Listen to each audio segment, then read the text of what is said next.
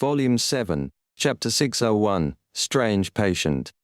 Late at night, amidst another round of cheers for a magic trick, Lumion downed the candied wine in his hand and exited the bar with a smirk.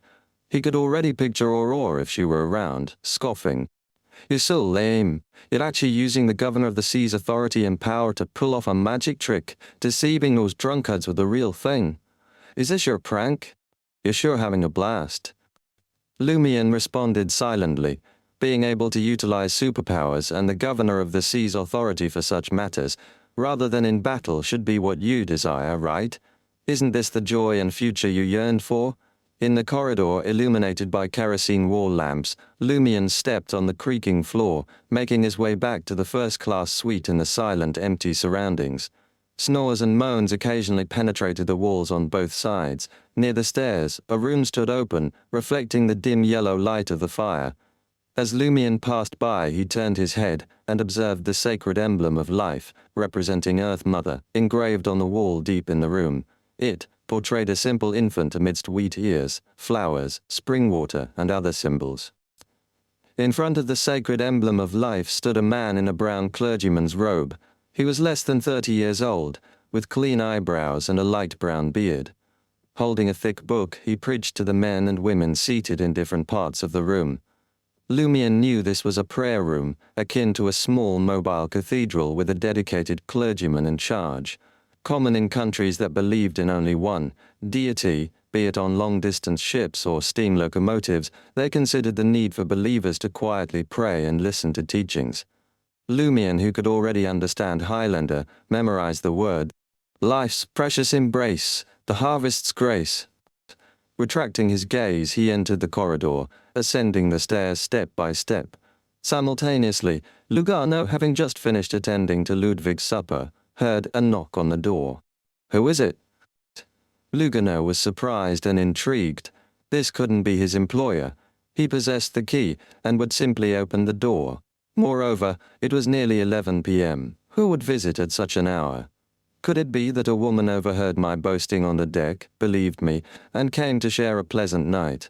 As Lugano started to indulge in fantasies, he heard a feeble male voice. "I'm here to see Dr. Lugano." Seeking a doctor, Lugano couldn't help but frown, but he still opened the door. Outside stood a man wrapped in a thick tweed coat, a stark contrast to Lugano's linen shirt and thin pants. Lugano scrutinized the visitor. "I'm Lugano. What's the matter?" The man's face was pale, his eyes dark, revealing little vitality. Though young, in his early 20s, he exuded a lifeless aura. The man took a deep breath and weakly said, "You can call me Inio. I heard that you helped several people on the deck discover the true cause of their illness and quickly improve their condition. I want you to treat me. I have the money to pay for the consultation." Observing the fellow's sickly appearance, Lugano sighed and replied, "Come in, keep your voice down. As you know, I'm the private doctor of a prominent figure. He doesn't appreciate strangers disturbing him." Once Ennio settled on the sofa, Lugano, out of habit, inquired about his condition to conceal his subsequent mystical diagnosis. "What's wrong with your body?" Ennio paused for a moment before saying, "Oh, since half a month ago I've become sensitive to the cold and weak. No appetite. Runny nose, repeated coughing, and my condition is worsening." "Ew." Lugano nodded, raising his right hand and tapping his forehead, as if contemplating the significance of the patient's narrative. In reality, he seized the opportunity to activate his spirit vision, preparing to discern the other party's illness from the color, brightness, and thickness of his ether body. With a swift glance, Lugano nearly jumped out of his skin. "Is the patient sitting in front of me still alive?" In Lugano's eyes, the once white glow shrouding Ennio's ether body, signifying overall balance, had turned a somber grayish black. It was a dire indication of his severe illness, teetering on the edge of death. Yet, it wasn't this revelation that left Lugano shocked and bewildered. What truly sent shivers down his spine was the orange glow, symbolizing the health of excretion, detoxification, and other vital organs, had dimmed into complete darkness. No vestige of brightness remained, signaling the complete cessation of their functions. Likewise, the yellow hue representing the digestive system, the green indicating the heart and regulatory system, and the blue denoting the throat and part of the nervous system had all dulled and lost their radiance. Inio's remaining hues were red on his limbs and purple on the surface of his head. What does this? Diagnosis. Imply? This meant that Inio was a person with a silent heart, a dormant stomach, and internal organs that had relinquished their functions. Yet he could still think, move, and speak. Son of a bitch, where did this monstrosity come from?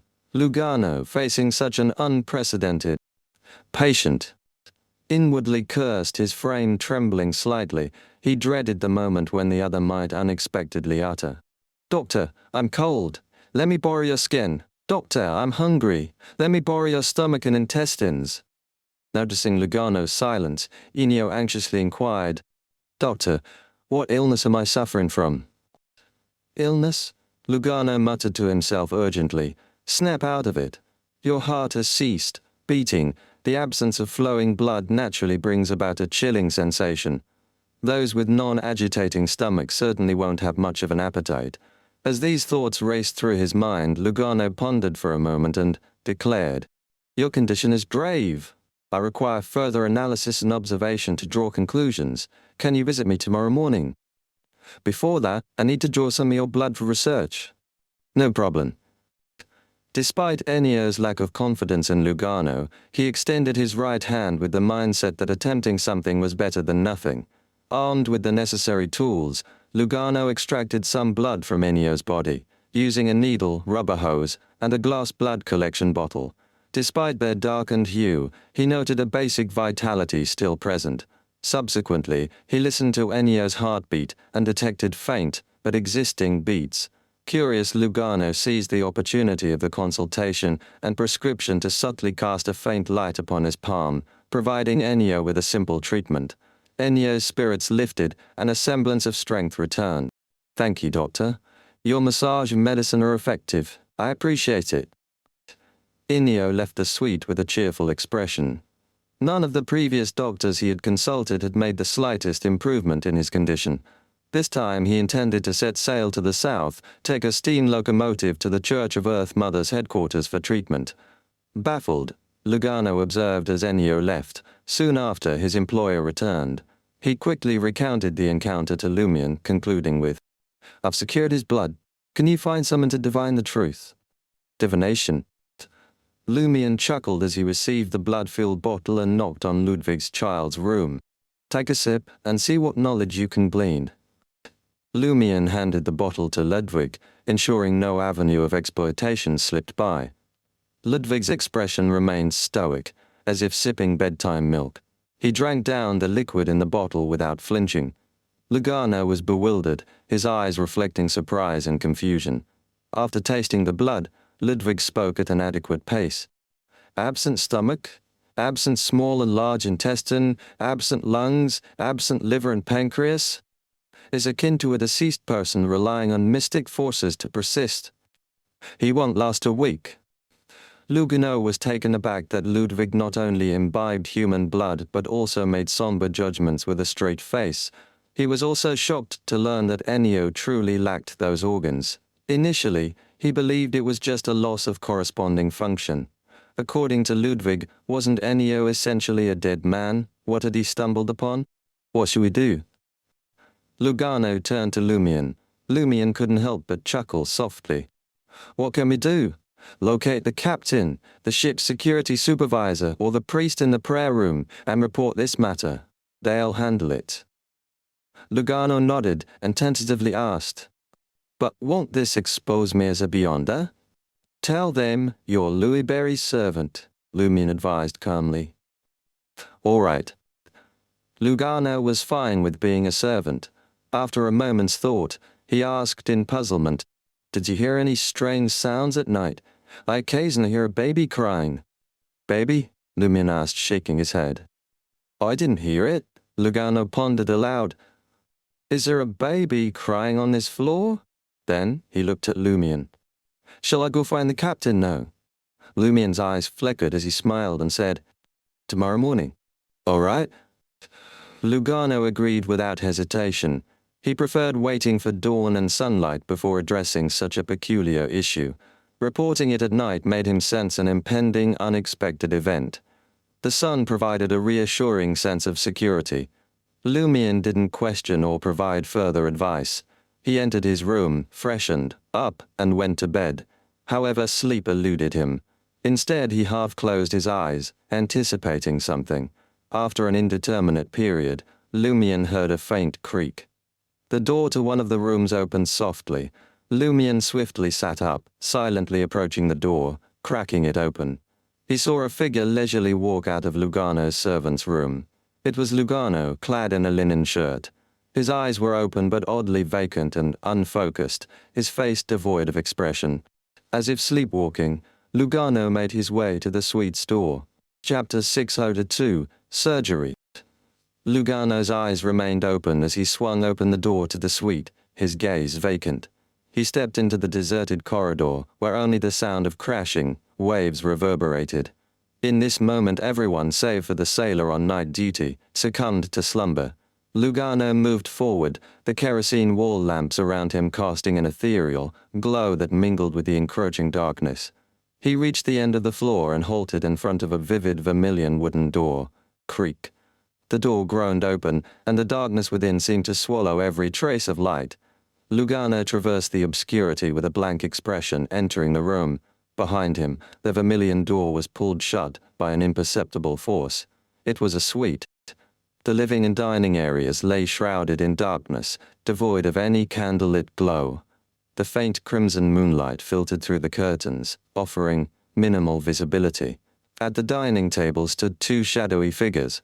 One of them appeared aged, with mostly grey hair and dark, deep blue eyes that seemed to absorb the night. Despite the wrinkles at the corners of his eyes, the elder's skin remained well maintained, adorned in a loose, dark black robe.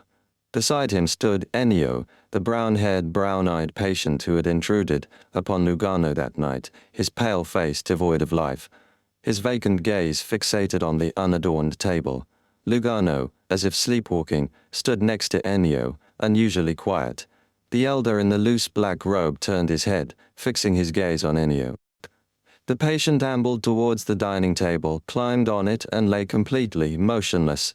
The blonde elder brandished a sharp scalpel, unfastening Ennio's tweed coat, cashmere sweater, and cotton shirt. He pressed the razor-sharp blade against Ennio's chest, producing a ripping sound as he sliced through layers of flesh, creating a long wound. As Ennio's chest and abdominal cavity lay exposed to the crimson moonlight, a void greeted the eye. No stomach, no lungs, no small or large intestines, liver or kidneys. Only a weakly beating bright red heart, accompanied by a few blood vessels extending from it.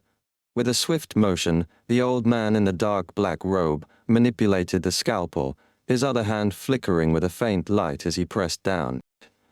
In a sequence too rapid for the eye to follow, he withdrew the still beating heart in his left hand. Ennio's chest and abdomen, now empty, displayed only a few non-bleeding blood vessels. The old man closed the incision with a tight squeeze, sealing it with a flickering light. Ennio's stomach returned to its original state, devoid of any scars.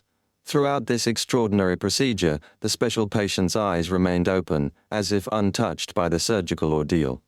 In that moment, he rolled off the dining table, ambled to the door, and exited the room. The old man opened his suitcase, revealing glass jars containing pale amber liquid, each cradling various organs: spleen, lungs, liver, kidneys, stomach, and intestines. Placing these items on the dining table in a peculiar order, surrounding the still gently beating scarlet heart, the old man in the loose black robe took a step back. He recited an ancient, malevolent, yet strangely intimate language. As the unknown murmur resonated, the internal organs ascended slowly, upheld by an invisible force. Their final positions varied, resembling the internal organs of a standing human. The heart, liver, spleen, lungs, and kidneys emitted a faint glow simultaneously, outlining a form on the dining table. It lacked a head, limbs, or bones, merely a corporeal essence that grew more defined. The baby's cry echoed, faint yet tangible. However, the body distorted, squirmed, and disintegrated in the end. The old man in the loose black robe sighed with regret. Strangely, the wrinkles at the corners of his eyes were noticeably reduced, and much of his white hair had reverted to light gold. In an instant he appeared 7 or 8 years younger.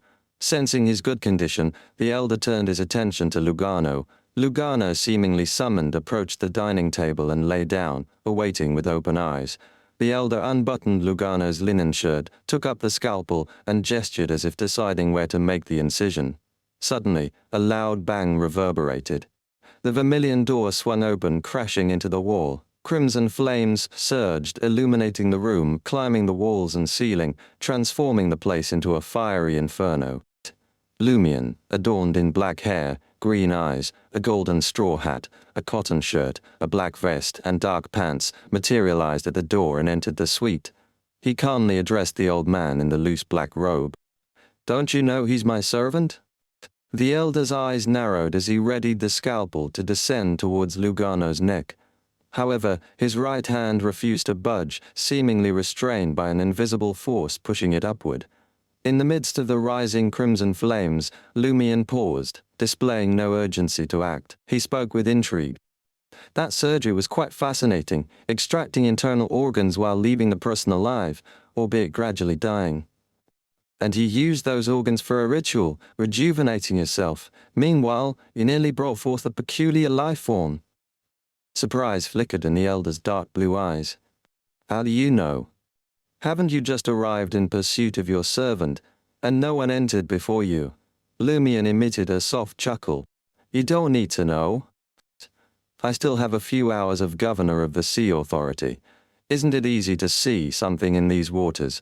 Sensing Lumion's confidence, certainty, ease, and absence of hostility, the elder fell silent briefly before expressing, "Life is the most precious, so life becomes the finest sacrifice and ingredient." He refrained from divulging details about the surgery or ritual, choosing instead to expound on his philosophy and the truth he sought, praising and blaspheming life simultaneously. Lumion arched his eyebrows, finding it vaguely reminiscent of Lady Moon, Madame Night, and the bestowed of the Great Mother. Carefully assessing the black-robed elder behind the dining table, Lumion, upon confirming his gender, temporarily set aside his sudden anxiety. Gazing down at the motionless Lugano on the dining table, Lumion casually inquired, "How did you control my servant?" The elder fixed Lumion with a penetrating gaze, as if probing the depths of his intentions. He pondered, weighing the decision to preach the truth or engage in a confrontation to eradicate the issue. After a brief silence, he spoke in a resonant voice. "He's a blessed of the Great Mother. He heard the cries of the Son of God." Great Mother? Lumion's scalp tingled at the term. Had it not been for the sea governor's authority, Lumion would have launched a full-scale attack without allowing the elder a moment to react or explain. Regardless, even if he eliminated the elder, spirit channeling remained a viable option. Moreover, the elder could be fed to Ludwig. Though taken aback by the elder's possible reference to Lugano as a blessed of Earth Mother, Lumion swiftly dismissed the apparent meaning. He was certain that Lugano was human and harbored no unusual bloodlines. Following Lugano's injury at Solo Motel, Jenna collected his splattered blood and conducted magic mirror divination according to Lumion's subsequent instructions. In an instant, Lumion deciphered the elder's true meaning. The Beyonders of the Planter pathway are all blessed of the Great Mother.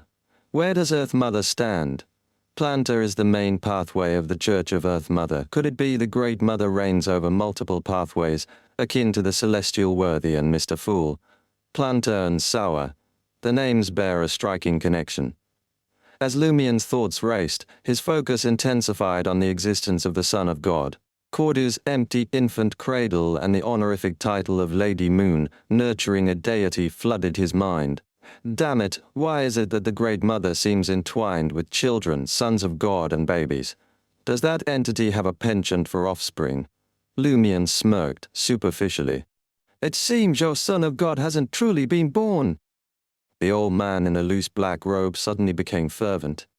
He's already born in the spirit world, but he's yet to step into the real world. Don't you see?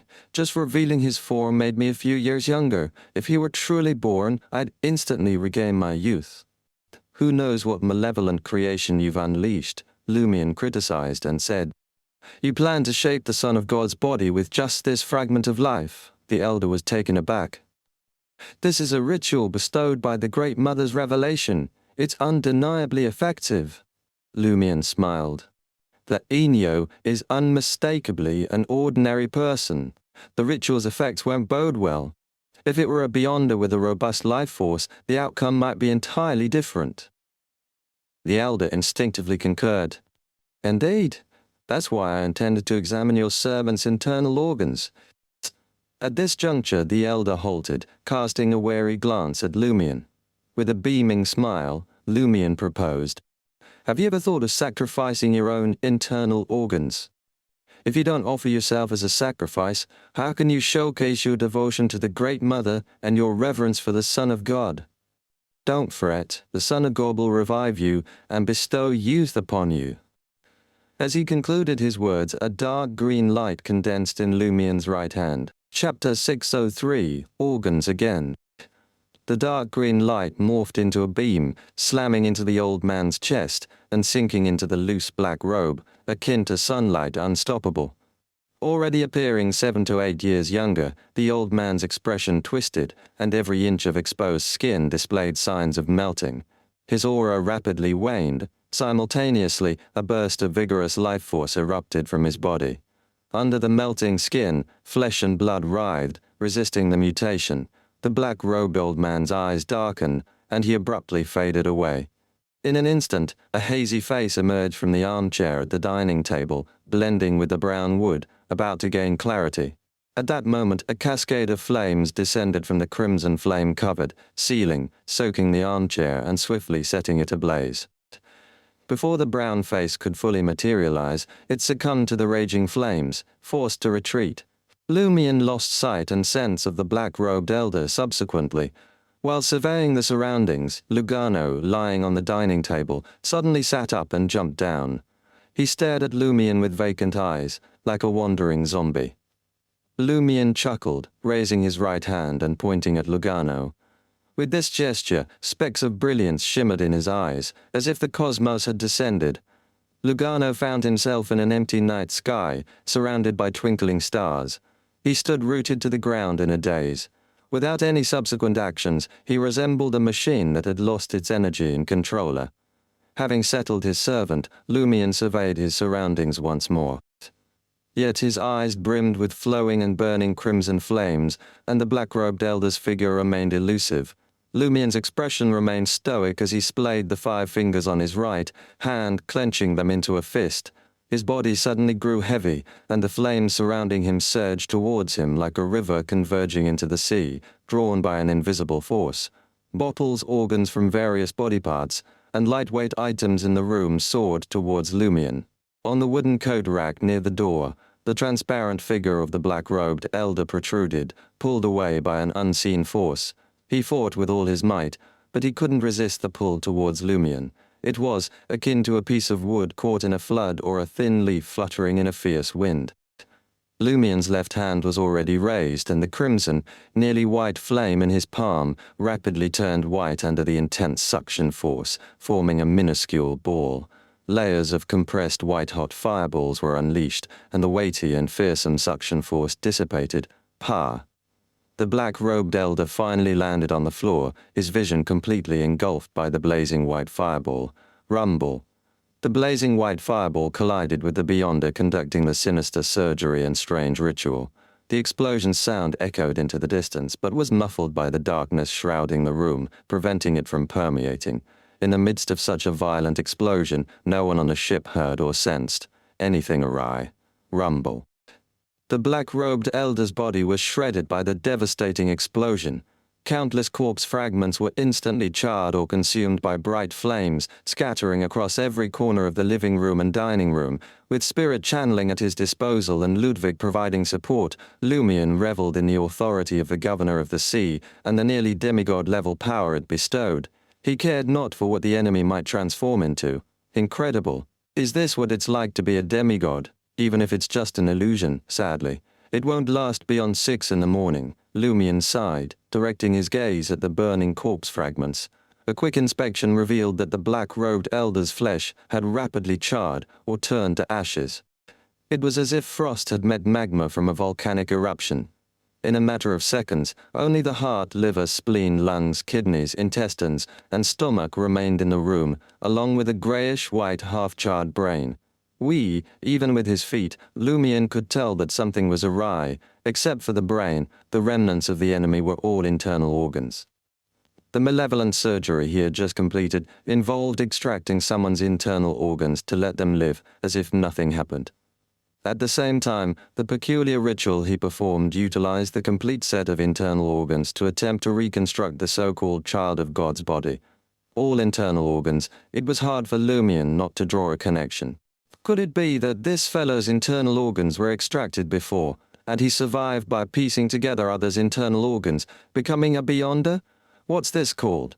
Human alchemy. If it's true, who took his internal organs? Lumion pondered silently. The stars in his eyes swiftly dissipated, and Lugano returned to the real world. From a distance of 4 to 5 meters, Lumion raised his right hand and smoothly swung it. Smack! Lugano felt the impact of an invisible force against his face. With a sudden jolt, his eyes gradually cleared of their blank stare. The first sight that greeted Lugano was the crimson flames falling around him, extinguishing before causing any havoc. Then, he noticed charred body parts, scattered internal organs, glass jars filled with light amber liquid, and organs soaked in them. Am I still dreaming? Is this a nightmare? Just as this thought crossed Lugano's mind, the image of his employer, Louis Berry, with black hair and green eyes, appeared before him. Son of a bitch, this dream took an unexpected turn. Lugano shuddered and involuntarily inquired. What happened? Lumion pondered for a moment and asked, What dream did you just experience? What dream? Lugano confirmed his wakefulness and recollected. I dreamed of my childhood. My mother stood at the door, urging me to come home for dinner. She even sang a nursery rhyme from my hometown. She's been gone for almost 10 years. I miss her dearly. I kept walking towards the door, but I couldn't reach her. At that moment, Lugano realized that this wasn't their suite. He exclaimed in shock. What happened? With a smile, Lumion responded, You slept until midnight, and suddenly sleepwalked all the way here. An old man had plans to operate on you, remove your kidneys, and slowly turn you into a patient like Ennio. The more Lugano listened, the more fear gripped him. Earlier he had wondered how someone like Ennio, who had lost most of his internal organs, could still be alive, albeit turning weak, only to realize that he was so close to turning into a similar figure. Hiss, Lugano gasped and asked with trepidation, Where's that old man? That's all that remains. Lumion gestured at the internal organs and the greyish-white, half-charred brain on the ground. Without giving Lugano a chance to sigh, Lumion instructed, Bring Ludwig here. It was also almost time for his midnight snack. Lugano hastily left the suite, grateful for choosing to follow Lumion to the southern continent. Otherwise he would be at the mercy of such situations elsewhere. Lugano believed this matter had nothing to do with Lumion. He had brought it upon himself.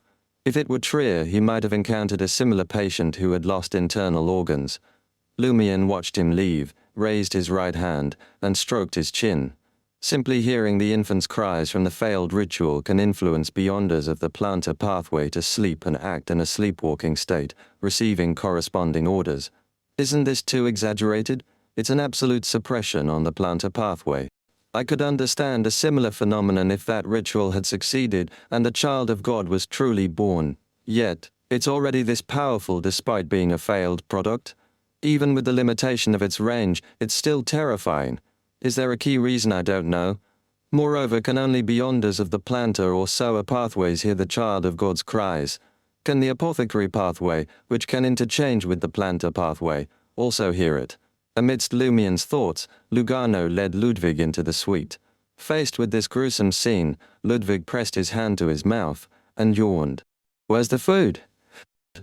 Lumion didn't make any immediate requests. Instead, he turned to Lugano. Guard the door. With the prior experience of the blood-drinking incident, Lugano could vaguely guess what was about to happen. He didn't dare face it directly. Upon hearing Lumion's instructions, he heaved a sigh of relief and jogged to the corridor. closing the vermilion door behind him. Only then did Lumion gesture towards the scattered internal organs on the ground. "Do you need me to roast it for you?" Ludwig shot a quick glance at Lumion. "Don't you find it irksome? These are all human organs." Lumion emitted a soft chuckle. "In my eyes, this is already on par with a monster's insides." He then wore a self-deprecating expression. "Moreover, isn't directly consuming beyond the characteristics to advance a beyonder equivalent to eating someone?" Ludwig remained silent, taking a few steps to the side. He squatted down, picked up the old man's heart, stuffed it into his mouth, and began to chew. Crimson blood slowly trickled from the corner of his mouth. Lumion pulled up a chair and sat down, patiently waiting for Ludwig to finish his meal and digest. After 7 to 8 minutes, Ludwig retrieved a white handkerchief from his coat pocket and wiped his mouth. "These internal organs belong to different people. Some are beyonders, some are ordinary folks, some old, some teenagers. There are traces of human refinement. The aura of life is rather mixed and impure. They will be controlled and influenced by the refiner. Having been refined, the person doesn't know that he's been through this. He has complete memories of the past. This is something that can't be achieved by refining an ordinary body." He followed Ennio on board, hoping to extract the remaining organs and complete the ritual before Ennio reached his destination. Ludwig recounted the knowledge and memories he had absorbed in a straightforward tone. Chapter 604, School of God's Descent. Under the glow of the crimson moon, Ludwig, clad in a two-piece pajama set and a small coat, recounted the memories and knowledge he had absorbed from the black-robed elder's half-charred brain and internal organs. He did so methodically, like an emotionless time-reporting machine. Only the brain belongs to him. His name is Primpino. Due to his advanced age and weakened body, he delved into mysticism. Unwittingly, he drew the attention of the Great Mother and acquired a wealth of secret knowledge, evolving into a beyonder. Upon hearing this, Lumion muttered with a mix of mockery and fear. Despite gaining the Great Mother's attention, did he not turn pregnant? "Are you truly a follower of the Great Mother?" Ludwig continued. "I'm uncertain when Primpino started losing his internal organs. I failed to absorb the pertinent knowledge and memories. Similarly, the time he became a human refinement product remains unknown. His philosophy is, humanity, once the favored and proudest children of the Great Mother, fell into folly, aging, and weakness due to their detachment from her. Only by allowing the divine Son of the Great Mother to descend into the world can humanity be saved. They can enter parameter and regain their original form. When the time arrives, the Great Mother will return to the real world she governs. Using the gender-oriented pronoun, she, to refer to the Great Mother, instead of she. This implies that in the eyes of individuals like Primpino, pregnancy and childbirth are still feminine matters. A mother must be a she. This differs from the Night Stalkers. Lumion glanced at Ludwig and nodded approvingly. Ludwig calmly detailed Primpino's attempts and some of his abilities. The birth of the child of God requires a specific body composed of various people's internal organs. This isn't the entire descent ritual. It lacks a crucial component. Primpino possesses potent self-healing abilities. As a product of human refinement, he's immune to the influence of many beyonder powers. He can indirectly control humans corrupted by the child of God or specific pathway beyonders who have had direct contact with special patients. The range is 100 meters, and they must be unconscious. Upon hearing this, Lumion suddenly recalled a Sequence 7 vampire of the apothecary pathway. Such beyonders wielded formidable self-healing abilities and could craft blood slaves resembling their own marionettes. Lumion refrained from interrupting Ludwig, patiently awaiting further details. He's adept in surgery and can directly heal others. He knows a ritual enabling a human to survive for a period even without internal organs. He can merge with trees and wooden articles for concealment, acquire a sturdy shell, and evade detection. He can stimulate the growth and reproduction of creatures, including but not limited to rats, fleas, bedbugs, fungi, and various plants. However, it drains his vitality. His vitality can be replenished through an unsuccessful Child of God descent ritual. Every 9 rituals necessitate a batch of internal organs to be replaced. He can also inflict curses upon others, summon malevolent creatures, consume his life for the casting of a few nefarious arts. As Ludwig concluded, Lumion realized Principino's Beyonder powers were diverse. He possessed partial vampire abilities and embodied certain traits of the Earth, pathways planter, doctor, and other sequences. Simultaneously, he wielded a limited grasp of dark arts, expending vitality for their execution. It's akin to the amalgamation of the apothecary, planter, and heretic spellmaster. Pathways, yet it's not exhaustive. Such a boon exists. The Great Mother truly reigns at the apex of these 3 pathways. Lumion reflected momentarily before taking Ludwig's hand and departing the suite. He instructed Lugano, stationed at the door, summon the priest from the prayer room and inform him of all pertinent details you are aware of. After issuing his directive, Lumion deliberated before appending, "Locate the captain first, then seek out the priest." "All right," Lugano assented reflexively before inquiring, "And yourself? And yourself?" "Of course I'm going back to bed. Should they seek an audience with me, they may wait until tomorrow morning." Lumion gestured dismissively, guiding Ludwig along the dimly illuminated corridor to his suite. "Am I solely accountable?" Lugano mused to himself. He suddenly noticed he stood alone at the suite's threshold, surrounded by scattered internal organs. A shiver traversed his spine, prompting him to hasten toward the captain's quarters. 10 minutes later, inside the black-robed old man's suite, the priest named Montserrat and the captain Pedro scrutinized the situation while listening to Lugano's detailed account. Nervously, Lugano disclosed to them that he was a Beyonder, a doctor of the planter pathway. Enio sought him out due to his exceptional skills in treating patients. Later, during the late night, he experienced a sleepwalking episode. When he reached the suite, he found his internal organs almost removed. Fortunately, he was rescued by his employer. Throughout the entire narrative, Lugano only omitted Ludwig's consumption of blood, sharing everything else he knew.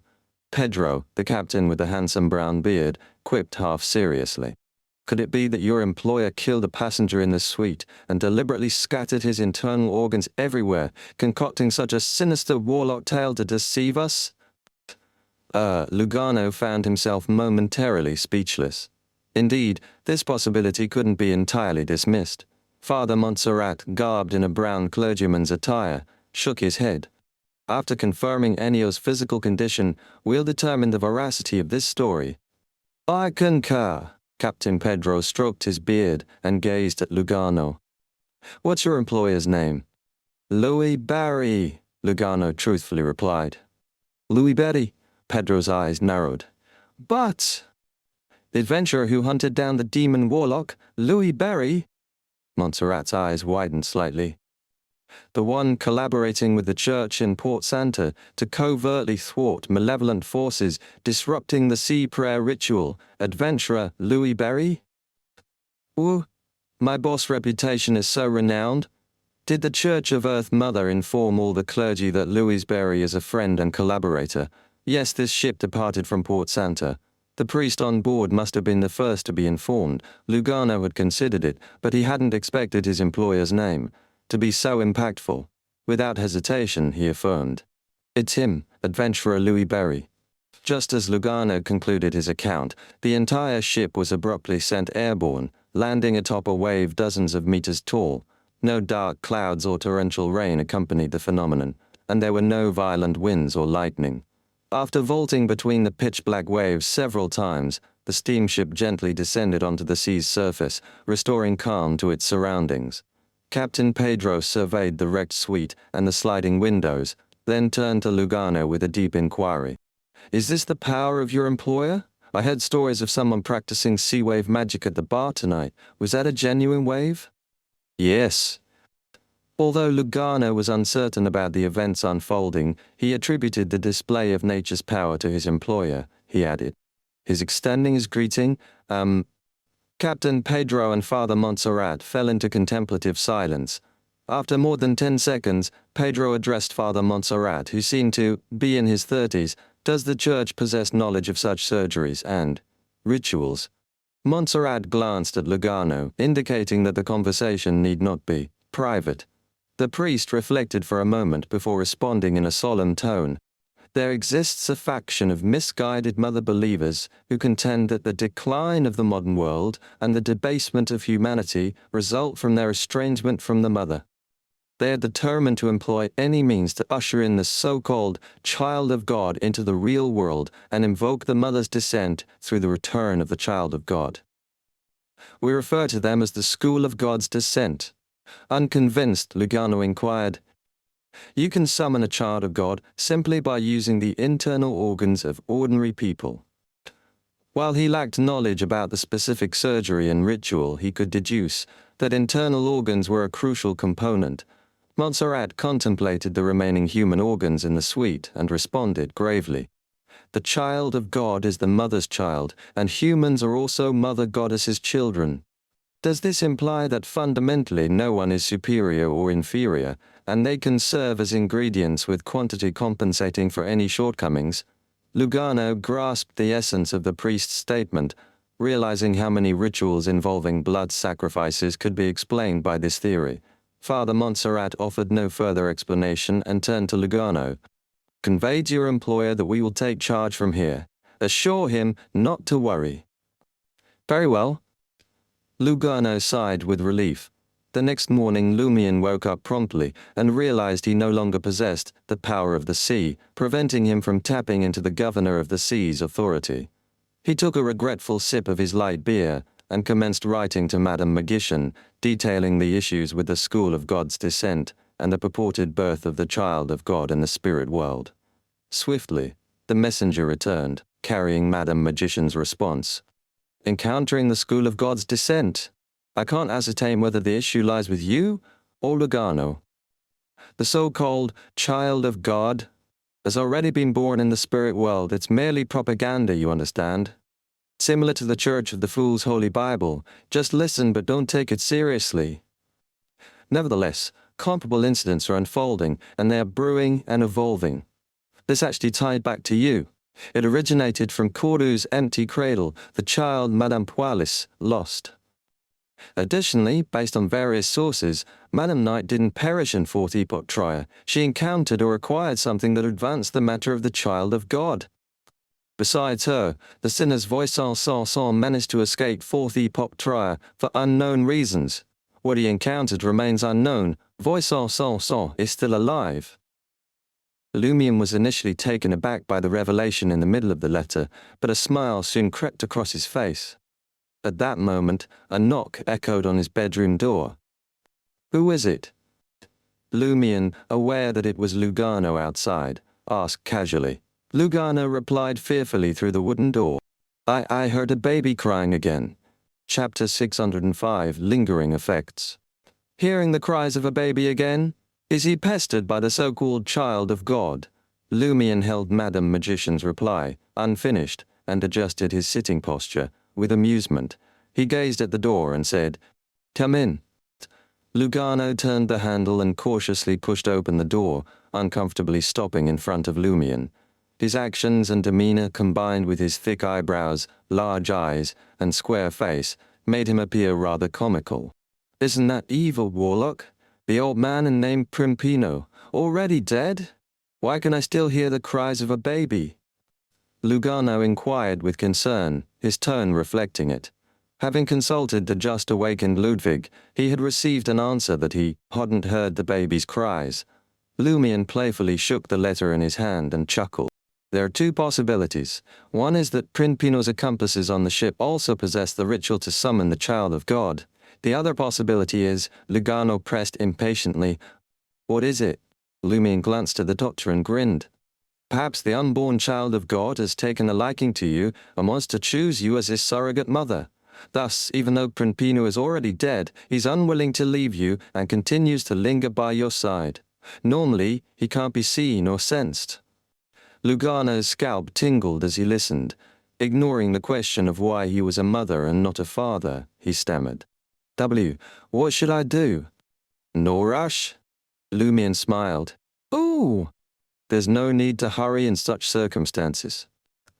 Lugano felt like his internal organs might be devoured by the so-called child of God at any moment, leaving only an empty cavity. Of course, Lumion said in a relaxed state. Aren't you still alive? Since you're not dead, it means the situation isn't very serious. You can take it slow, there's no hurry. That seems to be the case, Lugano, caught up in the conversation, nodded and asked in confusion. Must I die before the problem becomes serious enough for it to become urgent? Lumion chuckled and said, No, it means there's zero need to rush. If you're already dead, what's the hurry? Can I revive you? In short, there's no need to rush. Lugano was taken aback. Though he harbored doubts, his employer's ability to crack jokes and play pranks reassured him. Evidently, his employer didn't view the baby's cries as a grave concern. Only then did Lumion unveil his true speculation. There's a third possibility. The corruption you suffered upon contact with Enya won't dissipate so quickly, and it's highly likely that it won't vanish naturally. Consequently, you'll still form a connection with the unborn child of God. Then, how do I eliminate the corruption? Lugano accepted this explanation and believed that a solution existed. Lumion didn't immediately respond to his question. He let Lugano stand in front of him as he perused the rest of Madame Magician's reply. Considering your link to the child of God and the evil God's angel sealed within you, encountering a member of the school of God's descent isn't a mere coincidence. However, your interpreter and guide are of the plantar pathway that raises other issues. It's only natural for you to encounter matters connected to the Great Mother. As for the problem, ponder it and inquire within yourself. I won't spoon-feed you the answer. Conspirers need to employ their brains more. Observing this, Lumion looked up at Lugano without uttering a word. The doctor's body tensed, and a thin layer of sweat trickled down his back. Is there any other problem? Lugano stammered. Lumion reclined in his chair and said contemplatively, Clearing corruption is an entirely separate course in mysticism. I need to grasp the specifics before providing an answer. Having underscored the significance, he inquired, Have you encountered similar situations before? Like peculiar infant cries, mystical occurrences linked to births, sorcery entwined with mothers, and so forth.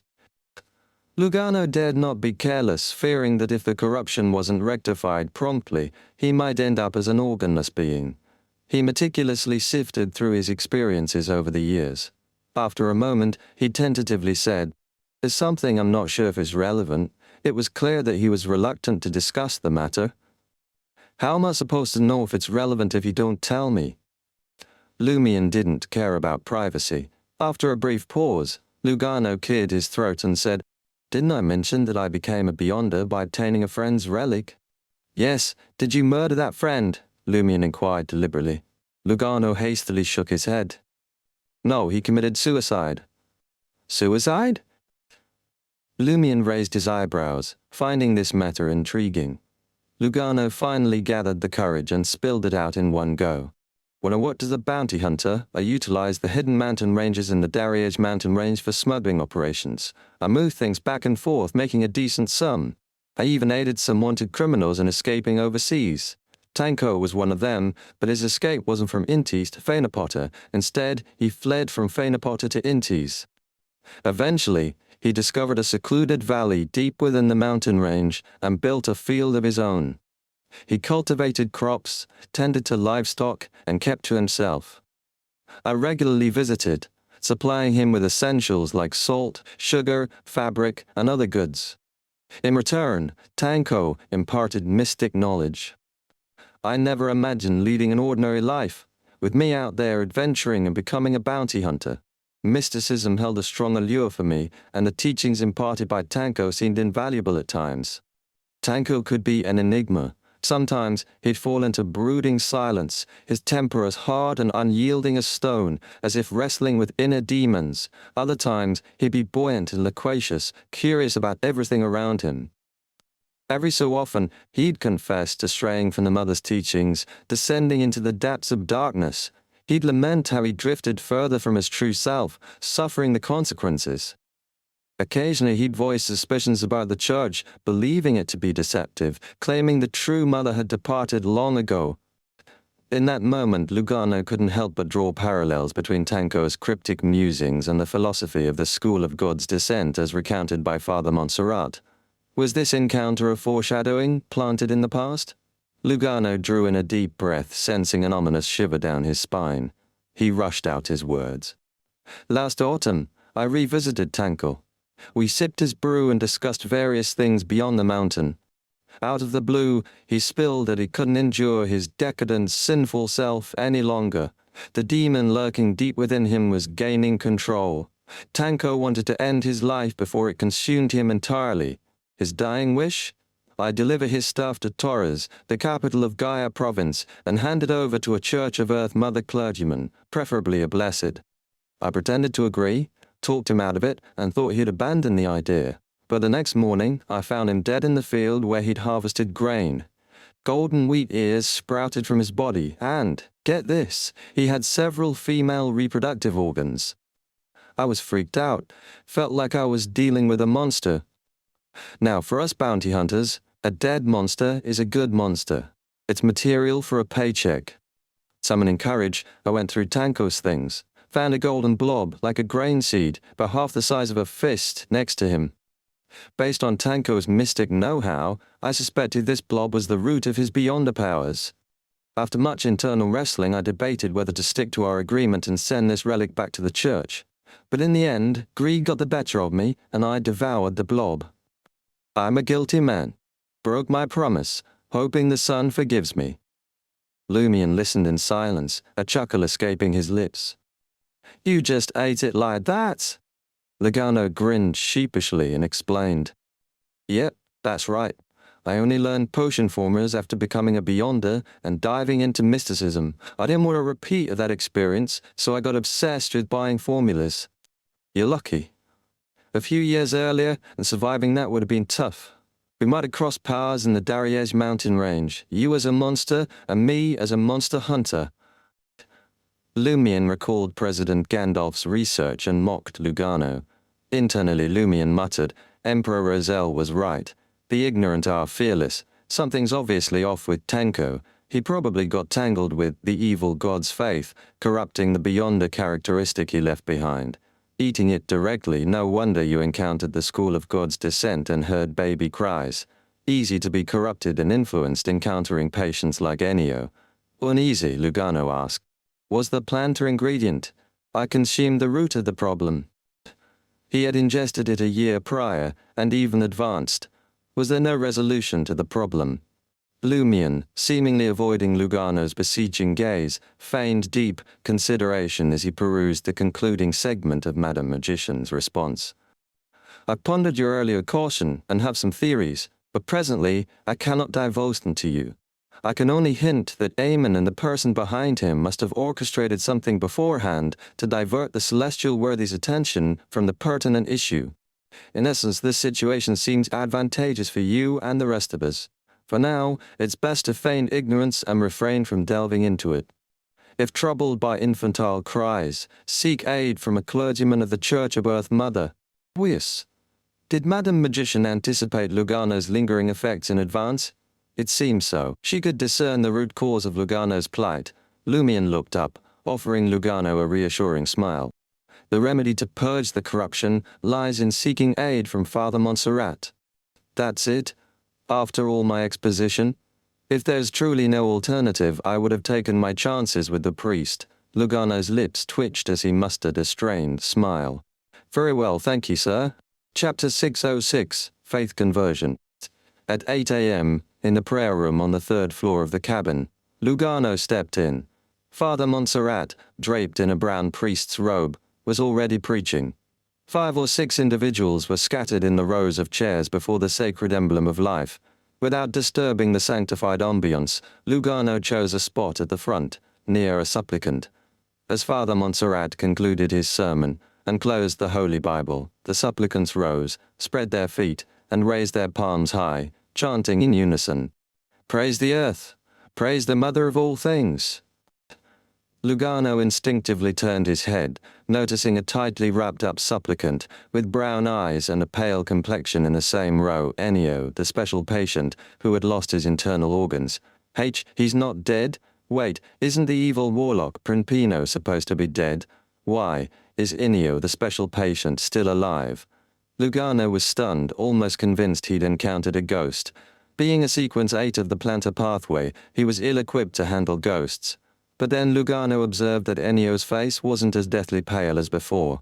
The brilliance in his eyes had returned and vitality coursed through him. Lugano raised his hand, tapping his glabella to activate his spirit vision. He observed Enio's ether body, no longer as ashen as before. Whether it be the yellow hue symbolizing the digestive system, the orange hue denoting detoxification and organ excretion, or other shades, they had reverted to a semblance of normalcy, albeit faint and thin. Is that even possible? Hadn't he lost his heart, liver, spleen, lungs, intestines, stomach, and kidneys? Lugano stared at Enio as though he were an aberration, until Enio pivoted and pleasantly recognized him. "Doctor, your treatment works wonders. I feel like I'm recovering," Enio exclaimed joyously. And this was just the initial treatment, sans pinpointing the specific cause. Lugano's lips twitched stiffly. "That's reassuring indeed. Are you also a follower of Earth Mother?" Enio beamed, pleasantly surprised. "I'm not. Spare me the talk of Mother God or Mother as an Intisian. How can I subscribe to the Earth Mother faith?" Lugano gestured toward Montserrat, evading a direct response. "I need to discuss matters with the priest." Enio nodded. "When can I seek further treatment in the morning?" "You don't require treatment anymore. It's time for recuperation and repose," Lugano grumbled, forcing a smile. "In about an hour." "Thank you, Doctor." Enio waved, exiting the prayer room. When only Lugano and Father Montserrat remained, Lugano hushed his voice, gesturing toward the door. How was he healed?" Father Montserrat, still relatively youthful with sincere eyes, smiled and responded, "Thanks to Earth Mother, his fortune was favorable.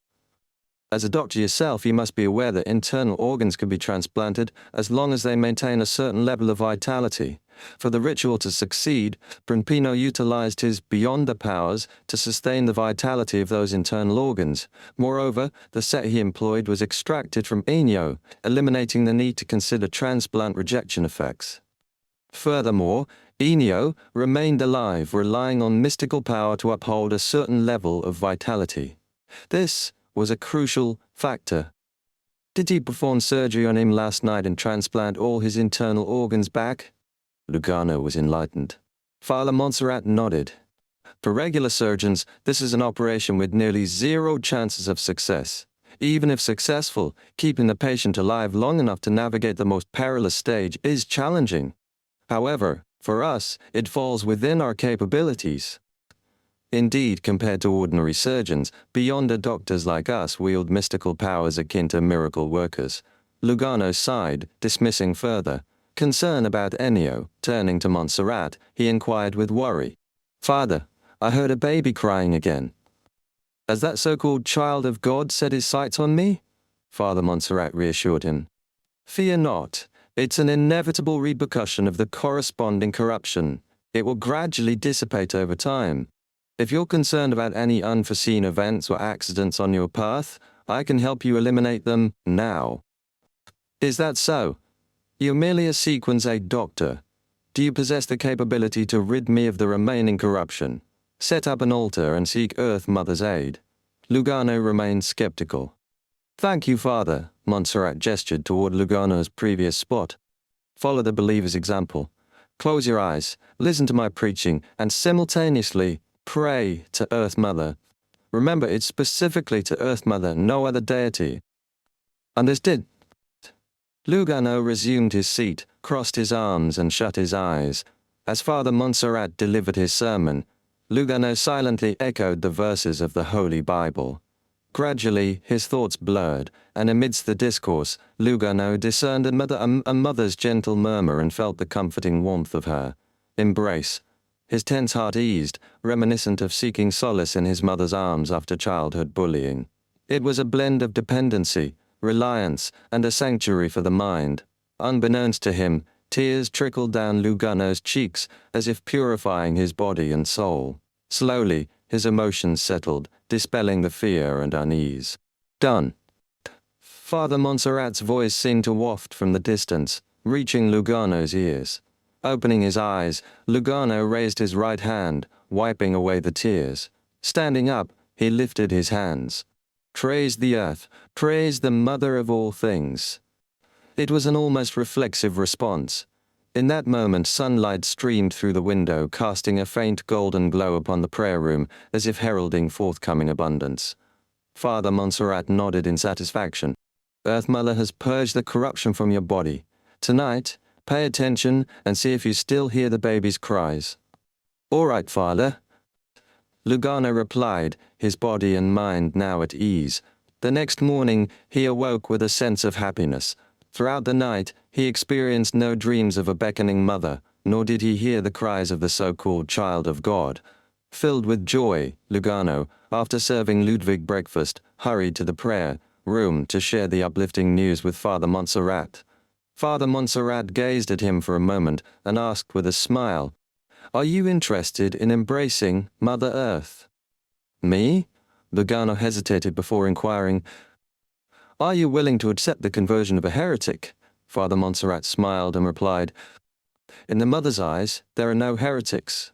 There are only children who are or are not willing to return home." Lugano's heart wavered, reflecting on his past actions of merely going through the motions in cathedrals, praying, listening to preaching, and attending Mass. He hadn't truly believed in any deity, and the Church hadn't provided substantial assistance.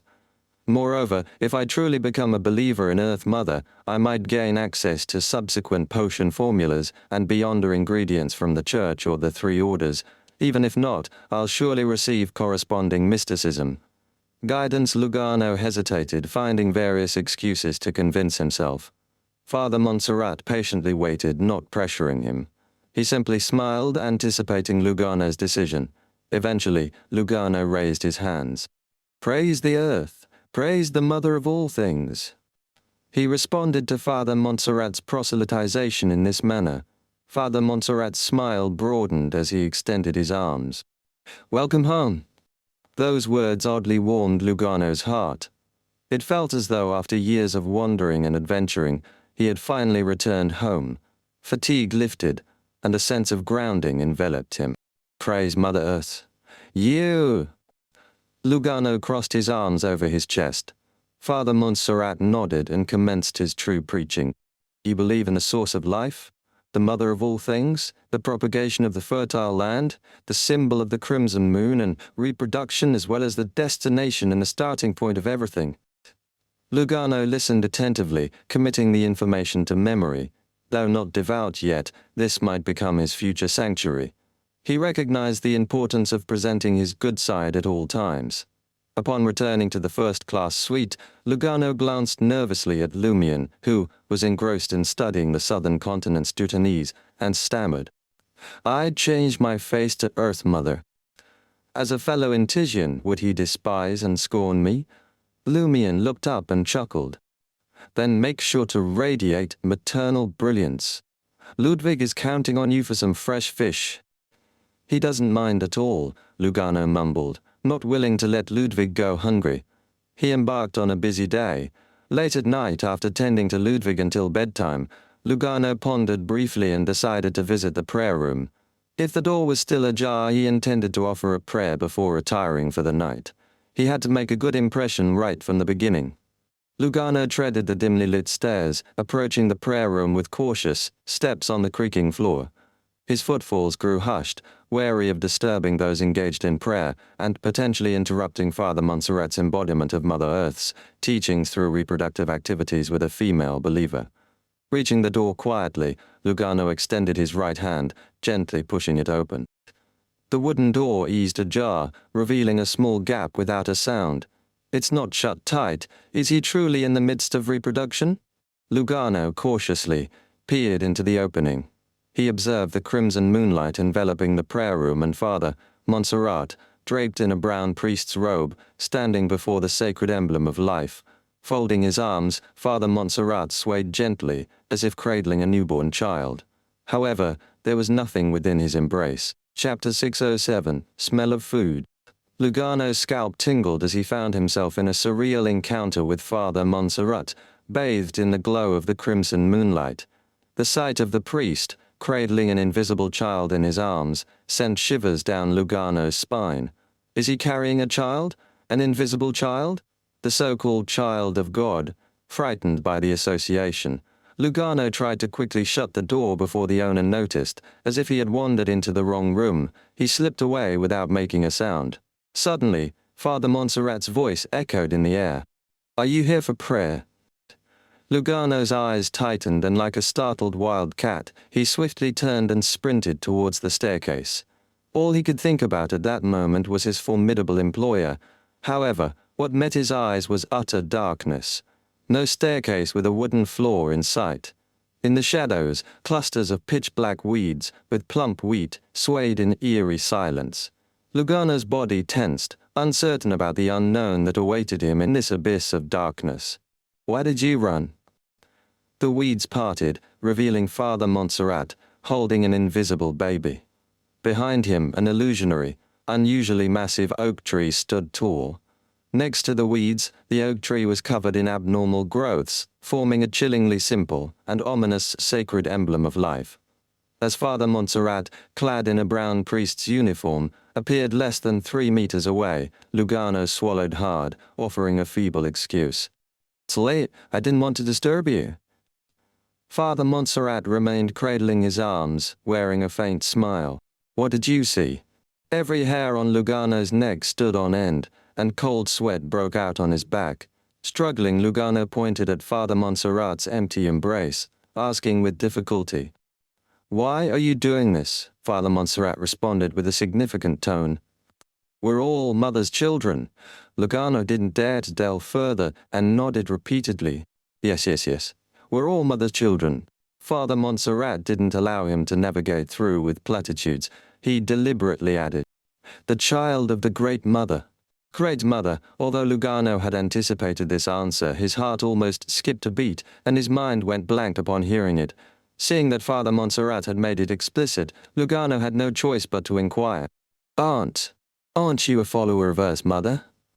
Father Montserrat felt no remorse about betraying the Church of Earth Mother. He maintained a warm smile and explained, "Earth Mother is a facet of the Great Mother, a projection. In this role, she watches over the lands of betrayal and the children who have strayed from the mother's embrace." Gulp. Lugano instinctively swallowed, uncertain about how to counter Father Montserrat. Having joined the Church of Earth Mother just a day ago and attended only 2 sermons, he lacked the profound theological knowledge to challenge such heretics. He could, of course, outright deny it. After all, Montserrat's explanation sounded ominous.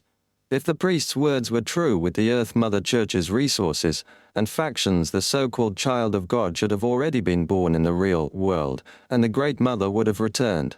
Yet, that hadn't happened. The current scene and the invisible pressure silenced Lugano, refraining from outright denial. What if he enraged Father Montserrat completely? Father Montserrat continued, "All creatures in this world are the children of the Great Mother.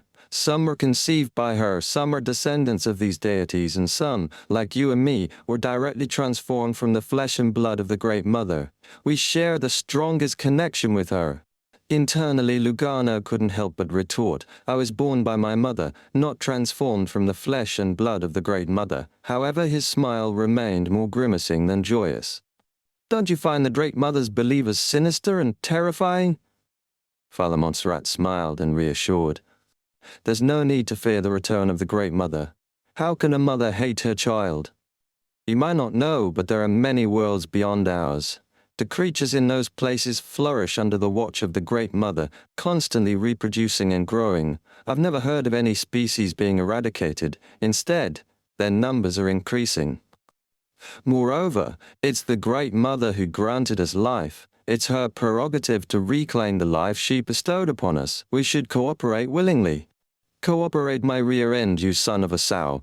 Lugano wasn't bewitched. Suddenly he drew his concealed revolver and fired 2 shots at Father Montserrat. Without confirming the effectiveness of the shots, he swiftly turned and sprinted toward the dark expanse filled with black weeds. though the destination within the dark depths was unknown, perhaps harboring great peril. Staying here seemed even more hazardous. Wah! Abruptly, Lugano heard an almost ethereal cry of an infant. It was exactly the same as the sounds he had heard several times before. Lugano's expression froze and his pace slowed as he ran. His eyes gradually filled with emptiness and he turned around. Step by step he approached Father Montserrat, who was cradling an invisible baby, and the illusory colossal oak tree. "That's our mother. The mother who gave us life. She's willing to accept anyone who repents, every child who returns home. If she wants to take back the life she bestowed upon us, then let her. She has the prerogative to reclaim what she gave." Listening to Father Montserrat's abnormally ethereal yet seemingly close voice, Lugano gradually developed a strong and heartfelt acceptance. "Yes, that's my mother. Why would she harm me? She can take back what she had given." Lugano walked faster and faster until he stood beside Father Montserrat. Instantly he felt warmth and relief. It was the scent of a mother's embrace. Gradually, he experienced an indescribable moist sensation, as if a kitten were being licked by a female cat. How comforting! Lugano half closed his eyes. At that moment he heard his mother's favorite nursery rhyme. From behind him. "Why is Mom behind me? Shouldn't she be in front?" Lugano wondered vaguely. Then he heard his mother shouting behind him. "Don't go over. Don't move forward. Danger. Don't go over, don't move forward, danger." Lugano shuddered, his vacant eyes regaining a certain vigor. He saw where he was, the illusory colossal oak tree, and moist, warm, squirming, flesh petals sprouting from it. Half of his body was already enveloped in the flesh, petals slowly pulling inward. This was the motherly embrace he had just experienced. Lugano's pupils dilated, and a chill ran down his spine, causing his hair to stand on end. He exerted strength against the viscous liquid-covered flesh with both hands, swiftly pulling away. Father Montserrat, cradling an invisible baby, appeared beside Lugano, wearing a warm smile. "Return to the mother's embrace and revert to our original form." Despair gripped Lugano. He wanted to confront the priest, but sadly, having consumed 2 potions, Planter and Doctor, he realized that, apart from enhanced strength and proficiency with farming tools and a scalpel, he lacked beyonder powers directly applicable in combat. These powers included predicting the weather, identifying and nurturing seeds, treating ailments, healing wounds, stitching up souls, bestowing life, or possessing outstanding surgical abilities. In the past, Lugano had relied on the combat techniques and marksmanship learned as a bounty hunter to match a planter's strength and firearms. Nevertheless, not resisting at a moment like this meant certain death.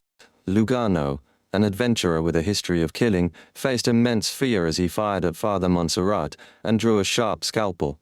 In Lumien's first-class cabin suite, Lumian, still engrossed in the Dutanese textbook under the kerosene wall lamp, heard a knock on the door.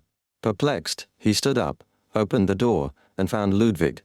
Ludwig, clad in greyish-white checkered pajamas, top and pants, spoke gravely. "Lugano has encountered an accident. Hurry up and save him." "An accident?" Lumian arched his eyebrows. Knowing that Lugano could still hear the baby's cries, Lumian had discreetly heightened his surveillance and attention on the servant, including just now. But how could an accident occur when Lugano had entered the Earth Mother Church's prayer room? Ludwig continued. "I couldn't sense his scent after he entered the prayer room." "What scent?" Lumian inquired casually, already forming a vague suspicion. Ludwig responded nonchalantly, "The smell of food." Lumian stretched his neck and wrists, regarding Ludwig thoughtfully. "You deliberately sniffed his scent." Ludwig's chubby cheeks displayed an expression that said, "What's so odd about that? If he perishes and you're busy elsewhere, who will assist me in gathering food?" "That's a valid point." Lumian grinned. In the darkness, enveloped by black weeds, Lugano's scalpel sliced through the air as he attempted to strike Father Montserrat. "Waha!" The baby's cries echoed once more, leaving Lugano in a momentary daze, teetering on the edge of losing control. With the invisible baby cradled in his arms, Montserrat manifested on the colossal illusory oak tree and smiled down at Lugano. "Don't resist. We originated from the mother, and we shall return to her." Just as the priest, with clear eyes and a warm smile, finished speaking, a knock on the door reverberated in the seemingly endless darkness, echoing among the weeds with abundant wheat. Upon hearing the polite knock on the door, Lugano had an inexplicable thought. How polite to knock at the door in such a situation. Chapter 608, The Way to Find Prey. The rhythmic thumping echoed only 3 times before escalating into a resounding bang. As the sturdy wooden door flung open, the corridor bathed in the glow of kerosene. Wall lamps revealed a darkness entwined with overgrown weeds. Crimson flames surged forth, casting an eerie illumination. In Lugano's gaze, the illusion of the oak tree abruptly dissipated, along with Father Montserrat, cradling an unseen infant in his arms. Amidst the fiery chaos, the weeds withered, and the shadows dispersed. Lugano found himself returned to the humble prayer room, now aglow with the crimson moonlight. Lumion, sporting a golden straw hat, emerged at the entrance. His eyes scanned every nook, yet Father Montserrat remained elusive. Powers akin to the parameter world merged with other traits, albeit incapable of creating a sufficiently independent world separate from reality. It resembles demon warlock Berman gaining unique abilities through a forceful transition of pathways. Where is he hiding now, drawing from Ludwig's knowledge from his food? Beyonders of the school of God's descent can conceal themselves in woodwork. Although I can't confirm Father Montserrat's corrupted affiliation with the school, the influence of the Great Mother is evident. Lumion swiftly assessed the unfolding scenario. The lack of resistance from Father Montserrat, who refrained from fleeing or hiding, didn't surprise Lumion. Performing the wave magic in the ship's bar had been a casual display, not wanting to waste the temporary governor of the Sea Authority. However, the subsequent use of the colossal wave to greet Captain Pedro and Father Montserrat wasn't mere showmanship. Unaware if the School of God's Descent incident had concluded, or if hidden Great Mother devotees lingered on the ship, Lumion deliberately showcased the might of a demigod governor of the sea, to instill fear.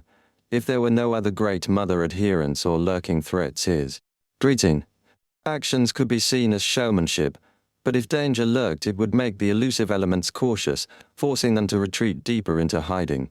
Lumion planned to let the ship reach the next port, leaving the Church of Earth Mother authorities to deal with them. Father Montserrat, seemingly unwilling to face the adventurer Louis Berry Hedden and his demigod prowess, opted for concealment, biding his time until the ship docked. Had Lugano not luckily or unluckily stumbled upon the priest cradling the unseen infant, Father Montserrat might have continued portraying himself as a competent clergyman of the Church of Earth Mother, avoiding any confrontation with Louis Berry.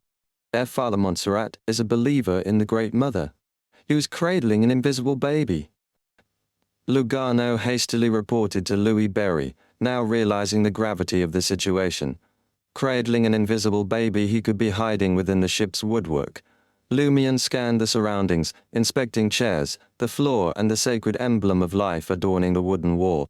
In an abrupt realization, he felt a stir in his heart as he approached the sacred emblem, embodying Earth Mother, adorned with symbols of wheat, flowers and spring water at the periphery. At its core lay a simple depiction of a baby. A baby. Advancing further, crimson flames radiated, setting the wooden floorboards and chairs ablaze. Coming to a halt before the sacred emblem of life, Lumion extended his right hand, gently caressing the baby's face. The wood instantly deteriorated, exuding a yellowish pus. It seemed that the depiction of a baby surrounded by wheat and flowers had long decayed, shedding tears of blood. There's a huge problem with the Church of Earth Mother. Lumion narrowed his eyes. While unable to pinpoint the elusive Father Montserrat, he unearthed decay and darkness lurking beneath the veneer of the Church of Earth Mother. Observing the charred remains of the woodwork and finding no trace of Father Montserrat, with more wooden hiding spots on the steel steamship, Lumion turned and addressed Lugano. "Take me to the captain's cabin." "All right." Lugano visibly relaxed. Exiting the prayer room, the crimson flames within swiftly extinguished, ceasing their advance. Inside the captain's cabin, Pedro, sporting a handsome brown beard, grimaced as adventurer Louis Berry approached.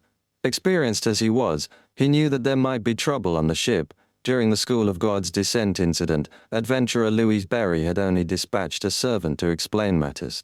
Now, here he was personally visiting. What did this signify? It pointed to a more severe complication. Without awaiting the captain's inquiry, Lumion calmly asserted, Father Montserrat has succumbed, aligning himself with an evil deity. He likely colluded with the School of God's Descent's evil warlock.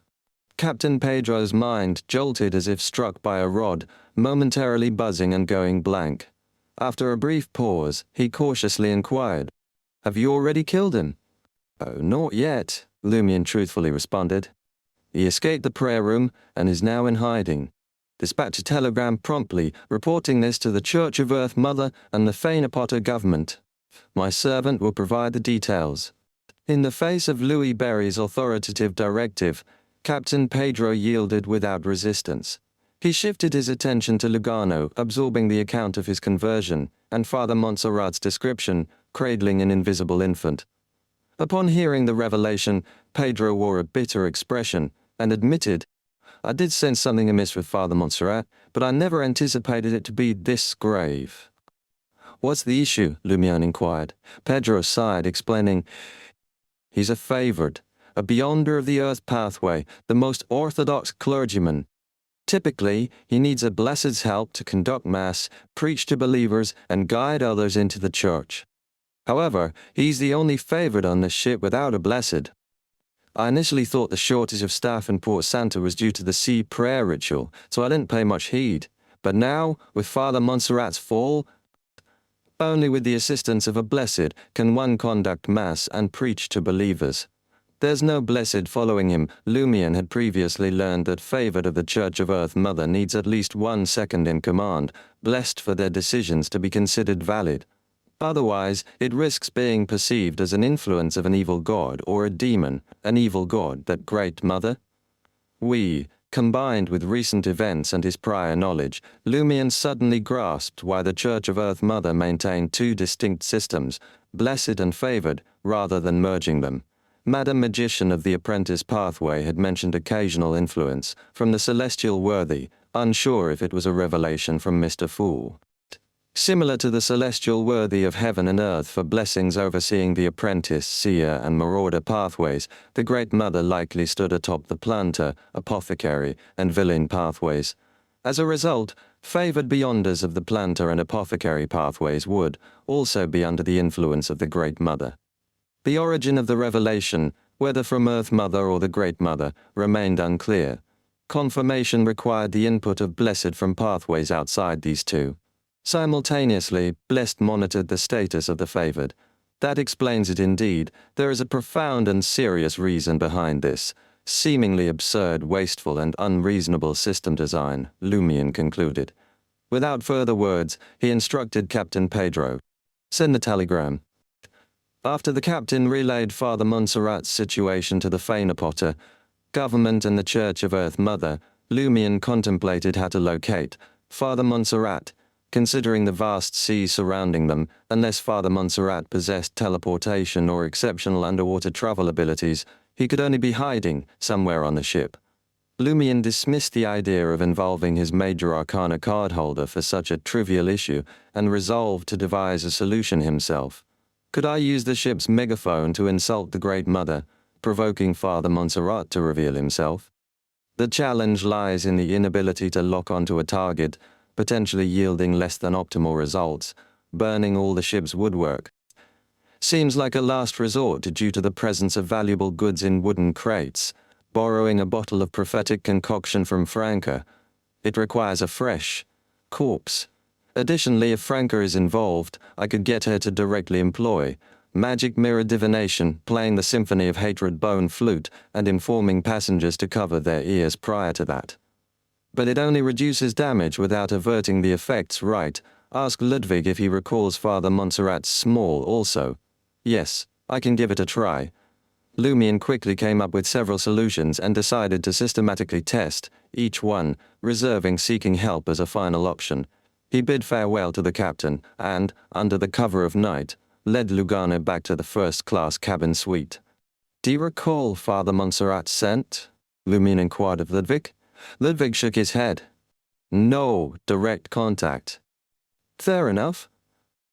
Lumion turned around, offering a reassuring smile to Lugano. I have an experiment in mind. Work with me. What kind of experiment? Lugano asked, a tremor of fear evident. Lumion gestured towards the window. Go to the deck, it's more open there. Uneasily, Lugano descended to the deck, bathed in the crimson moonlight. His employer pulled out a full-body silver armor from his traveler's bag, revealing an inscrutable smile. Lumion recalled the Pride armor's particular disdain for items from the Earth and Evernight pathways. What if it wasn't an item but a Beyonder? How would it react? Could this hatred be harnessed to pinpoint Father Montserrat's location, given he was at least a doctor at a certain distance? Lumion wasn't entirely sure, but he intended to experiment with Lugano, a fellow Beyonder of the Earth pathway, to explore the possibilities. Chapter 609, Useful Armor. Lumion shot a quick smile at Lugano and fixed his gaze on the Pride armor, carefully observing its reaction. What experiment? To test the effects of this armor? Lugano questioned, a mix of apprehension and confusion in his voice. As soon as he finished speaking, the air on the dark deck, bathed in the crimson moonlight, suddenly solidified. In the next instant, the empty armor produced a radiant broadsword, and an unseen force locked onto Lugano. Before Lugano could react, the silver-white full-body armor surged forward, the gleaming broadsword poised to strike. In a split second, Lumion positioned himself in front of Lugano. His body expanded abruptly, almost tearing his linen shirt and black pants. Bang! Lumion's massive fist collided with the Sword of Dawn, creating a metallic clang that resonated through the air. Only then did Lugano shake off his bewilderment. Though unsure why the empty armor attacked him, he instinctively turned and sprinted away. After covering some ground, the Pride armor halted and stood silently. The Sword of Dawn, fashioned from light, dissipated, turning into beams of light that dispersed the crimson moonlight, casting a dawn-like ambience upon the dark deck. This sensation vanished in the blink of an eye. Lumion, not daring to turn his back on the Pride armor, repositioned himself and gouged the distance between the armor and Lugano. About 20 meters factoring in Lugano's running speed. The sensing range is approximately 15 meters, Lumion swiftly concluded. His body reverted to its original form, and a confident smile returned to his face. It was enough. A 15-meter range sufficed on the ship.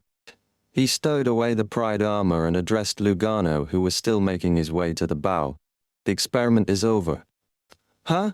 Lugano came to a sudden halt, realizing that Lumion had already stashed the peculiar silver-white full-body armor back into the mystical item cleverly, disguised as a coin bag. Relieved, he jogged back, curiosity etched on his face as he inquired. Did the experiment succeed? Very successful, Lumion replied, sporting a radiant smile. Though Lugano didn't grasp the experiment's significance, he had a hunch that Lumion might be exploring a way to locate Father Montserrat. Upon reaching the first-class suite, Lumion promptly instructed Lugano. Go to the captain and ask him to gather all the Beyonders of the Earth pathway on the ship. Oh, and the Beyonders of the Apothecary pathway. I'll be back after capturing Father Montserrat. It doesn't matter if they don't show up. They'll bear the risk themselves. Unsure if Captain Pedro was aware of every unstable element on the ship and every Beyonder, Lumion planned to monitor the Pride armor later to prevent it from targeting hidden wild Beyonders. Allowing Pedro to handle this process first would lighten his load. As Lugano left the suite, Lumion turned to Ludwig, who had resumed his meal. Keep an eye out later and see if there's any food secretly lurking here. Ludwig, mouth full of cake, signaled his agreement. Waiting for the captain's arrival, Lumion patrolled the cabin's top floor with the Pride armor in his arms, but Father Montserrat remained elusive. Before long, Pedro entered the suite with the suspected security supervisor and a passenger in a low hat. Lumion didn't delve into details and gestured toward the sofa. Wait for me here. Without waiting for a response, he pressed down on his golden straw hat and exited the room. Upon reaching the staircase, Lumion pulled out his silver-white full-body armor.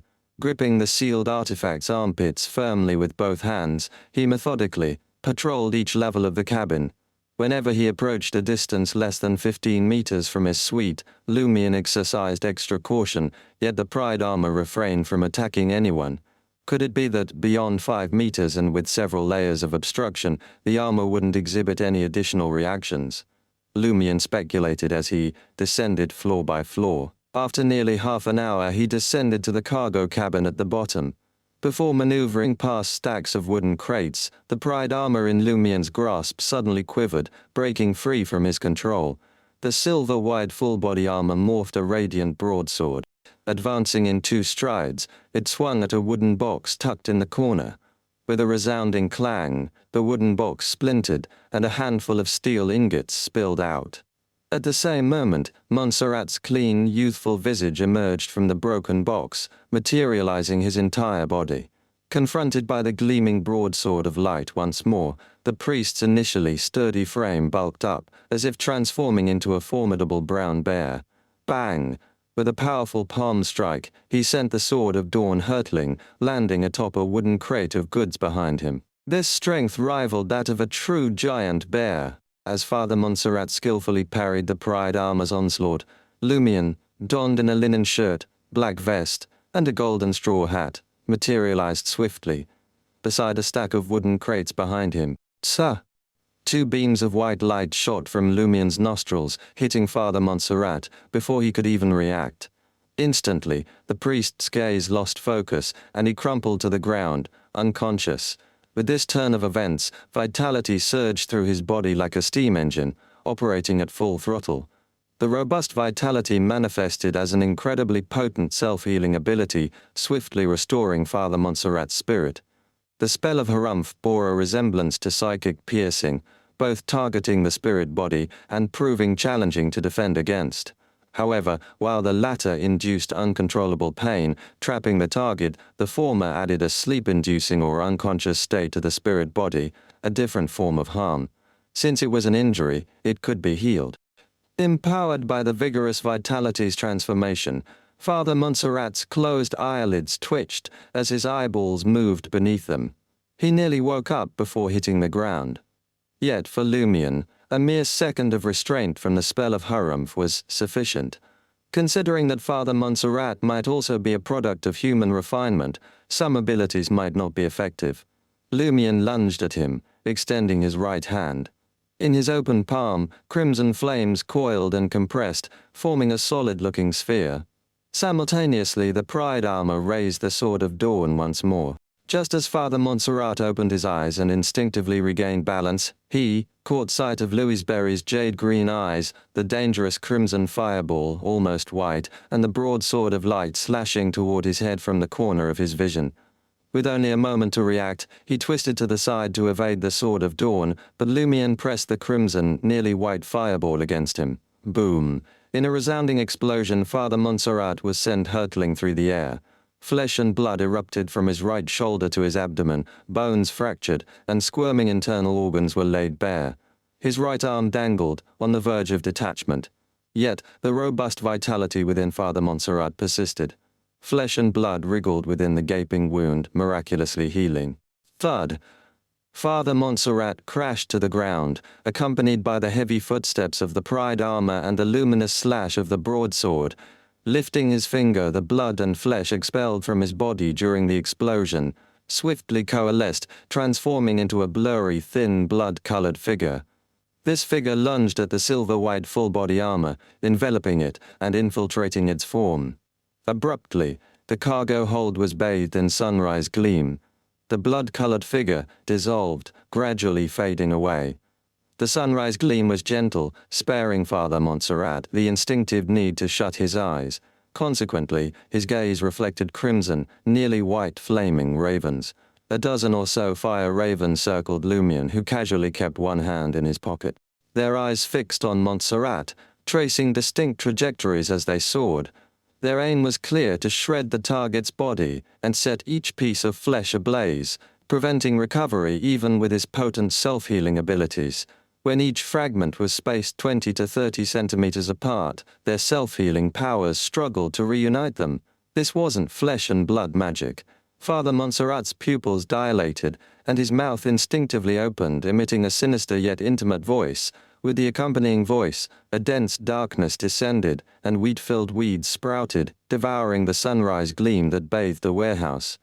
In the darkness, some of the crimson, nearly white fire ravens lost their way, unable to traverse the distant space. Gradually they dissipated, only a fraction successfully reaching Father Montserrat. Amidst thunderous explosions, Father Montserrat's form turned translucent, giving rise to a colossal illusory oak tree in its place. The oak tree stood unscathed amid the explosion and flames, and amidst the aftermath, the mangled form of Father Montserrat materialized on a branch adorned with mistletoe.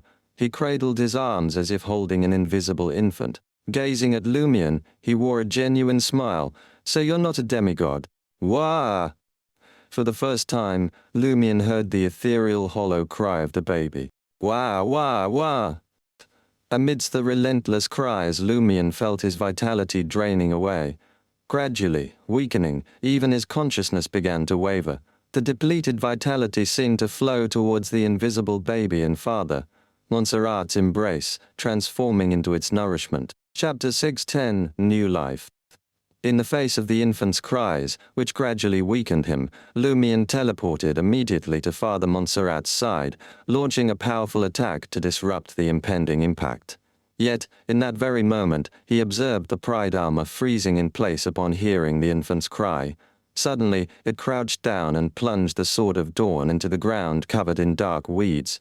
Damn it! Directly employing Hurricane of Light, Lumion's scalp tingled. Without bothering to confirm, he shifted the teleportation destination, vanishing into the darkness of the illusory oak tree, and reappeared on the ship's deck. He had long recognized that Father Montserrat's weed wilderness was inferior to the Madam's Parameter. It failed to sever the deep connection between the inside and outside, nor could it prevent teleportation. Its sole capability was restraining various sounds in the aftermath of battle, akin to the bottle of fiction, if not less. Nonetheless, this wilderness had unique abilities. As Lumion's figure faded into the dark wilderness, the Sword of Dawn embedded in the ground by the pride armor shattered, transforming into countless light fragments, creating a formidable storm that engulfed the area. The plump wheat-filled weeds were sliced into pieces, leaving the ground barren. Father Montserrat, perched on the oak branch, couldn't dodge in time. He only managed to manifest his body into something resembling wood before being consumed by the Hurricane of Light. The illusory hollow cry of a baby abruptly ceased. When the Hurricane of Light subsided, Father Montserrat stood frozen in place. In the next moment, his wood-like body, covered in brown bark, split open, revealing deep crevices. Pa, pa, pa. Father Montserrat's body fell to the bottom of the oak tree, piece by piece. The incisions were smooth, and blood seeped out. Flesh and blood were instantly absorbed by the illusory oak tree's roots, leaving nothing behind. In the middle section of the oak tree, the bark split open. Squirming, moist flesh grew out, expanding into a hole. A human head appeared, squeezed and ejected. In the blink of an eye, the naked human was born by the illusory oak tree. It was Father Montserrat. He retained his adult form, his body wet and partially covered in a dirty, translucent white membrane. New life. With the aid of the weed-covered darkness, the illusionary oak tree, and the invisible baby, Father Montserrat found a new lease of life. His brow smoothed, and his eyes regained a youthful gleam. Enormous bat-like wings, shrouded in dark skin, erupted from his back, propelling him from the heart of the colossal oak to his silver-white full-body armor. The pride armor rose, summoning light into its hand, forging a sharp spear. Launching the elongated lance with relentless force, it sliced through the air, embedding into Father Montserrat's chest.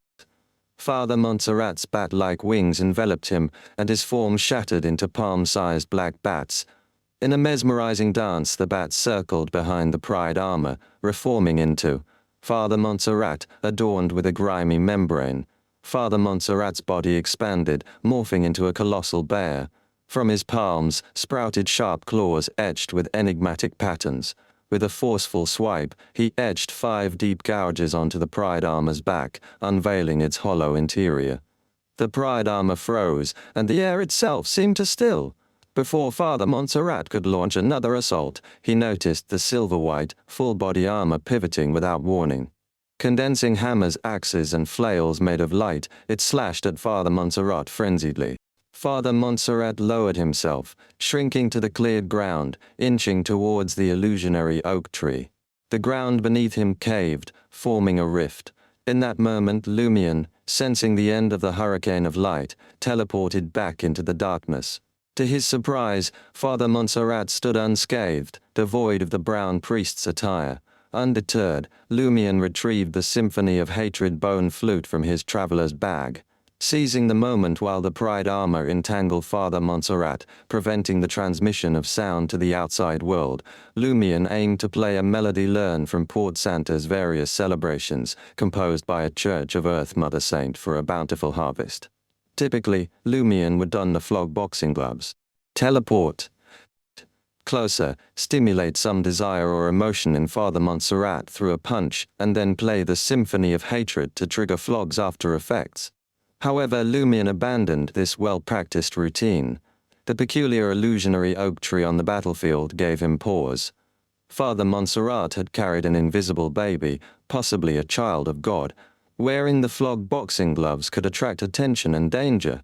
If the Great Mother perceived it and allowed the child of God to breach the illusory reality barrier to confront him, the consequences would be dire.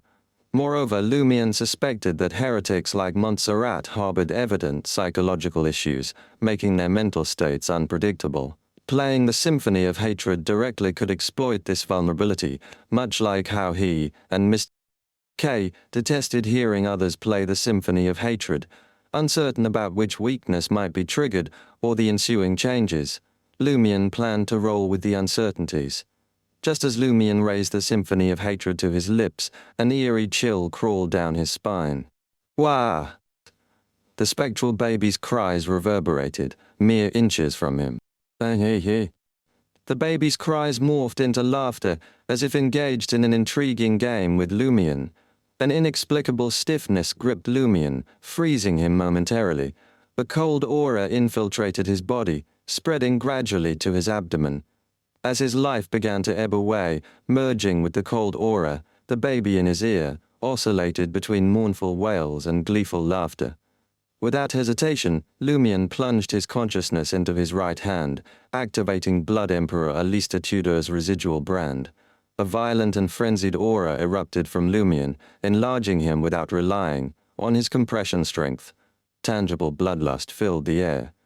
The invisible baby's cries and laughter abruptly ceased, and the coldness invading Lumion's body dissipated under the searing sensation. The dark wilderness swayed, casting a faint glow. Lumion, in control, terminated the activation and blew into the black bone flute. With blood-colored holes, a noticeably jubilant melody echoed, stunning Father Montserrat locked in battle with the pride armor. His face twisted in indescribable agony, witnessing the silver armor wielding a staff of condensed light. Father Montserrat instinctively reached out, pointing at the adversary's feet. Countless vines, weeds, and tree branches sprouted rapidly, entwining the pride armor and impeding its movements. Amidst the cacophony of crashing branches and tearing vines, the pride armor advanced laboriously, slowed by the entanglement. Father Montserrat locked eyes with Lumion and, in a pained plea, shouted, "Run! The child of God can't be killed." Run? Lumion realized Father Montserrat seemed more grounded than before. The warmth in his gaze, the familiarity of home replaced by agony and conflict. "Run! Repent to Mother Earth on my behalf." Father Montserrat screamed in hysteria. His naked form underwent an abnormal transformation.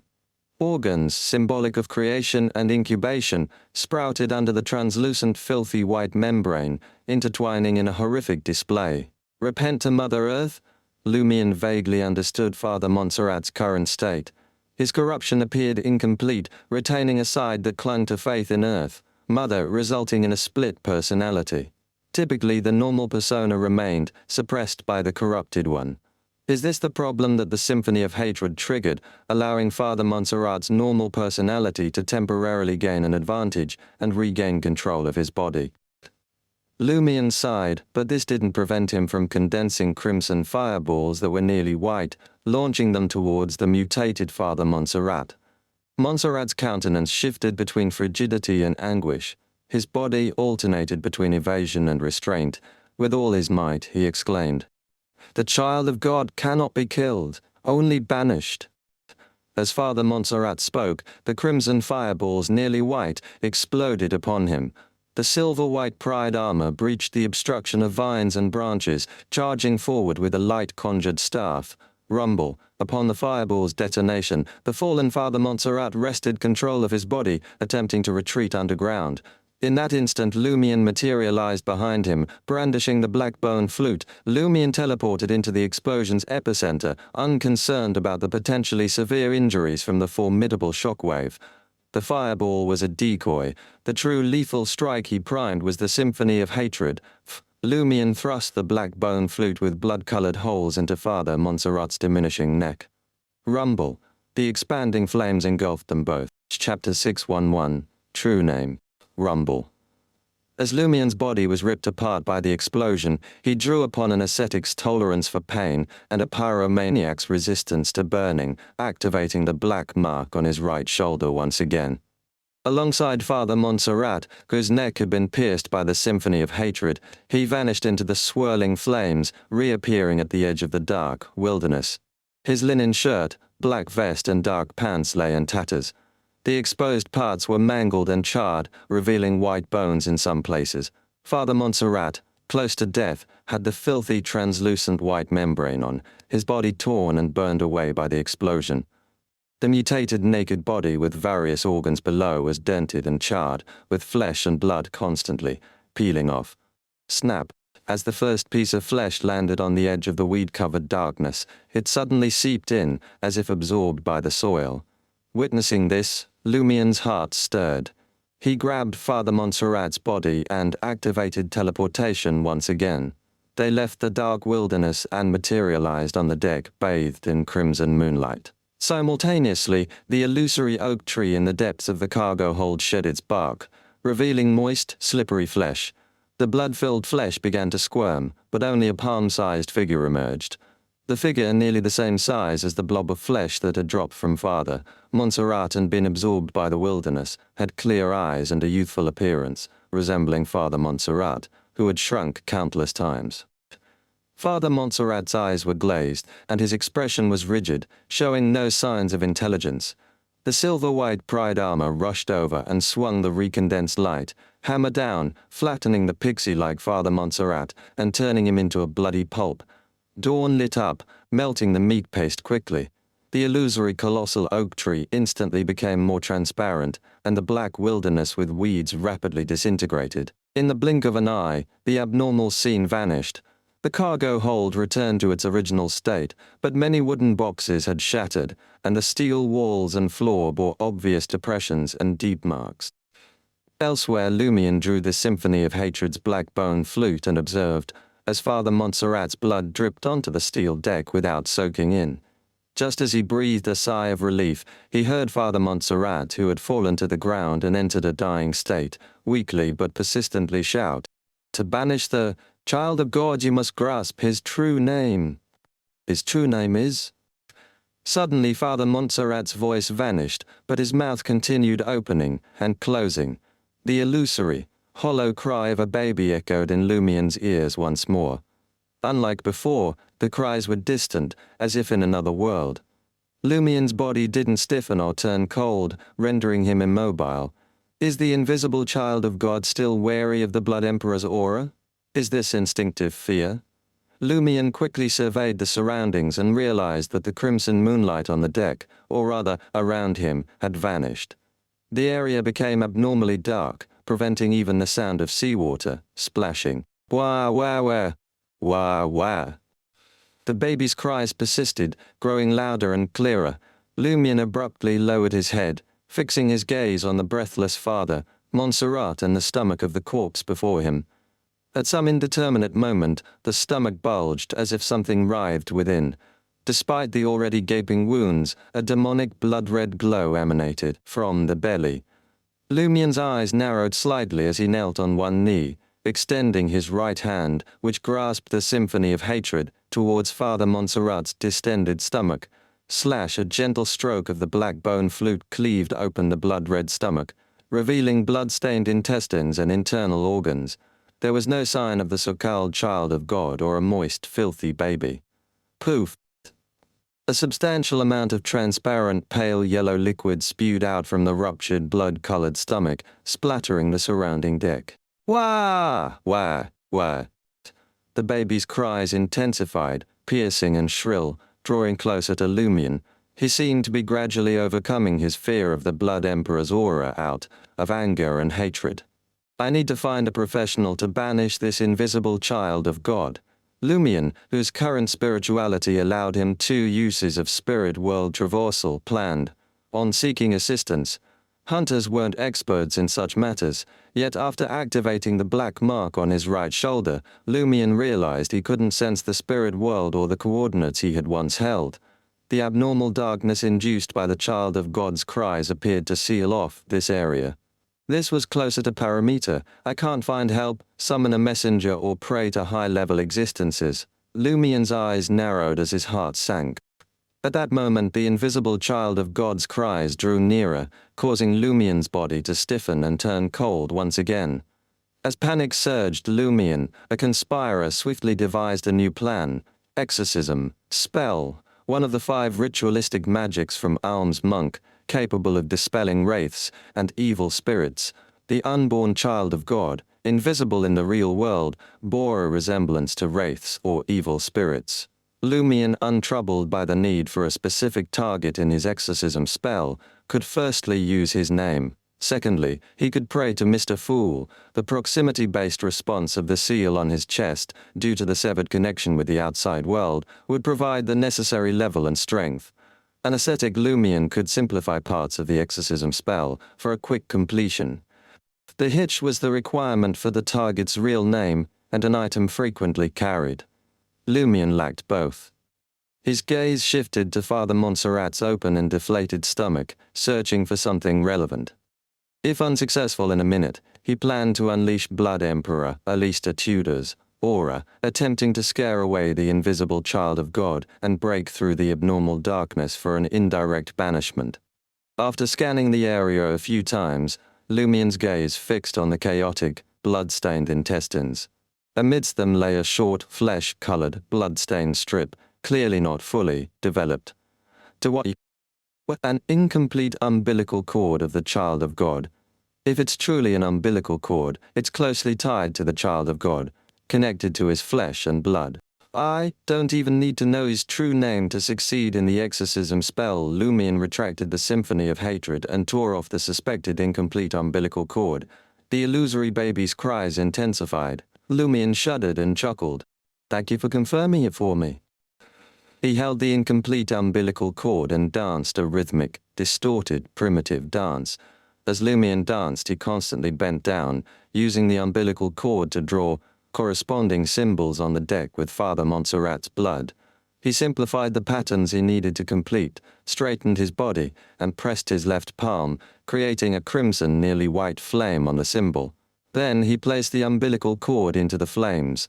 There was a strong symbolic meaning behind this, representing expulsion, incineration, and purification. Why?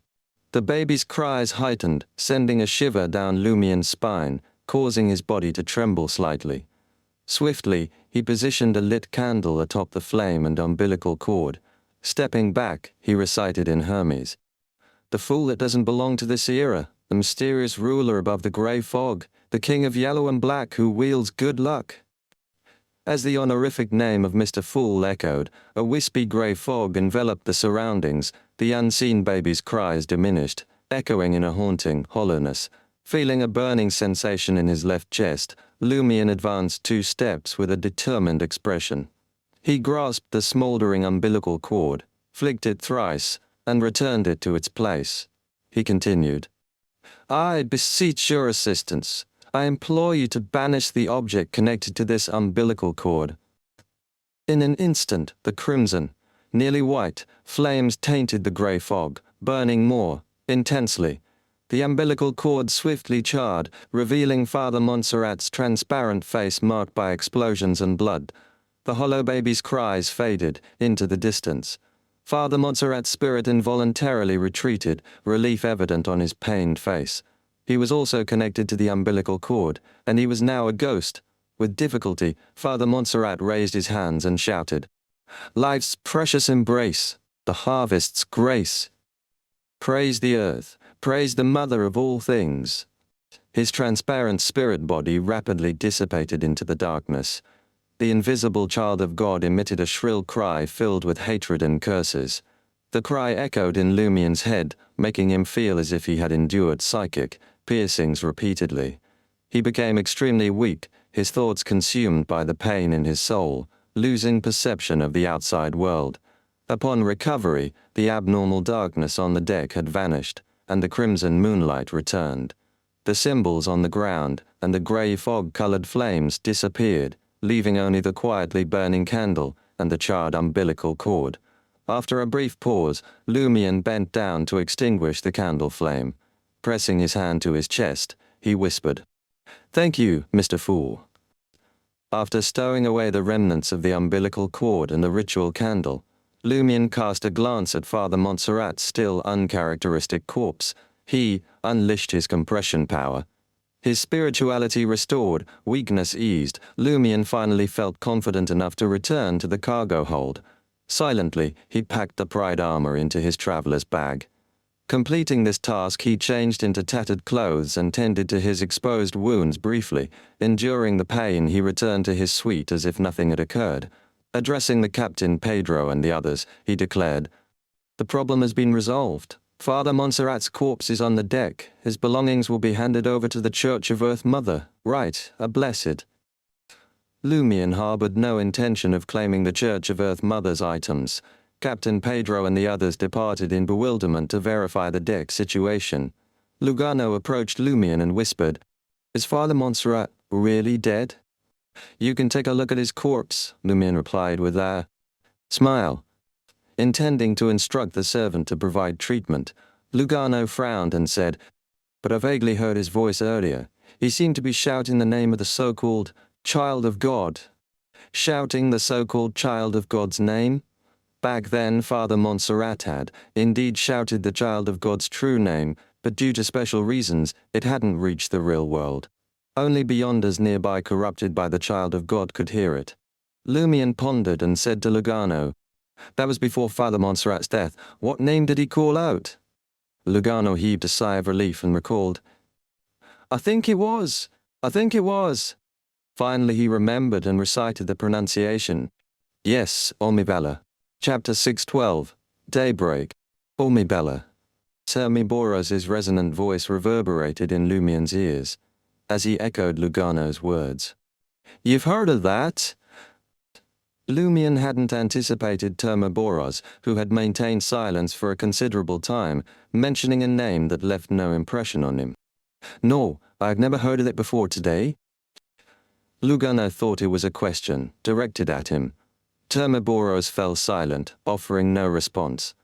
From the looks of it, it seems there is something off about the Child of God's true name, and it sounds like a woman's name. Considering the villain pathway's progression to Sequence 5 Banshee, where they transition to women, and the inherent female inclination of the Earth pathway Sequence 0, Earth Mother, along with the influence of the Great Mother herself, it's quite plausible that the Child of God is a woman. It's a logical deduction. Lumien glanced at Lugano and smiled. "It's fortunate you went aware of this earlier. Otherwise, you might have found yourself linked to the so-called Child of God." As Lumien spoke, his attention shifted to Ludwig, who had silently moved to the living room's balcony. Lumien approached him at a measured pace, his gaze following Ludwig's toward the deck where Captain Pedro and others were examining Father Montserrat's lifeless form. Lumien asked thoughtfully, "Is it edible?" He meant whether Father Montserrat's corpse was edible. While Lumien had abstained from claiming the Church of Earth Mother's possessions, including Father Montserrat's Beyonder characteristics, he hadn't committed to preserving the corpse intact. In the heat of battle, it was customary for bodies to sustain damage. Ludwig shook his head. Not yet. Very well. Lumian sighed, retracting his gaze with a tinge of regret. Thus the mystery of Father Montserrat's inexplicable connection with the invisible child of God remained unsolved. A peculiar umbilical cord had even taken root in his stomach, leaving Lumian unable to confirm if Prinpino was a byproduct refined from Father Montserrat's remains. Indeed, Father Montserrat bore signs of severe corruption, though Lumian hadn't anticipated his corruption to rival that of Mad Lady's. Of course it paled in comparison to the state of the Mad Lady's corpse. Even Ludwig found it too dirty. As for spirit channeling, Lumian understood that a spirit banished by the exorcism spell couldn't be summoned for a specific duration, rendering communication impossible. Once this period lapsed, spirit channeling became futile. Upon returning to the living room, Lumian sank into a recliner, casually unbuttoning his black vest and linen shirt. Turning to Lugano, he remarked, "Come and treat me." Lugano's eyes surveyed the makeshift bandages and the oozing wounds, expressing surprise. "Is that serious?" Lumian, with a hint of amusement, responded. "Do you think dealing with Father Montserrat is a walk in the park? If I hadn't taken risks, I might have been the one lying dead." Lugano instinctively denied the suggestion. "Not what I meant. Why are your clothes and pants unscathed after such serious injuries?" Lumian, enduring the pain, replied casually, "I obviously changed before coming back." His traveler's bag proved invaluable, holding nearly a dozen identical shirts, vests and pants, albeit varying in vest colors. The only casualty was the golden straw hat, consumed in the explosion, now burnt to ashes. However, this setback hardly fazed the great adventurer, Louis Berry, who had stocked up on identical replacements before leaving Port Farim. This was the benefit of having a traveler's bag. Otherwise, how could he have the space to store so many useless items with just a suitcase? Lugano, choosing not to pry further, focused on tending to his employer's injuries, originally considering a more intricate procedure, like cutting off charred skin. Lugano's plans were halted by Lumian, opting for a simpler approach. Lumian had no intention of enduring the agony of anesthesia-free surgery, knowing that he would revert to his original state at 6 a.m. With the pain and injuries now manageable and showing significant improvement, Lumian made his way back to his room. There he unfolded a letter and began recounting the events involving Father Montserrat and the true name of the child, of God, diligently reporting to Madame Magician. Lumian consistently regarded matters related to evil gods and the so-called child of God with great gravity. He believed such concerns should be left to his superiors, acknowledging the importance of involving higher authorities.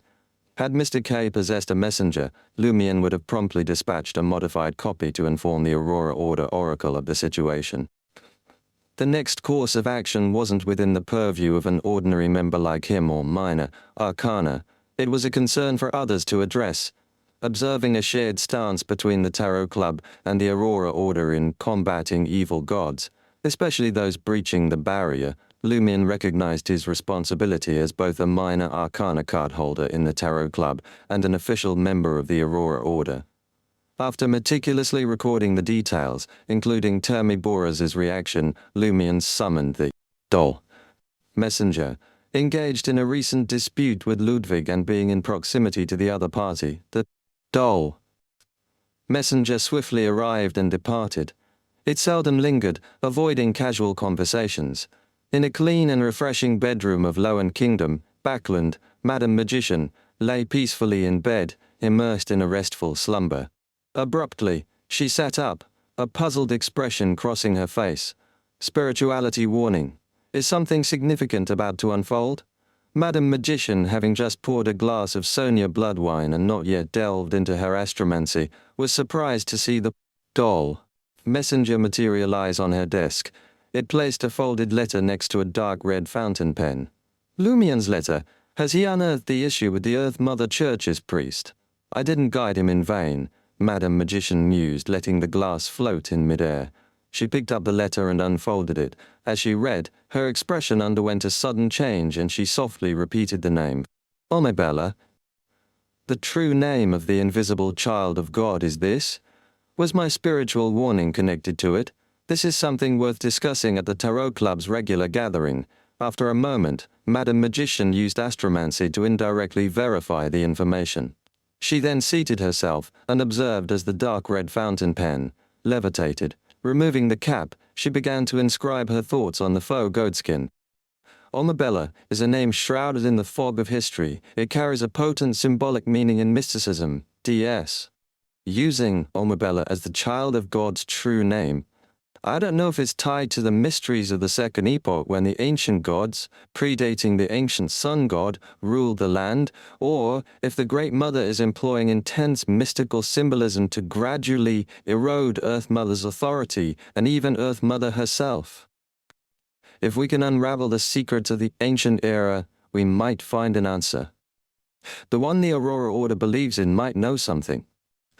As Lumion read the response inked on faux goatskin, he sensed a subtle suggestion from Madame Magician, hinting at him to inquire with the Aurora Order through Mr. K.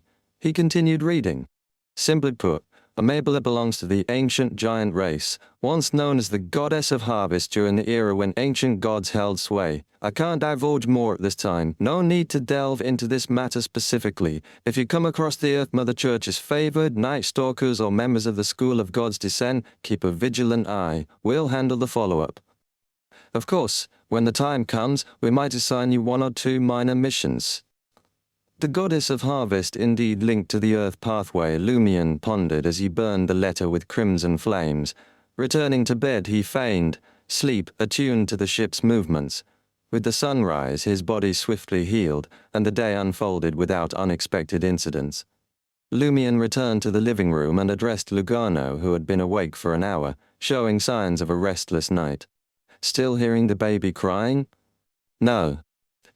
Lugano replied, a mix of joy and uncertainty evident in his response. Lugano believed he needed more time to observe before drawing a final conclusion. Lumion chuckled. As expected, seeking Father Montserrat's help is the only way to completely resolve your after effects. Lugano nearly choked on his words. So, that's why you wanted me to seek help from Father Montserrat? Killing him is the equivalent of completely resolving the after effects I suffered. Lumion approached the balcony and instructed Lugano. Find Ennio later and use a follow-up consultation as an excuse to confirm his condition. Right, Ennio was saved by Father Montserrat's surgery. Since there's something wrong with Father Montserrat, he too might be problematic. Lugano had concerns seeking the patient, fearing potential danger. However, as he observed the sunlight gradually brightening and the horizon turning red, a sense of relief washed over him. At 9 a.m. Lugano returned informing Lumion that the special patient had recovered exceptionally well. There were no signs of surgery failure or hidden dangers, nor indications of corruption. Around the same time, Captain Pedro approached Lumion, sharing news that the ship would temporarily dock to allow the Church of Earth Mother's personnel to collect Father Montserrat's corpse and relics, and remove relevant individuals. Notably, the adventurer and his servant were explicitly excluded from this directive by the Church of Earth Mother. Lumion smiled, offering no response to the captain's words. His demeanor radiated confidence and certainty. Around noon, several combat nuns and a priest in a brown robe boarded the ship, escorting Ennio and others away. On the balcony, Lugano observed Ennio being invited. Off the ship, his expression, a mix of daze and fear, powerless to resist. Lugano sighed. If he's fine, why capture him? Lumion emitted a soft chuckle. Do you think he's non-existent just because you say so? Be optimistic. After the Church of Earth Mother confirms there's no issue, he might secure a clerical position within the church, interacting with combat nuns daily. Lugano fell silent. Then after a few seconds he remarked, but that also means losing his freedom. He's a victim. Freedom? Lumion scoffed. The prerequisite for freedom is not endangering others. Despite his stance, as he witnessed the terrified and nervous Ennio and recalled the deceased Father Montserrat in his normal persona, Lumion couldn't help but recall a peculiar phrase his sister would occasionally utter. All living beings suffer. With a whistle, the ship prepared to set sail once again. Chapter 613, New Commission. A few days later, Lumion lounged on a recliner on the suite's balcony, soaking in the sea breeze, reveling in the sunlight, and sipping an undiluted manzan. From his traveler's bag, he retrieved the incomplete umbilical cord from Father Montserrat. After the exorcism spell, the umbilical cord lost its vitality. Moreover, lacking beyonder characteristics, it couldn't function as a mystical item or a main ingredient for charms, agents, weapons, or any other artifacts. All it retained now was its distinct uniqueness. In simpler terms, it mirrored the mark left on Lumion by Blood Emperor Alistair, Tudor. Devoid of power and incapable of emitting the fearsome aura of the great Mother's Child of God, Lumion couldn't wield it to intimidate and temporarily intimidate a specific target. Lumion surmised that it could only play a role in two scenarios. Firstly, it could act as a casting ingredient, enabling specific spells to wield power beyond ordinary standards or aiding warlocks in utilizing special spells beyond their usual repertoire. Secondly, it could serve as a supplementary ingredient, incorporated during the crafting of mystical items, charms, agents, or beyonder weapons, imparting unique effects to the final product. Naturally, Lumion also believed that such an umbilical cord fragment could prove valuable in the presence of the Great Mothers bestowed. For instance, even without provocation, he could provoke intense animosity from those individuals. Regrettably, witches share similarities with pyromaniacs. They are restricted to utilizing various black magic bestowed by potions, unable to delve into spell study, and master new incantations like warlocks. Among these black magics, only one, the bloodline curse, can be paired with an umbilical cord as a casting ingredient. However, the invisible child of God has yet to manifest in the real world, rendering the curse ineffective against him. Cursing the Great Mother is also off the table, as Franca and Jenna might find themselves with giving birth right there, and then, yes, at the next meeting at the Curly-Haired Baboons Research Society or any other mysticism gathering, I could aim to acquire a mystical item tied to a warlock sequence, then amass potent spells that employ umbilical cords or high-level items as casting ingredients.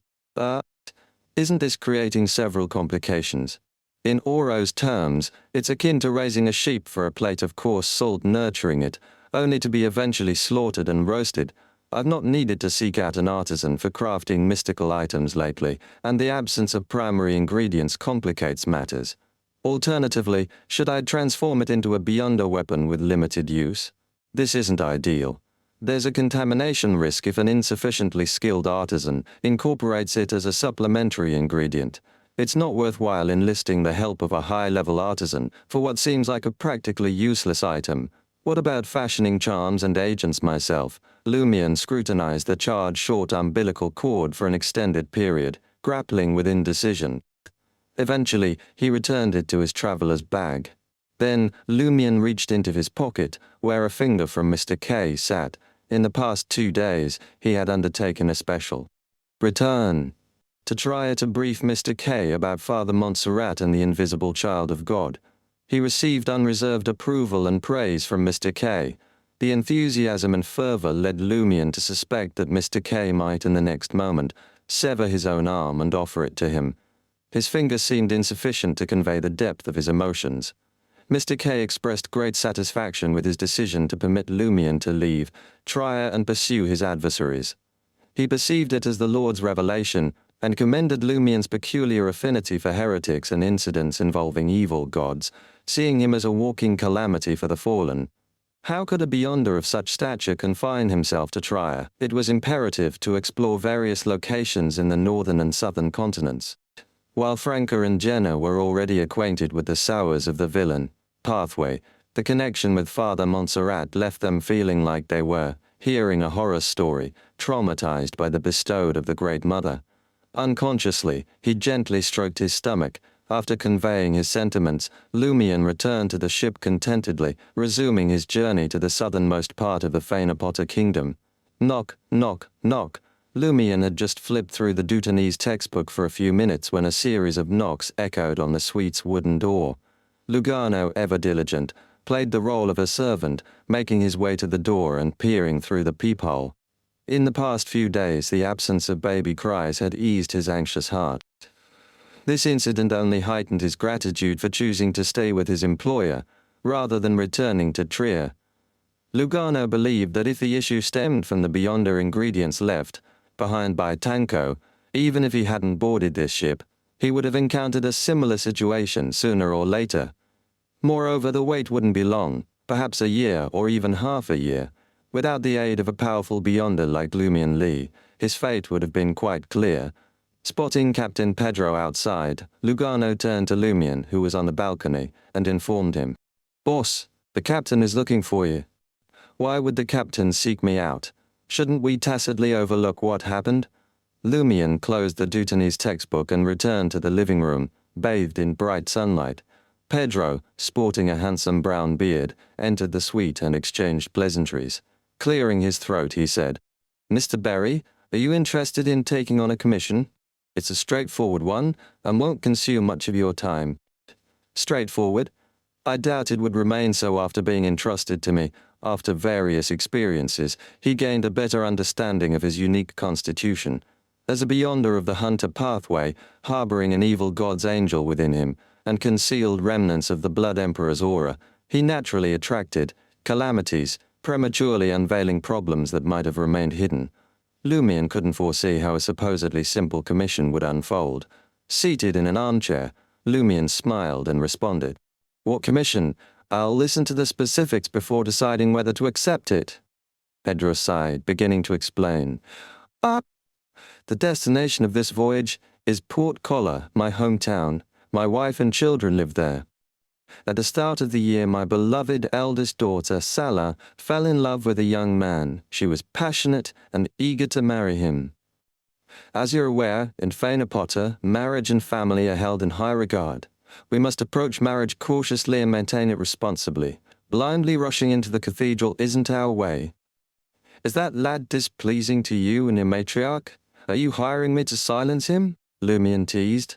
"Honestly, there's no need for such trouble. A captain like you surely has plenty of ways to handle inexperienced young people.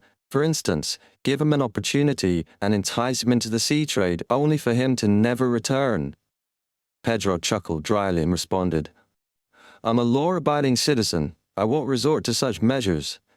A seafaring captain with Beyonder abilities is a law-abiding citizen. Spare me the humor," Lumion criticized, smiling at Pedro, prompting him to continue. "I probed the young man and sensed something amiss. I hired adventurers to investigate him, but the two adventurers never returned," Pedro explained earnestly. "This raised my alarm. I don't want my child involved with such a person. It's too risky." Lumion nodded slightly. "Yes," Pedro admitted, forcing a smile. "To you, this may seem trivial, but it's of utmost importance to me. I'm willing to pay 20,000 gold Rizzo as compensation. All spoils are yours." 20,000 gold risset. Being a captain seems quite lucrative. Lumion pondered for a moment and asked, "Are you a Beyonder of the Planter or Apothecary pathway? Are there any Beyonders from these two pathways in your family?" "What kind of question is that?" Pedro was taken aback. "No. Why haven't you sought help from the church?" Lumion inquired, posing a second question. Pedro's expression darkened. After a brief silence, he sighed and replied, "As expected of an experienced adventurer. I didn't approach the church because something is off with my daughter Sala. Her infatuation with that young man is too intense, and she rejects reason. It's as if she's possessed by a demon. Seeking the church could resolve the issue, but it might also lead to a negative encounter and outcome for Sala." Lumion nodded thoughtfully. "Do you suspect that Sala has been influenced or even possessed by an unknown entity?" Yes," Pedro admitted, appearing worried. Lumion asked a few more questions and took a moment to reflect before stating, "All right, I accept this commission." He had to consistently pursue opportunities and work towards digesting the Conspirer potion to a level where he could conduct an advancement ritual upon reaching West Balam in the southern continent. Of course, saving up funds for Ludwig's meals was another motivation. A few days later at 10 p.m., in apartment 702, 9 Rue Orizai, Quartier de la Cathédrale Commemorative, Trier, Franca and Jenna glanced at Anthony, who had just knocked and entered, puzzled. "Why are you here at this time of day?" Anthony nodded. "I've found that woman." "Huh?" Jenny was momentarily surprised before questioning. The woman who appeared in the magic mirror divination? The woman whose presence caused the mirror world fragment on me to tremble slightly. Anthony affirmed with certainty. Yes. Chapter 613, Under the Table Transaction. Delilah Leroy, daughter of a gem merchant, already wed with offspring, a boy and girl indulges in opera, theatre, and literature. Despite the prior incident in Quartier de la Maison d'Opéra, she persists in her activities, easily located by my informant within a week. Not one for bodyguards, she ventures out with only her lady's maid and a valet in tow. Jenna redirected her attention, acknowledging Anthony Reed seated diagonally, across from her. That's her. Franca, positioned on the same side as Jenna, deliberated before speaking. The issue at hand, is she baiting us? If her reaction was merely surprise without understanding, we might glean little of value. Should she persist in her high-profile activities despite the resonance with the Mirrorwell fragment, it's plausible that she or the person behind her seeks to draw out the Mirrorwell fragment's holder. Having assessed the scenario, Frank concluded, engaging with Delilah recklessly poses significant risks. But our magic mirror divination assures the safety of today's operation, Jenna countered. Franca smiled in response. Place not undue faith in divination. Moreover, the danger may not be immediate.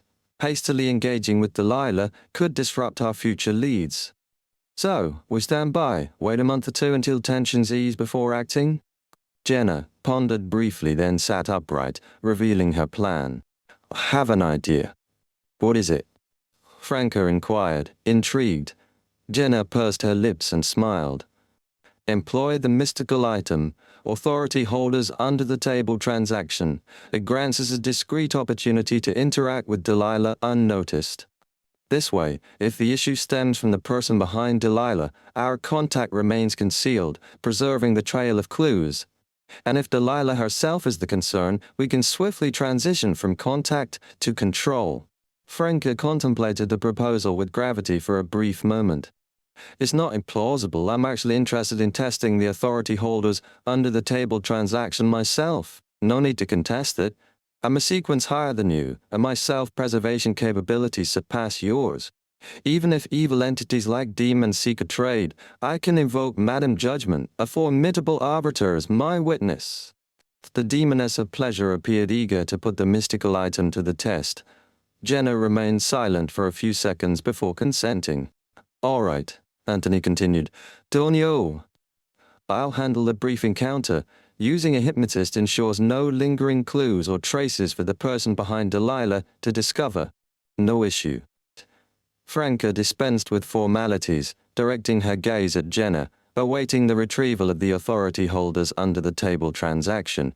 Dressed in grayish-white attire with brown leather armor, Jenna, like many female mercenaries, carried a leather-brown backpack. Franca weighed the terms of her request against the price of the authority holder's bribe powers. Rolling up the sleeve of her lady's shirt, she reached through the membrane curtain on one side of the wooden box with a small cloth bag containing 100 louis d'or in her right hand. Although the usage instructions didn't explicitly exclude banknotes, Franca, drawing on her extensive mystic experience, opted for gold coins, a more universally accepted form of currency. Suppressing a momentary surge of disgust, Franca articulated her request in Hermes. I desire an uninterrupted, unobserved, and highly discreet face-to-face encounter lasting over 3 minutes between my friend Anthony Reed, seated across from me, and Delilah, a member of the Leroy gem merchant family in the nearby Bonnie department store. Franca had included meticulous qualifiers, ensuring precision in the parties, meeting and the manner of their encounter to avoid any distortion.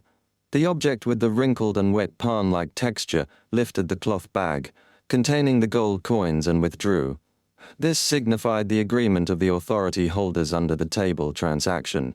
Franca withdrew her right hand, using a white handkerchief to meticulously cleanse the touched area while expressing her discomfort with continuous spitting. Where should we position ourselves while waiting for the opportunity to meet? Anthony inquired. Franca stowed away her handkerchief, offering a smile. The request specified only 2 individuals, yourself and Delilah Leroy. Consequently, your best chance is to shadow her until the opportunity arises. Fair enough. At this juncture, Franca retrieved the resplendent 7-stone bracelet from her traveler's bag, extending it towards Anthony. In case of any complications, teleport away immediately. Observing the seriousness in the demoness of pleasure's demeanor, Anthony swallowed his inclination to politely refuse and accepted the 7-stone bracelet. After a moment of contemplation, Franca suggested, "If you place trust in me, I can craft a paper figurine substitute using your blood and hair." Anthony remained silent for a few seconds before agreeing. "Okay." Within the confines of the Bonnie department store, Anthony swiftly pinpointed Delilah Leroy, exercising his keen observation skills as a hypnotist. Delilah stood amidst the first floor, accompanied by her lady's maid and the valet, engrossed in a magician's performance held by the department store to elevate the ambience. In the midst of the spectacle, the magician's assistant wheeled in a substantial wooden box capable of accommodating 3 to 4 individuals. The magician, with a theatrical flourish, removed his top hat and made an announcement. "For my next act, I require the assistance of 2 fortunate members of the audience. Madame, would you do me the honor of joining me on stage?" The magician's invitation was directed at Delilah Leroy. Though hesitant, Delilah couldn't muster a refusal and reluctantly ascended the wooden stage prepared for the magical performance. "This gentleman, please join us on stage as well." Feigning reluctance, Anthony awkwardly made his way up onto the stage. The magician gestured toward the wooden box, instructing, "Please take a seat inside." Pursing her lips, Delilah sighed and, urged by the crowd, entered the wooden box. Choosing a seat the furthest from her, Anthony, while there was still illumination, offered a smile and remarked, "Truth be told, I feel a bit embarrassed too." His words were delivered with a calm and genial tone, causing Delilah's tense demeanor to ease. Anthony continued, "Don't believe me? Look me in the eye." He pointed to his eyes, inviting her gaze. Delilah instinctively turned her gaze toward a pair of dark brown eyes reflecting her figure. My figure Delilah was caught off guard as her gaze seemed to descend into a spiraling depth. In that moment, the magician closed the wooden box, enveloping it in darkness. Seizing the opportune moment, Anthony posed a question. "Did you experience anything unusual in Quartier de la Maison d'Opéra a week ago?" "Yes." Delilah responded truthfully, sensing a trustworthy demeanor. "What was that sensation?" Anthony inquired as the magician recited his rehearsed lines. "My heart started racing, and my blood felt like it was boiling," Delilah recounted her experience. "Do you know what that means?" Anthony probed further. In the darkness, Delilah shook her head. "I'm not sure, but my real father instructed me to inform him immediately if I had similar sensations." "Real father?" Anthony had a hunch. Delilah chuckled self-deprecatingly, explaining, "My real father, my mother's lover, and the current government's Minister of Industry, Morin Avigny." Morin Avigny, sensing the magician's maneuvers with the wooden box, Anthony swiftly posed a final question. "What did he say upon learning about your reaction?" "Bah!" "He told me not to worry and to continue living as usual?" Delilah admitted, still harboring some concerns. Anthony acknowledged her words succinctly. "Lovely lady, I'm thrilled to share this magic moment with you. Can you provide me with something memorable, perhaps a few strands of your hair?" His voice, deep and captivating, made Delilah feel that the request was entirely normal. Consequently, she plucked a few strands of hair and handed them to Anthony. Upon touching the hair, Anthony sighed in relief and continued in a resonant voice. "I don't want this to jeopardize your family. Once you step out of this wooden box and hear my snap, you'll forget our interaction here." As his compelling voice echoed, Delilah's thoughts blurred. Smack! The wooden box opened, revealing only Anthony. Delilah, on the other hand, had been gracefully pulled from behind the stage by the magician. The audience erupted in excited applause. Once the ovation died down, the magician, hand pressed to his chest, bowed in gratitude. Without casting a glance at Delilah, Anthony snapped his fingers, intent on engaging in conversation with the man who had established a connection. With her, Delilah was jolted when she heard the snap. Her body shuddered slightly, her eyes momentarily glazed over before regaining awareness. Turning on her heel, she descended the wooden platform, returning to her place, between the lady's maid and valet. Meanwhile, Anthony departed at a measured pace, seamlessly blending into the crowd. In Quartier de la Cathédrale Commémorative, apartment 702, 9 Rue Orosai, Franca applied the ashes of Delilah's hair onto the surface of the makeup mirror, using black flames, reciting the familiar incantation for the magic mirror, Divination. Amidst the splashing water and the dark luster, Franca posed the question. "Is the owner of this hair a mirror person?" The aged voice responded. "No." Chapter 615, Descendants. Based on Anthony's feedback, Franca had long suspected that Delilah wasn't a mirror person, but had some connection to them. Otherwise, she wouldn't have reacted abnormally without knowing anything. She raised the question during magic mirror divination to ensure Delilah hadn't made preparations in advance or been hypnotized. After a moment of contemplation, Franca posed her second question. "Is the owner of this hair a descendant of the Tamara family?" Amidst the splashing water in the dim mirror, an aged voice replied, "No, not a descendant of the Tamara family." Franca used the elimination method and chose a pre-prepared question. "Is the owner of this hair a descendant of mirror people?" The aged voice replied in a calm and hoarse tone. "Yes." Yes, Franca and Jenna were both shocked and delighted, though they had similar suspicions, confirming it stunned and terrified them. How long had the mirror people infiltrated Trier? Why did they have descendants in their 30s? Moreover, they could marry, have children, and have descendants like ordinary people, aside from believing in the mirror's primordial demoness, who had a more extreme personality and naturally harbored resentment towards her counterpart outside the mirror. What was the essential difference between them and ordinary people? Franca and the others weren't sure if most mirror people dissipated after death, leaving behind fragments of the mirror world, or if only a few special mirror people like Mirror Gardner were like this. Combined with Delilah's biological father, the current Minister of Industry, Moran Avigny, instructing her to pay attention to abnormal reactions, Franca concluded that the high-ranking official had been replaced by a mirror person many years ago. According to the information gathered, the municipal modifications in underground Trier, particularly the catacombs, were implemented to address the leakage of the Fourth Epoch Trier's seal. Mirror people had already replaced the originals by then, making it reasonable for them to inhabit Trier, Anthony said, after some thought. The problem now is that mirror people can actually have descendants normally. Jenna's eyes flickered as she interjected. "One more thing. Did a descendant of the Tamara family bring the mirror world fragment into the tomb in recent decades? Or was it a special mirror person searching for something and ends up perishing in there? Or could it be that before Fourth Epoch Trier sank underground or was sealed, mirror people were already active on this land?" Franca hissed and said. "Your latter conjecture is a little terrifying. Our original deduction was that the special mirror world stemmed from the War of the Four Emperors, which caused Fourth Epoch Trier to sink. It was closely related to the primordial demoness's divine descent, Blood Emperor Alista Tudor's counterattack before death, and the demise of the demoness of catastrophe, Crismona. However, if mirror people had appeared in Fourth Epoch Trier before all of that, the root cause of the problem would be even more mysterious and terrifying." Franca couldn't help but gaze at the makeup mirror in her hand and address the dark mirror. "Am I a descendant of mirror people?"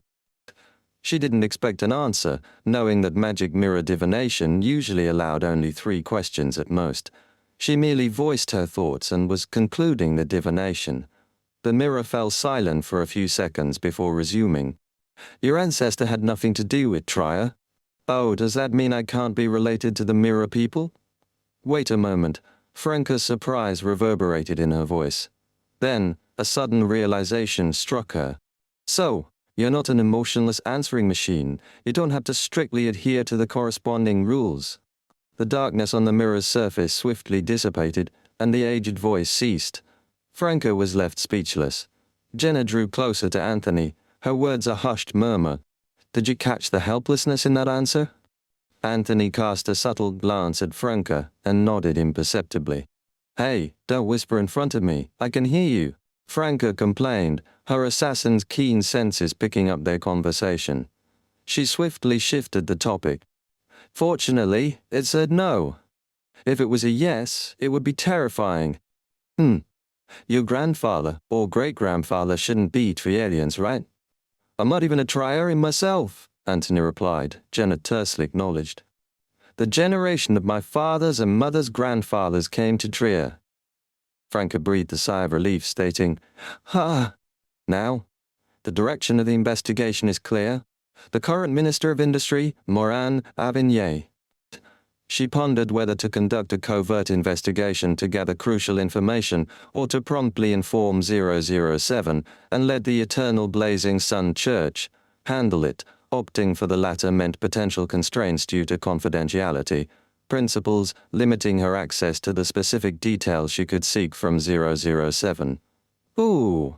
Amidst a whistle, a ship steered into Port Collar on the southernmost coastline of the Phainopota Kingdom. It was already mid-November, and Trier was gripped by a cold winter. Although Port Santa demanded thick clothing due to plummeting temperatures, Port Collar retained a warm climate.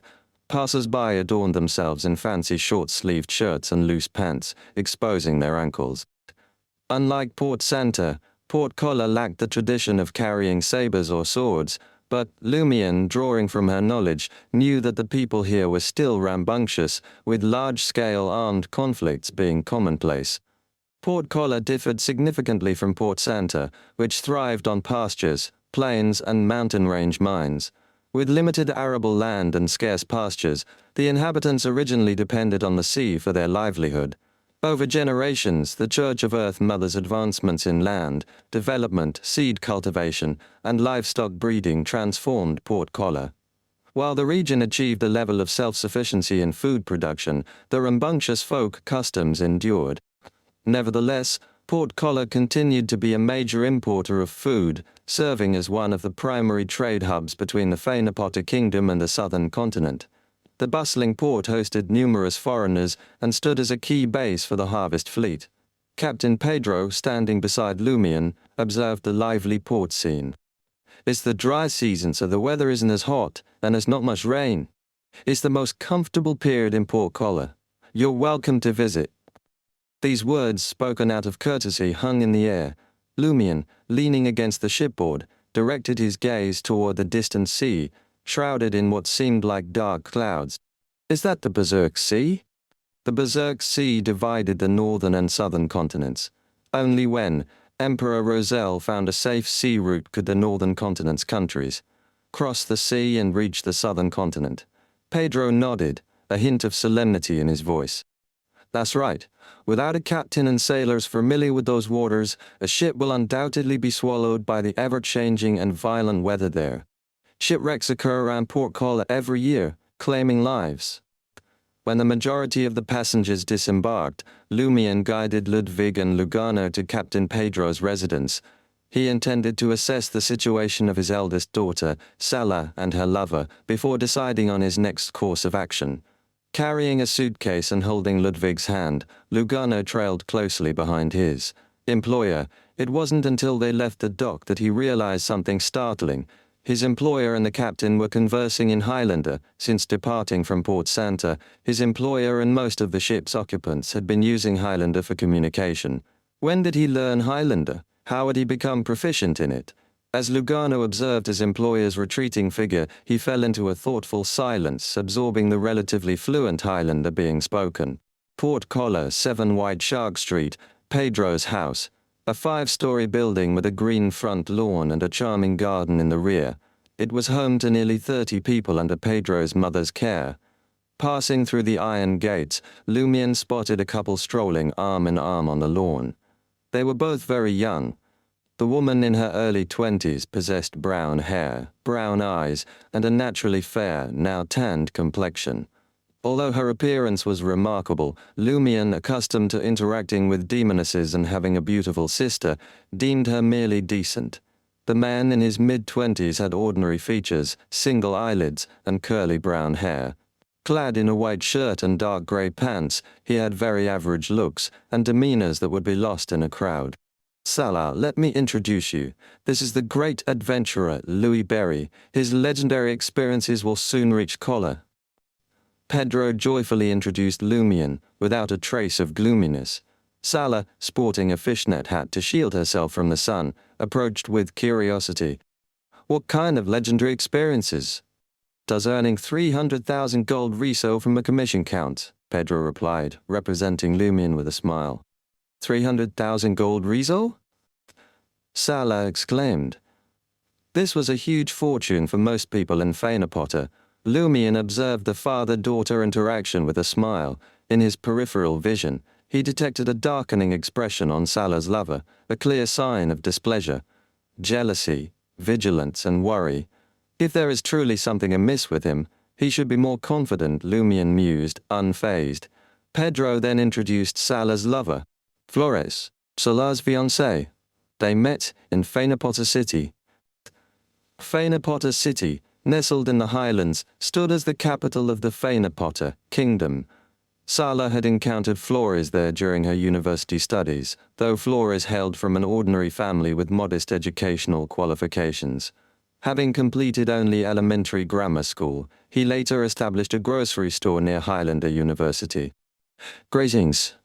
Lumion nodded slightly, exuding the self-assured air of a great adventurer. Following the welcoming banquet, Flores departed from Pedro's house. He ventured into his favorite romantic bar, settling at the counter with a discontented expression. While casually surveying the surroundings, he couldn't help but notice a woman, seated 2 or 3 spots away. Her flaxen-colored hair was elegantly tied up, and her lake-colored eyes held a crystalline glimmer. With a high nose bridge and rosy lips, even her side profile was breathtakingly beautiful. Chapter 616, Love. Today is my lucky day to encounter such a beautiful lady. Could I be luckier to buy you a drink? The woman's eyes flickered, and a smile graced her lips. She gently shook her head, indicating that his offer wasn't accepted. Undeterred, Flores wanted to say more, but he noticed the woman's expression cooling off, prompting him to retreat to his seat. In the following moments, he alternated between stealing glances at the woman's figure, clad in a simple shirt and slender black pants, and observing the rim of her glass, watching it touched by her moist red lips. Flores's body heated up, and his mouth grew dry. The more beer he drank, the harder it became to quench his thirst. Eventually, the woman finished her light gold manzan, placed the tall glass on the bar counter, and gracefully left amid the soothing and elegant music. Flores hurriedly approached, pulling out a soft tissue that had gained popularity in recent years. He wiped the edge of the wineglass, where the woman's lips had just touched. Then he folded the tissue, meticulously scanning the surroundings of the bar stool. He collected a few flaxen-colored long hairs, securing them in the tissue. Completing this task, Flores became aware of the bartender and the nearly 20 male customers around him, all staring with a shared judgmental gaze. Pervert. Flores wasn't the sole victim of the woman's enchantment. It extended to all the men and a few women in the bar. All of them had witnessed his perverted actions. Despite the accusatory stares, Flores kept his composure and left as if nothing had transpired. He vowed never to return to this bar again. Yet, he harbored no regret for his actions. On the way back to the apartment, Flores's heart pulsed with anticipation, fueled by the promise of gains. His pace quickened, though practicality dictated a more measured speed. Upon reaching his residence, he drew the curtains and retrieved an old notebook with a yellowed cover from his suitcase compartment. Inside, a mottled note held a complex vocabulary that didn't belong to any language from the northern continent, accompanied by numerous instructions in Highlander.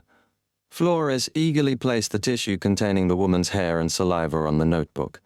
He then took up the mottled note, reciting the intricate and peculiar words with marked pronunciation. Neighbor Disley. This was the love incantation Flores had chanced upon. With the true name, date of birth, closely related items or bodily fluids like flesh and blood, he could insert the medium in his notebook and recite the incantation 7 times, compelling the target to fall irrevocably in love. Flores had patiently waited for the opportune moment to orchestrate Pedro's daughter, Salah, to fall and be injured. His timely aid had not only garnered gratitude but also facilitated the collection of her blood, fulfilling the conditions for the love incantation. Reality had validated the enchanting power of the love incantation. Flores refrained from using it again, uncertain of how to dispel its effects. If, pursued by multiple women before his marriage to Salah, provoking a conflict among them could jeopardize his standing within the large family and hinder access to resources and support. However, today was different. She was the most captivating woman he had ever encountered. He was ready to pay any price to make her his own. Uncertainty lingered in Flores's mind about whether the saliva-stained tissue and the naturally fallen hair could truly serve as a medium for the love incantation, but the desire to find out overwhelmed any reservations. Excitement and anticipation surged within him as he envisioned the possibility of witnessing such a beautiful scene, an uncontrollable smile gracing his face. Nabardisli. Flores continued reciting the love incantation with abnormal devotion and enthusiasm, his heart pulsating with desire and joy. Nabardisli. After repeating it 7 times, Flores watched in amazement as the tissue and hair burst into flames, reflecting a rainbow before swiftly turning to ashes. Success! Success! Flores couldn't initially believe it, but immense joy struck his heart. Surprise lingered, but Flores cared little. What mattered was that it worked. That captivating woman is now in love with me. Thoughts of what would unfold next raced through Flores's mind. He hastily closed the notebook, clipped the note, and dashed to the door without bothering to put them away.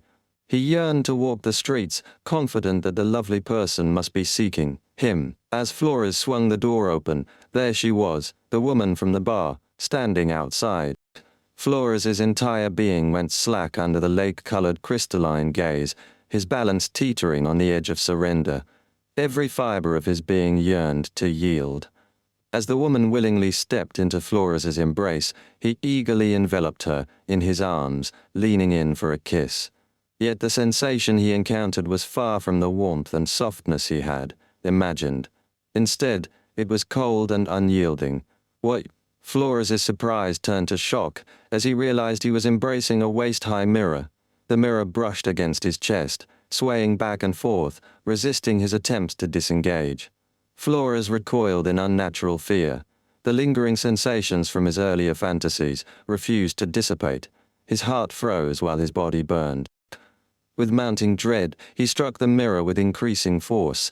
Finally retreating to his suitcase, Flores delivered a decisive blow, shattering the mirror with a resounding crack. It shattered into countless fragments, piercing Flores's clothes, chest, stomach, and arms.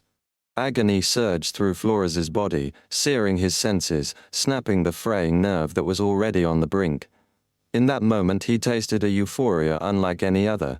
Collapsing to the ground, Flores lay motionless, caught between fear, longing, anguish, and ecstasy.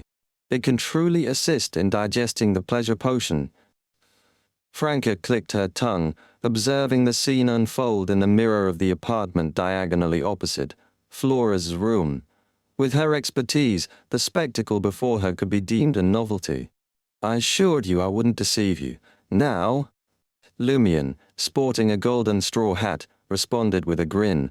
Upon accepting the commission and identifying Flores's primary problem of inexplicably garnering the fervent affection of a stunning girl, Lumion's initial instinct was to deploy a demoness to test this individual.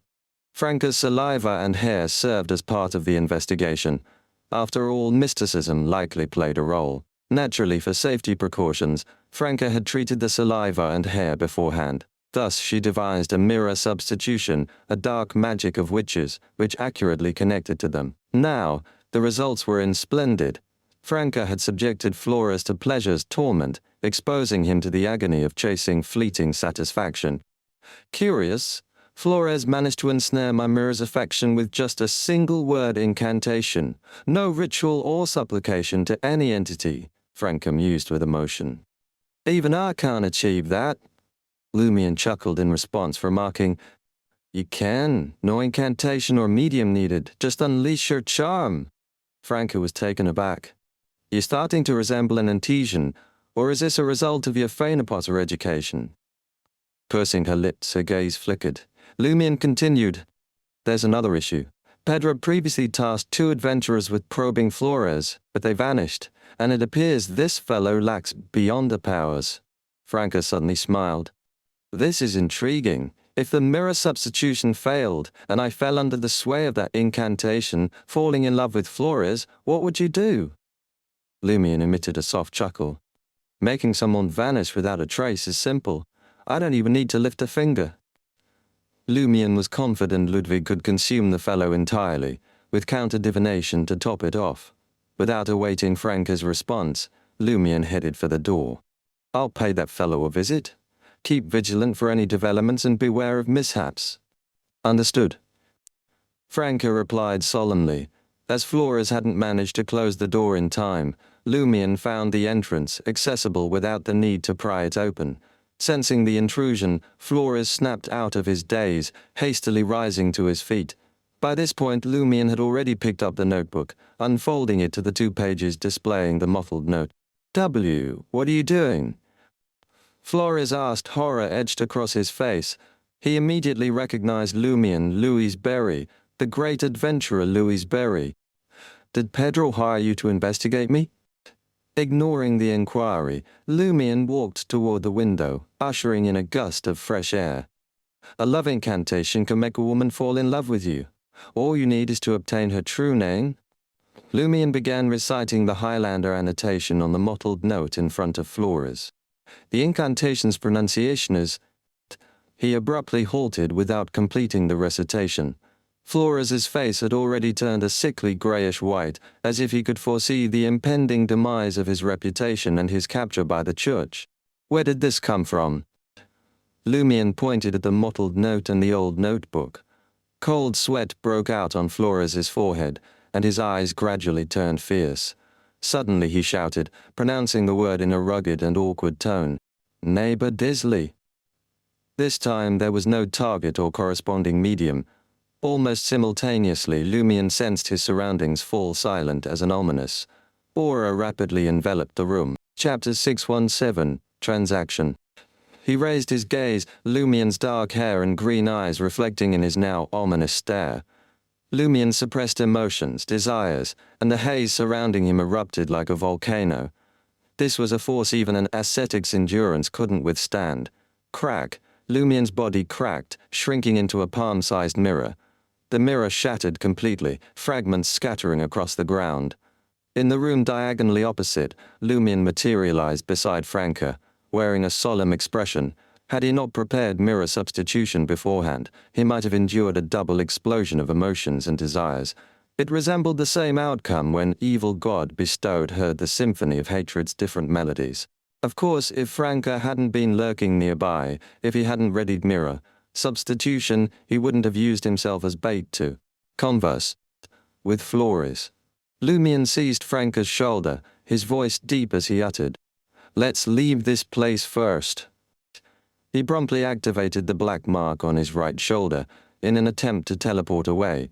Confronted with an adversary capable of exploiting his weaknesses and latent dangers, Lumion's initial response was to switch to support, utilizing his corresponding abilities from a distance. Franca would assume the role of the main attacker. However, considering Franca, a demoness of pleasure, hadn't indulged herself for a long time, he feared she might not resist the explosion of desire. It seemed prudent to retreat, regroup with others, and return later. At that moment, a voice alternating between masculinity and femininity echoed in Lumion and Franca's ears. "There's no rush to escape. I've changed my mind. I want to make a deal with you." A deal? Something jolted in Lumion's and Franca's minds. After some thought, they chose to stay put. Simultaneously, Lumion sank his consciousness into his right hand, ready to activate the remnant aura of Blood Emperor Laster Tudor. This wasn't meant to intimidate Flores, but if his emotions and desires were triggered again, Lumion could alert the police. In time, being one of the Feynapota Kingdom's primary ports for trade with the southern continent and a key base for the Harvest Fleet, Port Collar undoubtedly housed at least one Grade 1 sealed artifact, even without a demigod. Franca gazed at the wall and the air in front of her, questioning. "What deal?" Flores, dressed in a floral shirt, casually pushed open the unlatched door of the apartment and spoke in a deep, cold, and dignified manner. "Let me introduce myself. Neighbor Disley, a demon." "A demon? A genuine demon?" The cost of using the authority holders under the table transaction actually materialized here to make a deal with a demon, however. Lumian's acceptance of the captain's mission and our pursuit of Delilah are distinct matters. If we had opted to patiently wait a month or two before engaging with Delilah instead of utilizing the authority holders under the table transaction, what would have transpired today? Could there have been a so-called deal? Franca smiled in surprise, suspicion, and confusion. "How can you reveal yourself as a demon? Shouldn't a true demon conceal their identity to lower our guard?" The demon, identifying himself as Nabor Disley, clenched his right fist and pressed it against his lips. He smiled and replied, "A true demon is both demon in body and mind. I'll inform you that you're dealing with a demon, but refusal isn't an option. I won't obscure my identity to achieve my goals like the foolish ones. For instance, this man named Flores is well aware of the consequences of repeatedly reciting my true name through the notebook. Heh, back then, that foolish warlock labeled it the love incantation, but he still couldn't resist the temptation and couldn't control himself. Ha! For demons, this gradually decaying soul that slowly descends into the abyss is the most delectable feast. The sensation of resistance and constant decay is as unforgettable as the finest wine." Lumian and Franca didn't disdain or ridicule Neighbor Disley's unabashed and alluring depravity. Since a demon had spoken, there had to be a deeper motive. Moreover, Lumian couldn't be certain if Neighbor Disley was a genuine demon or a self-proclaimed one. He couldn't verify if Neighbor Disley was his actual name or if he had a different origin. Although the activation of desire aligned with the traits of a Sequence 5 desire, apostle of the demon pathway, it wasn't exclusive to demons. Lumian's symphony of hatred could achieve a similar effect. Franca grinned at the demon's incessant narrative and remarked, "That foolish warlock probably assumed your true name as a love incantation because of your cues. Is that really your true name?" "That's why he's foolish," Neighbor Disley replied with a faint smile. Lumian wasn't eager to rush into the transaction. Instead, he inquired, "How did you manage to convince Flores that the love incantation actually works?"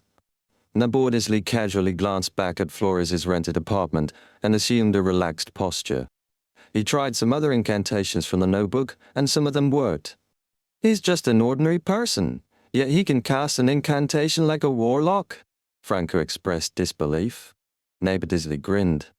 "I've heard a very reasonable saying, all things possess godhood. No matter how ordinary a person is, as long as they're willing to pay the corresponding price, they can create beyond their effects. All things possess godhood. Mr. K often says this when preaching Lumian," observed Neighbor Disley, the self-proclaimed demon. Franca seized the opportunity to ask, "What price did Flores pay?" Neighbor Disley smiled meaningfully. "I already told you. The part where the soul gradually decays and falls into the abyss." Franca nodded thoughtfully. Lumian suddenly grinned. "If he hadn't paid the price, how could you communicate with us so easily using his body?" Neighbor Disley smiled back but remained silent. Lumian shifted the topic.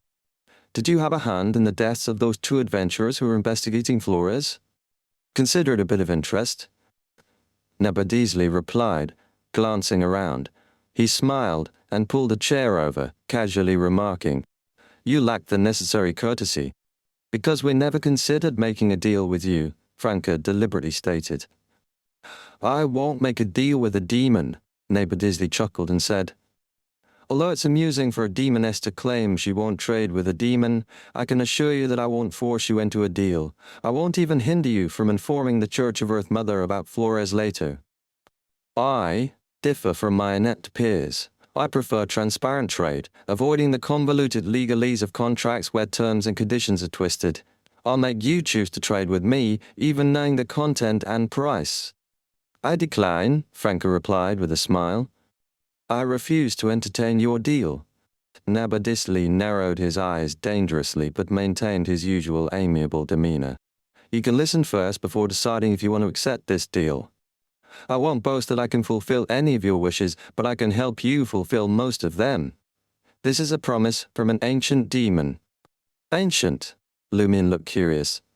Have you heard of the ancient sun god? Neighbor Disley's expression darkened subtly. I'm aware. Can you tell me about him?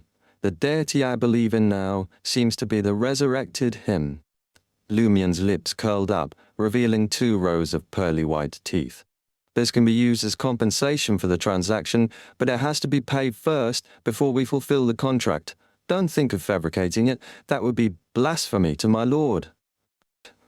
Neighbor Disley fell silent. After a few seconds, he smiled and said, As I mentioned earlier, I can't accomplish certain things and fulfill certain wishes. This is one of them. When one's humble enough, it's really difficult to win a war of words. Lumion sighed inwardly and turned to Franca, silently inquiring if she wanted to seize this opportunity to the table transaction. Franca hesitated for a moment before addressing Neighbor Disley. Tell me about the deal first, before I decide. Neighbor Disley chuckled. A wise decision. I hope he can help me kill another demon's descendant. He resides somewhere in the Berserk Sea. Don't worry. Demon descendants are cold, cruel, and bloodthirsty. He definitely meets the death penalty standard in your hearts. Then why don't you do it yourself? Franca clicked her tongue. You seem quite powerful. Is it because you're sealed? Or could it be that he can't leave the abyss and can only project himself onto a human like now, unable to maintain it for long? Neighbor Disley replied calmly. Any abnormal movements from me will attract the attention of the other demon. The reward for this transaction is that I fulfill one of your wishes. It's a predetermined wish that I can fulfill. Can you help us digest the potion in our bodies? Lumion probed. Neighbor Disley shook his head. I won't lie to you. I can't do it. The digestion of the potion is a personal matter. Of course, I can create conditions and opportunities to indirectly help you digest the potion as soon as possible, but whether you can seize those opportunities depends on yourselves. Quite honest, Franca muttered silently. Suddenly, she revealed a bright smile. This deal tempts me, but I need a reliable and powerful witness. Author's note: the inspiration for the love incantation in the previous chapter originated from the real world. I believe I've shared it on my public WeChat account before. Aphrodite's hidden name is Neferieri, meaning beautiful eyes. Repeating this incantation can win a woman's love. When I read about this, I found it a little sinister. I mainly changed the pronunciation. Chapter 6:18, Divination Ritual. Franca's request met with a gentle shake of Neighbor Disley's head. You can request the deity you believe in to bear witness when signing the contract, but I don't want anyone else present. A chuckle escaped Neighbor Disley's lips. I'm a demon. I need to be careful to avoid becoming prey. We can recite a god's name as a witness when signing the contract. The temptation loomed over them both. For ordinary beyonders who held faith in the eternal blazing sun or the god of steam and machinery, invoking a deity's name as a witness might offer no more than psychological comfort. True gods rarely intervened in such trivial affairs of ordinary beyonders without a proper ritual. Yet, as minor arcana card holders of the Tarot Club, Lumion and Franca followed the great existence, Mr. Fool. Simply invoking his name could draw attention, a fact not lost on them. Franca's heart raced with uncertainty. Should she strike a deal with the demon, under the watchful gaze of Mr. Fool, in exchange for elusive benefits? Neighbor Disley reiterated his stance. This is a fair transaction. There's no coercion. It's the same for you and me. If you insist that there must be a powerful witness present, I choose to give up. Just as Lumion contemplated the idea, Termiboros's resounding voice echoed within his mind. It's best if you don't agree. Don't even make a false promise. Lumion found himself taken aback as Termiboros, an angel of inevitability, unexpectedly warned him about the unfolding situation. Alarmed, Lumion pushed aside thoughts of Termiboros's possible intentions, choosing instead to focus on scrutinizing Neighbor Disley's every move and assessing his own mental state. The more Lumion delved into the matter, the more alarmed he became. Initially planning to teleport away immediately and seek help, he and Franca had gradually shifted their stance, considering Neighbor Disley's propositions and exploring potential exploitations. Their plan had evolved from seeking the presence of a powerful arbiter like Madame Judgment as a witness to contemplating a deal without one. Now all they hoped was to ensure their safety by invoking a god's name. Compromising one step at a time, changing bit by bit. This is very similar to Nabordisley's description of degenerating bit by bit, slowly rotting one's soul before ultimately plunging into the abyss. It also said that demons aren't just about the body, but also about the mind. Lumion swiftly snapped out of his reverie, sensing a possible influence from Naborisley on both himself and Franca. It resembled the signs of a spectator's presence. Similarly, he could glean insights through Anthony's self-examination technique. Even in this state, Franca displayed remarkable control over her emotions. She turned to Lumion, seeking agreement. With thoughts racing, the corners of Lumion's mouth curled up slightly as he addressed Naborisley. "We don't require a witness, but I need to confirm something first." "What is it?" Naborisley's demeanor remained cold, yet his attitude was composed. Lumion nodded at Franca, conveying that he would handle the situation. Franca, in turn, silently acknowledged her understanding. Turning back to Naborisley, Lumion stated, "I need to verify that the name you're using now, the name you'll use in the contract later, is indeed your real name," deliberately avoiding the term. "Naborisley." Lumion exercised caution to mitigate potential risks. Naborisley pondered for a moment before responding, "Sure, as a demon, I don't just dislike but also admire your caution." Lumion maintained his smirk. "The way to confirm is magic mirror divination, a complete one. We'll set up a ritual and seek answers from a hidden entity. As you know, my friend is a demoness. She's quite skilled at this." Lumion pointed at Franca as he spoke. "Indeed, we should confirm if Naborisley is the demon's real name. Otherwise, the deal would be a joke." Franca suddenly became alert, realizing she had been too eager to conclude the deal and had overlooked many potentially problematic details. Naborisley pondered for a moment before agreeing. "All right, but I have to observe from within the wall of spirituality where the ritual takes place. This is a demon's caution. We're worried that you'll use magic mirror divination to inform certain demons' natural enemies." "No problem," Lumion said with a bright smile. "To complete magic mirror divination, I want you to write your real name on this note and bring over the ancient notebook from the opposite room. Together, they can act as a medium for divination." Naborisley, well versed in the intricacies of complete magic mirror divination, responded with a smile. "No problem." He stood up, taking the note from Lumion's hand. Using Flores's fountain pen, he inscribed a complex word with the pronunciation. Naborisley. Its language, unknown. The self-proclaimed demon then left for Flores's rented apartment, retrieving the ancient notebook and the note. Lumion had already arranged a simple ritual, placing 3 candles and a mirror on an empty table. Before Naborisley returned, Franca approached him and whispered, "The usual magic mirror divination target?" Lumion shook his head, indicating they weren't. Softly uttering a single word, he said, "Him." A pure male pronoun. Franca's pupils dilated as she tacitly understood whom Lumion was referring to. The implications were self-evident. After Naborisley handed her the ancient notebook, Franca smiled happily and said, "Demons are likely higher-level godhood creatures. I can't afford to be negligent. I plan to seek answers from a more special entity. Inevitably, my companion will need to assist me during the ritual. I hope you can understand what you'll see next. If you're unwilling, we'll abandon this transaction." She didn't make it sound too firm, making the abandon the transaction option seem more like a negotiating strategy. Naborisley smiled and replied, "No problem. I've seen too many special rituals."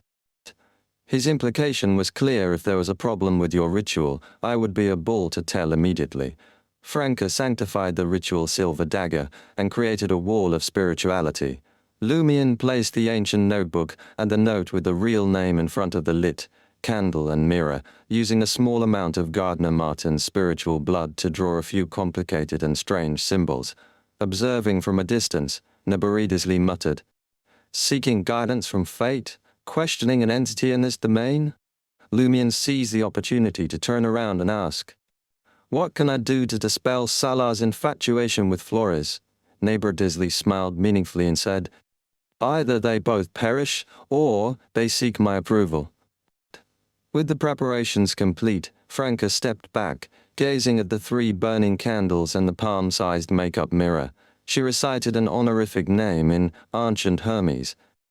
"The fool that doesn't belong to this era." Upon hearing this, Naboridasley's expression changed.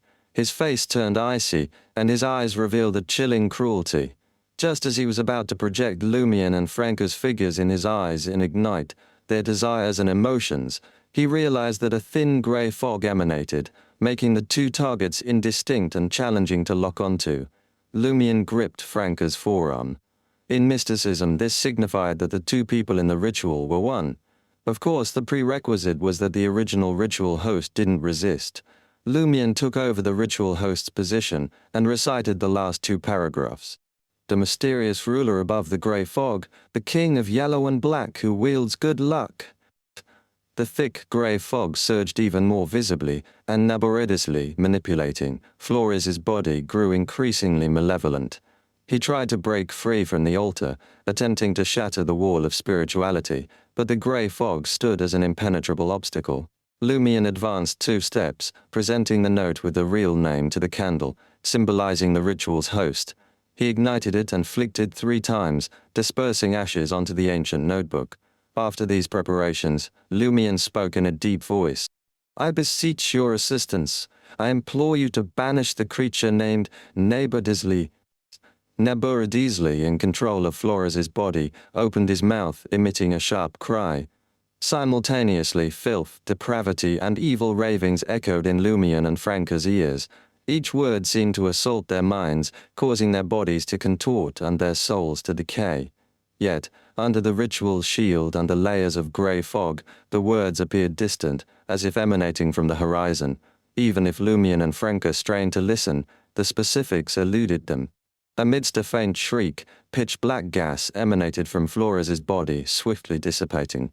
Faces emerged from the pitch-black gas, mouths opening and closing, cursing Lumion and Franca vehemently, only to dissolve into the grey fog. In a matter of seconds, the pitch-black gas completely vanished, and Flores' demeanor and aura returned to normal. Exorcism spell. In just a few days, Lumion had employed the exorcism spell once more. From his perspective, Naboridasley, hiding his true form somewhere, had stealthily infiltrated Flores' breath for control. He was akin to a wraith evil spirit, possessing another. Most surprising was the effectiveness of the name Naboridasley. Of course, if this wasn't the true name, if the exorcism spell proved futile, Lumion could resort to Mr. Fool's complete honorific name to intimidate the demon and drive it away with the grey fog and the gaze of a great existence. This time it wasn't Mr. Fool's seal on his chest that answered, but the great existence himself.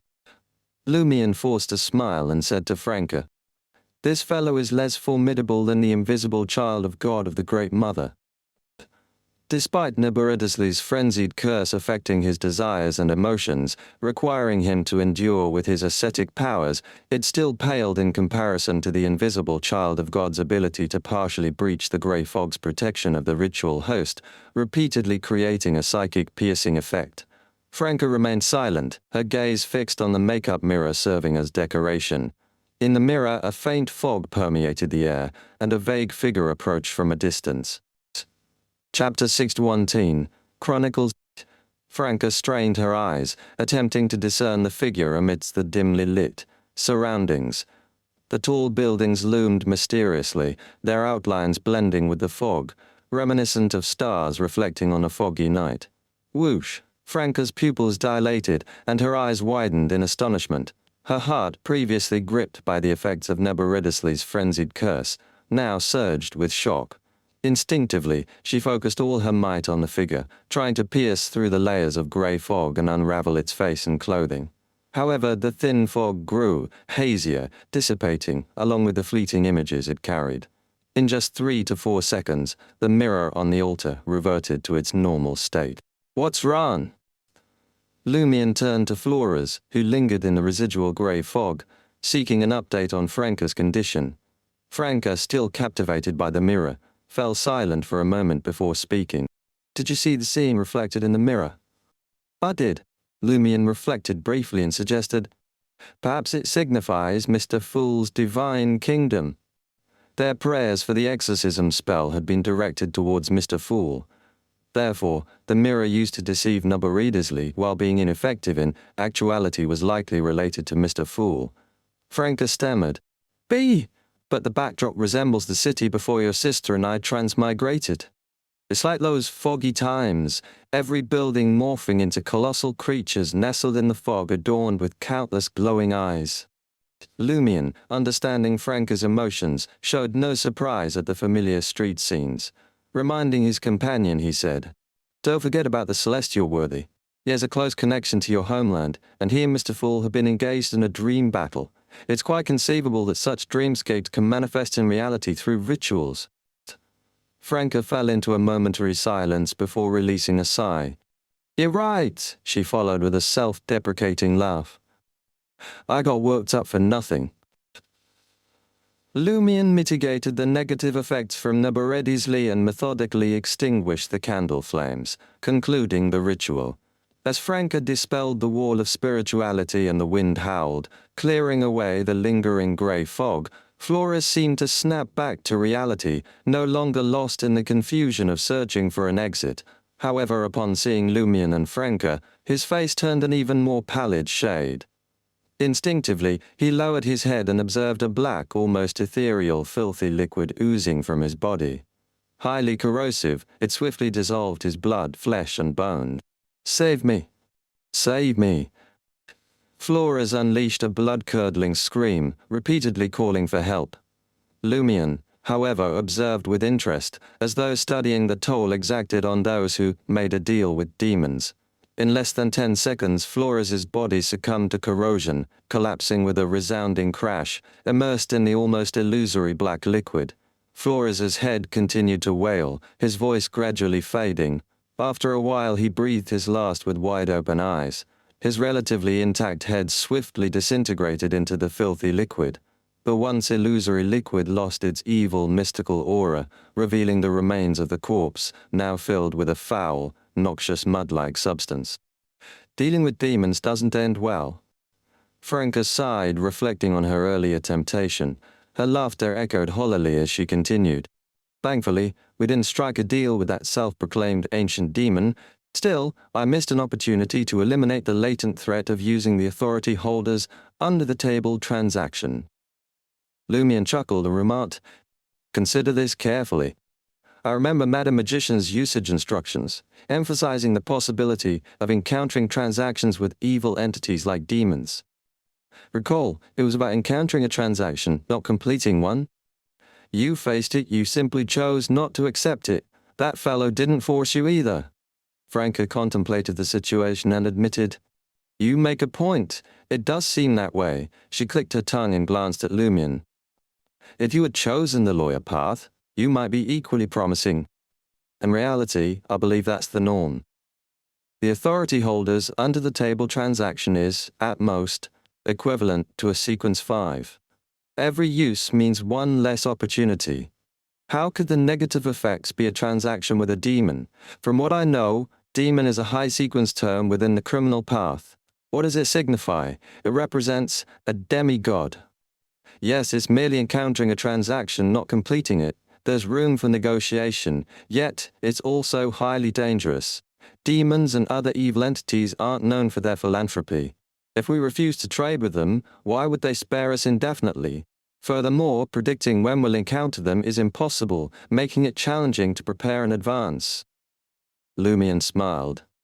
If you can't predict it, try approaching it differently. After using the authority holders under the table transaction, immediately prepare and take the initiative to create an opportunity to negotiate with demons and other evil creatures, set the pace and manage the risks. For instance, invites demons to St. Viev Cathedral for a deal. The Eternal Blazing Sun Church's main cathedral in Trier, St. Viev Cathedral, Franca chuckled. Franca suddenly halted. St. Viev Cathedral might not be suitable, but they did have a few hidden locations with a similar atmosphere. It wasn't entirely impossible. For example, the sacrificial square on the third level of the catacombs, Crismona Night Pillar. That's an interesting idea, Franca commended Lumion. In the past, when facing the negative effects of mystical items, we always endured and waited passively. Taking the initiative is a different approach. Hunters indeed have their own unique styles. Taking the initiative involved making preparations in advance and minimizing potential dangers. Of course, taking the initiative didn't necessarily mean triggering the effect, but it required considering such possibilities. Lumion glanced out the window. Flores's scream has likely attracted the attention of the nearby residents. Someone may have called the police. Let's vacate this place before examining the contents of his notebook. He gathered the ancient notebook, candles, and other items from the dining table as he spoke. Agreed. Franca surveyed the room, and dark flames silently ignited in various spots. As the flames flickered, Lumion teleported Franca away, returning to the guest room of Captain Pedro's 5-story house.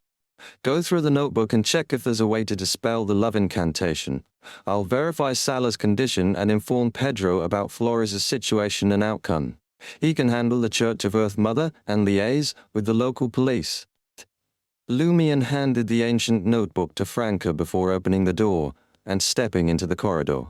Franca settled into the recliner and opened the notebook. Suddenly she murmured to herself, "Something feels off." Knowing Lumion's approach, shouldn't he have immediately perused the notebook after the ritual, searching for a solution to dispel the love incantation? Why did he hastily leave the moment the police were mentioned after discussing matters with me extensively? He should be aware of the critical issue. As these thoughts raced through her mind, Franca suddenly came to a moment of realization.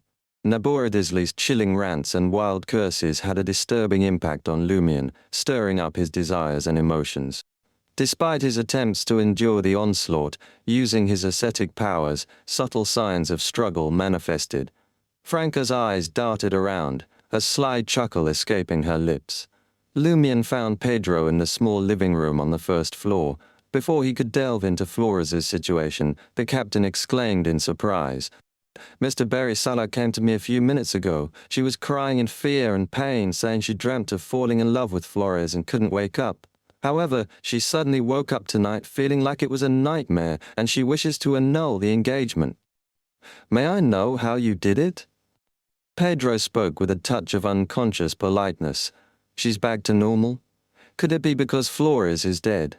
"No, more likely, Naborisli's expulsion through the exorcism spell has restored those affected by the devil to normal," Lumion guessed, smiling. "Flores is already dead. Did you kill him?" Pedro, showing no aversion to the idea of killing, was even more intrigued by the fact that Flores' death seemed to have awakened his daughter. "A demon killed him." Lumion briefly recounted the events, avoiding mentioning Naboridisli by name. Instead, he handed Pedro the love incantation note tucked into an ancient notebook for a closer look. Finally, he said, "You handle the rest. It's advisable to keep Sala in a cathedral or cloister for the next month or two.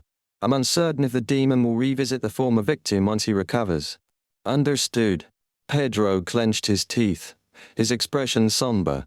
After receiving the 20,000 gold Rizza bounty, Lumion returned to his guest room. Franca, holding the ancient notebook, frowned as she said, "This doesn't seem like the notebook of an evil warlock. It's more like a collection of a novelty hunter's chronicles. It contains various legends of devils and demons from the northern and southern continents spanning the past 1,000 years. The last record appears to be over 100 years ago. There are peculiar incantations scattered within, as if fabricated. One of them mentions a legend of a demon on Hanth Island in the Berserk Sea." Lumion grasped Franca's concern. Naboridisli had mentioned that the demon descendant he sought to eliminate resided somewhere in the Berserk Sea. Chapter 620, Abnormality in the Abyss. Could it be that some of the demon legends in this notebook are true? Lumion held the yellowed notebook and flipped through a few pages. "Perhaps," Lumion smiled. "Let's not speculate about such matters involving high-level creatures. I'll just write to Madam Magician and report it to her." Franca glanced at Lumion and chuckled. "You're really proficient in dealing with management. However, it does make sense. We know very little about real demons. Making wild guesses is a waste of time." She then pointed at the notebook and said, "The handwriting differs from the note that wrote the love incantation. It's not the same author." Lumion had already sat at his desk, unfolded a piece of paper, and wrote to Madam Magician. As he deliberated over his words, he responded to Franca's words. "Does the notebook have the phrase that represents the love incantation?" I scanned through it. "Nothing." Franca replied affirmatively. Lumion contemplated for a moment and said, "There are two possibilities. The first is that the demon used someone under its control to insert the love incantation into this notebook that records devil and demon legends, hoping that it could secretly spread and affect more people. The second possibility is that those who once read this notebook were unknowingly influenced by the demon and obtained a so-called revelation. They wrote this love incantation and provided commentary. Mysticism sure is dangerous." Franca sighed with emotion. Lumion swiftly composed the letter and dispatched the ancient notebook and the note, with the love incantation to Madam Magician. While awaiting a response, Franca and Lumion briefly delved into the demon. Legend of Hanth Island in the Berserk Sea. 30 years after Emperor Roselle discovered a safe sea route to the southern continent, numerous mysterious deaths of colonists and natives plagued the newly colonized Hanth Island. Witnesses claim to have seen a valley ablaze with sulfur flames in the island's forest. At night, pitch-black demons with goat horns were suspected of circling the area. After the authorities intervened, the mysterious deaths ceased. The owner of the notebook that chronicled the legend even attempted to explore the forest, but he failed to locate the alleged valley burning with sulfur flames. As they conversed, time passed. The doll messenger arrived with Madam Magician's reply, the ancient notebook, and the love incantation note. Lumion illuminated the gas wall lamp and began reading. Franca didn't hesitate and leaned in. "It's impossible to determine its true name with just the fact that the name Neighborlessly could expel that fellow. This is because it admitted, in a short period of time, that it was its real name. Even if it's lying, sometimes, under certain circumstances, admitting something makes it the truth. It possesses the corresponding mysticism connection. This is one of Mr. Fool's authorities. Aemon, too, could do it in the past. As you prayed directly to Mr. Fool and used his power to exorcise Neighbor Disley, it doesn't matter if it's its real name. It won't affect the final outcome. Do you understand? Tommy Boris's warning was correct. You have to be cautious even if it's a false promise." Upon reading this, Lumion turned to Franca. Franca said with a solemn expression, "Emperor Roselle once found the entrance to the abyss and conducted a thorough exploration. As expected of Emperor Roselle."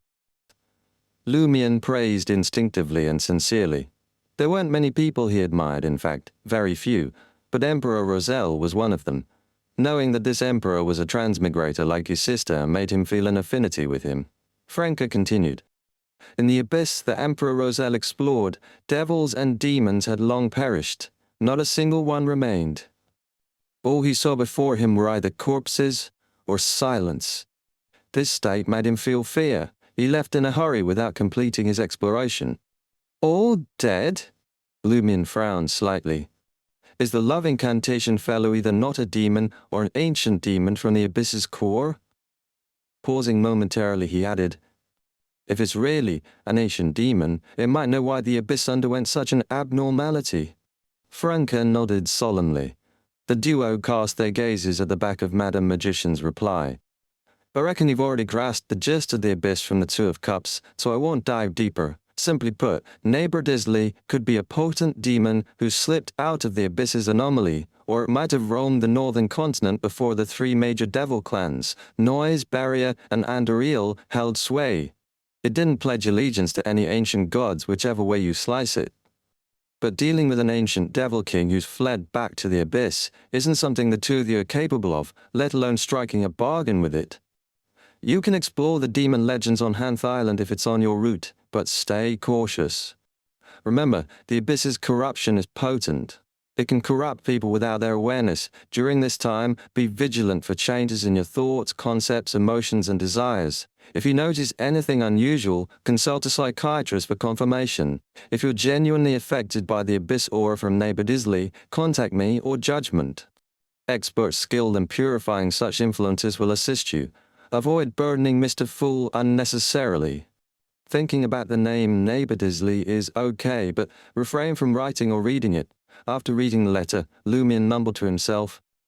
Madam Magician seems more inclined to believe it's a demon and not some other hidden entity. That's right, Franca echoed, puzzled.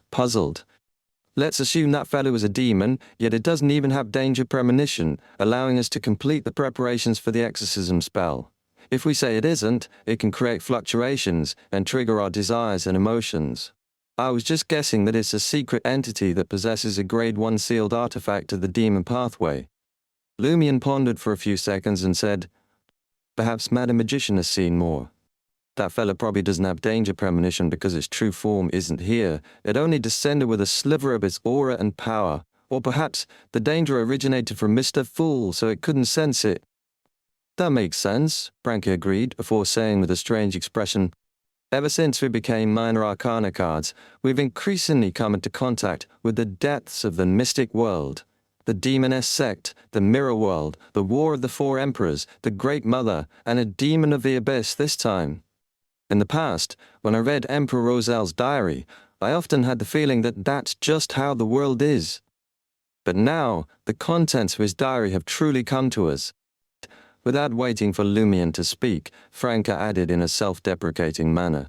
For example, a demoness does taste pretty good. Lumion chuckled and remarked, Think about it carefully. Did you encounter these things after becoming a Minor Arcana card holder, or after getting to know me? 2 days later, Lumion, Ludwig, and Lugano boarded a long-distance ship set to pass by Hanth Island, en route to the southern continent's West Balam. Lumion aimed to investigate the demon's legend and seize an opportunity to fully digest the Conspirer potion. After outsmarting Nabora Disley and banishing it with the exorcism spell, Lumion realized that his potion digestion had made significant progress. With another decent performance, he could advance the digestion further. This would eliminate the need for the final advancement ritual's aid, allowing him to plan the subsequent matters more calmly. Captain Pedro, accompanied by his eldest daughter Sala and a few favored and blessed, expressed sincere gratitude to Lumion. They watched as he ascended the gangway with his godson and servant, boarding the ship named Berries. Once the ship set sail, one of the blessed appeared to sigh in relief and commented, He's finally left. Port collar. Without waiting for Sala to inquire about the reason for the sigh, the blessed, wearing a brown priest's robe, turned to her and Pedro and advised. The circumstances at the scene of Flores' death indicate that this matter involved the true, high-ranking demon. Miss Sala, it's best if you stay in the cloister for a year to avoid any possible after-effects. Sala, aware of her awakening thanks to the adventurer Louis Berry's assistance, was horrified. However, lacking personal experience, she inquired, A year? A real demon? What kind of demon is that? The blessed in a brown clergyman's attire responded solemnly. It's the demons from the legends you've heard of, or something even more powerful. Eh? Sala turned to her father with a face filled with fear, confusion, and disbelief. Did you guys save me from such a demon? Pedro was equally surprised. He had never imagined that his daughter's situation would involve such a terrifying existence. And Louis Berry had only received 20,000 gold risat. No, he actually succeeded. Pedro, having witnessed the adventurer Louis Berry's strength through the colossal wave he created, could now grasp his power more vividly in this direct comparison. In the first-class cabin suite aboard the Berries, Lumion handed the ancient notebook and the note with love incantation to Ludwig, and asked with a smile, Is it edible? Chapter 621, Hanth Island. Ludwig, savoring succulent roasted lamb chops, cast a quick glance at the ancient notebook and the note containing the love incantation. The knowledge and concealed content inscribed on it couldn't be extracted. All right. Lumion withdrew his hand, his disappointment minimal. He had approached Ludwig with the intention that it didn't harm asking. Finding nothing else of interest, he settled into the recliner, immersing himself in the warm sunlight. Flipping through the ancient notebook filled with demon legends, Lumion found it composed entirely in Highlander. Flores, having only attended elementary grammar school, wouldn't have comprehended it otherwise. Reading with enthusiasm as if engrossed in a gripping novel, Lumion discovered that certain legends surpassed even the thrill of contemporary horror stories, sending shivers down his spine. Occasionally, incantations emerged, some fabricated by the ignorant and subjected to numerous alterations. Others carried a subtle malevolence, bearing a resemblance to Naboridisli. Lumion refrained from uttering them aloud, silently, reciting them instead. The first day of the Berry's voyage unfolded in tranquil serenity. Late at night, Lumion dreamt of enchanting scenes, weaving into blush-inducing stories that heightened his emotions. Suddenly, Lumion awoke. Sunlight filtered through the window curtains, casting a faint glow. It was 6 a.m. Lying in bed, Lumion experienced a sense of loss. He lacked the endurance of an ascetic in dreams, causing certain scenes to be unusually poignant. Phew, Lumion exhaled, emitting a self-deprecating laugh. Almost forgot this isn't a boon, it's a curse. Reverting to a physical state when Termiboris was newly sealed at 6 a.m. Every morning brought benefits like fearlessness of serious injuries, no heed of energy consumption, and automatic healing. Though thoughts of Cordu's catastrophe and his sister Aurore haunted him with each reset, the initial pain gradually dulled, becoming a bearable numbness after his psychiatric treatment. Occasionally he felt a dull ache and emptiness. Lumion rose from bed and drew open the curtains, revealing two contrasting scenes of the azure sea. To the right, a crimson sun had just surfaced on the horizon. To the left, fog lingered, and waves surged, shrouding the situation 100 meters away. Exiting the master bedroom, Lumion noticed that Lugano was already awake, captivated by the seascape. Lugano grinned sheepishly and replied, "It's my first time in the Berserk Sea. I'm a little excited and woke up early." On the coffee table in the room lay numerous Dutanese books recently purchased by Lumion from Port Collar. Being a primary trading port for the southern continent, Port Collar's citizens had a practical need to learn Dutanese, resulting in a trend. Lumion easily acquired 2 sets of teaching materials covering elementary, intermediate, and advanced levels, along with practice materials, thanks to various teaching aids and Dutanese instructors. This was a stark contrast to Port Santa, where obtaining a few barely usable books required considerable effort. Lumion applauded gently. "Not bad."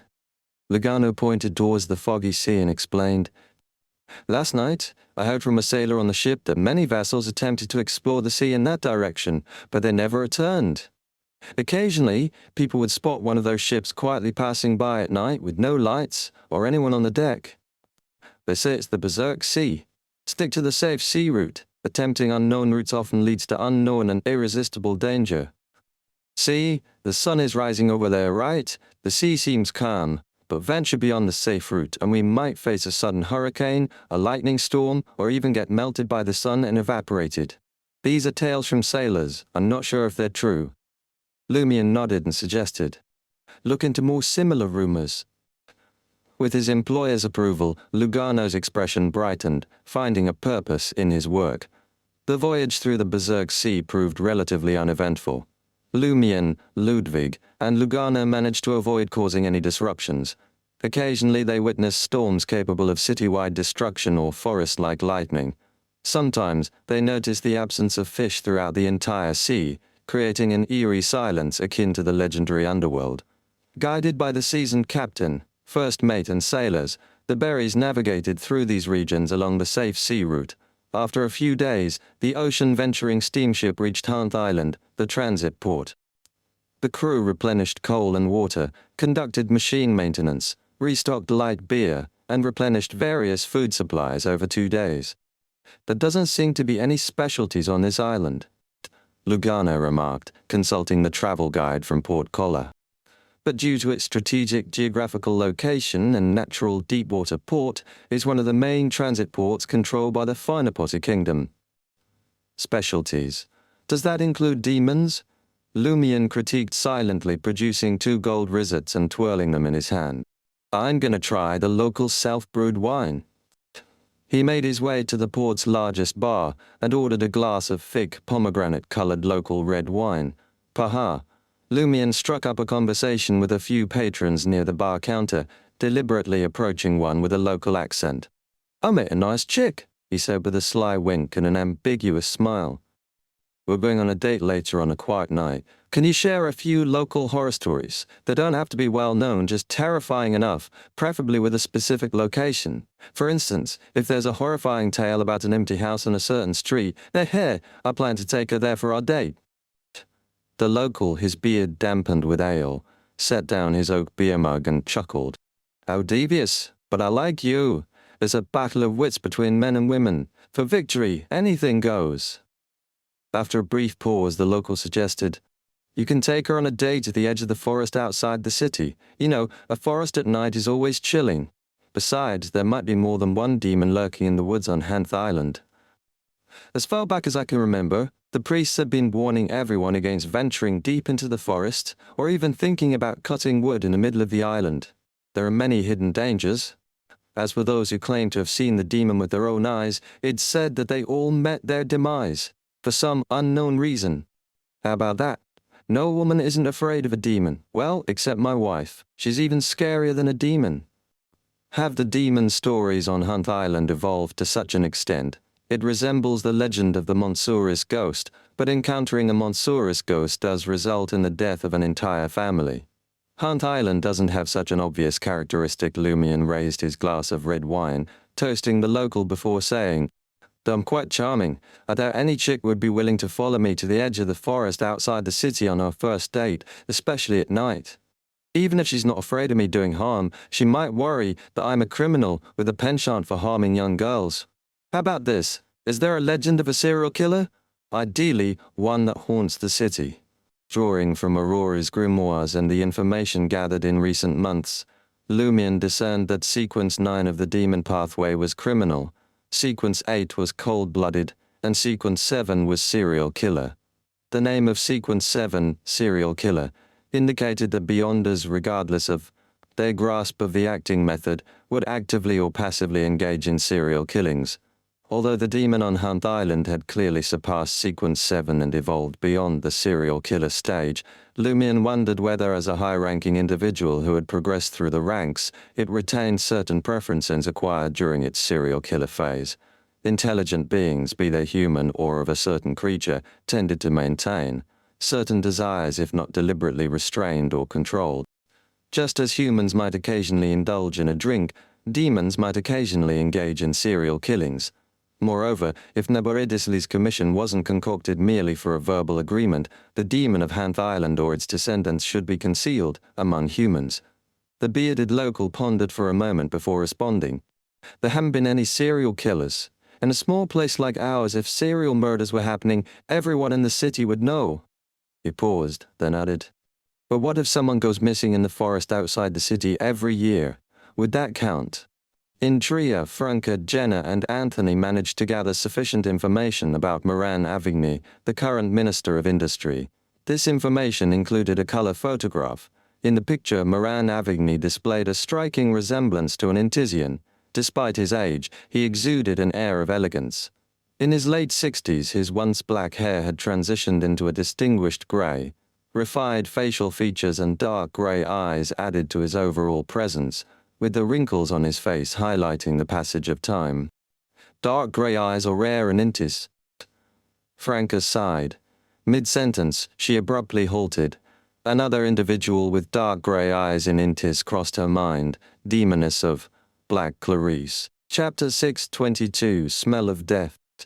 Under normal circumstances, dark gray eyes wouldn't usually grab one's attention. Such pupils were rare in Intis but not uncommon in places like the Lowen Kingdom. However, Franca sensed that there was crucial information hidden within. Morana Vignew was suspected to be a mirror person. The demoness of black, Clarice pursued the mirror people, and being a demigod of the demoness pathway, closely related to the mirror world, they all shared those unusual dark grey eyes. Too much of a coincidence, isn't it? What's wrong? Jenna asked with concern when Franca paused. Franca deliberated for a few seconds before revealing that the Demoness of Black shared the same eye color as Morana Vini. Finally, she said, "None of the mirror people we encountered previously had such characteristics. Only relatively special mirror people have them. Is the Demoness of Black also a mirror person?" Jenna guessed, her thoughts wandering. "Impossible," Franca subconsciously denied. "She even tasked me with investigating the mirror people. Right, it's not impossible. Haven't we read enough stories of burglars calling the police to catch thieves?" Anthony thought for a moment and said, "Could it be a symbol of being corrupted by the mirror's primordial demoness? Could special mirror people at a certain level have such eye color? Could it be the same for a demoness who has become a demigod and has been corrupted?" "No, Moran Avenue should have had dark grey eyes to begin with. It's impossible for the mirror people who replaced him to change the color of his eyes without attracting suspicion," Franca pondered and deduced. "In other words, does the Demoness of Black come from the same family as the original Moran Avenue? I previously thought she belonged to the Sauron family and was Sauron's elder, otherwise she wouldn't have nurtured such a simple-minded demoness. Now it doesn't seem so." "Not necessarily," Franca and Jenna said in unison. Everyone had a paternal and maternal side of the family. Just because they were from the Sauron family didn't mean they weren't from a dark grey-eyed family. Franca hesitated for a few seconds before saying, "It's been a while since I updated the Demoness of Black on the Mirror People investigation. I plan to visit her this week and discuss Moran Avenue." "Be careful," Jenna cautioned. A gleaming smile played on Franca's lips as she replied, "Don't worry, she tasked me with the Mirror People inquiry, so she should anticipate some updates. If she has ties with Moran Avenue, we might see something unfolding for the Minister of Industry shortly. If not, we can seek her assistance." On Hanth Island, Lumion strolled through the dimly lit streets, relishing the cool sea breeze that replaced the earlier heat as he casually headed back to the berries. Hands tucked into his pockets, his mind raced with unusual activity. He sifted through the legends and stories he had recently gathered, attempting to uncover any hints about the elusive demon. Had Madam Magician not issued a cautious warning, and had Nebuchadnezzar not disclosed the demon Descendants' name and identity, Lumion might have considered using himself as bait. In such circumstances, he could have showcased his malice, devised a plan with a chance of success, triggering the demon's danger premonition, luring it out to eliminate the perceived threat. A concealed trap would await it. It's been a century or two. Numerous adventurers have ventured to unravel the demon legend. Despite the Church of Earth Mother's relentless efforts to eradicate lingering issues, there's still no resolution. Relying on conventional methods to track down that elusive demon seems impractical. Looking at it from a different angle, why would the demon choose to remain on Hanth Island? The Church of Earth Mother already purged it once. Why take the risk to stay? If it were me, I would have relocated ages ago. As a demon, where couldn't I survive? If I truly believed I was a highly intelligent criminal, a genuine criminal, why use such a method to taunt the clergy of the Church of Earth Mother? It would become dull after all these years. Could there be a reason for its persistence on Hanth Island? Is it perhaps partially sealed? Or is there something profoundly significant buried on the island that cannot be moved? The valley ablaze with sulphurous flames. Moreover, demons can live for centuries, but ordinary people cannot. If the demon indeed concealed itself in human towns, it would have to change identities every few decades, potentially leaving traces. Hanth Island serves as a transit port for trade routes between the northern and southern continents. With numerous foreign settlers, the demon can effortlessly forge a new identity. However, how can it smoothly exit the stage with its original identity? The residents here all devoutly follow Earth Mother. Upon their demise, they are invariably sent to the cathedral for a wake.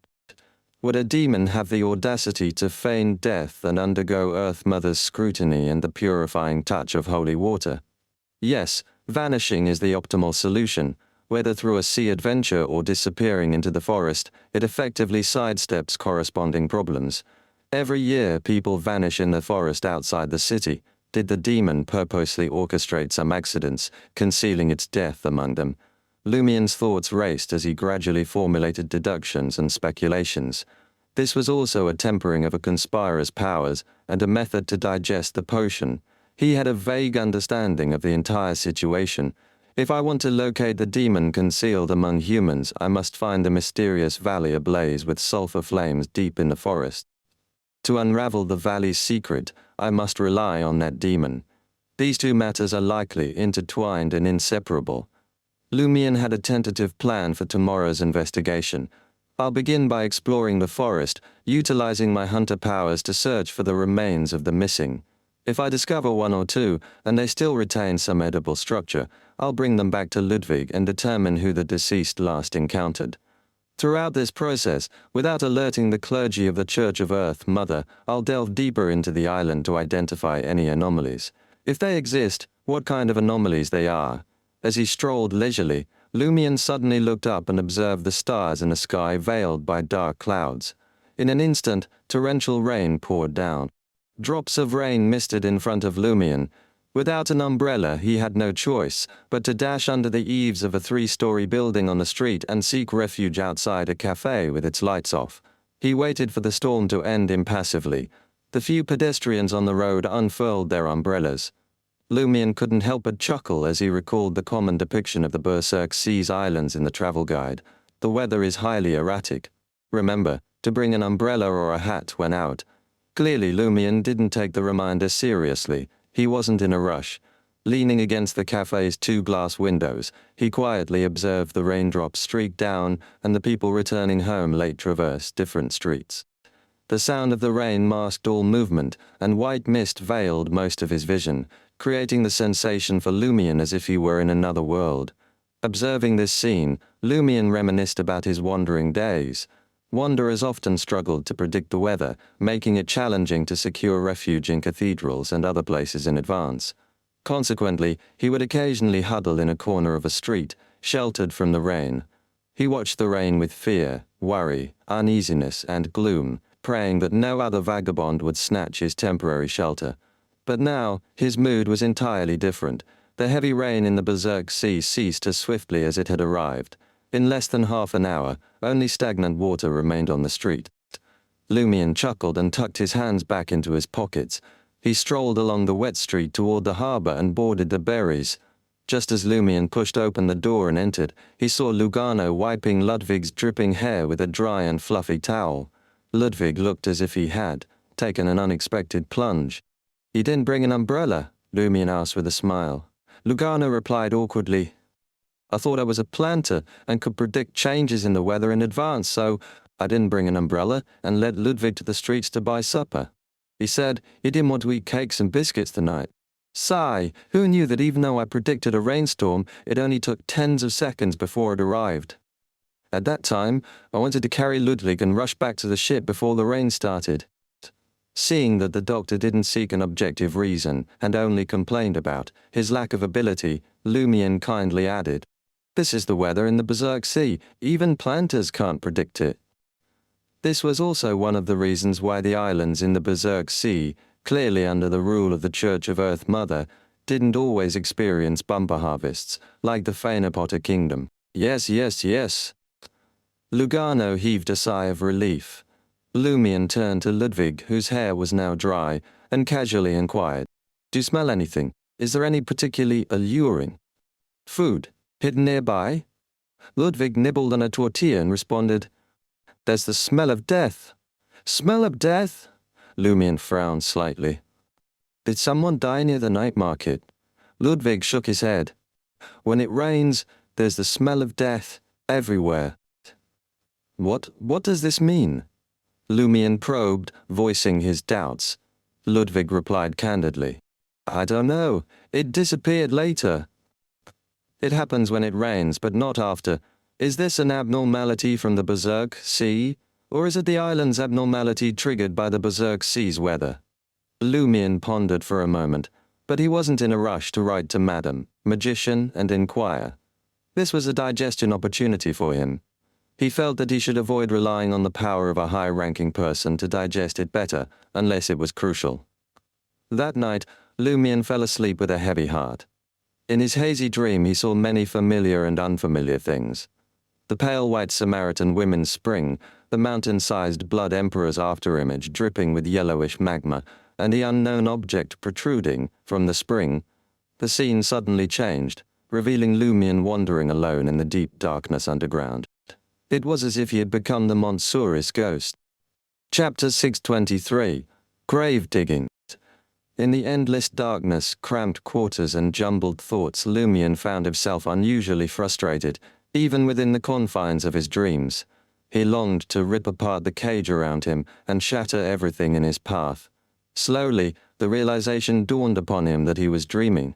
He struggled to open his eyes and wake up, but his efforts were in vain. Each time he thought he had finally awakened, in the blink of an eye, he plunged into a deeper darkness and a more profound dream.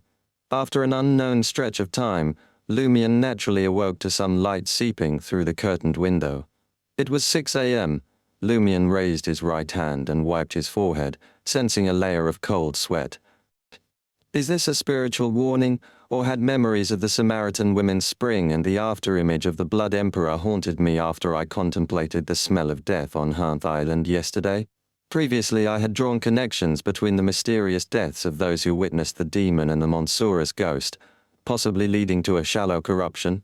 Lumion couldn't accurately decipher the complete meaning of the dream. All he could do was remind himself to be cautious and stay focused on his original goal for coming to Hanth Island, to investigate the demon legends, not to eliminate the demon. Setting aside whether he possessed the strength to face the demon or if he needed assistance, the fact that the Church of Earth Mother had operated on the island for over a century without completely eradicating the target suggested even the Tarot Club's major arcana card holders might not resolve this matter entirely.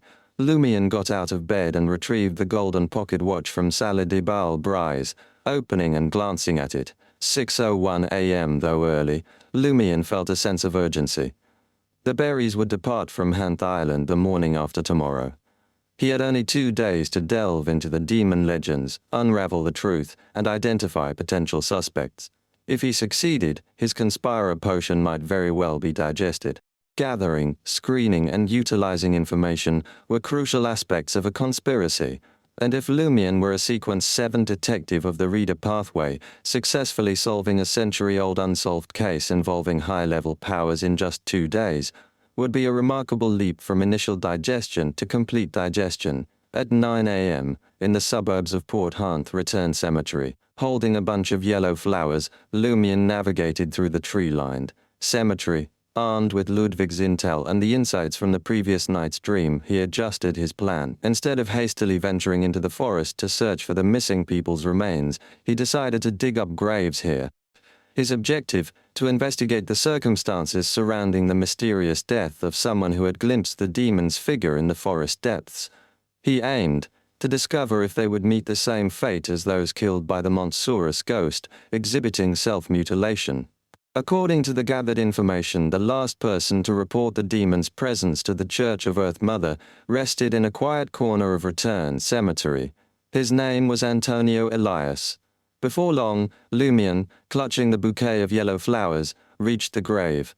Apart from the deceased's name, birth and death dates, a concise epitaph adorned the stone tombstone. This wretched man's life was taken by a demon. Lumion stooped down, placing the bouquet before the tombstone. Then, he straightened up, silently studying the stone tomb. Details about Antonio Elias flashed through his mind. A local, not a foreigner, with parents, a wife, and children. 9 months ago, during a hunting trip in the forest, he encountered a wandering demon. Fearing his imminent demise, he sought refuge in the cathedral and cloister of the Church of Earth Mother for a full 5 months. Afterwards, intending to serve as a crew member for 3 years, steering clear of Hanth Island and its hidden dangers, he was discovered dead at the bottom of the cabin on his second voyage. Lumion scanned the surroundings, gathering 10 to 20 withered branches from beneath nearby trees. He planted them around Antonio Elias's tomb, forming a short makeshift and somewhat futile barrier. Lastly, he laid a withered branch flat on 2 adjacent branches, constructing a shaky door impassable to anyone. With that completed, Lumion stepped over the dial and entered the grave. He then bent down, extending his right hand to touch the makeshift door, constructed of withered branches. Simultaneously, a black mark activated on his body. In the blink of an eye, Lumien's figure vanished. Antonio's tomb remained undisturbed, except for the added circle of withered branches. In reality, Lumien had retrieved an iron pick, shovel, and other items from his just-purchased traveler's bag. He began prying open the stone slabs and digging into the soil. Bottle of fiction, Lumien utilized the wall and door. He had fashioned to employ the bottle of fiction contract ability. In less than 2 minutes, relying on his understanding of the cemetery's layout and 2 precise explosions, Lumien cleared the soil from the coffin and pried open the black-painted wooden plank. A pungent odor of decay wafted out, and Lumien casually ignited it. After a brief wait, he squatted down, donned gloves, and examined the white bones, now devoid of flesh and blood. The first item he picked up was Antonio Elias's skull. With a cursory glance, he noted cracks on the inside of the skull, while the exterior remained intact. A brain explosion as the cause of death. Lumien pondered the force required to induce such damage. Regardless of the ability responsible, Antonio's cerebellum, and brainstem should have exploded into mush at the time of his demise. It seemed illogical for the hard inner cranium to crack, while the soft brain remained unharmed. Examining Antonio Elias's other bones yielded no additional injuries. The stains in the coffin offered no further clues. Lumien concluded that Antonio's death resulted from an internal explosion in his head. The explosive force, while not physically strong enough to shatter his skull entirely, was sufficient to destroy his brain. With fire infusion, I can precisely control the quantity and quality of the flames. I should be able to achieve a similar effect. How did the demon do it? Lumien's comprehension of the demon pathway came from his sister's grimoires, information provided by the Tarot Club, and Franca's account. He had only truly interacted with a demon above sequence 6 once, and that was with Nabaredisli. He immediately recollected the sensations when Nabaredisli stirred his desires and emotions. The echoes of the ranting transmitted through the grey fog during Nabaredisli's expulsion, and the tumult of his own desires replayed in his mind. For ordinary people, inducing an upheaval in their desires before detonating them could lead to their brains exploding, given an increase in potency. It shouldn't be a challenging feat for a demigod creature like a demon. Moreover, the demon can use those ravings to achieve this remotely. As Lumien completed his deduction, he was convinced that a demon was indeed concealed on Hanth Island. A demon of the criminal pathway, a demon surpassing sequences like Devil and Desire Apostle. With this confirmation, Lumien believed it would be relatively straightforward to locate the demon if he put his mind to it. However, the prerequisite was finding it and not resolving the situation, all while risking his life. Removing the glove, he reached into his traveler's bag and touched the flog boxing gloves. Following the incident with the celestial worthy of heaven and earth for blessings and the Great Mother, Lumien had already speculated that the Mother Tree of Desire stood at the peak of the prisoner, criminal, and Scrooge pathways. Therefore, the Rose School of Thought's Indulgence faction and some members of the Devil family believed in her and followed her. In that case, the flog boxing gloves made from the branches of the Tree of Shadow, closely related to the Mother Tree of Desire, had a high chance of attracting the demon's attention within a certain range, just as its negative effects, meant being observed by some hidden entities, influenced and attacked by dangerous creatures. Phew, there are no useless items, only beyonders who don't know how to use them. Lumien chuckled self-deprecatingly and withdrew his right hand from the flog boxing gloves. He abandoned the plan to directly lure out the demon. This decision stemmed from the realization that the demon was still active on the island, claiming lives, yet the Church of Earth Mother hadn't eradicated it completely. Having encountered various challenges, Lumien possessed a reasonable understanding of an Orthodox Church's strength. He knew that if the Church of Earth Mother genuinely committed, it could eliminate all residents suspected to be demons and obliterate the island, similar to what the Church of Storms had done to Banzi Harbor. It wasn't that the Church of Earth Mother lacked the will, but there was a reason holding them back. This brought Lumien's thoughts back to the valley burning with sulphurous flames, deep in the forest. He believed that the demon couldn't be slain under regular circumstances. It could only be sealed and constrained, as the Church of Earth Mother couldn't achieve this, and Lumien doubted his ability to do so. Enticing the demon directly would be futile and perilous. Lumien's current strategy involved leveraging his fake level and his allure to evil gods to traverse the forest. During critical moments, he planned to use the flog boxing gloves to see if he could converge on the mysterious valley, burning with sulfur flames to investigate the source of the demon legends. In the heart of the forest, surrounded by towering trees, Lumien navigated a path, untouched by human presence for years. He moved forward at a measured pace. From time to time he would extract the flog boxing gloves, relying on intuition to guide his course. After 10 to 20 seconds, he stowed them away. After almost an hour, the dense forest unexpectedly cleared. A menacing brown bear emerged from behind a tree, advancing toward Lumien with ponderous steps. "Stop for her!" The bear's mouth emitted a buzzing human voice. Chapter 624. More Than One. Lumien remained unfazed as the brown bear uttered words in precise Highlander. Instead of fear, delight filled him, a clear sign that he had stumbled upon the correct location. This was the plantar pathway, the main pathway of the Church of Earth Mother, known as a druid at Sequence 5, capable of transforming into a formidable 3-meter-tall bear. Encountering a human-speaking brown bear in the desolate forest of Hanth Island hinted at his proximity to the heavily guarded area, possibly the mysterious valley, of sulfur flames from demon legends. Without the signature golden straw hat, Lumien studied the brown bear's furry visage openly, making no effort to conceal his extraordinary nature. "All right."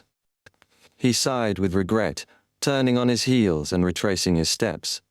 20 to 30 meters away, Lumien vanished from the brown bear's view, concealed by towering trees that had stood for over a century. He halted, leaning against a tree trunk, and casually retrieved an item from his traveler's bag. It was a pair of brown gold-rimmed glasses, the mystery-prying glasses. Lumien had no intention of recklessly breaching the Church of Earth Mother's protective circle and venturing into the sealed-off region. Perhaps it was no safer than confronting the hidden demon on Hanth Island. Without sufficient and effective information, Lumien wasn't inclined to take such risks. What if it resembled Fourth Epoch Trier? Lumien's strategy involved skirting the edges of the problem zone, wielding the mystery-prying glasses to shift his perspective and uncover hidden truths. From Lumien's familiarity with the mystery-prying glasses from previous, the item's lower level hindered his ability to directly perceive various seals. In Trier, he had utilized them multiple times, but couldn't catch a direct glimpse of Fourth Epoch Trier. Instead, he witnessed concealed elements beneath the ground, lurking in darkness, or disguised through distorted, overlooking, or prying angles.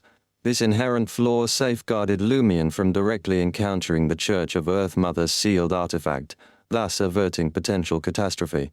Nonetheless, it allowed him to discern abnormal traces, and that was sufficient. More traces equaled more information, bringing Lumien closer to the elusive truth. Ready to teleport at a moment's notice, Lumien positioned the brown, gold-rimmed glasses on the bridge of his nose. An unsettling dizziness gripped him, akin to being buried underground. Despite looking up at the soil, trees, and sky, he sensed an elevated vantage point, overseeing everything. Withering tree bark, decaying leaves, crawling insects, and animals circling a water source. All these details and buried bones spun in Lumien's vision, inducing nausea from the depths of his soul. Amidst the nausea creeping from the depths of his soul, Lumien's gaze fixated on a startling sight. Silent blue flames devoured the entire landscape. Whether above, below, or around the flames, the trees swiftly transformed into an inky black, dissolving into sewage.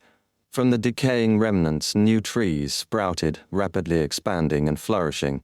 In the midst of the blue inferno, Lumien vaguely discerned a crimson colossal figure sprawled at the core. Submerged in pitch-black, viscous sewage, it sank, gradually, only to be yanked upward by an invisible force. This unseen power emanated from beyond the withering and burgeoning forest. From abruptly, a pair of eyes materialized within Lumien's line of sight. They were bloodshot, icy blue eyes tinged with pain. Without hesitation, Lumien removed the mystery-prying glasses and activated the black mark representing spirit world traversal. Swiftly fading, he disappeared into the forest and reappeared outside the Church of Earth Mother Cathedral in Port Hanth, behind the familiar stone pillar observed earlier that morning. After stashing the mystery prying glasses back into his traveler's bag, Lumion departed the secluded spot. Blending in with believers, he entered the cathedral, exuding scents of wheat and milk, occupying a pew closest to the sacred emblem of life. With crossed arms, he mimicked the old man in a black formal suit, feigning prayer. Only then did he exhale a sigh of relief, assured that those icy blue eyes wouldn't target or lock onto him. These mystery-prying glasses could pass through countless hands if not in my possession. Its negative effects are indeed unique and beneficial, but they're also very dangerous. Lumion couldn't help but sigh inwardly. Then, he analyzed the scenes witnessed through the mystery-prying glasses. There's a region engulfed in sulfur flames, but the Church of Earth Mother's trees seal it off, cycling between death and rebirth. It's nearly impossible to spot from the outside. Even with the mystery-prying glasses, I can only vaguely discern its outline. It's akin to lurking outside a cage and surveying the interior through the gaps in the railing. Despite the mystery-prying glasses' capabilities, they shouldn't breach the seal. That colossal blood-colored figure resembles a small mountain, yet I can't discern any details. Could it be the true form of the demon of Hanth Island? How can others see it when it's sealed inside, causing those who witness it to mysteriously vanish? Could there be more than one demon on Hanth Island? The ice-blue eyes staring at me may belong to another demon. Is it utilizing the invisible connection between itself and the blood-colored demon to prevent its descent into the pitch-black viscous sewage? If so, the Church of Earth Mother should eliminate the demon active both outside and on the island. By doing so, the blood-colored demon would lose its assistance. Or does the Church of Earth Mother not want the blood-colored demon to completely sink into the pitch-black sewage, letting the ice-blue-eyed demon exist only to restrict its range and frequency? If it's not entirely sealed, would the invisible connection between the two parties disappear? Is it because the ice-blue-eyed demon will also be affected by the pitch-black sewage? Lumion deepened his understanding and speculations regarding the demon, legends on Hanth Island. He sensed that his Conspirer potion had become active, showing signs of digestion, but it was still one step away. He wasn't in a rush to succeed. Instead, he pondered the mission that Naboridisley hadn't entrusted to him and Frenka. Killing a demon descendant from an island in the Berserk Sea. That's correct, a descendant. The ice-blue-eyed demon is a descendant of that blood-colored demon. Is that why an invisible connection binds them? Does Naboridisley desire the blood-colored demon to fully submerge into the pitch-black sewage? Is this beneficial or detrimental for the blood-colored demon? If it's beneficial, it makes sense why the Earth Mother Church impedes it. Why? Does the blood-colored demon's descendant persist in pulling and preventing its descent? Suppose the ice-blue-eyed demon is under the control of the Church of Earth Mother, yet it can kill and cause disappearances. Conversely, why doesn't it flee Hanth Island? This implies that it's not in the ice-blue-eyed demon's favor if the blood-colored demon were to completely sink into the pitch-black sewage. It's even willing to forfeit its freedom to obstruct it.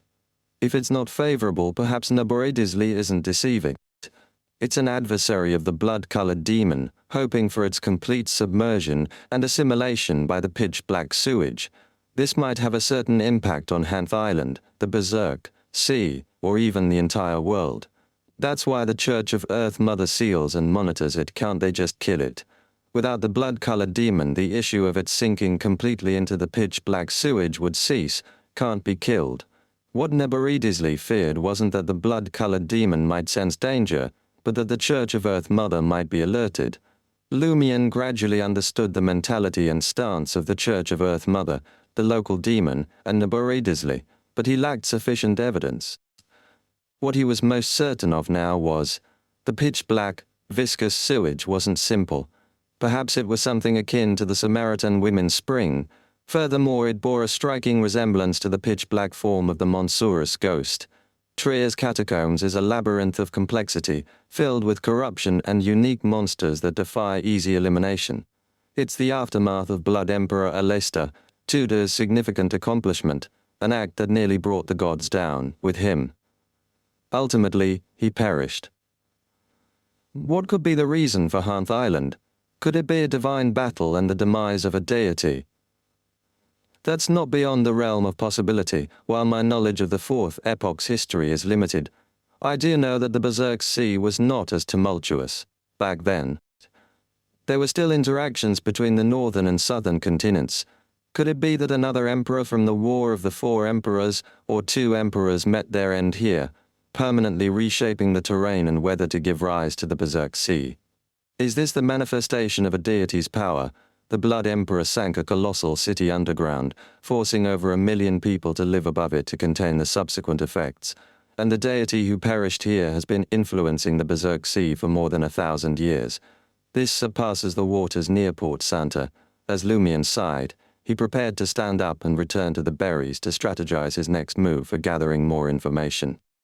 Sensing the quietude around him, his movements softened, cautious not to disturb the prayers of the Earth Mother believers. Subconsciously scanning his surroundings, Lumion noticed that the believer beside him had also finished praying and retracted his arms. A gray-haired old man in a black formal suit with a bow tie caught Lumion's eye. His face bore well-defined features, and his beard was meticulously shaved. In the next moment, Lumion observed the elder turning his head, revealing bloodshot ice-blue eyes. Chapter 625, Repentance. Ice-blue eyes. That demon. It's lurking right there in the cathedral. Lumion tensed. Without a second thought, he tried to teleport away. This time he chose Trier, the entrance to St. Vive Cathedral. In that moment his reflection stared back at him in those chilling ice-blue eyes, his face twisted, expression sinister, eyes cold. Soon, Lumions manifested, encircling him.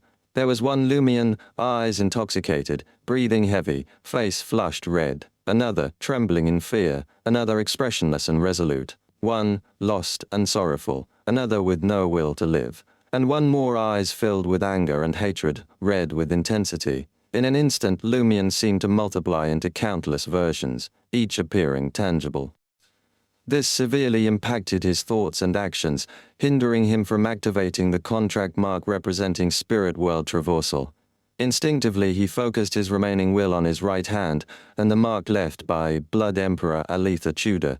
To escape this state and gain the strength to teleport away, he needed to terrify the ice-blue-eyed demon. Suddenly, Lumion heard ravings filled with intense madness and depravity. His mind turned to mush, swelling dangerously. The Blood Emperor's aura didn't activate in time. Fragmented, emotional, and painful thoughts burst in Lumion's mind like fireworks before gradually descending. An intense burning sensation in his chest anchored him, preventing complete loss of self. After an unknown span of time, Lumion finally regained command of his thoughts. His first thought was, "I'm still alive?" It must have been a considerable duration since the onslaught of ravings and his subsequent awakening. The demon's power could have easily ended him multiple times. As Lumion concentrated on his right hand, he scrutinized the demon with ice-blue eyes. The white-haired demon, adorned in a black formal suit and bow tie, sat upright once more, facing the sacred emblem of life. It inclined slightly, crossing its arms over its chest. Shutting its eyes, it whispered with a pained expression, "O merciful Mother, I implore your mercy for my transgressions. Merciful Mother, I implore your mercy for my transgressions." Lumion's resolve wavered as he abandoned activating the Blood Emperor's aura. He settled beside the demon, observing the sacred emblem of life on the altar. He waited silently, refraining from disrupting the demon's repentance. Contemplating his encounter, he mused quietly. The various selves I witnessed must be genuine illusions, not existing in the physical world, but within my heart and mind. Could this be a sophisticated manifestation of emotional and desire fluctuations, triggering individual emotions and desires to vie for control of the body without reaching the point of dissociation? The subsequent ravings resembled Naboridisley's frenzied curse upon expulsion. Yet, this time there was no shield from Mr. Fool's grey fog. Well, not entirely, absent. Otherwise, the mad river of ravings would have capsized my identity. Even if I hadn't lost control, I would have succumbed completely before the demon found its conscience and started repenting. I believed the safest haven on Hanth Island was the Cathedral of the Church of Earth Mother. I specifically chose it to evade the demon. Surprisingly, its praying, here judging by this, blind trust in the Orthodox Church's cathedrals might not be foolproof in the future. Without adequate information, nothing is absolute yet. It was only within the cathedral that I survived.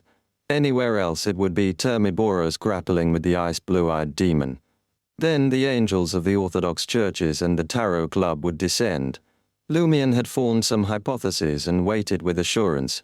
He condensed his experiences and absorbed his lesson. After a brief span, the white-haired ice-blue-eyed demon, donned in a black formal suit, concluded its repentance. Its expression regained composure, but the blood vessels in its eyes deepened. Only then did Lumion observe the black leather gloves on both of its hands. Even during confession and prayer, they remained unremoved, a departure from devout believer behavior. In the human world, wearing gloves while praying was deemed disrespectful to a deity, except in emergencies or special circumstances. The same applied to wearing a hat. The demon cast a glance at Lumion and spoke in a deep but composed voice. "You haven't fled yet. Aren't you afraid of angering me again?" Lumion gazed at the sacred emblem of life and smiled. "I'm not. This is Earth Mother's cathedral." "Weren't we in the cathedral just now?" The demon moderated its volume, not disturbing the other supplicants. "Occasional accidents are understandable," Lumion replied unhurriedly. "Moreover, I believe you can certainly control yourself in a short period. It'll be more challenging beyond half a year." The demon also directed its gaze at the altar, its ice-blue eyes reflecting the sacred emblem of life. "Why do you think so?" "I'm an experienced adventurer," Lumion said with a smile. "I know that Orthodox churches adhere to a common rule. Survivors entangled in a mysticism incident are often drawn into the church if there's any hidden danger. They become civilian staff and receive long-term protection to prevent sudden deaths. However, those who witnessed the demon's figure on Hanth Island didn't undergo this process. They only received a few months of protection before departing. Could it be that the church fears prolonged stays might lead to deaths even within the cathedral or cloister? In such instances, it would undoubtedly tarnish the church's reputation. One can't keep a constant watch on higher-level powers indefinitely." The white-haired demon fell silent for a few moments before confessing. "I didn't want to kill them, but I—" At this point, its face twisted once more, icy blue eyes filled with pain. Once again, it crossed its arms over its chest, resuming a low-voiced prayer. This time, it swiftly regained its composure. Lumion resumed the conversation with a smile. "Don't tell me you penned all those epitaphs for those people?" That's correct. That's correct." The demon in the black suit maintained its slightly forward-leaning posture. "It seems this demon has a rather amicable relationship with the Church of Earth. Mother not strictly devout, but a believer nonetheless." Lumion understood that the ice-blue-eyed demon wouldn't respond even if he inquired. Such questions might even provoke serious consequences. He had to capitalize on its stable emotions to seek some details. Before Lumion could speak, the demon posed a question. "Foreigner, why did you come to Hanth Island?" Lumion deliberately smiled. "I previously encountered the demon incident." Lumion briefly recounted Salah's encounter with the love incantation in Port Collar. While leading the investigation, the suspect's body had been suddenly commandeered by a demon seeking a deal, which he rejected.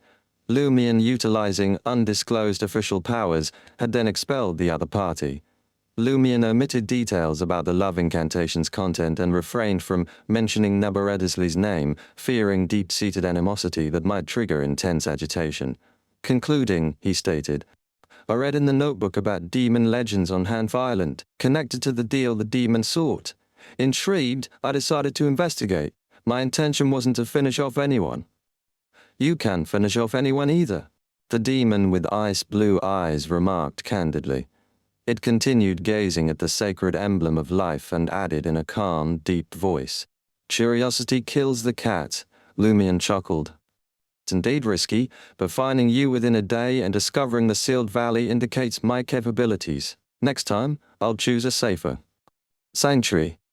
The demon with ice-blue eyes, with few wrinkles, smiled an uncommon sight. "Your methods are unconventional, but they align with the mysticism world's underlying laws. But had I not controlled myself and repented for past deeds, you would be dead." Such an investigation would have been futile. Lumion didn't dispute. With the information he gathered, he knew there was no immediate danger in the cathedral of the Church of Earth Mother. The recent episode proved to be a false alarm. He shifted the topic. Why did that inexplicable demon target you? Moreover, with the strength of me and my companions, it's likely impossible to eradicate a so-called demon descendant like you. Was it deliberately leading us to our demise? The demon, clad in a black suit, kept its gaze fixed on the sacred emblem of life, and responded, I'm not certain which one you encountered. It refused to disclose more. Lumion didn't dare press further, let alone provoke. His mind raced, searching for an alternate approach. You seem unrestricted. Why not leave Hanth Island? That appears to be some force influencing you here. The demon's expression twisted as it stated, This is my duty and my atonement. Since converting to Earth Mother, there are times when I can't resist the urge to kill, accumulating profound sins. Recalling his earlier deduction, Lumion inquired casually, Then why not fully confine yourself? Confinement won't suffice. I can't do it, and it can't be achieved that way. The demon with ice-blue eyes displayed pain once again. Indeed, closely tied to the blood-colored demon in the valley, yet, as a cold-blooded, why does the act of killing, and a subsequent healing, by the Church of Earth Mother's reverence for life, still cause you pain? Lumion decided to steer the conversation to a less sensitive realm and soothe the other party. In a relaxed tone, he said, I apologize. I wasn't courteous earlier and failed to inquire about your preferred address. The demon with ice-blue eyes stared blankly for a moment before responding. Naboridisley. Chapter 626. Blatant Malice. Naboridisley? Lumion almost thought the ice-blue-eyed demon was jesting with him. However, he swiftly confirmed a crucial detail. When it came to matters concerning the love incantation, he had never uttered the name Naboridisley. Not only did he fear that Naboridisley and the ice-blue-eyed demon were adversaries, but he also adhered to Madam Magician's instructions to abstain from writing or speaking this name. If so, why did the ice-blue-eyed demon identify itself as Naboridisley? Could it truly be the genuine Naboridisley? Then, why did the repeated chanting of Naboridisley summon a different demon and not the ice-blue-eyed one? Or were they equals? Was Naboridisley scheming to manipulate someone else into killing me? Amidst Lumion's astonishment and confusion, a smile crept onto his face. I wouldn't dare utter that name. He was testing the demon with ice-blue eyes. The demon with ice-blue eyes turned towards Lumion. You've heard of Naboridisley, and are aware of the concealed perils of uttering this name? Yes. Lumion replied with a grin. From the demon's reaction, it seems unlikely to be the one propagating the love incantation that's intriguing. Lumion pondered. Though this might unveil greater horrors and deeper secrets, as a hunter, fear and curiosity didn't contradict each other.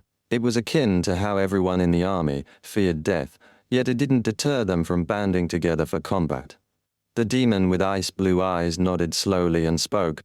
Kier, within Earth Mother's cathedral, you needn't fret about uttering the name Naboridisley. That's evidently not the name you typically go by. Why don't you disclose your true name instead? Lumion didn't reply. Instead, he posed a query. He had a persistent feeling that the other party intended to harm him. Had he not encountered the love incantation and received guidance from Madam Magician, he might have inadvertently mentioned the concealed demon on Hanth Island, Naboridisley, after leaving Earth Mother's cathedral today. That could have been troublesome. The demon with ice-blue eyes fell silent for a few moments before stating, The name I go by in human society holds no significance for you. Moreover, after learning the name Naboridisley and uttering it at least 3 times outside the cathedral, at this juncture, the white-haired demon's visage twitched, and a pained expression surfaced. I will establish a connection with you. When I can no longer control myself, I may choose to end your life. Ending the life of an uninformed adventurer like you, seeking to uncover the truth of Hanth Island's legend, would bring me greater satisfaction than harming ordinary people. I won't feel as regretful or guilty. The ice-blue-eyed demon gazed at the sacred emblem of life once more, bowed its head, and expressed remorse. Oh, merciful Mother, I implore your mercy for my transgressions. I should not have harbored malevolent intentions. The corners of Lumion's mouth twitched. and his expression darkened. Did you genuinely intend to harm me? He couldn't afford to let his guard down for a moment when dealing with demons. Vigilance was paramount, even if it was a demon professing allegiance to Earth Mother. Moreover, a seemingly innocuous conversation could clandestinely plant a time bomb. Any other adventurer would have fallen victim to it. Truly befitting the criminal pathway, known for its high IQ crimes, cold, calculating, and overtly malicious, after the ice blue-eyed demon, self-identified as Naboredisli, concluded its repentance, Lumion feigned a nonchalant smile in remark. If you truly cannot control yourself and desire to take a life, target pirates. It aligns with a sense of justice. The ice blue-eyed demon's expression darkened as it retorted. This is my prison. I cannot depart until I have atoned. If any pirates enter Port Hanth, I will make them vanish into the forest outside the city. Lumion nodded and redirected the conversation. The love incantation I mentioned earlier was a name you brought up. The demon who proposed the deal with me also identified himself with that name. The grey-haired, ice-blue-eyed demon remained silent, gazing at the sacred emblem of life for an extended period. Rather than detecting anger and animosity, Lumion sensed surprise and bewilderment. What? It can't pinpoint the demon's true identity either. Is there no direct connection between the two parties? Lumion pondered inwardly. After a while, the ice blue-eyed demon, self-dubbed Naboredisli, spoke. According to you, the love incantation has been clandestinely circulating for many years, yet I've never established a connection with anyone outside Hanth Island. I'm puzzled by that too. Could it be that someone can intercept the direction of the name? Is it conceivable to assume your identity in the future? Lumion feigned curiosity as an adventurer.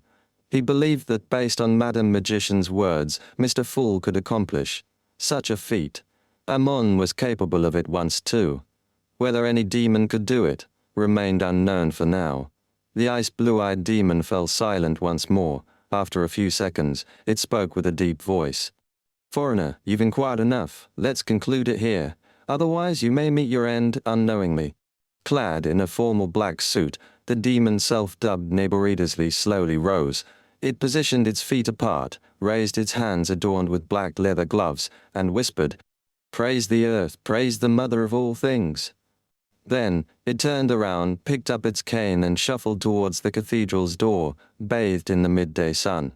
Lumion scrutinized the ice blue-eyed demon, realizing it wasn't tall and appeared rather thin. It emitted a withered and feeble aura, resembling that of an elderly ordinary human. It hardly resembled a terrifying and mighty demon. Observing closely, Lumion sensed a dark, blatant malice expanding and contracting beneath the thin human skin and aged flesh. The demon struggled to maintain composure, refraining from tearing through its fragile facade. The frightening inner core sharply contrasted with its frail appearance, yet the overall aura seemed feeble and commonplace. This is reminiscent of Ludwig. One is a child concealing an unknown monster beneath the skin, while the other is a pitch-black demon concealed within an old man's body. Lumion exerted great effort to refrain from fixating on scrutinizing the ice blue-eyed demon's luck. The grey-haired elder in black leather gloves, wielding a cane, slowly departed from the cathedral. Lumion wasn't in a rush to return to the berries. He remained seated in the first row, contemplating the local demon legends, which had recently become clearer, yet were shrouded in numerous mysteries. Suddenly, from the corner of his eye, he spotted a brown clergyman's uniform. This was the attire of a clergyman from the Church of Earth Mother. Lumion looked up and saw a middle-aged man with well-defined facial features and thick eyebrows. He noticed a pair of bloodshot, ice-blue eyes filled with pain. Ice-blue eyes? Damn it. Lumion's hair stood on end as he cursed inwardly. The ice-blue-eyed clergyman sat beside Lumion, where the demon had been. He smiled warmly and said, "Don't provoke Baselli, or attempt his suggestions. His self-control diminishes with age." "Baselli? Are you referring to the old gentleman with ice-blue eyes?" Lumion feigned ignorance. "Yes." The ice-blue-eyed clergyman nodded slightly. Lumion pondered for a moment and grinned. "What about you? How's your self-control?" "I'm much better than him. I lose control only once every few years." The ice-blue-eyed clergyman replied candidly, Is he admitting that he's also a demon? I'm not in Earth Mother's cathedral, but a devil family's dining room. Lumion felt a chill and couldn't help but criticize. Maintaining a composed smile, he said, "Are you acquainted with him? Are you from the same family?" The ice-blue-eyed clergyman reflected for a moment and replied, "We're all born in the Port Hanth cloister." Children born in a cloister? The description made Lumion uneasy. In other churches, having a child in a cloister was a grave matter, deviating from the teachings of the deity, a symptom of succumbing to carnal desires and blaspheming faith. Lumion pondered for a moment before reaching a realization. This was the Church of Earth Mother. The more nuns and monks had children in the cloister, the more aligned with the doctrine. He immediately understood why the ice-blue-eyed clergyman and Bozelli were born in the cloister. It would conceal their origins and identities well, preventing them from implicating ordinary families. This shattered Lumion's previous deductions about the local demons. Demons didn't need to vanish to conceal their corpses. The Church of Earth Mother would assist in concealing them, for instance replacing genuine holy water with distilled water during a wake and later providing new identities and legal origins. My earlier deduction was based on the assumption that the Church of Earth Mother and the local demons weren't allies. No wonder there are so many errors. This is a factor I need to be mindful of when crafting conspiracies in the future. If I'm mistaken, any subsequent clever arrangements will lose their significance. It seems the Church of Earth Mother is directly offering protection to these ice-blue-eyed demons, both resisting restrictions and cooperating to shield them. Lumion reflected on his investigations over the past 2 days. This introspection couldn't enable him to digest the potion completely, but he felt it was more beneficial than a complete digestion. Lumion gazed at the clergyman with ice-blue eyes and inquired with a smile, "Could it be that you're also using the name Bozelli mentioned just now?" The ice-blue-eyed clergyman responded with a warm smile. "Yes, my name is also Neighbor Disley." Without waiting for Lumion to probe further, it continued, "I don't know your background, but you can report Hanth Island to the other Orthodox churches. I believe they will advise you against delving into the truth of the demon legends. Just as Bozelli mentioned, foreigner, let's conclude this here. Leave Hanth Island." Lumion nodded, stood up, and departed from the cathedral. Under the bright sunlight, he strolled along the street, his mind filled with pairs of icy blue eyes and the name Neighbor Reddisley. He felt a little disoriented. Chapter 627. Treatment Plan. How many demons inhabit this island? Are they all part of the same family with ice-blue eyes, as expected of the mother of all things? Even a demon can be her child. A whole nest of them. As thoughts swirled in Lumion's mind, accompanied by those piercing ice-blue eyes and the name Nabor Edisley, he felt that his previous investigations and speculations were completely off course. The complexity and mystery surrounding the legend of the demons on Hanth Island surpassed his initial imagination. No, there are still gains and benefits. Speculation involves bold assumptions and careful confirmation. It's normal for initial assumptions to be overturned. The elimination method is a crucial deduction tool. How can there be unsolved cases that are guessed completely correct from the beginning? The crucial aspect lies in consistently refuting the incorrect path through falsification and integrating new information acquired during the investigation to uncover the right one. If I were to take the reader pathway, it should be relatively straightforward for me to act the role of a detective. Discerning a conspiracy stands out as one of the primary duties of a detective, Lumion reassured himself, disentangling from the impact of the 2 ice-blue-eyed demons. He regained his clarity and rationality, no longer feeling befuddled and disoriented. Under the blistering sunlight, he swiftly identified an issue. In the scene I witnessed through the mystery-prying glasses, the blood-colored demon was pulled by an invisible force, but there was only one invisible force, and only a pair of ice-blue eyes gazed at me. There's only one ice-blue-eyed demon closely linked to the blood-colored demon, and that's the elder Bozelli who repented before the sacred emblem of life. The others, including the ice-blue-eyed clergyman, are its descendants. Could they be the offspring it left behind with the nuns when it used the Hanth Island's cloister to restore its youth and obtain a new identity? However, when the ice-blue-eyed clergyman mentioned Bozelli, it didn't sound like it was referring to its father, grandfather, or ancestor. It was as if it was discussing a friend with whom it didn't share an amicable relationship. Moreover, it also identifies itself as Naboridisli. Could this be a family name? A significant family name among the Abyss demons? Puzzled, Lumion boarded the berries and returned to his first-class suite. At that moment Lugano and Ludwig were relishing a lavish lunch. Upon spotting Lumion, the doctor grinned sheepishly and said, "I thought you'd be indulging in the local delights on the island, so I didn't wait for you." Lumion sat down and grabbed a wheat-flavored bun.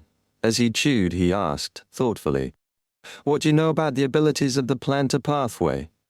Lugano hesitated for a moment before truthfully responding, "Sequence 9, plantar significantly boosts my strength. I can predict the weather to a certain extent by observing clouds, wind, and other natural phenomena. I'm adept at identifying seeds and nurturing them. Farming tools suit me more than knives and guns." Sequence 8. Doctors' primary abilities revolve around healing. They can discern the patient's specific situation through spirit vision. They possess outstanding surgical skills, such as suturing severed limbs and transplanting internal organs. Additionally, we gain beyonder abilities like evil ailment treatment, trauma treatment, soul suture, and life-giving. As far as I know, the next sequence is called Harvest Priest. It mainly focuses on promoting the reproduction and growth of creatures and bringing about a bumper harvest with beyonder powers. Upon hearing this, Lumion suddenly interrupted Lugano. "Soul suture? How is this implemented?" Lugano grinned sheepishly and said, "I haven't really used this ability yet. It's used to treat soul injuries. As you know, some superpowers can attack the soul, making it difficult for it to heal on its own. At this moment, as long as the injured let go of their bodies and minds and don't resist, I can carry out a soul-level surgery to stitch up the corresponding wound." Lumion's concern wasn't about stitching up a soul. It was another matter that provided him with a fresh perspective on the demon legends of Hanth Island. He downed the pre-meal bun and took a sip of the golden liqueur. After a moment of contemplation, he inquired, "Since you can suture souls, from a different standpoint, can you also sever souls?" Lugano fell silent. After 10 to 20 seconds, he responded, "Theoretically, yes, but it requires the corresponding person to completely open up their body and mind, leaving their soul unprotected. It would be even more effective if their physical body doesn't exist." The doctor hesitated for a moment before adding, "This can serve as an attack on the soul, but it could also be a treatment method. If a patient's soul is corrupted by a curse, they can address it by severing the depravity and allowing their soul to gradually heal." Upon hearing this, Lumion smiled and applauded softly. "Well said, well said." Lugano, being thick-skinned, couldn't help but feel a bit embarrassed by the praise. He blurted out, "That's just my speculation. I haven't tested it yet." Lumion ignored him and proceeded to emulate what Ludwig had done. He forked a lamb chop onto his plate and began cutting with determination. Simultaneously, the initial sensations when he faced the onslaught of the ice-blue-eyed demon resurfaced in Lumion's mind. He witnessed diverse versions of himself, a version brimming with hatred, another immersed in pain, one engrossed in lust, and another consumed by various desires and emotions. As Lugano detailed the process of suturing and soul-severing, an idea sparked in Lumion's mind. What if the high-sequence abilities of the plantar pathway were employed to excise different aspects of the soul corresponding to various desires? Could there truly be just one ice-blue-eyed demon on Hanth Island, but its soul had been partitioned by the saints and even angels of the Church of Earth Mother, each becoming an individual? On the mystical level, they remain a single entity. Hence, is there only one invisible force closely tied to the blood-colored demon? The question now is, why would the Church of Earth Mother undertake such an action? Imposing restrictions or offering protection? Perhaps both. Lumion swiftly linked this with the state of the blood-colored demon. It consistently descended into the pitch-black sewage before being hoisted up by an unseen force. Splitting the soul acted as a shield for the ice-blue demon, preventing corruption. From the power of the pitch-black sewage. Wait, could the ice-blue-eyed demon be the untainted segment of the blood-colored demon's soul? Is the Church of Earth Mother's approach based on deeming the entire body beyond salvation, but parts are still considered healthy? Is that why a healthy soul needs to be severed into different desires? The forest sealing off the mysterious valley, pitch-black sewage, and the blood-colored demon displayed characteristics of rebirth, growth, depravity, death, and rebirth again. The soul fragments of the blood-colored demon were given new life, enabling them to utilize the cycle of rebirth, growth, aging, death, and rebirth, again to resist the corruption spreading from their true bodies. Simultaneously, relying on the existence of the healthy parts prevented the blood-colored demon from sinking entirely. Aging soul fragments are inherently more vulnerable to corruption from the main body, and newborns are the healthiest. This explains why the old Bozelli and the ice-blue-eyed clergyman are in different states. Such a newborn possesses a demon's potent soul, but its human body is exceedingly frail. Yes, it aligns with my observations of Bozelli. Its feeble and aged body encases a potent soul teeming with malevolence. This method of sealing and rescuing aligns with the Church of Earth Mother's unique abilities. With these revelations, Lumion felt enlightened. Only then did he realize that he had been continuously cutting the lamb chop's bones, producing a grinding sound. Lugano pretended not to notice or hear anything, focusing on enjoying his meal. Ludwig paid no attention to such trivial matters, wholly absorbed in the delicacies. Lumion withdrew his gaze and happily poured himself a glass of Pahar red wine. The confusion, disorder, loss, and disappointment he had previously experienced dissipated significantly. As he drank, he leisurely pondered, "This hypothesis aligns most with the current details. Unfortunately, it can't be verified, nor do I dare to, and without verification and results, there is no feedback for the potion's digestion. Forget it. The experience and lessons I gained this time are much more important than the digestion I can still attempt in the future. Why does the Church of Earth Mother want to protect the blood-colored demon? Moreover, since a healthy soul has been separated and given new life, why not completely destroy and purify the corrupted true form to eliminate any hidden dangers? There's a high chance that this involves the world's deep secrets. Is that blood-colored demon the true and largest Nebuchadnezzar? Was the one seeking a deal to slay Hanth Island's demon descendant it? Can it, in turn, affect a few soul fragments, allowing me in a mid-sequence beyonder like Franca to slay a true demon? The more Lumion contemplated, the more curious he became about the truth. However, he eventually restrained himself. For beyonders at his level, this matter was concluded. After leaving Hanth Island, he would report his gains and speculations to Madam Magician and consult the Tarot Club's major arcana card holders. Lumion, putting aside his investigative thoughts, felt a sense of relief. He spent the rest of his time leisurely strolling through Port Hanth. To his surprise, he realized that the Berserk Sea Island city, far from the Feinapotter Kingdom, didn't have a genuine casino. There were no criminal industries like human trafficking. It was as clean as if it had been purified by the eternal Blazing Sun Church. After engaging in fighting evil and other card games throughout the afternoon, Lumion, with wins and losses not exceeding 1 gold risset, finally grasped the reason. Unable to control themselves, the ice-blue-eyed demons prioritized the malevolent wrongdoers, making them vanish into the forest outside the city.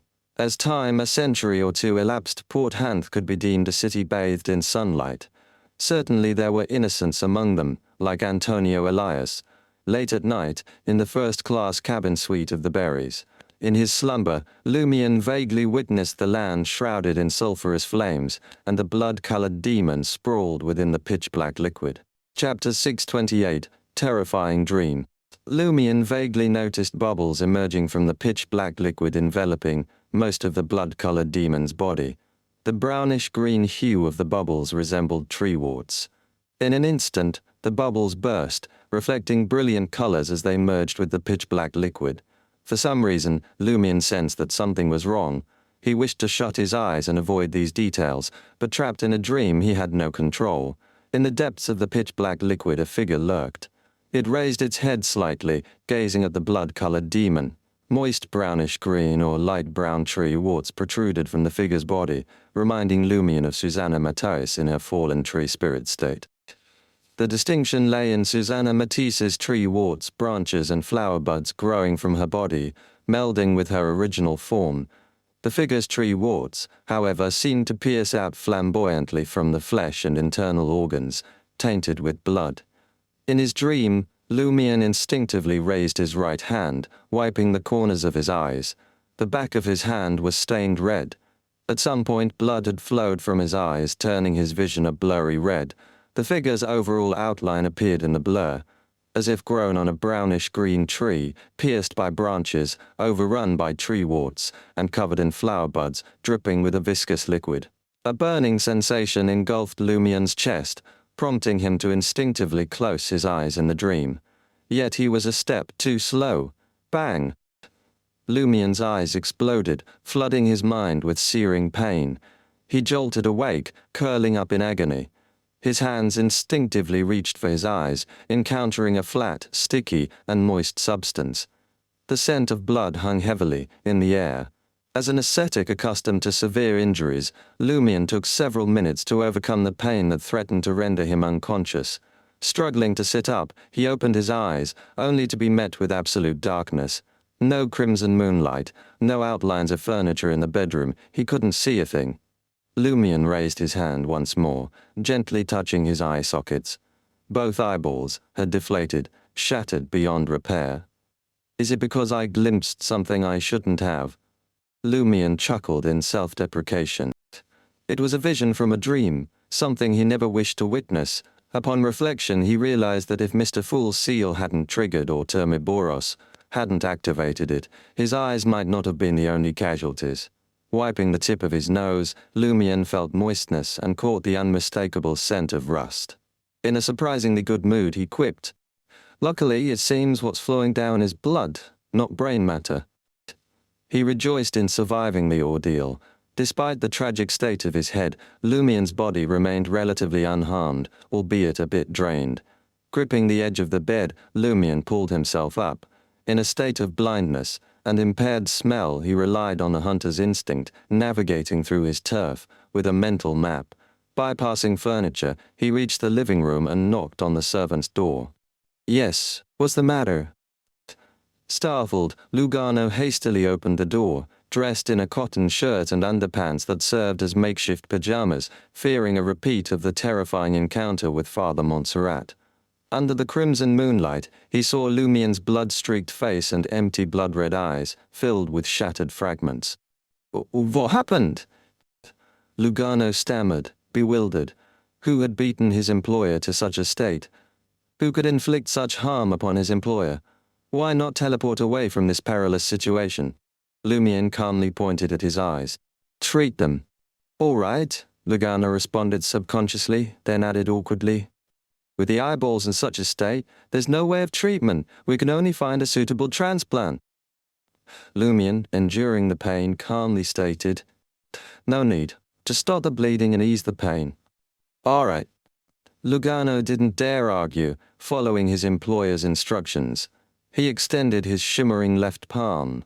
Upon contact and a simple use of a scalpel, Lumion felt a refreshing sensation in his eyes. The pain became more bearable, though his vision remained absent. "You can go back to sleep." Lumion waved dismissively, as if his loss of vision was inconsequential. With one hand in his pocket, he strolled past the Jutanese textbook on the carpet, settled into a recliner, and rocked it gently. Lugano watched in confusion and anxiety for a while before attempting to return to bed, unable to fall asleep. When the morning sun bathed the sea's edge, the doctor abruptly rose from his bed, deciding to grab a cup of coffee for a pick-me-up. Upon leaving the room, he witnessed his employer in motion. Lumion's green eyes sparkled, showing no signs of injury. "Why? You're all right?" Lugano was bewildered. Lumion responded with a radiant smile. "That's right." Lugano was momentarily speechless. How did my employer regenerate his eyeballs? What kind of monster is this? Is my role as his doctor merely to stop the bleeding and relieve the pain? Lumion paid no heed to the servant's psychological turmoil. He returned to the master bedroom, drew back the curtains, laid out the paper, and picked up a dark black fountain pen. "I'm still not cautious enough," he sighed suddenly. After heeding the ice-blue-eyed demon's warning and preparing to depart Hanth, Island with the berries, Lumion refrained from promptly writing to Madam Magician. He intended to observe the aftermath and wait until they were safely away from the port. Unexpectedly, he had experienced such a terrifying and dangerous dream last night. Initially suspecting that a demon with ice-blue eyes had lost control and covertly influenced him, Lumion later speculated that he might have been subtly corrupted when he observed the blood-colored demon and the pitch-black liquid through the mystery-prying glasses. The corruption lay dormant until he slept, manifesting fully in his dream.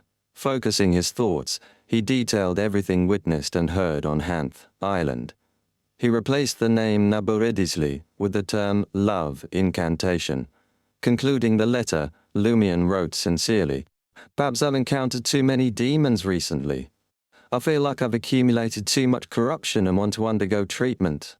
Following that, Lumion conducted a ritual, summoning the doll messenger, and handed over the folded letter. Accepting the letter with its right hand, the doll messenger covered its nose with its left palm and exclaimed, "You stepped on the world's stinkiest thing. It stinks, it stinks. So dirty, so dirty."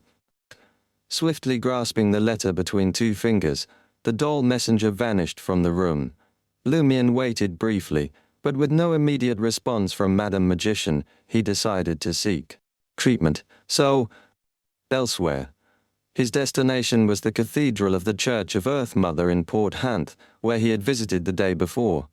In the early morning before the commencement of work, numerous believers gathered to listen to the preaching. The preacher, the ice-blue-eyed clergyman from yesterday, expounded on a specific doctrine from the Holy Scripture. The concept that good and evil emanated from the same source, making them inseparable, was discussed. The sermon emphasized promoting good and suppressing evil. "Isn't it a little ironic to have this coming from a demon like you?" Lumion criticized and sat in the first row, listening casually. He soon sensed the cathedral's vibrant vitality. Vegetation flourished, and mushrooms quietly sprouted.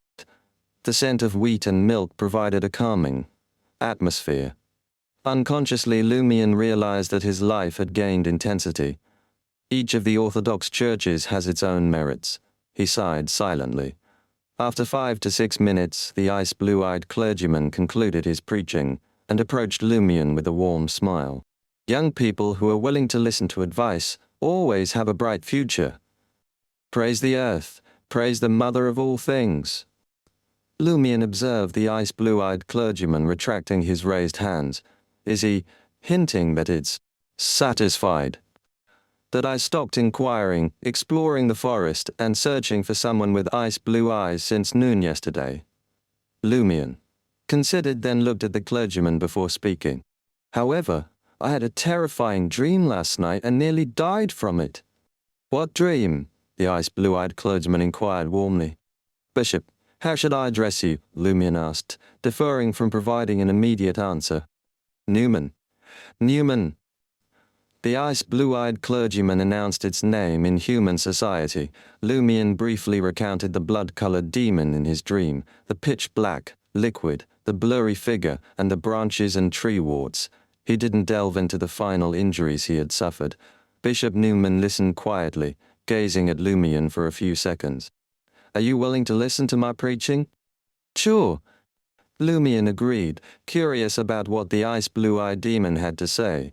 Newman flipped open the Holy Bible in his arms and spoke in a magnetic voice.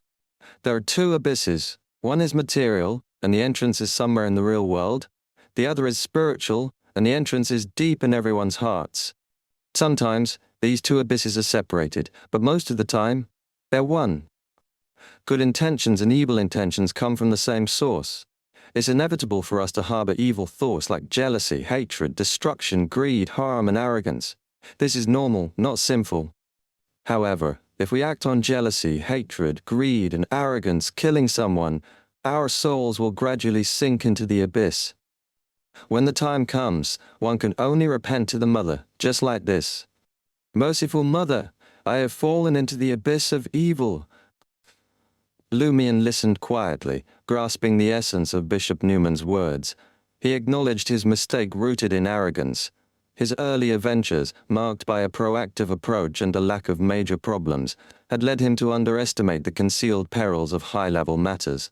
Standing up, Lumion raised his hands. "I understand. Praise the earth, praise the mother of all things."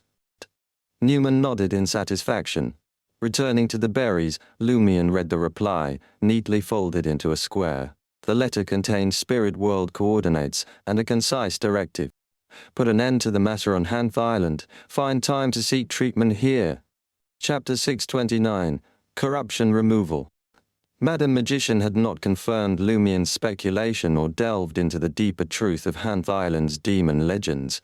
Lumion realized that this likely involved something he shouldn't pry into at the moment, or perhaps it was best not to understand until the accumulated corruption was eliminated. Does find time. Simply that I can go whenever I want, disregarding the healer's schedule? Has Madam Magician foreseen that there won't be any issues? Lumion clutched the paper with the spirit world's coordinates and activated the black mark on his right shoulder. His figure vanished from the berries, navigating through the swirling chaos of colors.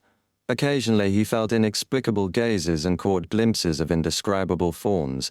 After an unknown period, Lumion arrived at the location corresponding to the spirit world's coordinates and stepped out. Before him stood a towering dome, illuminated by bright glass windows, with a mural depicting an epic scene. In the midst of the hall, Lumion noticed a ball of sunlight. Realization struck, prompting him to approach. As he walked, the sunlight seemed to spread over, banishing shadows and darkness wherever it touched. Soon Lumion found himself enveloped in the sunlight. Suddenly it felt as if pure sunlight pierced through his skin, flesh, bones and internal organs, exposing his soul. Bits of illusory black gas were expelled from his soul by the sunlight, portraying various of Lumion's expressions: ferocious, pained, pleading or intimidating. Within seconds the black gas dissipated under the purifying sunlight. Simultaneously Lumion felt his heart throb and his left chest burned. The blazing sunlight appeared to expel and purify everything in its path.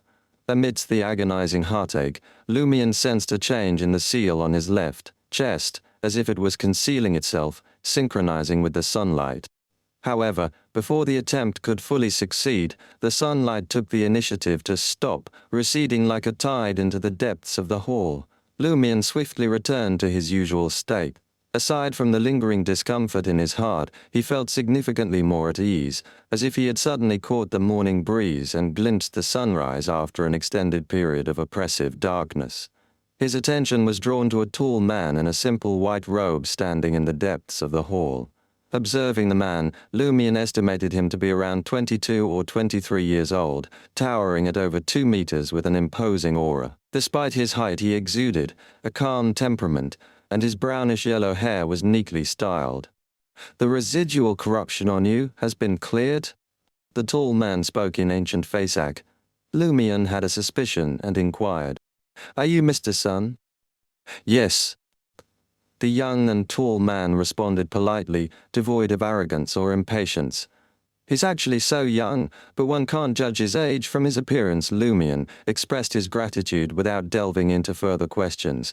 Indicating towards the hall's exit, Lumion asked, "Can I go out for a walk?" Though unaware of his location, the murals suggested it was an essential cathedral of the Church of the Fool. Lumion deduced that the major arcana card holder, the Sun, held a prominent position in the church, or perhaps even the top position. "Sure." Major Arcana, the Sun, nodded. Observing the Church of the Fool's etiquette, Lumion pressed his hand to his chest and bowed before turning to exit the hall. Once outside, the world teemed with life. Voices and figures surrounded him.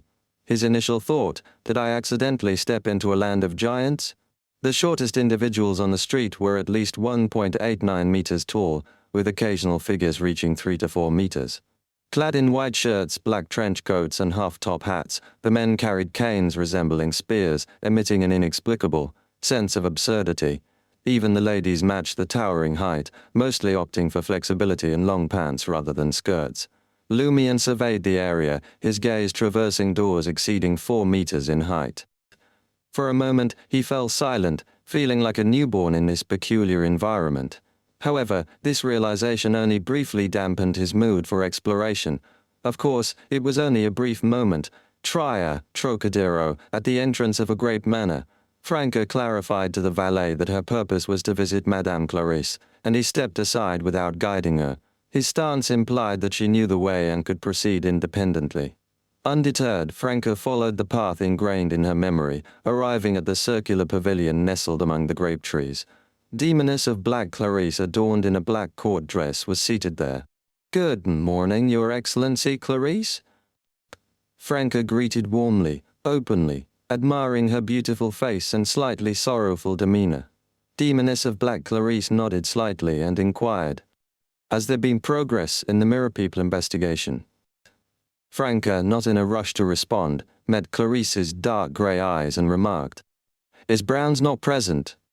"She's not my lady's maid. She attends to her own matters," Demoness of Black Clarice replied succinctly. "Not at the Red House Cafe or the hunting ground beside the forest either." Franca observed the air's fragrance and chose to engage in conversation with the Demoness of Black. She has other matters to attend to. Clarice evaded delving into Brown's affairs. Reluctantly, Franca recounted the details of the Minister of Industry, Moran, Evany's situation from the initial sensing of the Mirror World fragments. Trimmers after the play, substituting herself as the person involved. Clarice remained silent, her eyes lowered in contemplation. Franca didn't rush the Demoness of Black. Her gaze flickered between the deep grey of her eyes, the fairness of her delicate skin, the curves that stirred the soul, and the unnaturally alluring red lips. She knew this wasn't a good idea, but she couldn't rein in her impulses. Her heart gradually heated up, and her thoughts got a bit muddled. Her mouth dried, forcing her to purse her lips intermittently. Damn it, why am I feeling this way right now? While humans as animals can be susceptible to instincts, I've always maintained composure during serious discussions and encounters with high-ranking figures. At most, I've held admiration. Could it be that the Demoness of Black is intentionally radiating her charm to draw me in? Or is there another explanation? Yes, the lingering corruption from the demon incident must be affecting me. Though it's subtle and doesn't manifest in my daily life, it's making it difficult for me to control my desires in the presence of a high-ranking demoness known for her feminine allure. As a result, I find myself slipping into an aroused state. Franca gritted her teeth, refusing to succumb to the temptations of desire. Clarice looked up at her. "Has it been too long since you've experienced pleasure?" "Not since my last lover passed away." "Oh, fast away." Franca replied truthfully, aware that the Demoness of Black referred to a specific kind of pleasure. She explained, "As I mentioned earlier, to get close to Moran Avany's illegitimate daughter, I used a mystical item. Unfortunately, it had a side effect, leading to encounters with demons and other evil entities for a transaction. I was somewhat affected." Clarice's voice turned icy. "Endurance is not a sustainable solution. Indulge yourself. Otherwise, the demon pathway will become your nemesis." The Demoness of Black's aura instantly shifted to a holy and dignified state, becoming inviolable. Franca also sensed that she couldn't entertain lascivious thoughts about such a captivating beauty. Her desires gradually subsided, and her mind cleared. Breaking free from her aroused state, Clarice redirected the conversation. "You aim to deal with Moran Avany? He should be a crucial mirror person. If we can capture him or channel his spirit, we should uncover most of the mirror people hidden in Trier. Madam, I seek your assistance." Franca stated, laying out her thoughts. She avoided mentioning that Moran Avany shared Clarice's dark grey eyes and instead presented a colour photo. Clarice nodded slightly and said, "You can now strategize your operation. I'll assist during crucial moments, but for most scenarios, you must rely on yourself and the factions under your control." "No problem." Franca didn't conceal her excitement. As she exited the vine-surrounded circular pavilion, Demoness of Black Clarice's dark grey eyes turned cold as she rose slowly. In a brightly lit bar, Lumion clinked a beer glass, larger than his head, against the nearly 3-meter-tall giant opposite him and gulped down the golden liquor. Wiping the corners of his mouth, he chuckled. "So, this is the new city of silver in the Bible." From the sermons he had heard, Lumion knew that the new city of Silver served as the headquarters of the Church of the Fool, situated in the Sonia Sea. It had been established by the surviving humans rescued by Gehrman Sparrow from the cursed continent of the Forsaken Land of the Gods. Unexpectedly, the surviving humans were towering figures, almost like giants. That's right, all the warriors here are ready to defend Mr. Fool's church at all times. The nearly 3-meter-tall giant expressed with satisfaction. You're not bad. You worship the angel of redemption and believe in Mr. Fool. Just these 2 points alone makes us brothers. He extended his right palm and slapped Lumion, nearly toppling him. It felt like a child encountering a brown bear's paw. Lumion forced a smile and inquired, "Can you share more about the angel of redemption's deeds in the forsaken land of the gods?" Chapter 630, Day Tour. The nearly 3-meter-tall giant expressed regret. The 6-member council mandates that we can't discuss matters not mentioned in the Holy Bible. As a believer of Mr. Fool, you must be familiar with the sermons and official statements. I can't share anything beyond that, just as I can't claim to have personally seen the angel of redemption and received his assistance. Attempting to tap Lumion on the shoulder, "They, giant," found Lumion deftly dodging the gesture. "How should I address you?" Lumion, feigning reverence, inquired, not fully convinced. The giant responded, "Yow, Sayao." Lively, a toast to the newborn of the city of silver. Lumion raised his massive beer glass, clinking it against the other party's. Then he downed the remaining golden liquid. Rubbing his bulging stomach, he gestured towards the washroom, indicating his need to relieve himself. The beer in the new city of silver wasn't extraordinary, but the cups were simply too large. After 2 glasses, Lumion's physique and alcohol tolerance reached their limit. He wasn't drunk, he was just stuffed. Entering the washroom, Lumion stood before one of the urinals, unbuckling his belt and narrowing his eyes. Amidst the splashing sounds, giant, more than 3 meters tall, entered and chose the urinal beside him. Lumion subconsciously turned his head before slowly retracting his gaze. Dazed, he stared at the wall in front of him until the pressure in his abdomen completely subsided. Only then did he leave the washroom, returning to his usual seat at the bar counter. Lively had already ordered a new glass of beer for Lumion. It was dark black but not murky. Swirling in a mug, it revealed a hint of brown. "Try it, it's a specialty of the new city of silver, black-faced beer. They?" Giant, firmly believing himself to be human, introduced enthusiastically. "Black-faced beer?" Lumion, holding the beer glass larger than his head, asked in puzzlement. Lively suddenly felt a pang of sadness. The forsaken land of the gods lacked the sun and fertile soil. Only black-faced grass grew. It was our staple, sustaining generations of City of Silver residents. Though always insufficient, it was better than nothing. Back then, brewing alcohol from black-faced grass was impossible. It was too extravagant. Heh, now with food, meat, and milk in abundance, I've grown taller again. I'm 30 centimeters taller than before. Can black-faced grass still be planted in the new City of Silver? Grown underground? Although Lumion wasn't a planter, having grown up in the countryside, he knew that in extreme environments, those plants might not survive under normal circumstances. Lively smiled. "It can be planted. It can grow in any environment. Of course, we've had someone modify the black-faced grass seeds to make them more suitable for the current conditions. Its texture is actually quite different from before, even more flavorful. Give it a try. You won't find this beer elsewhere. We don't grow much ourselves. It's mainly to remember the past." Lumion raised the beer glass to his lips with interest, taking a large gulp. The first thing he tasted was the normal, faint fragrance of wheat. Then he experienced a refreshing grass-like stimulation in the sweet alcohol. Finally, a subtle milky taste filled his mouth. "Not bad. It's a special and wonderful experience." Lumion was generous with his praise. "Curious," he inquired, "do you have any liquor brewed from black-faced grass?" Lively's expression darkened as he shook his head. "We in the new City of Silver consider alcoholism debased, indulgent, and a waste of food. That's why we reject liquor." At this point, he paused. Besides, black-faced grass doesn't seem suitable for brewing. Even if it's made into beer, drinking too much will cause hallucinations. I can only handle 3 glasses at a time. Minor toxicity? In the forsaken land of the gods, people from the new city of Silver relied on eating this plant to survive generation after generation. It wasn't easy. Lumion recalled his sister's occasional jokes and smirked. If you drink too much, will you see a group of little people dancing? Lively pondered for a moment and replied. No, hallucinations are usually different. Some see their wives slapping them, some hear the cries of their deceased relatives, and some find the baby lying by the roadside wailing. Lumion couldn't bear to hear about matters involving babies crying, so he lost interest and focused on the taste of the black-faced beer. After finishing the glass, he made another trip to the washroom before leaving the bar.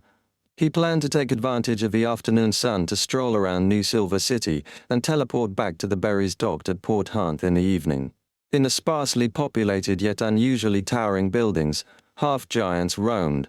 Every now and then, one or two giants, standing over 3 meters tall, could be spotted. Those below 1.8 meters were a rarity, except for those with childlike faces. Lumion's stature barely met the criteria, and his eyes quickly scanned the surroundings. He observed turquoise vines snaking up the outer walls of certain houses. On these vines, numerous soft, large, white and plump mushrooms thrived. Mushrooms. Since when did vines yield mushrooms? Lumion furrowed his brow, questioning his botanical knowledge. It occurred to him that this might be a unique plant brought from the forsaken land of the gods by the new city of Silver, bringing a sense of relief. He approached a roadside stall and glanced up. You're selling milk. Why don't I see a bucket of milk? The vendor, standing at 2.56 meters with slightly grayish-blue skin, smiled genuinely and replied, The house behind me is mine. Want some milk? I'll take a glass. Lumion, having already inquired, had no qualms about purchasing a glass of milk. Money was not an issue. Though Verl d'Or and gold reset weren't official currency in the new city of Silver, gold held value universally. The vendor cheerfully grabbed a cup, turned around, and headed to his 2-story house. He reached out and plucked a soft white mushroom. He aimed the mushroom at the cup and squeezed it. Milk-white liquid gushed out, rapidly filling the cup. Lumion's jaw dropped, confusion once again clouding his eyes. This is what you guys call milk? It's ready. The half-giant vendor handed the milk to Lumion. Lumion instinctively took it and asked in bewilderment, Are those mushrooms? Yes, milk mushrooms. The half-giant vendor replied earnestly, You call that mushrooms? Lumion paid in a daze and left the stall with a cup in hand. He couldn't recall how much he paid or even why he started the conversation about buying milk. After walking more than 10 meters, he brought the cup to his lips and took a sip. It tasted like milk. Lumion finished the glass with a frown, finding nothing peculiar. Yet, the liquid came from mushrooms. Just consider it a unique plant. Just consider it a unique plant, Lumion muttered, deciding not to try it again. He feared that drinking too much might turn him into a milk producer himself. He continued to wander aimlessly along streets twice as wide as those in Port Hanth. Suddenly another half-giant with slightly grayish-blue skin approached, holding a thick book and speaking with unusual enthusiasm. My friend, would you be interested in hearing me introduce our beacon and savior? Lumion smiled, pressed his hand to his chest and bowed. Praise the fool. Ah, a brother. The half-giant was both disappointed and delighted. The two of them conversed in ancient Faesac, but Lumion had overheard new, City of Silver residents occasionally speaking Jotun, a language that could stir supernatural powers. Are there usually foreigners here? Lumion asked casually. The half-giant smiled and replied, We often have foreigners visiting, exploring, and sightseeing. In the early years, some chose to settle here, but most eventually moved away. Living with us proved challenging for them. We're too tall and not well versed in the pleasures of life.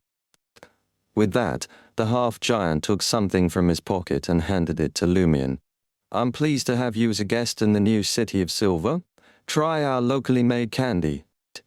It was a candy wrapped in thin blue-white paper. Lumion didn't hesitate. He took it, tore off the wrapping, and popped the white candy into his mouth.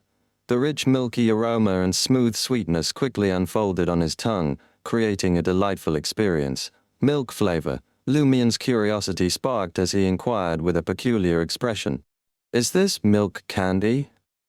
"Yes," the proselytizing half-giant replied with a smile. What kind of milk did you use?" Lumien hadn't anticipated ever asking such a question. The half-giant replied naturally.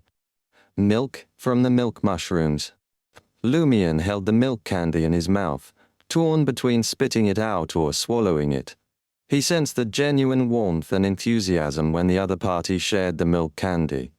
As time passed, Lumien witnessed mushrooms with a cooked meat fragrance, mushrooms smelling like fish, and various peculiar mushrooms. His gaze turned lost as he observed the half-giants and giants joyfully sharing their food. Unconsciously, he arrived at a corner of the new city of Silver. A towering building stood there. It was split into two sections, on the left, a spire tower, on the right, a domed tower. The outer wall, standing 30 to 40 meters tall, was a grayish-white hue. The twin towers? According to Lively, the spire houses the library and other public facilities, while the domed tower serves as the council office for the ruling, 6-member council of the new city of Silver. There must be sealed artifacts and formidable individuals in such a place. Lumien stood nearby, examining the imposing structure before him. His eyes moved across the domed tower and noticed black plants resembling hair, growing from the cracks near the ground. They hung there, swaying occasionally in the wind. Lumien diverted his attention and headed towards the spire, eager to explore the books passed down in the new city of Silver, a human settlement existing in the forsaken land of the gods for thousands of years. Chapter 631, Devilogy. Guided by the signs on the wall, he ascended to the 3rd floor, revealing rows of imposing bookshelves. The custodian of the library, an elderly man draped in a linen robe, oversaw the space. Even seated, he matched Lumien's height, and his slightly grey skin bore the marks of age. Engrossed in a goatskin-bound book, the library administrator paid no heed to Lumien's entrance, his gaze firmly fixed on the text. Lumien, not rushing to seek permission for his exploration, entered the library and followed the guidelines posted on each row of bookshelves leading to the section, housing mythical books. He ran his finger over the weathered leather-bound book and another with freshly copied pages, choosing a tome that chronicled creation myths. Before the bookshelf, Lumien casually flipped through its pages, only to stuff the book back. He couldn't comprehend it. The words were in Jotun. This ancient language, associated with the Beyonder race of giants, possessed the ability to manipulate the forces of nature. Ranked alongside Dragonese, Elvish, and ancient Hermes, Jotun held significant importance in mysticism. Although Lumien had mastered ancient Hermes and Hermes, Jotun remained a language he recognized but hadn't fully mastered. He could barely decipher the title of the ancient book, but couldn't comprehend its contents. A sweep of his gaze revealed a corresponding copy of the ancient book, this time, written in ancient Fasak, a human language devoid of supernatural influence. Joy surged within Lumien as he retrieved the soft-covered book and settled into the reading area near the window. Throughout the entire process, no one intervened or issued a warning. Nully, this library is entirely open to everyone. Even those not residing in the new city of Silver can peruse its contents, but borrowing seems to be off the table. Or perhaps, the knowledge on this level isn't deemed confidential, Lumien mused, maintaining a steady pace. He strolled past the section dedicated to Beyonder creatures, and his keen eyes snagged a book titled Devilogy. Nully Devilogy, recalling recent encounters, Lumien snagged the corresponding copy. In the reading area, he chose a spot shielded from direct sunlight yet bathed in ample illumination. Seated, he delved into the pages of Devilogy. As he read, Lumien's eyes widened and his mouth hung slightly ajar. Each piece of information was invaluable. For those potentially facing Beyonders of the Devil pathway in combat, the value of this book rivaled that of a potent Grade 2 sealed artifact or its corresponding mystical item. Nully, moreover, how did the new city of Silver come by such knowledge? It's improbable they could compile creature illustrations without dispatching hundreds of devils. Could it be that the half-giants and giants here are devil hunters? Perhaps, in ancient times, when devils were more active, they shared information with other factions. Lumien grew more alarmed as he read on. Midway through, he massaged his throbbing temples, sensing a rapid depletion of his spirituality. Lumien temporarily closed Devilogy. Intending to explore the creation myths of the new city of Silver and take a well-deserved break. From the very outset, the creation myth read, "The omnipotent and omniscient God created everything before slipping into a profound slumber. Among the mythical races he brought into being, Giant King Armir, Dragon of Imagination, Ankerwelt, Elf King Son Yathram, Vampire Ancestor Lilith, Devil King Farbuti, Phoenix Ancestor Gregrace, Mutant King Kvastir, and King of Demonic Wolves. Phlegaria emerged as potent and crazy beings.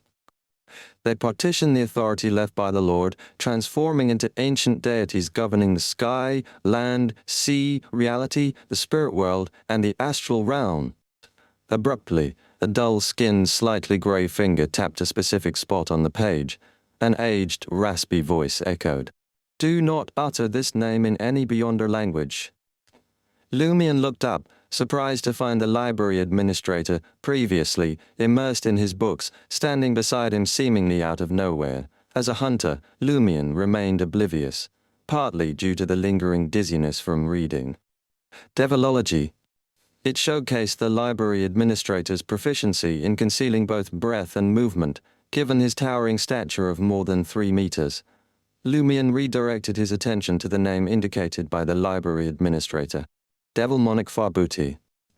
Without awaiting Lumion's inquiry, the library administrator, bearing giant-like traits, shifted his finger a few centimeters and remarked, "It's advisable to avoid pronouncing this name in any Beyonder language as well."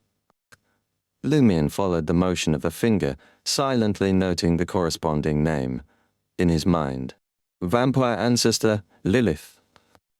Why am I not allowed to read about it?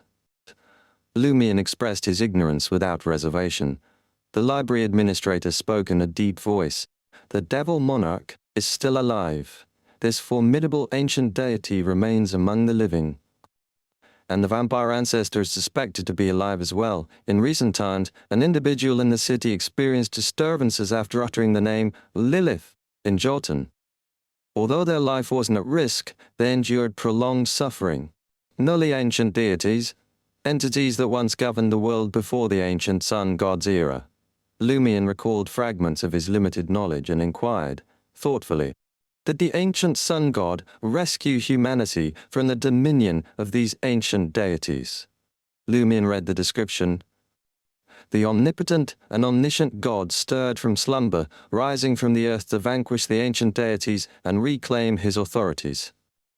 Note: in the present era, the omnipotent and omniscient God is also known as the ancient sun god. Nully indeed among the 8 ancient deities, Devil Monarch Farbuti is still alive, Vampire Ancestor Lilith is suspected to be alive, and the rest have perished. Giant King Ormir. Why does that name sound familiar? Ah, the provincial, capital renowned for its red wine and champagne. What ties does it share with the Giant King? Lumion cautiously inquired, "Can these 2 names be pronounced in ordinary human language?" "The vampire ancestors is acceptable, but it's advisable to refrain from attempting the devil monarchs. You must exercise caution even in writing it," responded the colossal library administrator. "We are uncertain if the devil monarch possesses any special abilities." "Nully exercise caution even in writing. Are all demons like this?" "Yes. The deity of the devil pathway remains alive, an ancient being since the Second Epoch," Lumion murmured, his heart stirred. He retrieved a note with the love incantation from his traveler's bag. "Have you encountered this name before? I came across a demon who identified itself as this. Much like the others, it cannot be spoken or written, only thought." The library administrator accepted the note with a hand capable of engulfing Lumion's head. His gaze swept over the name. Neighborhoodlessly. He lapsed into deep contemplation. After a minute or two, he silently retrieved a copy from a concealed location within the bookshelf. The book's title read, "A Summary of Rumors and Hearsay Before the Cataclysm, 1. Nully, what a simple name," Lumion observed as the library administrator opened the newly acquired book, pointing at a particular line of text. "As anticipated, it's right here." Lumion fixed his gaze and read silently. After the devil monarch Farbauti led the devils back to the abyss, occasional rumors persisted of demons enticing humans. The demons operated under the following names: Beelzebub, Ormos, Samael, Lilitan, and Nabodizli. A high-ranking demon hunter speculated that these names conceal the aliases of Devil Monarch Farbauti. Nully, the Devil Monarch Farbauti's alias. Lumion felt a jolt as a thin layer of sweat coated his back. Nully could laboriously be the Devil Monarch. Nully, the sealed blood-colored demon, was the Devil Monarch. Nully, no, it doesn't seem likely. If it were a genuine ancient deity, catching just a glimpse of his form wouldn't have resulted in my eyes exploding in a dream. I would have lost control immediately. Yes, perhaps Farbauti's pseudonym is among these names, but it doesn't necessarily mean Laboridisli is him. Lumion wiped his forehead with his right hand, forcing a smile as he addressed the library administrator. As a foreigner, am I truly allowed to read these books? The knowledge they contain is exceedingly precious. The library administrator responded calmly. The chief has already informed us that you are Mr. Fool's Blessed. Very well. Lumion found it amusing. Apparently, not every foreigner could access this library. The library administrator offered no further warnings. He took the book, chronicling pre-cataclysm rumors, and departed from Lumion's vicinity. Lumion continued to alternate between reading Devilogy and creation tales, taking breaks as needed. As evening approached, he barely concluded both books and departed from the Twin Towers. Releasing his compressed spirituality, Lumion teleported back to the berries in Port Hanth. Surveying the still bright sky, Lumion confirmed that the investigation into Hanth Island's demon legends had reached its conclusion. The matter delved into complexities beyond his reach. He no longer hesitated about his next steps and plans. Since he hadn't fully digested the Conspirer potion, he resolved to head to West Balam and seek out Hisoka. There he would hunt to digest the potion and complete the advancement ritual. Chapter 632, Conspiracy. Late at night in Trier, Angoulême de François sat in front of a small analyzer and a radio transceiver, attentively listening to the clicks and observing as a translated telegram was produced by a mechanical typewriter. The signature above simply read Hidden Blade. Having exchanged a few messages, Angoulême remained composed. He picked up the telegram and swiftly skimmed through its contents. When you're protecting high-ranking government officials and members of parliament daily, do you tail them even during personal moments like affairs or trips to the washroom? A wry smile formed on Angoulême's face. He contemplated responding to Hidden Blade with, "What occupies your thoughts all day?" However, in the blink of an eye, his eyes narrowed as he tapped away on the mechanical typewriter. "Tell me, what crime do you intend to commit? Which high-ranking government official or member of parliament is your target for assassination?" "Damn it!" Franca, seated in the master bedroom of her apartment, squirmed uncomfortably. Why did it feel like she was undergoing police interrogation? She dryly chuckled to herself and replied on the mechanical typewriter. "I'm just curious. Following them would be awkward, and not doing so might expose a security vulnerability easily exploitable by others." She refused to acknowledge any plans involving the Minister of Industry in the current government. After a while, 07 sent a new telegram. "I rarely undertake such missions. Initially, I dealt with Beyonder incidents and battle cultists. Later, I got promoted and no longer had to participate in daily protection operations.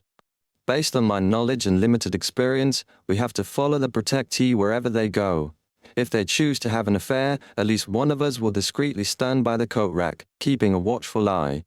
If time allows, we'll investigate and confirm the identity and background of the target in advance. If the protectee enters the washroom, one of us waits by their side, guarding against potential threats from sewers, ventilation pipes, and shadows. However, there's an exception. If the protectee strongly requests and writes an exemption, we can respect their privacy. After all, we're not their parents obligated to protect their every move. If they perish, someone else will take their place. It's not easy to find a three-legged toad, but those aspiring to be high-ranking government officials and members of parliament can fill Avenue de Boulevard. Moreover, such officials and MPs don't often possess exceptional foresight and wisdom. What matters is the position they hold. not the individual. Very few high-ranking officials and MPs choose to write exemptions for privacy, but they tend to do so when discussing confidential matters with their team. Whoa, 07, did you work overtime so much that you harbor resentment? Franca chuckled, inwardly.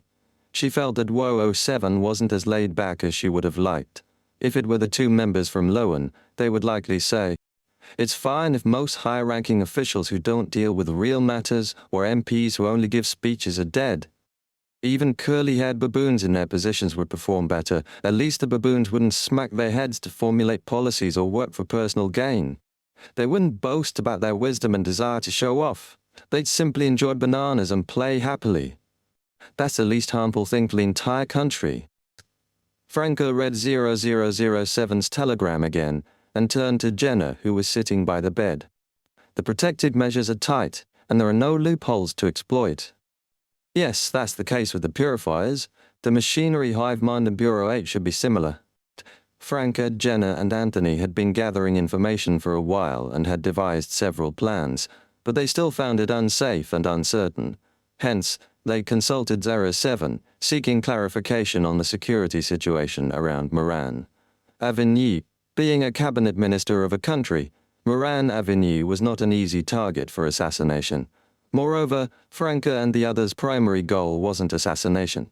Even if they considered it, they had to factor in the time required for spirit channeling, making it even more troublesome. Listening to Franca's summary of 07's response, Jenna pondered for a moment and said, "If it were any other demoness, they might choose to sacrifice their established legitimate identity by seducing Moran Avenue and pretending to be shy to make the minister get an exemption from the protectors. However, I don't think that's feasible. Moran Avenue is likely a mirror person, and mirror people have a close relationship with the demoness pathway. They might be especially wary of a demoness approaching them." Franca had initially hesitated to involve Jenna in the operation against Moran Avenue because the demoness of Black Clarice would secretly monitor and provide assistance at critical moments. It would be risky if she discovered Jenna using the demoness pathway's abilities. However, Jenna insisted on participating.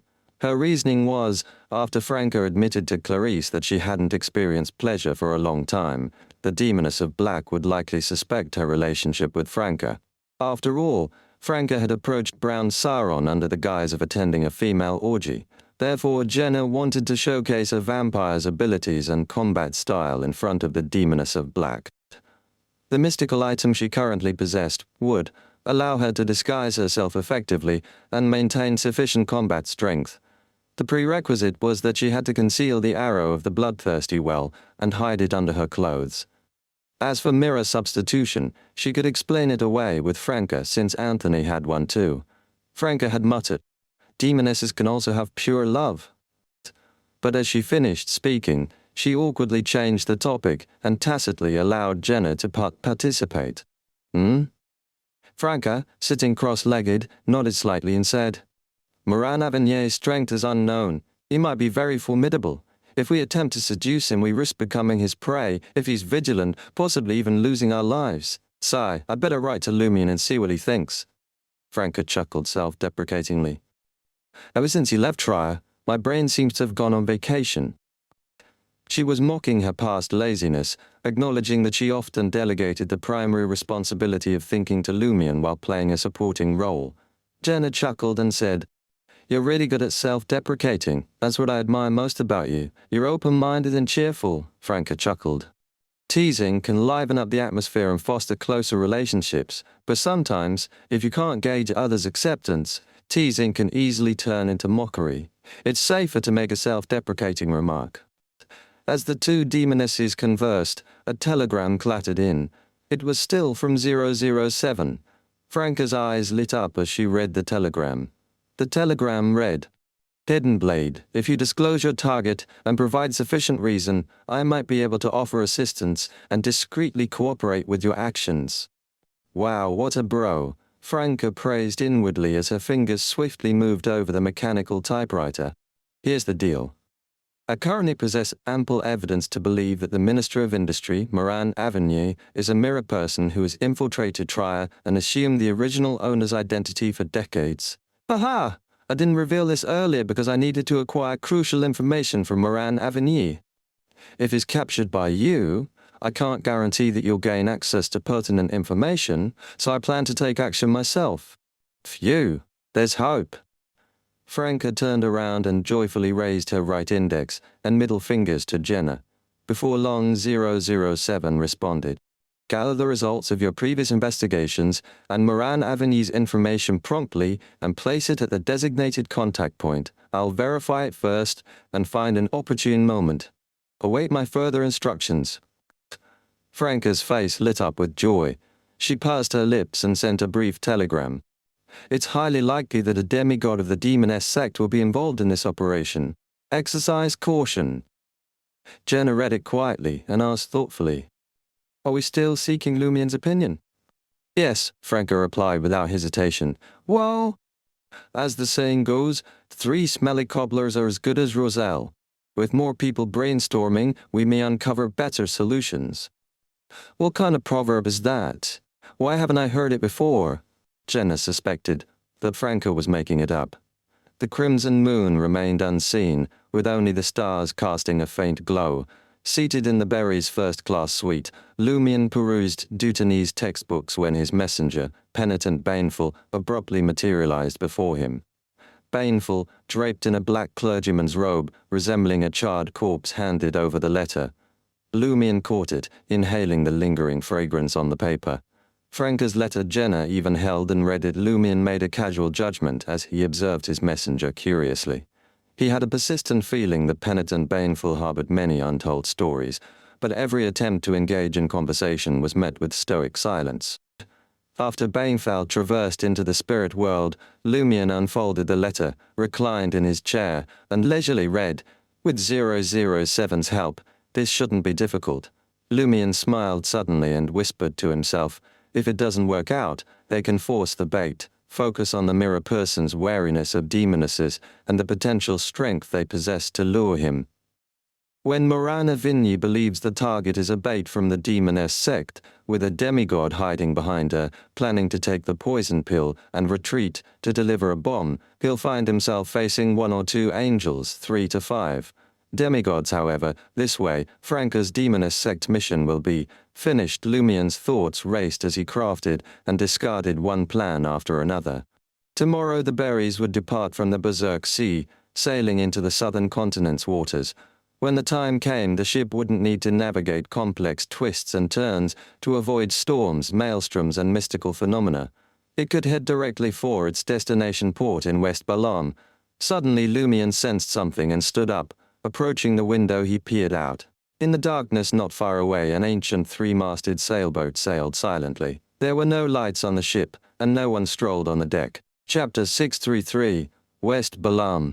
Lumien had heard from Lugano that ships deviating from the safe sea route might mysteriously disappear. In a few years they would occasionally appear at night, with no lights or people. This seemed to be the case now. In the past, Lumien might have teleported over out of curiosity, taking advantage of the 3-masted sailboat's re-entry into a safe sea route to assess its internal condition. However, after encountering the demon legends on Hanth Island, he felt that less curiosity was better. As long as the uninhabited ship traveling in the darkness didn't exhibit signs of attack or an imminent danger, he could treat it as a unique spectacle of the Berserk Sea and simply observe.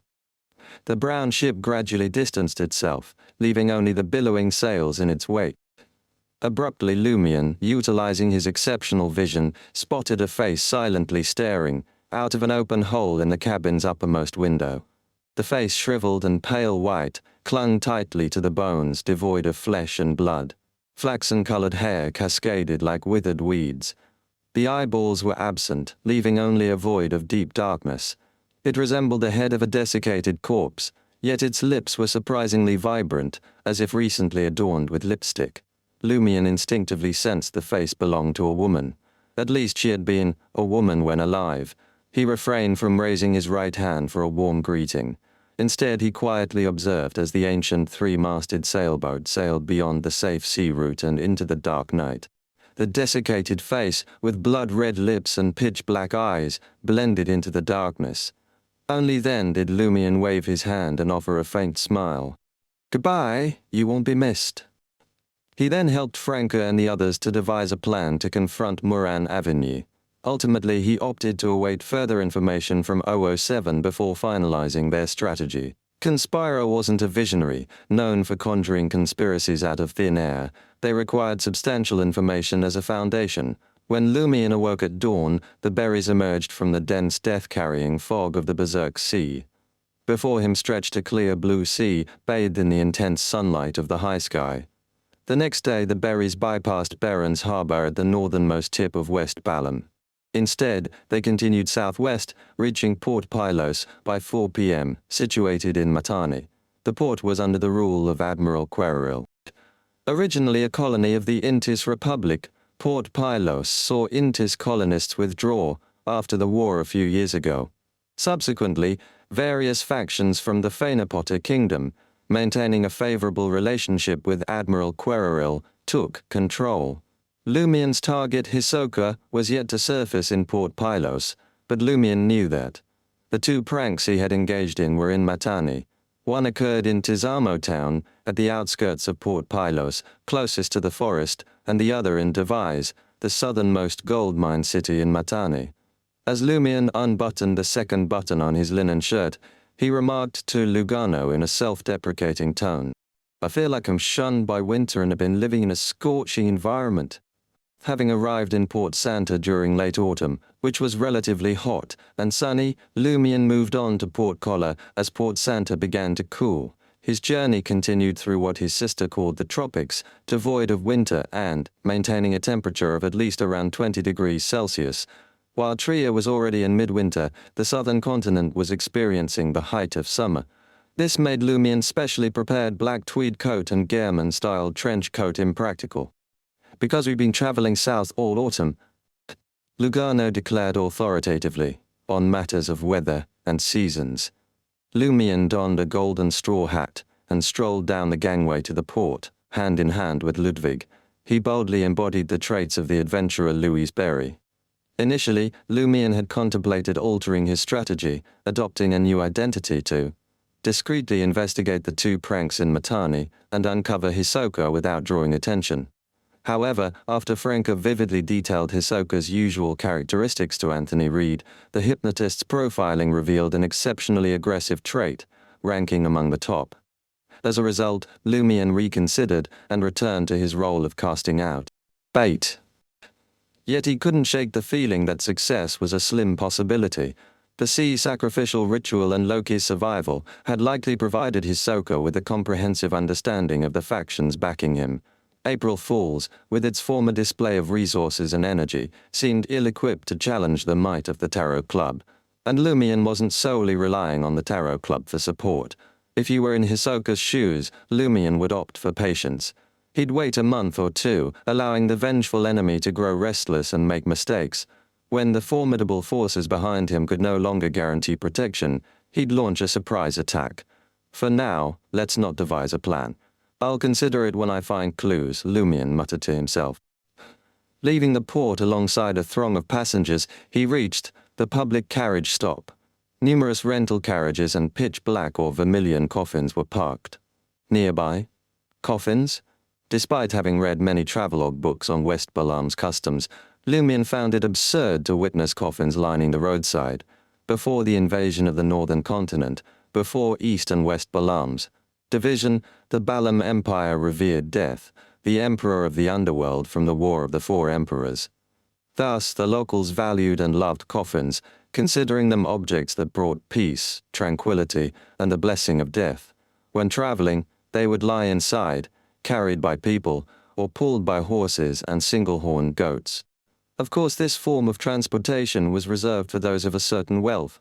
Level ordinary people couldn't even afford lying in a coffin. After a momentary daze, Lumion addressed Lugano and Ludwig with interest. "Do you want to take the coffin? I plan to give it a try." I'll pass," Lugano replied, finding the idea of lying in a coffin unsettling. Ludwig shifted his attention to the nearby street vendors. The aroma of corn and potatoes intertwined, enticing every passerby and prompting increased saliva production. "How lame," Lumion teased with a smile. Approaching the four locals with disheveled black hair and dark brown skin, he raised his right hand and pointed at the pitch-black coffin beneath the shade of a tree. "How much?" Lugano inquired in fluent Teutonese before Lumian could. "Oh!" "How much?" Lugano inquired in fluent Teutonese before Lumian could. His linguistic talent was evident. Less than a month had passed since their departure from Port Santa to their arrival at Port Pylos, and he could already communicate with people in Teutonese. Of course, his proficiency was limited to basic words and short sentences. A half-naked local in linen pants replied in Teutonese. "Nearby, 40 kopit, far away, 1 veldor." Recognizing the foreigner's inquiry, he refrained from quoting the price in the local currency, Delexi, the Intisian term for copper coins, quite affordable. This coffin carried by 4 people should be considerably cheaper than the one carried by 8. Lumian mused, appreciating the direct use of veldor and kopit. It showcased the recent Intisian influence in the former colony, lost only a few years ago. Lumian's grasp of Teutonese surpassed Lugano's, thanks to the mid-level language comprehension charm he had used on the ship. Learning Teutonese, in this manner, proved more efficient. Regarding charm consumption, Lumian harbored no concerns. In his view, items served a purpose, and there was no concept of waste as long as they proved useful. He couldn't align with those miserly individuals who hoarded their wealth throughout life, only for it to benefit others after their demise. If he urgently needed language comprehension charms, he could acquire them from the curly-haired baboons' research society. If their gathering didn't align with his schedule, teleporting to various cities in Lenberg would allow him to purchase them from the Church of Knowledge. "Sure," Lumian nodded at Lugano and said, "Let's go to Hotel Arella."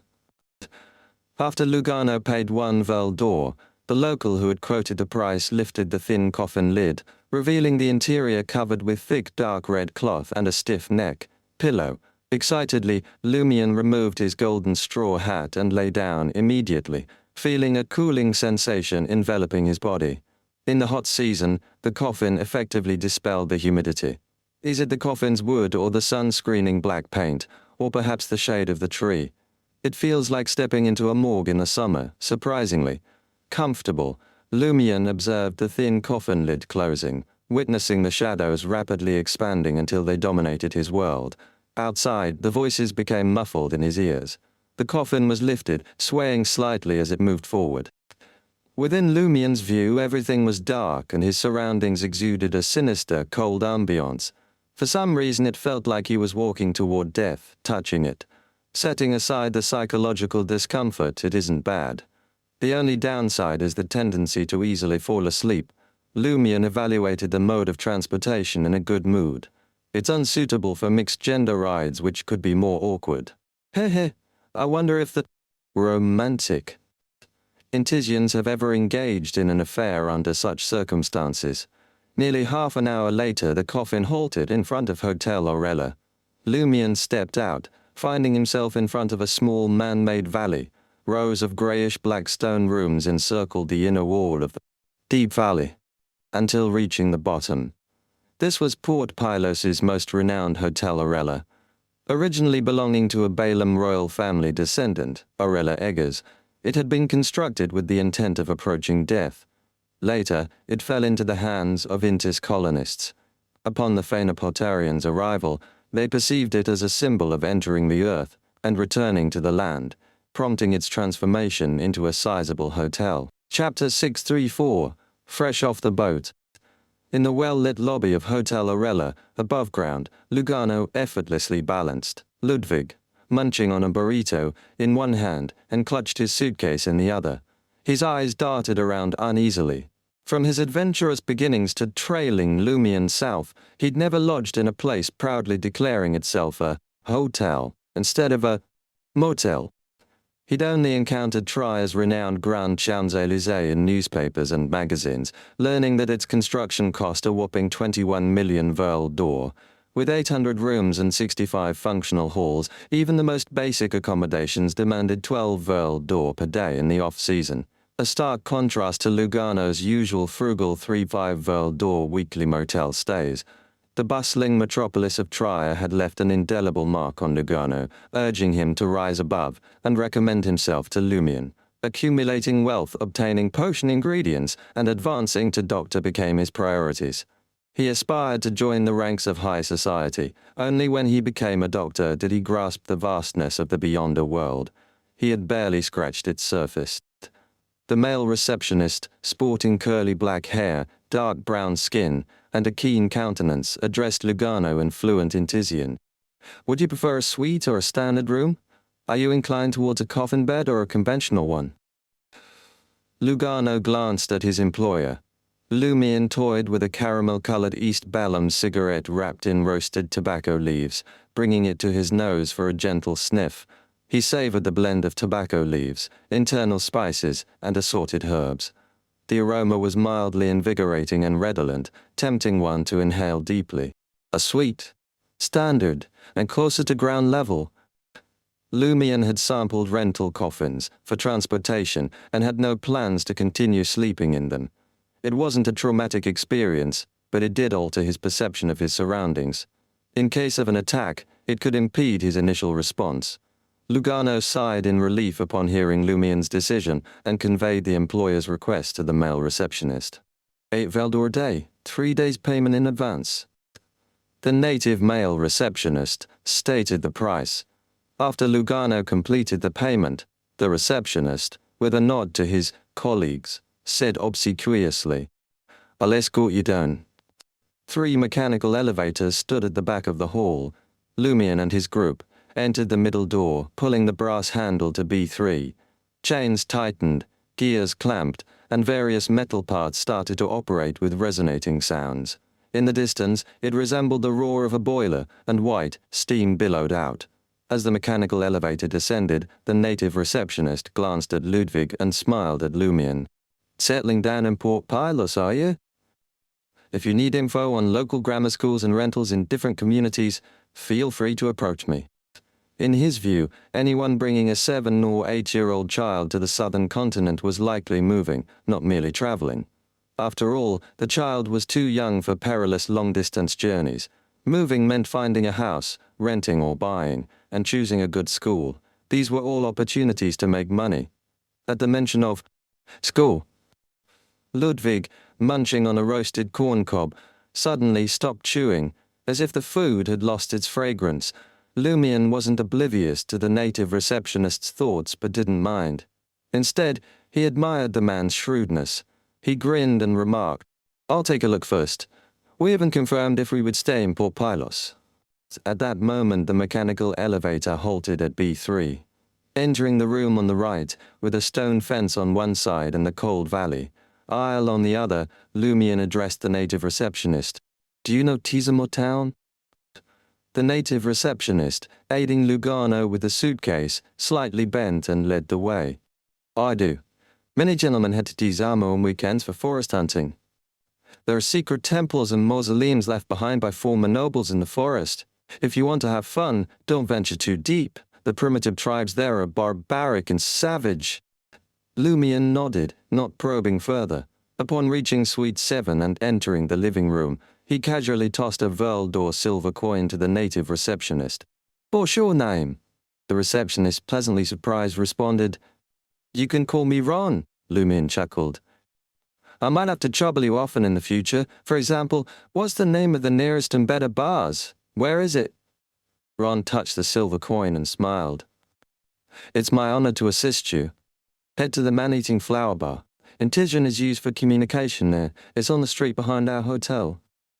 Lumion instructed Lugano and left the room with Ron, waiting for one of the mechanical elevators. Inside, a man with a deathly pale face and vacant eyes stood. The man's face was deathly pale, and his eyes were vacant. He wore a wrinkled shirt and pants. Lumion glanced at him without a word. Amidst the tightening of the chain and the relatively stable elevation, the mechanical lift returned to the ground. Once the vacant-eyed man exited the lift and distanced himself from them, Ron leaned closer to Lumion and whispered, "I wanted to remind you to pretend not to see that customer." "Who is he?" Lumion asked casually. Ron glanced around and lowered his voice. "He resides in a suite at B18. "A servant, Mr. Ivelster." "That gentleman's servants don't seem normal." "Of course, it's not normal. They are walking corpses," Lumion criticized. He had already observed the servant and realized his fate was dark, and that of a deceased. Lumion wasn't surprised to encounter such a situation in a country that once worshipped death. Having already seen the Blood Emperor's afterimage, encountering a zombie was hardly shocking.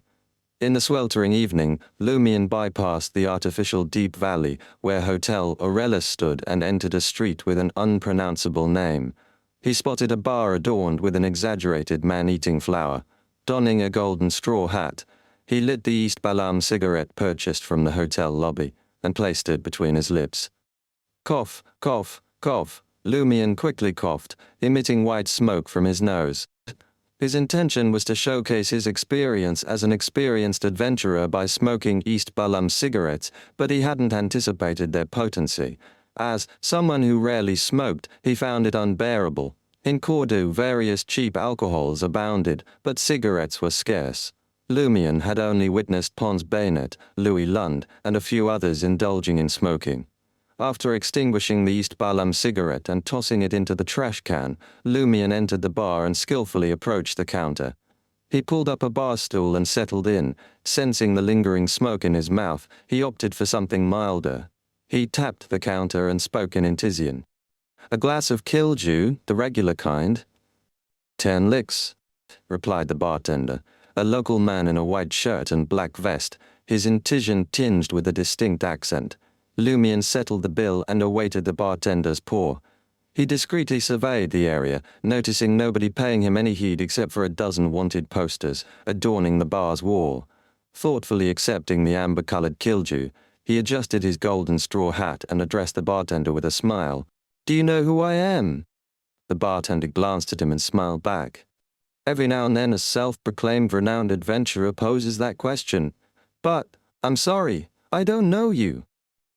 From the looks of it, the adventurer Louis Berry's exploits in hunting the demon, Warlock, are primarily known in the Fog Sea. My rising fame was tied to activities within the Church of Earth Mother's sphere of influence. Louis Berry's reputation waned upon entering the Berserk Sea, and few in West Balam are familiar with him. If Hisoka isn't stationed at the docks every day, he likely doesn't know about my arrival in Port Pylos. Lumion refrained from erupting in rage at the bartender's words. He sipped his Kilju, contemplating the situation. Noticing Lumion's silence, the bartender casually smiled and remarked, "You just arrived in the southern continent, right?" "Yes, I left the Berserk Sea this morning." Lumion seamlessly assumed the role of a regular at Old Tavern, recounting his story with a smile. "Encountered a ghost ship in the Berserk Sea, danced with dried corpses under the moon, and repelled a demon's attack. Praised the mother of all things. You might never understand how magical and dangerous the Berserk Sea is." The bartender wiped the glass's inner wall and interrupted Lumion. "I know. After all, that's where death disappeared." "Where death disappeared?" Lumion asked in surprise. While he had speculated about the dangers of the Berserk Sea and abnormal weather being linked to a deity's demise, he hadn't expected such an easy answer. The bartender regarded Lumion with an expression that implied, "You're actually a rookie. Have you never heard of the legend of treasures at sea? At the top is Death's Key. It's said that at the end of the Fourth Epoch, Death, who had lost the Pale White War, stirred violent waves to obstruct the returning enemy to Balam, creating insurmountable obstacles that severed the northern and southern continents. However, he ultimately didn't return to his throne and vanished. Only those with the special key can find him, discover the treasures he left behind, and gain his boon." The bartender's tone was complicated. Lumion fell silent. He had embarked on the sea seeking revenge, and held little interest in treasure, legends. He hadn't anticipated missing such crucial information. Just then the heavy wooden door of the bar creaked open. The once noisy bar hushed in an instant. Sensing the shift in atmosphere, Lumion turned his body, fixing his gaze upon the door. Chapter 635, Man-Eating Flower. At the entrance of the Man-Eating Flower Bar, a figure strode in, a woman neither towering nor petite, clad in a conservative deep black dress, caught everyone's attention. Her eyebrows were meticulously drawn, her skin thickly powdered, and her cheeks adorned with noticeable blush. Her lips shone gorgeously, and the area around her eyes sparkled with gem-like hues. Despite the woman's excessive makeup and unconventional style, her captivating brown eyes, high nose bridge, luscious lips, and curvaceous figure emitted a potent charm. Male patrons in the bar shifted their gazes to the door, momentarily silent. Only when the woman acknowledged a few customers with an aloof nod did the atmosphere spring to life. Some attempted conversation, while others raised their voices at their companions, trying to make an impression on her. Without lingering, the woman navigated through the crowd and settled on the opposite side of the bar counter. Unique. If Franca were here, she'd surely strike up a conversation. Lumion felt a twinge of regret for his companion and averted his gaze. He smiled at the bartender and commented, "That lady seems quite popular." The bartender wiped away the expression reserved for new adventurers and replied sternly, "She's my boss." Boss. Lumion suddenly recalled the bar's name and asked thoughtfully, "Man-eating flower?" "It's her." The bartender lowered his voice and approached the beautifully made-up woman of indeterminate age. He poured her a glass of some unknown brand of Black Rand. After the bartender returned, Lumion asked curiously, "Why does she have the nickname Man-eating flower? She seems very popular." The bartender instinctively turned his head, observing his boss as she focused on her drink and surveyed the patrons nearby. Leaning in, he whispered, "In Port Pylos, women of her caliber often relish the pursuit and adulation of men but keep them at arm's length. Our boss, however, is different. If she takes a liking to you, she'll extend an invitation for a memorable night. Sometimes, we can hear her passion echoing through the halls upstairs." The bartender paused, a mix of nostalgia and desire evident on his face. "Pleasure?" Lumion subtly frowned and inquired with a smile, "Have you ever been the object of her affections?" The bartender fell silent. For a moment Lumion wondered if the other would smash his head with the cup in hand. Changing the subject, Lumion asked, "Aren't there brash men who try to force themselves on your boss?" The bartender sighed and replied, "Remember the name of our bar." "Man-eating flower, is that what it means?" Lumion grasped the meaning. The bartender elaborated, "Those who tried to force themselves on our boss ended up badly. Some were severely injured or thrown down the stairs. Others simply vanished. Even those who caught her eye would be pale the next day, legs unsteady, they couldn't walk properly. That's why she's called Man-eating flower. She embraces it. Eventually, she named the bar after it." This is a departure from the demonesses of pleasure style, but each demoness has her own unique approach. Franca, a demoness of pleasure, stands out from the rest. Lumion's curiosity sated, he didn't delve further into the bar owner. Instead, he retrieved an ordinary deck of poker cards from his traveler's bag and asked, had he come across anyone using poker cards as a weapon recently? According to Anthony Reid's analysis of Hisoka, a key member of April Fools, Hisoka had a strong inclination towards self-expression. After successfully creating the poker card with the ability to change its face, possessing frost and cut characteristics, it was clear he wouldn't limit its use to mere April Fool's pranks. When engaged in combat or carrying out acts of violence, he wouldn't hesitate to employ the mystical item to end his target's life. This information presented a promising lead for investigation. Regarding the two pranks orchestrated by Hisoka, they revolved around Matane, and were linked to relatively confidential or significant local affairs. Individuals who weren't locals or lacked prolonged residence wouldn't spontaneously choose this area unless they also possessed ample information to support their actions. Lumion reasonably suspected that Hisoka's original sphere of activity centered on Matane and its neighboring regions.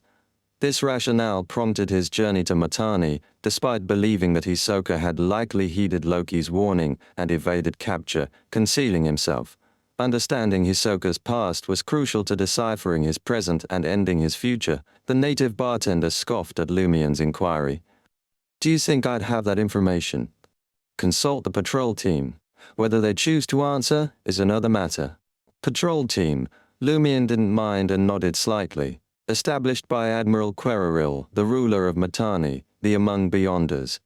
In this state, following the withdrawal of most Intis colonial forces, the Church of the Eternal Blazing Sun, the Church of God of Steam and Machinery, and the new Cathedral of the Church of Earth Mother lacked official authority to enforce the law.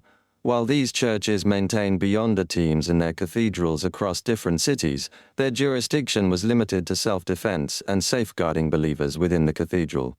They couldn't address matters akin to their usual spheres of influence or eliminate potential hidden dangers. Admiral Queraril entrusted the corresponding authority to the newly formed patrol team. Some of the patrol team's Beyonders were veterans from Admiral Queraril's army, while others were remnants of the former Balam Empire or former adventurers and bounty hunters.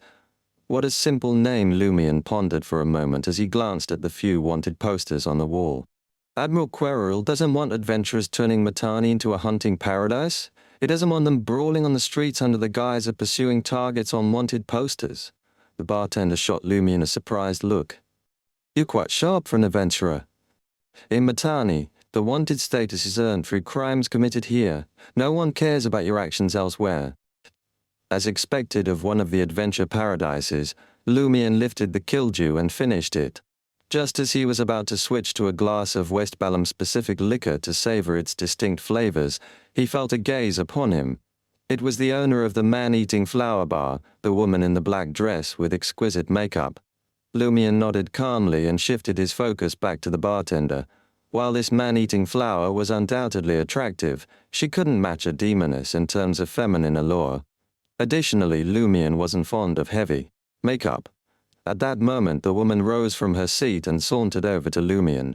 She curled her lips and remarked, "I can sense that you're like me, a living volcano, but it hasn't erupted yet. You're still enduring and waiting in pain. Tonight, are you willing to feel my passion?" Lumion raised his right hand and stroked his face. "You're taken with me just like that? Come to think of it, I've been a hit with the ladies since my youth. Being a hunter, I've often found myself surrounded by all sorts of beauties. Could this be the subtle influence of the True Men pathway? It doesn't add up. According to the Adventurer series and recent sea rumors, Mr. Fool's oracle, Danitz, is also from the Hunter pathway, yet his romantic endeavors were fruitless, and he doesn't boast any notable female companions." Lumion muttered internally and stood up. He offered a smile and inquired, "How shall I address you?" "Bellotia." The woman's smile relaxed, making Lumion feel that she might appear even more stunning without her heavy makeup. Lumion took off his golden straw hat, pressed it to his chest, and bowed slightly. "Madame Bellotti, I appreciate your invitation, but there's someone else I hold dear." As he spoke, he disregarded Bellocia's slightly stiffened expression and made his way past the man-eating flower, heading for the bar's entrance with composed demeanor. Bellocia didn't stop him. Like numerous patrons in the bar, she observed as he swung open the sturdy wooden door and stepped out. As the wooden door thudded shut behind him, Lumion sneered and muttered to himself, "I can resist even the charm of a demoness of pleasure. Why take the risk, with a woman of unknown origins? Using someone I like as an excuse is already preserving your dignity. If you still seek revenge, I won't hold back." Having left the bar early, Lumion wandered through the nearby streets, exploring secluded alleys in hopes of stumbling upon incidents or criminals to gather information. After turning a few corners, he suddenly heard a clanging sound emanating from a dark and deserted alley. Silently, Lumion approached and delved into the alley. There he witnessed an intense battle between two men. One, with evident native characteristics, appeared in his 20s. His face was pallid, and he wielded a sharp but hefty dagger in his right hand. His left palm was slightly open, and a dark shadow hovered in it, creating a chilling atmosphere. The other, in his early 30s, had ordinary facial features and an expressionless demeanor. Short black hair framed his face, and his dark green eyes were encircled by white. Clad in a plain white shirt and black pants, he wielded longer, sharper weapons, resembling scalpels in each hand. At this moment, the two engaged in a fierce battle, their weapons clashing rapidly, resonating with metallic clangs. Observing the skirmish, Lumion recognized that these weren't ordinary individuals. They both bore Beyonder characteristics. Halting his advance, Lumion nonchalantly stood with his hands in his pockets, his right foot propped up against the wall. He unabashedly observed the close quarters, combat between these Beyonders. Chapter 636, Catharsis. In just over 10 seconds, the two Beyonders locked in combat sensed an observer and instinctively distanced themselves, fixing their gaze on Lumion. Casually leaning against the alley wall, Lumion chuckled and remarked, "Go on, keep fighting, don't mind me." With a heavy dagger in hand, the young native, his left palm slightly open, eyed the black-haired, green-eyed, handsome, golden straw hat-donning Lumion with vigilance. Who is this? What is he up to? The short-haired man, armed with two odd-shaped scalpels, was equally vigilant. He too eyed Lumion and the vigilant young native. Suddenly, he crouched, arms hanging loose and black. Sulphurous smoke enveloped him completely. Lumion's smile didn't waver, his right eyebrow arched in mild interest. Unfazed, the young native extended his slightly open left hand, releasing a shadow that expanded into a distorted, black cloud. This. Black cloud. Black cloud. Merged with the sulphurous smoke, swiftly clearing the alley. The crimson moon once again illuminated the scene.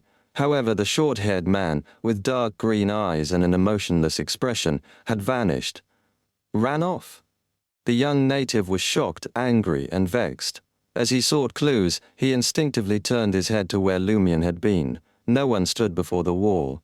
When did he leave? Why didn't I sense it at all? The young native, holding the heavy dagger, pondered in bewilderment, uncertain whether to pursue his target. Relying on his spell-like abilities, Bram skillfully escaped the alley, stowing away the two odd-shaped scalpels. He navigated the dark, unlit paths frequently, changing directions in an attempt to lose his imaginary pursuer. In the process, he pried open a shoemaker's shop on the street, donned a pair of ill-fitting leather shoes, and discreetly handled any signs of his intrusion. After circling 3 times, Bram returned to the alley, entering a simple apartment nearby, constructed from black stones and brown wood. Bram opened his room and entered, closing the wooden door behind him. He finally breathed a sigh of relief. Then he withdrew a transparent glass bottle from the grayish-white cloth bag hanging from his waist. The bottle held a nearly colorless liquid, faintly tinged with red. Suspended within, a blood-colored, well-defined mouth hung open, frozen in intense pain and fear. As if admiring a masterpiece, Bram stared entranced at the glass bottle in his grasp. After a moment, he averted his gaze, moved to the side of the room, and opened a cupboard. Within the cupboard, 7 or 8 similar glass bottles awaited, each containing a unique lip. The hues varied, some slightly upturned, others in a pouting stance. Bram positioned his newly acquired spoils in an empty spot, then used sticky blood-colored paint to draw an ominous symbol. With the task complete, his fingers gently explored different lips through the glass bottles, as if assessing each piece in an art exhibition. How twisted. A mocking sigh suddenly resonated in Bram's ears. Startled, he whirled around, focusing on the source of the voice. A golden straw hat-donning young man with black hair and green eyes sat in an armchair by the table, the top 2 buttons of his white shirt now casually undone. Him? Bram's pupils dilated as he recognized the man who had witnessed his clash with the numinous Episcopate member.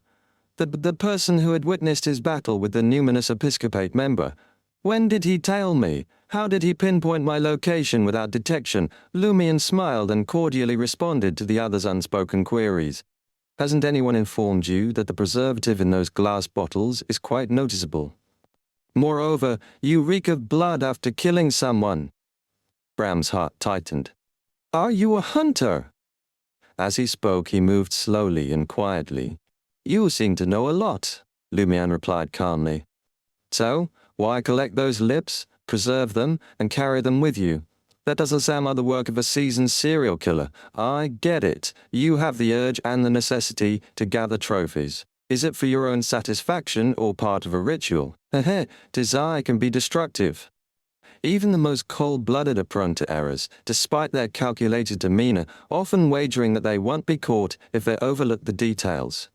Observing the twisted murderer summon black sulphurous smoke, Lumion deduced that he was a Sequence 7 serial killer following the criminal pathway. In the Devilogy book of the New City of Silver, it was noted that upon reaching Sequence 8 cold-blooded, also known as the unwinged angel, individuals underwent inhuman changes, acquiring 2 or 3 devil spell-like abilities, varying from person to person. Some wielded poisonous flames while others inflicted damaging curses. The creation of black smoke was one such ability. Combining the target's actions in battle, Lumion concluded he was merely a Sequence 7 serial killer. Bram's brow twitched at Lumion's mockery and sarcasm. Maintaining his cool, he advanced and murmured, "Did you come here just to converse? What is it you seek from me?" As soon as he finished speaking, dense black smoke billowed from the serial killer, carrying a pungent sulfuric aroma. Within the shroud of the dark smoke, Bram's eyes deepened as he unleashed another devil spell. His body morphed, adopting the color of a chameleon, seamlessly blending with the spreading smoke. Swift and silent, he approached the door, opened it with precision, and lunged outside. Bram's vision distorted, and amidst the lingering black smoke, he glimpsed the green-eyed man in the armchair grinning at him. Suddenly he found himself back in the room. Contrary to his previous orientation, he now faced away from the door. Bottle of fiction. Upon infiltrating the room, Lumion's initial action wasn't a pose but the creation of a bottle of fiction, one that prevented Beyonders from exiting. Unfazed by the sudden wave of disappointment and frustration, Bram darted to the side within the obscurity of the black smoke obscuring his vision. Rolling to the bedside, he retrieved a 6-barrel machine gun. Raising the machine gun, he aimed it at Lumion and unleashed a barrage of bullets. Amidst the rapid gunfire, Lumion disappeared from the armchair, the furniture torn apart by the storm of metal projectiles. Gone? As this realization hit Bram, he instinctively glanced upward and witnessed the man in the golden straw hat descending from the ceiling. Surrounding him were numerous crimson, almost white, flaming ravens. Swoosh, swoosh, swoosh. Fire ravens assailed Bram before Lumion's arrival. Caught within the encirclement, Bram reluctantly abandoned the 6-barrel machine gun. Attempting to evade the impending explosion, he sought refuge under the bed.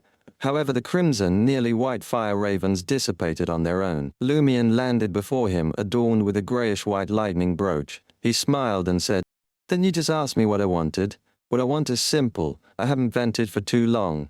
I'm in dire need of a humanoid sandbag." As he finished speaking, Lumion swung his fist at the retreating Bram. Instinctively, Bram raised his right arm to block.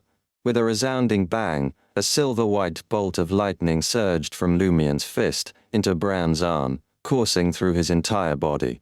Bram shuddered. Despite his inhuman transformation, a momentary paralysis gripped him. Lumion's other fist followed suit, crashing into Bram's side profile. Bang! The serial killer's head tilted, and a spray of teeth accompanied by blood scattered. Once more, silver-white lightning enveloped Bram's head. Bam! Bam! Bam! Lumion unleashed a barrage of punches, turning the encounter into a tempest, making Bram feel like he was caught in a thunderstorm. The electric shocks made any form of retaliation or defense nearly impossible. Bang! Bang! Bang! Lumion's expression remained icy as he relentlessly struck Bram's face, chest, arms, and head. The criminal pathway beyond his chest caved, ribs cracked, face swelled, and skull fractured. Charred marks covered his upper body after the brutal assault. After the relentless beating, Lumion clenched his fists and raised his arm. He crashed into Bram's left shoulder. Bang! Bram's left shoulder crumpled entirely. Collapsed on the ground, twisted and gasping, Bram's breath weakened. "That's it? It's fine. I can get my servant to treat you before continuing," Lumion remarked, wearing a devilish smile that Bram recognized all too well. Without awaiting Bram's fearful response, Lumion removed the fury of the sea brooch, stowing it back into his traveler's bag. In a gentle tone, he inquired, "Tell me, which family are you from?" Bram, undergoing the initial stages of dehumanization with a robust physique, realized Lumion had purposely avoided vital points in his attacks, leaving him far from unconsciousness. His mind still functioned, and thoughts raced before settling on Lumion's smile. After a momentary silence, Bram weakly replied, "I'm a member of the Andariel family." Chapter 637, Unexpected Information. Andariel, one of the 3 devil families. Lumion recognized the last name from Madam Magician and asked with a warm smile, "What brings you to Port Pylos?" If it weren't for the lineage running in devil families for generations with descendants naturally inclined towards the criminal pathway and the other option of the prisoner pathway seemingly trouble-free, Bram Andariel couldn't shake the suspicion that the man before him carried the last name Noise or Barrier. Why did he exude more of a devil vibe than Bram himself? Struggling, he lifted his right hand, wiping his swollen and cracked face, cleaning up the blood and flinging it to the ground. With the task completed, Bram responded. Firstly, it's to gather information about Matani for the family. Secondly, it's to find an opportunity to act as a serial killer. Do you know what acting is? He cooperated with Lumion by speaking in Intisian. Lumion nonchalantly stood before Bram, who was curled up on the ground, and remarked with a smile, "Your acting is subpar. You don't seem to be a criminal with a high IQ. Why would the Andariel family gather information about Matani?" Bram had no intention of concealing the truth for the family. "We're cooperating with the Rose School of Thought. They want information on this place." The Rose School of Thought setting its sights on Matani. That's right, Matani, seemingly detached from any northern continent nation, holds ties to the Phainopota kingdom, but their influence is lacking. With Admiral Quereril's sway, even if the Rose School of Thought and the Andariel family dispatch only a handful of agents, resisting may prove challenging. Lumion perceived the stark contrast between the southern and northern continents. Whether in Trier, the Phainopota kingdom, or the maritime colonies, Lumion encountered criminal acts and mystical disasters driven by the pursuit of strength and faith. Encroachments on factions or cities were rare, but West Balam presented a different scenario on his first day. If maritime disorder resulted from chaos, the southern continent teemed with factional conflicts, overt or covert, causing widespread chaos. Lumion, observing Bram's wound clotting, questioned further, "What intel does the Rose School of Thought seek?" Bram, reflecting, responded, "They want all kinds of information: cathedral locations, military camp details, patrol team compositions, port throughput, daily prices, and the locals' lives." "Are they preparing to rule this place in the future?" Lumion inquired, puzzled. "To whom will you hand over the information you gathered? Where?" "It will be written and placed in the study of an empty house at 17 Allig Street. My uncle, Devaho Andariel, will be responsible for retrieving it. We don't usually contact each other, and I don't know where he lives or under what identity," Bram explained in detail. After becoming a devil, his special ability is to completely skin humans and perform complicated processes to create Beyonder items with usage or time limitations. No matter who it is, as long as he wears the human skin as clothes, he can transform into the other person and complete the corresponding disguise. As Bram spoke, he wiped the blood off his body and flung it to the ground, as if obsessed with cleanliness. This was mentioned in Devilogy. Lumion nodded thoughtfully. He pondered for a moment and asked, "Are there any traces of other devils in Matani?" Perhaps Bram and his uncle weren't the only ones sent by the Rose School of Thought to gather information. Bram shook his head. "Not recently. However, during my investigation, I stumbled upon a string of serial murders around Port Pylos about 4 years back. The victims lay dissected, the scene steeped in blood and marked by the aftermath of a fierce battle. Moreover, the 7 casualties were no ordinary individuals, they were Beyonders, ranging from Sequence 7 to Sequence 8. Listening intently, Lumion felt a surge of intrigue. As per Franca's explanation, the name, Hisoka, stemmed from a literary work, hailing from the original world of transmigrators like themselves. One of the character's defining traits was an insatiable appetite for combat and the thrill of extinguishing formidable adversaries, reveling in the ecstasy and carnage of claiming lives. If the target was sufficiently potent, he'd patiently await their growth, perhaps even offer a nudge. Hisoka, a key member in April Fools, adopted this moniker as his codename, driven by an unmistakable urge for self-expression, mirroring this characteristic. Hisoka is a Beyonder of the Devil pathway. Moreover, his targets are Beyonders, while he was at the serial killer stage. Unlike other serial killers, he doesn't prey on the weak or ordinary people. If he had been a serial killer 4 years ago, he would likely be at least a Sequence 6 by now. There's a strong chance he's a Sequence 5. Yes, he's concealed his identity very effectively. No one in the Curly-Haired Baboons Research Society knows his true pathway. Lumion listened attentively to Bram's account without interruption. He eagerly pondered the possibility that Hisoka was a devil or even a desire apostle in his mind. The curled-up Bram glanced up at him, propping his bloody palm on the ground and straightening his body slightly. This seems like the work of a serial killer. Moreover, he's exceedingly confident in his strength and intellect, daring to target Beyonders. However, I noticed some discrepancies.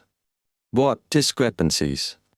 Lumion concealed his joy behind a gentle smile. Bram shifted his palm to support himself. Serial killers' victims often exhibit degraded behaviors. For instance, those I've selected typically share a common trait. They enjoy inflicting verbal harm and curses upon others for extended periods. Thus, I'd remove their lips and preserve them. However, the 7 slain Beyonders had varying identities, backgrounds, and behaviors, lacking the typical degeneracy. Perhaps he's merely a Beyonder with a fascination for serial killing, not necessarily acting out the devil pathway. Lumion mused, masking his interest with a teasing tone.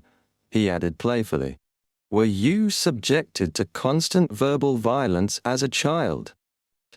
And the cold-blooded and serial killer potions amplified corresponding resentments and psychological traumas. Bram fell silent, his body gradually stretching out, no longer curled up. Only then did Lumion steer the conversation back to the serial murder case from 4 years ago. "Do you have detailed information about the 7 Beyonders who were killed? Did you identify any suspects during the initial investigation?" Bram shook his head slowly. "I only had read the summary provided by the patrol team, not the full investigation files. Most of the patrol team members were seasoned, Beyonders who had encountered mutants and devils before. Their judgment should be reliable." "Patrol team," Lumion grinned at Bram and remarked, "Is there any other information you deem crucial to share with me? If not, let's proceed." "Yes, of course." Bram straightened his back abruptly. In the next moment, he spat out foul words in a language Lumion had never heard before. Devil language. As the devil words reverberated, the bloodstains, and bloody handprints that Bram had left on the ground were enveloped in a faint light. A mystical connection seemed to form between them, linking them based on their location, creating sinister symbols and patterns. In the room's far cupboard, glass bottles filled with lips and colorless liquid trembled suddenly, as if rocked by an earthquake. This marked the initiation of a ritual to summon the projection of an abyssal devil. Serial killers executed serial murders not solely for the thrill, but also to appease the abyssal devils. Once the killing spree concluded, serial killers could proceed to the final step of the ritual, summoning the projection of the corresponding abyssal devil. This granted them the assistance needed to fulfill their desires. Though Bram's string of murders wasn't entirely finished and fell short by a few targets, he had met the minimum threshold. It satisfied the basic quantitative requirements, allowing him to expedite the ritual.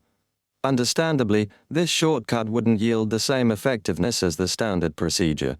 Yet, in the face of urgency and danger, Bram paid little heed. He cooperated willingly, divulging information to divert the enemy's focus from his subtle actions. For instance, allowing blood to drip onto the ground in a specific pattern and pressing his blood-stained palm in a particular location. These marks replaced conspicuous evil and degenerate symbols with subtler, blood-stained alternatives.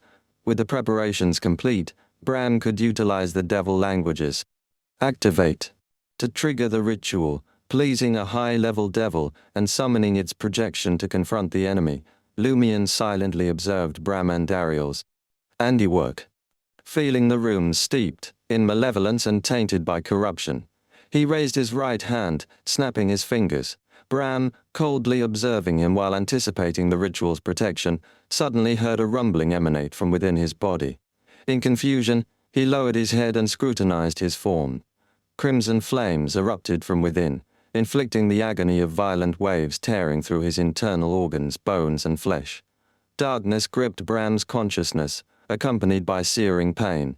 The last sight before losing consciousness, a black-haired young man with green eyes, sporting a golden straw hat, curved his lips, maintaining a warm smile. It was as though he watched a clown diligently tumble into a trap. Rumble, the ritual concluded prematurely. An explosion originating from Bram's body tore him into multiple fragments, fire infusion and delayed explosion. As Lumion adorned the fury of the sea brooch and ruthlessly assailed Bram, he not only released pent-up emotions but also covertly infused flames into Bram's body, triggering a delayed explosion. This precaution aimed to avert any mishaps. Moreover, there was no intention of granting forgiveness or negotiating a deal to spare Bram.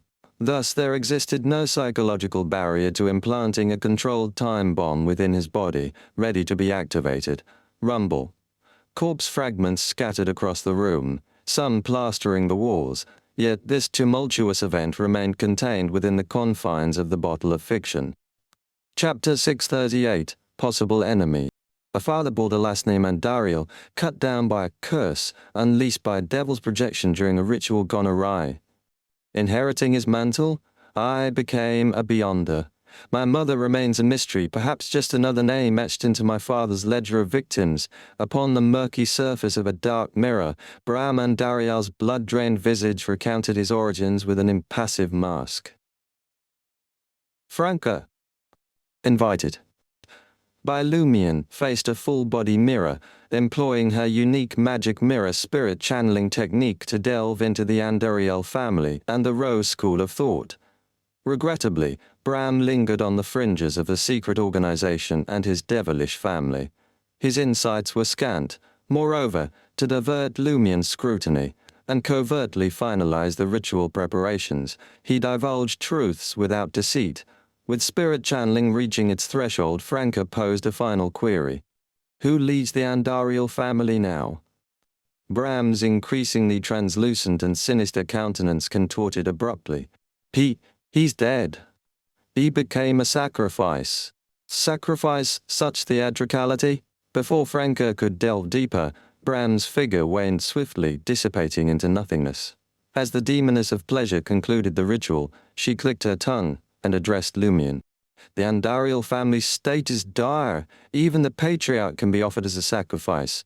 Are they fully controlled by the Rose School of Thought? In light of the Temperance faction's alignment with the Church of the Fool within the Rose School of Thought, Franca glossed over distinctions between factions. After all, the Rose School likely teamed with adherents of indulgence. Lumion responded contemplatively. The situation in the Abyss isn't quite right either. Whether Nabaredesley was the pseudonym of Devil Monarch Farboti or not, the plight of the blood-colored demon deep within Hanth Island mirrored the Abyss's troubles to some extent. With a scoff, Lumion remarked, "We're accustomed to damning others to hell and the Abyss. We believed it to be the worst place. Who knew the Abyss itself could decay? It's falling into its own abyss." A hellish jest indeed. Franca glanced at the pristine night sky, less tainted by industrial pollution. The crimson moon of the southern continent appeared clearer and brighter. She steered the conversation back on track. If Hisoka truly is from the devil pathway, his actions make sense. The Research Society was lax, minimal filters or restrictions on its members. Franca and Lumion were aware that the Curly-Head Baboons Research Society operated in a way that there were no devil pathway beyonders, but nobody knew the truth. Membership didn't entail self-declaration of pathways or proof. Sequences were discerned through interactions at gatherings. Hisoka remained an enigma, his pathways and sequence elusive even to key April Fool's members. Hisoka has always been a loner. He rarely participates in other April Fool's pranks. Is he afraid of being discovered as a devil? Lumion contemplated, adding, he was most inclined to collaborate with Mad Lady, an unabashed lunatic who couldn't care less. She might even relish the prospect of testing if a devil's blood runs cold. I sense a subtle mockery, insinuating my penchant for experimentation, yet, despite being a cold-blooded, the remnant blood of the serial killer Bram retained a hint of warmth. Does cold-blooded mainly denote emotional detachment rather than literal coldness? Or could it be the southern continent's summer, heating up, the blood of cold-blooded creatures? Franca's musings drifted. Franca then cautioned Lumion, if Hisoka is truly a devil, he'll sense your malice the moment you uncover a key clue. He can decide whether to strike or flee, shifting to another country to hide. Damn it. Pursuing a devil is a real hassle. When we can't beat him, he strikes first. When we can, he's nowhere to be found. We could use a demon hunter in times like these. Lumion half-jokingly remarked. From Devilogy, Lumion knew that Sequence 4 of the Warrior Pathway was the Demon Hunter, an expert in hunting devils. They were natural adversaries to devils, desire apostles, and even demons. One of the demon hunter's crucial skills was concealing their actions and intentions, making it impossible for targets capable of sensing danger to detect them. Franca concurred succinctly.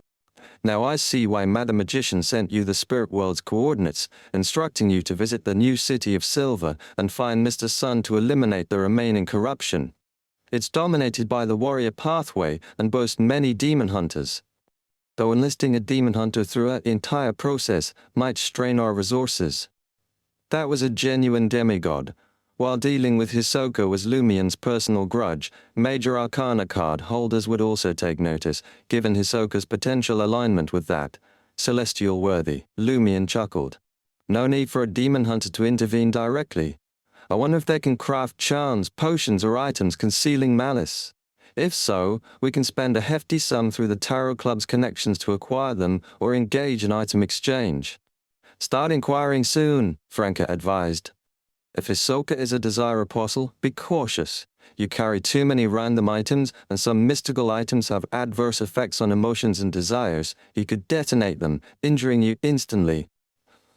As she spoke, Franca's lips trembled before she sealed them shut. Lumion nodded solemnly, refraining from boasting about his ascetic abilities. Having recently endured an explosion of emotions and desires, he understood it was beyond the endurance of an ascetic, causing physical damage to the brain. Franca then said, "The one chasing the serial killer was from the Numinous Episcopate, not a regular patrol member. The currents in Matani run deep." The Numinous Episcopate, a clandestine organization in the southern continent, was rumored to trace its origins to the former royal descendants of the Balam Empire and Beyonders unwilling to forsake death as their faith. Their ultimate aim was to restore death to his throne, ruling East and West Balam once more. Lumion strolled to the window, gazing at the street. He grinned and commented, "This is the chaotic southern continent. Actually, what piques my interest is why the Rose School of Thought is collecting information about the daily lives of Port Pylos residents. It seems like they want to govern this place. That's not their usual style." Lumion had limited knowledge of the Rose School of Thought's past. All he knew was their recent spree of sacrifices, leaving bloodshed wherever they occupied. Running a city or port for extended periods didn't align with their usual behavior. Nothing is certain. Franca's mind was working overtime recently. After a moment's reflection, she added, "Regardless of the Rose School of Thought's motives, considering the sacrifices they've conducted in recent years, they should have gained substantial boons from the Mother Tree of Desire. Now, with Devil family members in the mix, encountering a significant Rose School of Thought member may mean dealing with a dual bearer of potions and boons. Perhaps a zombie recipient, Wraith Tree Spirit, or Sex Addict Apostle, similar to a hunter monk like you." Franca, always more adept at nicknames and unconventional thoughts than Lumion, playfully referred to Beyonders who were both zombies and recipients as zombie recipients. Her primary intention was to caution Lumion that certain Rose School of Thought members might exploit abilities like those of the sex addict to provoke his desires. Later, in their desire apostle form, they could detonate those desires, providing end-to-end service. It would be a formidable challenge. In Lumion's condition, facing such Beyonders posed considerable danger. Lumion chuckled, somewhat self-deprecatingly. "Why do I feel like a powder keg, ready to explode with the slightest touch? Nevertheless, I don't intend to meddle in the Rose School of Thought's affairs. I'll write to Madam Magician and report the traces of the Rose School of Thought in Port Pylos. Someone will investigate and handle it. Aren't Mr. Star and Mr. Moon among the major arcana card holders overseeing the Rose School of Thought? My sole focus is Hisoka. At least, we can be sure that even if he's of the Devil pathway, he likely has no connection to the Andariel family. Otherwise, the Rose School of Thought wouldn't have dispatched Bram and company for reconnaissance. Ram wouldn't have been oblivious if a family member had been active here. Franca hesitated for a moment before adding, just be careful. Having escorted Franca back to Tria, Lumion stowed away Bram's serial killer beyond a characteristic. It took the form of a sharp-edged prismatic ice cube, enveloping faint wisps of thin black gas. Upon reaching Hotel Aurella, Lumion approached the trio of mechanical elevators, pulled the handle, and stood patiently. With a creak, the double doors opened simultaneously. Lumion's silhouette, elongated by the crystal chandelier behind him, was mirrored. In the mechanical lift, beside him stood a slender human shadow. Chapter 639, Bribe.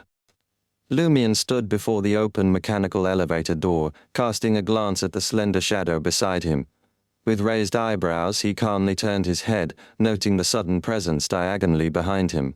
The figure appeared as a tall, thin man draped in a complex, layered black robe. His face bore a pale white complexion, as though untouched by sunlight for an extended period. Atop his black hair sat a fluffy black hat, its edge adorned with a gently swaying white feather. Lumion retracted his gaze and entered the mechanical elevator, the tall, thin man with dark brown eyes following suit in silence.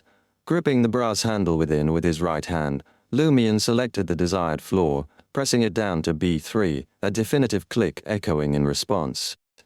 After Lumion selected his intended floor, the lanky man mimicked his action, opting for B18. As they awaited descent, the distant sound of steam hissing reached their ears. Gears whirred to life, chains tightened, and the luxurious mechanical elevator began its gradual descent. Throughout the journey, both remained eerily silent, the atmosphere thick with unspoken tension.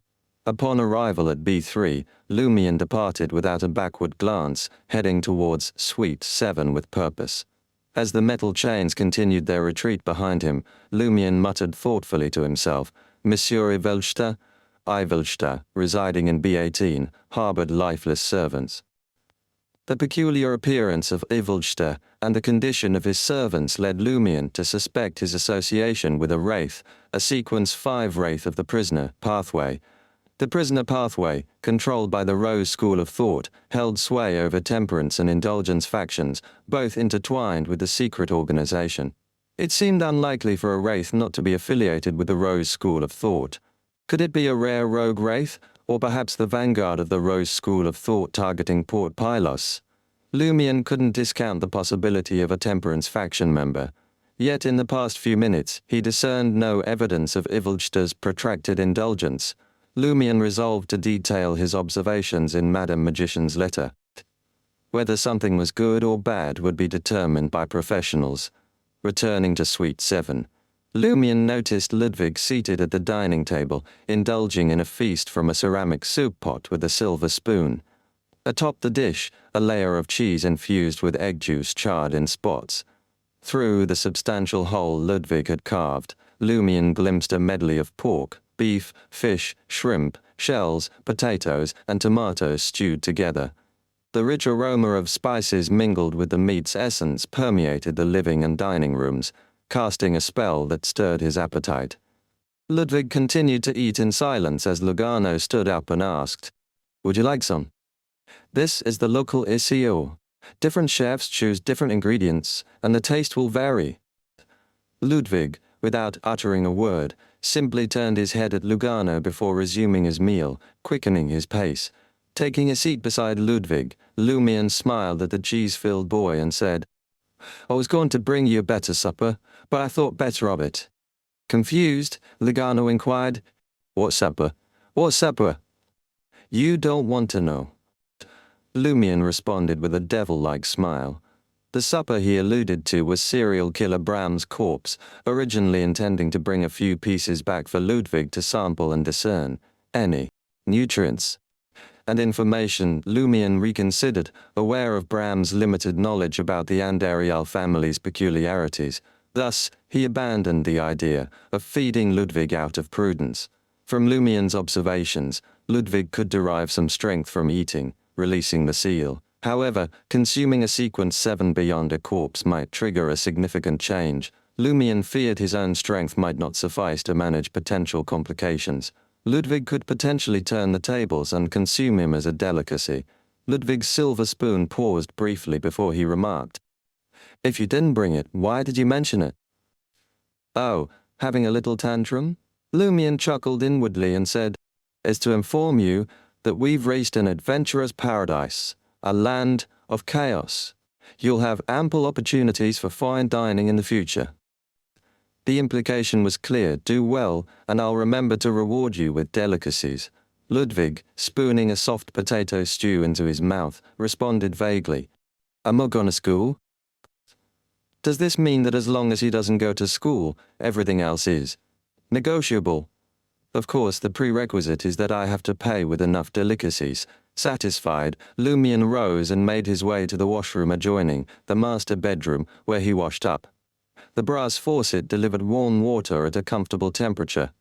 Lumion soaked a towel, relishing the refreshing steam that enveloped his face, invigorating him. Hotel Aurella's utilization of a steam engine to power its mechanical elevators and machinery ensured continuous hot water, a notable feature of its service. The following morning Lumion, sporting a golden straw hat, appeared on Cania Street beside Port Pilos's Resurrection Square. Once the ruling center for Intis colonists in Matani, the area bore remnants of its history with road signs and shop names in the Intisian language. Lumion effortlessly traced the path beneath the Intis parasol trees, arriving at a 4-storied beige house showcasing Intis's opulent architectural style. Signs adorned in Deutanese, Intisian, Highlander, Loan, and Fasak languages marked the building. Port Pilos Patrol Team. Below the sign, 5 lines had the same meaning. Only deals with paranormal events, fully taking into account the needs of adventurers from different countries to report a case, Lumion playfully remarked as he entered the beige establishment. Within the hall, devoid of occupants, Lumion found a receptionist casually, perusing the day's local tabloid from a lounging position. The native, in his 30s with dark brown skin and black hair, possessed a slender face and dark brown eyes. Approaching, Lumion addressed him in Intisian. I want to report a case. The native glanced up, rising unsteadily. He opened the partition behind him, uttering a few incomprehensible words in Deutanese. Lumion could barely understand him speaking in Deutanese. Someone who understands Intisian or Highlander? This won't do. Since you don't understand foreign languages, don't waste time reading the newspaper. Study diligently. Maintaining a genial smile, he patiently awaited other patrol team members to appear. Within a mere minute or two, a young man with fluffy brown hair, appearing as if he had fallen asleep without washing his hair the night before, swung open the door from the depths of the hall. Dressed in a white shirt and an unbuttoned yellow vest, he strolled towards Lumion, one hand casually tucked into his pocket. In fluent Intisian, he inquired, "What case you finding?" Lumion assessed the young man, unmistakably hailing from the northern continent, cigarette in hand, and brownish-yellow eyes. With a reserved smile, Lumion responded, "I found a killer." Amused, the well-defined young man gestured towards the door. "For killers, go to the police on the opposite street."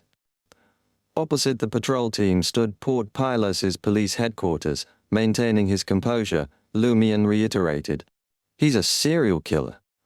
"Serial killer," the young man with the cigarette muttered to himself, a shift in his demeanor, indicating a sudden seriousness. "How do you know?" "I found many severed lips in his house, human lips," Lumion disclosed with a reserved smile. "Cut off lips?" The young man, yet to fasten his yellow vest, pressed with urgency. "Where's his home?" After a brief pause, Lumion replied, "I can't spell the street name, but I can take you to the scene. It's on a street near the man-eating flower bar." Forcing himself to calm down, the young man took a drag on his cigarette, asking, "What about the killer? Did you see his face?" "He's dead," Lumion truthfully responded. Taken aback for a moment, the brown-haired young man queried, "How did he die?" Lumion's reserved smile transformed into a more open one. "I killed him." The young man's expression froze in disbelief. He scrutinized Lumion for a few seconds before inquiring, "Are you an adventurer here to collect the bounty?" Bram's serial murders had prompted a local wanted poster issued by Admiral Quirrell. However, The poster lacked a corresponding name or appearance, featuring only a case description due to the suspect's unidentified status. Smiling, Lumion replied. Sort of, but you can also claim it. The young man furrowed his brow. What do you mean? The bounty can be yours, Lumion stated, making his intention to bribe clear. The young man cast a glance at Lumion. What would you like in exchange? I want the dossier on a serial murder case from 4 years ago, and the relevant items you gathered. Lumion disclosed openly. There might be something among them that Ludwig could consume. The young man fell into contemplative silence, assessing the pros and cons. Eventually, he scratched his brown hair and said, I could show you the case dossier and related items, but you can't take them away. You can only copy them. Also, I need to confirm if it's a serial killer at the scene. All right, Lumion agreed, extending his right hand with a smile. Happy working with you. The young man shook Lumion's hand. Nice working with you. You can call me Camus. What about you? Lumion smiled once more. Louis Berry. As Camus entered the door deep in the hall, preparing to gather 2 teammates, he pondered. Louis Berry. Why does this name sound familiar? Chapter 640, Commonality. On the street adorned with the words, Chilicasco. In Dutanese, Lumion led Camus and the rest of the patrol team into the apartment crafted from dark black stones and brown wood. The moment he swung open the door to Bram's room, a blend of charred scent and the tang of blood wafted through the air. Corpse fragments lay strewn across the floor, the walls tainted with a mixture of blood and flesh. Handprints, crimson and searing marks adorned every surface. Camus's eyes widened, as if thrust back into the midst of a serial killing, yet this was a level of devastation beyond even that. Turning to Lumion, Camus, despite already anticipating the grim answer, habitually inquired, Where's that person's body? Lumion gestured towards the scattered remains and minced meat, responding with a grim smile. All of these. Camus fell into a momentary silence before signaling his 2 stunned teammates to examine the scene. He had promised to share a portion of the bounty with them, making them witnesses to his merits. Camus hadn't ventured alone, wary that this might be a trap set by Louis Berry, an assassination attempt by the Rose School of Thought or other secret organizations targeting the patrol team. In the southern continent, vigilance was a necessity. Approaching a cupboard, Camus fixated his gaze on lips soaked in preservatives, the tragic fate of the victims replaying in his mind. After a moment of silence, Louis Berry spoke calmly. Bram is a member of the Devil family, and Ariel. He was instructed by the Rose School of Thought to gather information in Port Pylos and carry out the serial murders. His uncle, Devilogy, was supposed to be his contact, but they never actually met. Instead, he left the information he collected in the study of an empty house at 17 Alex Street. Camus and the others were initially startled, then deeply puzzled. How does Louis Berry possess such detailed knowledge? Camus couldn't help but glance at the scattered corpse pieces, the blood-soaked walls, the handprints on the ground, and the various charred marks. Eventually his gaze settled on Lumion's face. Lumion responded with a warm smile curling his lips. Camus and his 2 companions exchanged glances, refraining from questioning whether Louis Berry obtained the information through spirit channeling, torture, or if he had discerned Bram's motives from the start. Louis's pursuit of a serial murderer wasn't solely due to a criminal act. This intel is crucial. Camus nodded, gesturing towards the severely damaged 6-barrel machine gun in the room. We need to secure Bram's weapon. No problem, Lumion replied casually. Being a pyromaniac, firearms held little appeal for him. Fireballs proved far more potent than the rapid fire of a 6-barrel machine gun, just not as swift. Beside Resurrection Square, on Kanya Street, on the 2nd floor of the patrol team's 4-story building, Camus placed the dossier and related items on the table in front of Lumion, emphasizing, You can only read and record. Taking it away or damaging it is not an option. Lumion nodded subtly, taking one of the envelopes, unwinding the thread a few times, and carefully opening it. Rather than hastily perusing the contents, he first extracted the dossier, giving it a thorough read.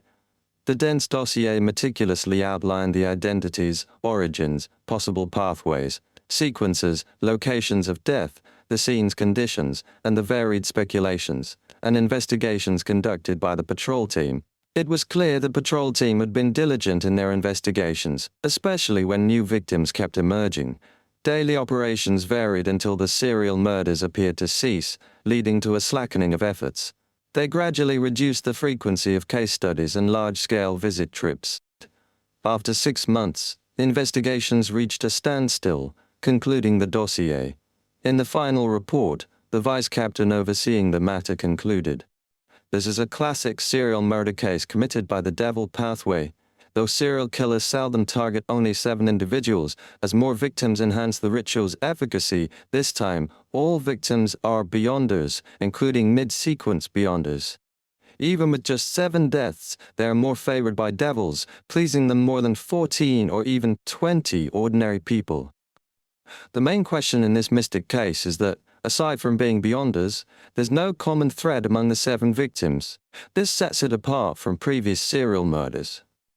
We hypothesize that the 7 victims were active, Beyonders in West Balam, likely having committed some form of killing in the past. It can be seen as a manifestation of depravity." Lumion read it meticulously, concurring with the theory that 7 Beyonders surpassed 14 ordinary individuals in devil-pleasing rituals. This wasn't new information to him. After all, ordinary people were only the 3rd best sacrifice, while creatures with Beyonder characteristics ranked 2nd. Similar situations arose in specific acts, particularly those requiring feedback. It was akin to deciphering an angel's conspiracy, allowing Lumion to assimilate a potion more effectively than an ordinary person's intrigue. Having grasped a general understanding of the entire serial murder case, Lumion delved into gathering information about the 7 Beyonders. Synthesizing Anthony's psychological profile of Hisoka, Franca's archetype summary and her speculations about the actor, he scoured for potential commonalities. Among the Beyonders were both men and women, one under Admiral Queraril, while another was a death believer residing in Port Pylos. Foreign adventurers, an Intus Republic spy stationed in Matani, a peripheral member of the Rose School of Thought, and a local clergyman of the God of Steam and Machinery Church were also among the list. Judging by their identities and backgrounds, they seemingly had nothing in common. Yet, for Lumion, who read with subjective conjectures, subtle details held significance. All 7 victims were young, with the oldest in his early 30s, widely praised for combat talent and outstanding intelligence. Lumion mused to himself, are the targets Beyonders who are young, filled with potential, and have already reached a certain level of maturity? Even the 2 who weren't particularly young bore the label of being famous, powerful, with limitless potential. Lumion gained a rough understanding of Hisoka's selection criteria. If Franca were present, she might have noted that it matched the characteristics of the original archetype. However, Lumion believed Hisoka would adhere to the archetype when it suited him, not letting it dictate his true motives. Mad Lady's evaluation of Hisoka as not being pure enough further supported Lumion's perspective. Considering the selection criteria, Lumion thought Louis Berry fits Hisoka's homicidal fetish. He clicked his tongue and retrieved items related to the case from the official envelopes. Most were the victim's belongings, but there were also 7 thin aluminum foils stained with blackish-brown substances that didn't belong to this group. Described in the case file, they were wrappings for the local chocolate, left at each crime scene. It was suspected that the murderer would peel off the thin foil after success, indulging in a piece of chocolate before dissecting the corpse. As the murderer used a gloved hand to extract and consume the chocolate, no corresponding traces were left on the thin foil. Such chocolates were common in Matani, making tracking difficult. Lumion studied the thin aluminum foil before smiling at Camus, who supervised him. "Can I take 2 or 3? Camus, with his brown hair, furrowed his brow. "If you want to use divination or other Beyonder methods, you can do it here." "Just 2. It won't hinder your future investigations," Lumion said enticingly. "If you agree to help, I'll give you an additional reward. For example, a very useful summoning incantation for a spirit world creature." Camus fell silent briefly before agreeing. Deal. More than 15 minutes later, Camus, having brought Lumion out to purchase chocolate-like items, observed with a bewildered expression as a rabbit-shaped spirit world creature adeptly copied the dossiers with a fountain pen. After nearly a minute, Camus shifted his gaze to Lumion, leisurely sitting on the side, peeling off the thin aluminum foil and savoring a piece of dark brown chocolate. He inquired in a deep voice, "Is this the very useful spirit world creature you mentioned?" Lumion, chewing on the fragrant chocolate, responded with a smile. "Yes, it's one of the rabbits of knowledge. It can help you evade the labor of copying." "What do I need such a copying tool for?" Camus bellowed inwardly, but he restrained himself as he recalled the bounty for the serial murders and the grisly scene of Bram's demise. Lumion added with a smile, "When you prefer to keep the origin of your words hidden, summon the rabbit of knowledge for assistance. Moreover, this is a growth-oriented spirit world creature. It evolves based on the knowledge it receives. Of course, it's ideal if you can secure a contract with the spirit world creature, otherwise each summoned rabbit of knowledge might differ, making nurturing impossible." Growth-oriented? Camus echoed the term, his expression gradually softening. Back at Hotel Orella, Lumion retrieved the 2 old aluminum foils from his pocket and handed one to Ludwig. "Try eating these," he suggested with a smile. Chapter 641, Information from Eating. Lugano, who had been observing from the sidelines, was taken aback when Lumion handed the thin aluminum foil to Ludwig and inquired if he wanted to eat it. Despite Ludwig's previous display of abnormal eating habits, including drinking a tube of human blood in front of Lugano, revealing all the corresponding information, Lugano still harbored reservations about feeding Ludwig just anything, especially something as unconventional as aluminum foil. After all, Ludwig was still a child. In the blink of an eye, Lugano witnessed Ludwig silently accepting the old, thin aluminum foil, stuffing it into his mouth, chewing and swallowing. Lugano found himself in a daze. Once Ludwig finished consuming the aluminum foil, he calmly turned to Lumion and inquired, "Which details do you need? Information on the cocoa beans used, the precise quantity, additional ingredients, the origin of the aluminum foil ingredients, the production factories, or the individuals most in contact with it?" Lumion shook his head slowly. "No need. This information wouldn't help track down Hisoka. Hisoka had touched the thin aluminum foil while wearing gloves, leaving behind no corresponding personal details. The patrol team had already confirmed that the chocolate packaging was common in Port Pylos, and there was nothing distinctive about the taste. As Lumion responded, a mix of amusement and surprise washed over him. He can even extract such information from eating, as expected of a monster capable of recovering just by eating and gradually breaking free from the seal's constraints. Ludwig seemed to relish the delicacy. After a few moments he remarked, "The residual chocolate has a hint of depravity." Depravity? Could it be that Hisoka had carried it for an extended period, corrupting it? That doesn't make sense. Unless one was a demigod, Beyonder Horus couldn't reach such a level. The only possibility was that they were on the brink of losing control, deep in a state of depravity. However, such a Beyonder's body would undoubtedly display various abnormal details. They wouldn't be able to leave the house. Stepping out would lead to discovery and pursuit by law enforcers. Could he rely on the human skin Bram mentioned for disguise? Lumion was initially puzzled, but then he asked with anticipation, "A decadent aura from the devil pathway?" Ludwig licked his lips, savoring the taste of the chocolate residue. "Yes, at least a demon's." "Demons?" Lumion was taken aback and couldn't help but frown. Having extensively studied Devilogy, he knew that sequence 4 of the devil pathway was known as demon, representing a demigod. If the chocolate slightly tainted with a decadent aura came from a demon, it clearly didn't belong to Hisoka. Lumion wasn't arrogantly dismissing Hisoka's potential to have advanced to sequence 4. Instead, the aluminum foil and chocolate marks represented the state 4 years ago.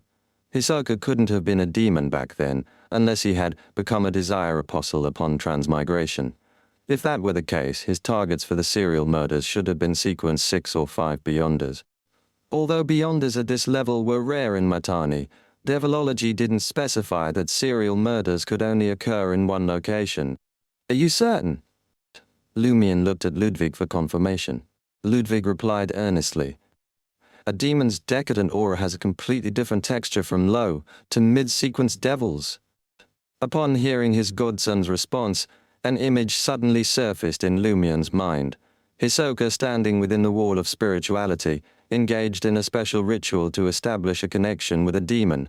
Throughout this process, a few pieces of chocolate wrapped in thin aluminum foil remained in his pocket. They were slightly tainted by the decadent aura permeating the altar, subtly and silently, transforming. Yes, when I perform a ritual, I don't remove all my belongings in advance and leave them outside the altar unless there's a specific mention in the ritual requirements that I should avoid. As a conspirer, Lumion quickly made a guess and asked Ludwig, "Can you tell which demon's decadent aura it belongs to?" Lumion's current idea was that if Hisoka couldn't be found in the future, he would exhaust his resources and seek the help of the new City of Silver's demon hunter experts. He would set up a ritual and summon the demon who had established a connection with Hisoka. He would have it beaten up before interrogating it for information about Hisoka. Ludwig shook his head. "I can't absorb such subtle information yet. All I know is that the decadent aura belongs to a family called Noise." Noise, one of the 3 devil families. The demon responding to Hisoka's special ritual is from the Noise family. That's peculiar. How can a demon respond to a ritual remotely? It has to be at sequence 3, or even at the angel level. According to Devilogy, serial killers can summon projections of abyss demons because those devils can use the special properties of the abyss to respond, not because they have reached the corresponding level. However, the Noise family is a devil family active in the real world and hasn't entered the abyss. Lumion made many connections from the Noise last name. He concluded by listing 3 possibilities. Firstly, the demon responding to the Hisoka ritual was none other than the Noise family's angel. Secondly, it had reached sequence 3 and was located in Port Pylos, near Hisoka. Thirdly, the Noise family had a close connection to the abyss. They could borrow the abyss's properties to some extent. Even a demon could respond to prayers from afar. Lumion pondered for a moment and asked Ludwig, "Any other information?" "No!" Ludwig replied, disappointing Lumion. Lumion handed over the remaining piece of aluminum foil. "Try this one too." Ludwig didn't hesitate. Like many children drawn to the sweetness lingering on wrappers, he popped the thin foil stained with chocolate into his mouth and chewed. After a moment while Lugano snapped back to reality, Ludwig looked at Lumion and remarked, "There's more to this one." "What kind of information?" Lumion knew that Ludwig's special mention had to be of some value. Ludwig responded with the air of a connoisseur. This thin aluminum foil rested on a table marked by old blood and a splash of coffee. The blood belonged to a deceased male. The spirituality was initially potent, and the coffee was Fermo blend, unsweetened, distinctly bitter yet fragrant. Upon hearing Ludwig's account, Lumion's mind painted another vivid scene. A few pieces of chocolate wrapped in thin aluminum foil lay nonchalantly on a table, soaked in old blood and spilled coffee. They seemed to share an intimate connection for an extended period. Then, a hand reached out, snatched them up, and swiftly pocketed them before making a hasty exit. Connecting the dots, Lumion strongly suspected that the table had served Hisoka, in a dwelling he once occupied.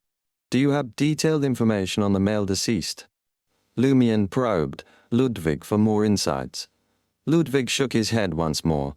"No, unless I consume the blood directly." 1453. The bloodstains likely belonged to one of the victims, Lumion surmised. He pondered whether this information was documented in the case file or elsewhere. Was Hisoka using? "No, unless I consume the blood directly." The bloodstains likely belonged to one of the victims. Lumion the table as an autopsy platform, or perhaps an altar. Lumion mused inwardly, a tinge of disappointment clouding his thoughts. Nevertheless, he refocused his attention on the Fermo coffee. He mumbled to himself, "Does this mean that Hisoka has a penchant for coffee, specifically the Fermo blend from the Paz Valley?" The Paz Valley, nestled in the southern continent, boasted the renowned Fermo coffee, comparable to Faina Potter's Highlander coffee and the southern continent's own version. It was a luxury enjoyed mainly by the middle class for extended periods. In Mitanni, where both East and West Balam produced high-quality coffee beans, such occurrences were rare. The locals had access to a plethora of excellent coffee beans. Those unfit for export were sold at affordable prices, favored by both colonists and natives. Lugano, now fully attentive, cautiously added, "I've heard that those who frequent Fermo coffee appreciate its bitterness and fragrance. However, those who prefer it without sugar are a rare breed." In essence, Hisoka's unique taste in coffee is uncommon here. Lumion smiled at Ludwig and remarked, "Well done. If I apprehend the target in the future, I'll give him to you." When the time came, Lumion would likely be a sequence 5. Moreover, he wouldn't give Ludwig the Beyonder characteristic. Lumion could ease his grip on the boy. Give the notion sent a chill down Lugano's spine, a hint that his imagination might have run too wild. To others, gifting a Beyonder of the Devil's Pathway might relegate the recipient to a life of servitude or worse, becoming an ingredient. However, with Ludwig, Lugano involuntarily shuddered. He didn't dare to think about it. Ludwig nodded, his eyes gleaming with anticipation. Lumion turned to Lugano and said, "Don't you have a good grasp of Teutonese? Check Port Pilos this afternoon and find out which shops sell Fermo coffee. It's preferable if it's one that's been operating for 4 to 5 years or longer." "All right." Lugano suddenly felt a surge of usefulness. In the evening, he returned to Suite 7 at B3 and reported to Lumion. "There are only 3 shops selling Fermo coffee. One is on Kania Street in Resurrection Square." "You mentioned Kania Street in Resurrection Square?" Lumion interjected. "Yes, Unit 21 on that street. It's called Mitanni Import and Export Shop." Lugano confirmed. Lumion fell silent. "Isn't it close to Port Pilos's patrol team?" "In Port Pilos, on the 3rd floor of the building housing the patrol team." Camus received the bounty and gave a 5th to his 2 companions. He then entered the telegraph room and inquired of the telegrapher, "Do you have a telegram for me?" He had previously sent a telegram to inquire with certain friends if they had any information on Louis Berry, the adventurer. Since they were in collaboration, he needed to ascertain the other party's situation first. The female telegrapher, wearing a sweet smile, straightened up and responded, "Yes, from Farim. Chapter 642, visit." Camus extended his thanks to the telegrapher, retrieved his telegram, and swiftly scanned its contents. Louis Berry, in Titian, hailed as the most renowned adventurer in the Fog Sea over the past 6 months. Sporting a distinctive golden straw hat, he successfully hunted down the demon warlock Berman, earning a hefty bounty of 600,000 Vel d'Or. Furthermore, he collaborated with the Earth Mother Church in Port Santa to address the crisis surrounding the sea prayer ritual. However, the precise details remain elusive. Upon perusing the telegram, Camus released a silent sigh and remarked to himself, "He's truly a great adventurer. It's no surprise he managed to handle that." Serial killer Camus couldn't gauge the demon warlock's true strength, but the substantial bounty spoke volumes. The sum of 600,000 Vel d'Or was a testament to the demon warlock's threat level. Even if Louis Berry's fame stemmed solely from his encounter with such a formidable adversary, he undeniably stood among the great adventurers. It wasn't lost on Camus that Brown, the perpetrator of numerous murders that had kept the patrol team occupied for nearly 2 weeks, only carried a bounty of 50,000 Vel d'Or. Such figures tempted Camus to consider collaboration with Louis Berry. Reflecting on the substantial 600,000 bounty and comprehending Louis Berry's generosity, Camus tucked away the telegram and graciously commended the female telegrapher with an exaggerated flying kiss. Running his fingers through his tousled brown hair, Camus descended to the hall below. The evening had descended, and it wasn't his night for duty. He could head home and take a break. Out of the blue, Camus' gaze focused as he spotted the handsome Louis Berry, sporting black hair, green eyes, and a laid-back demeanor, seated on the sofa, casually playing with a golden straw hat.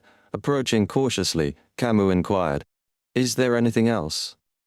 Lumion ceased twirling the straw hat, sat up straight and grinned. "I've got something else to talk to you about."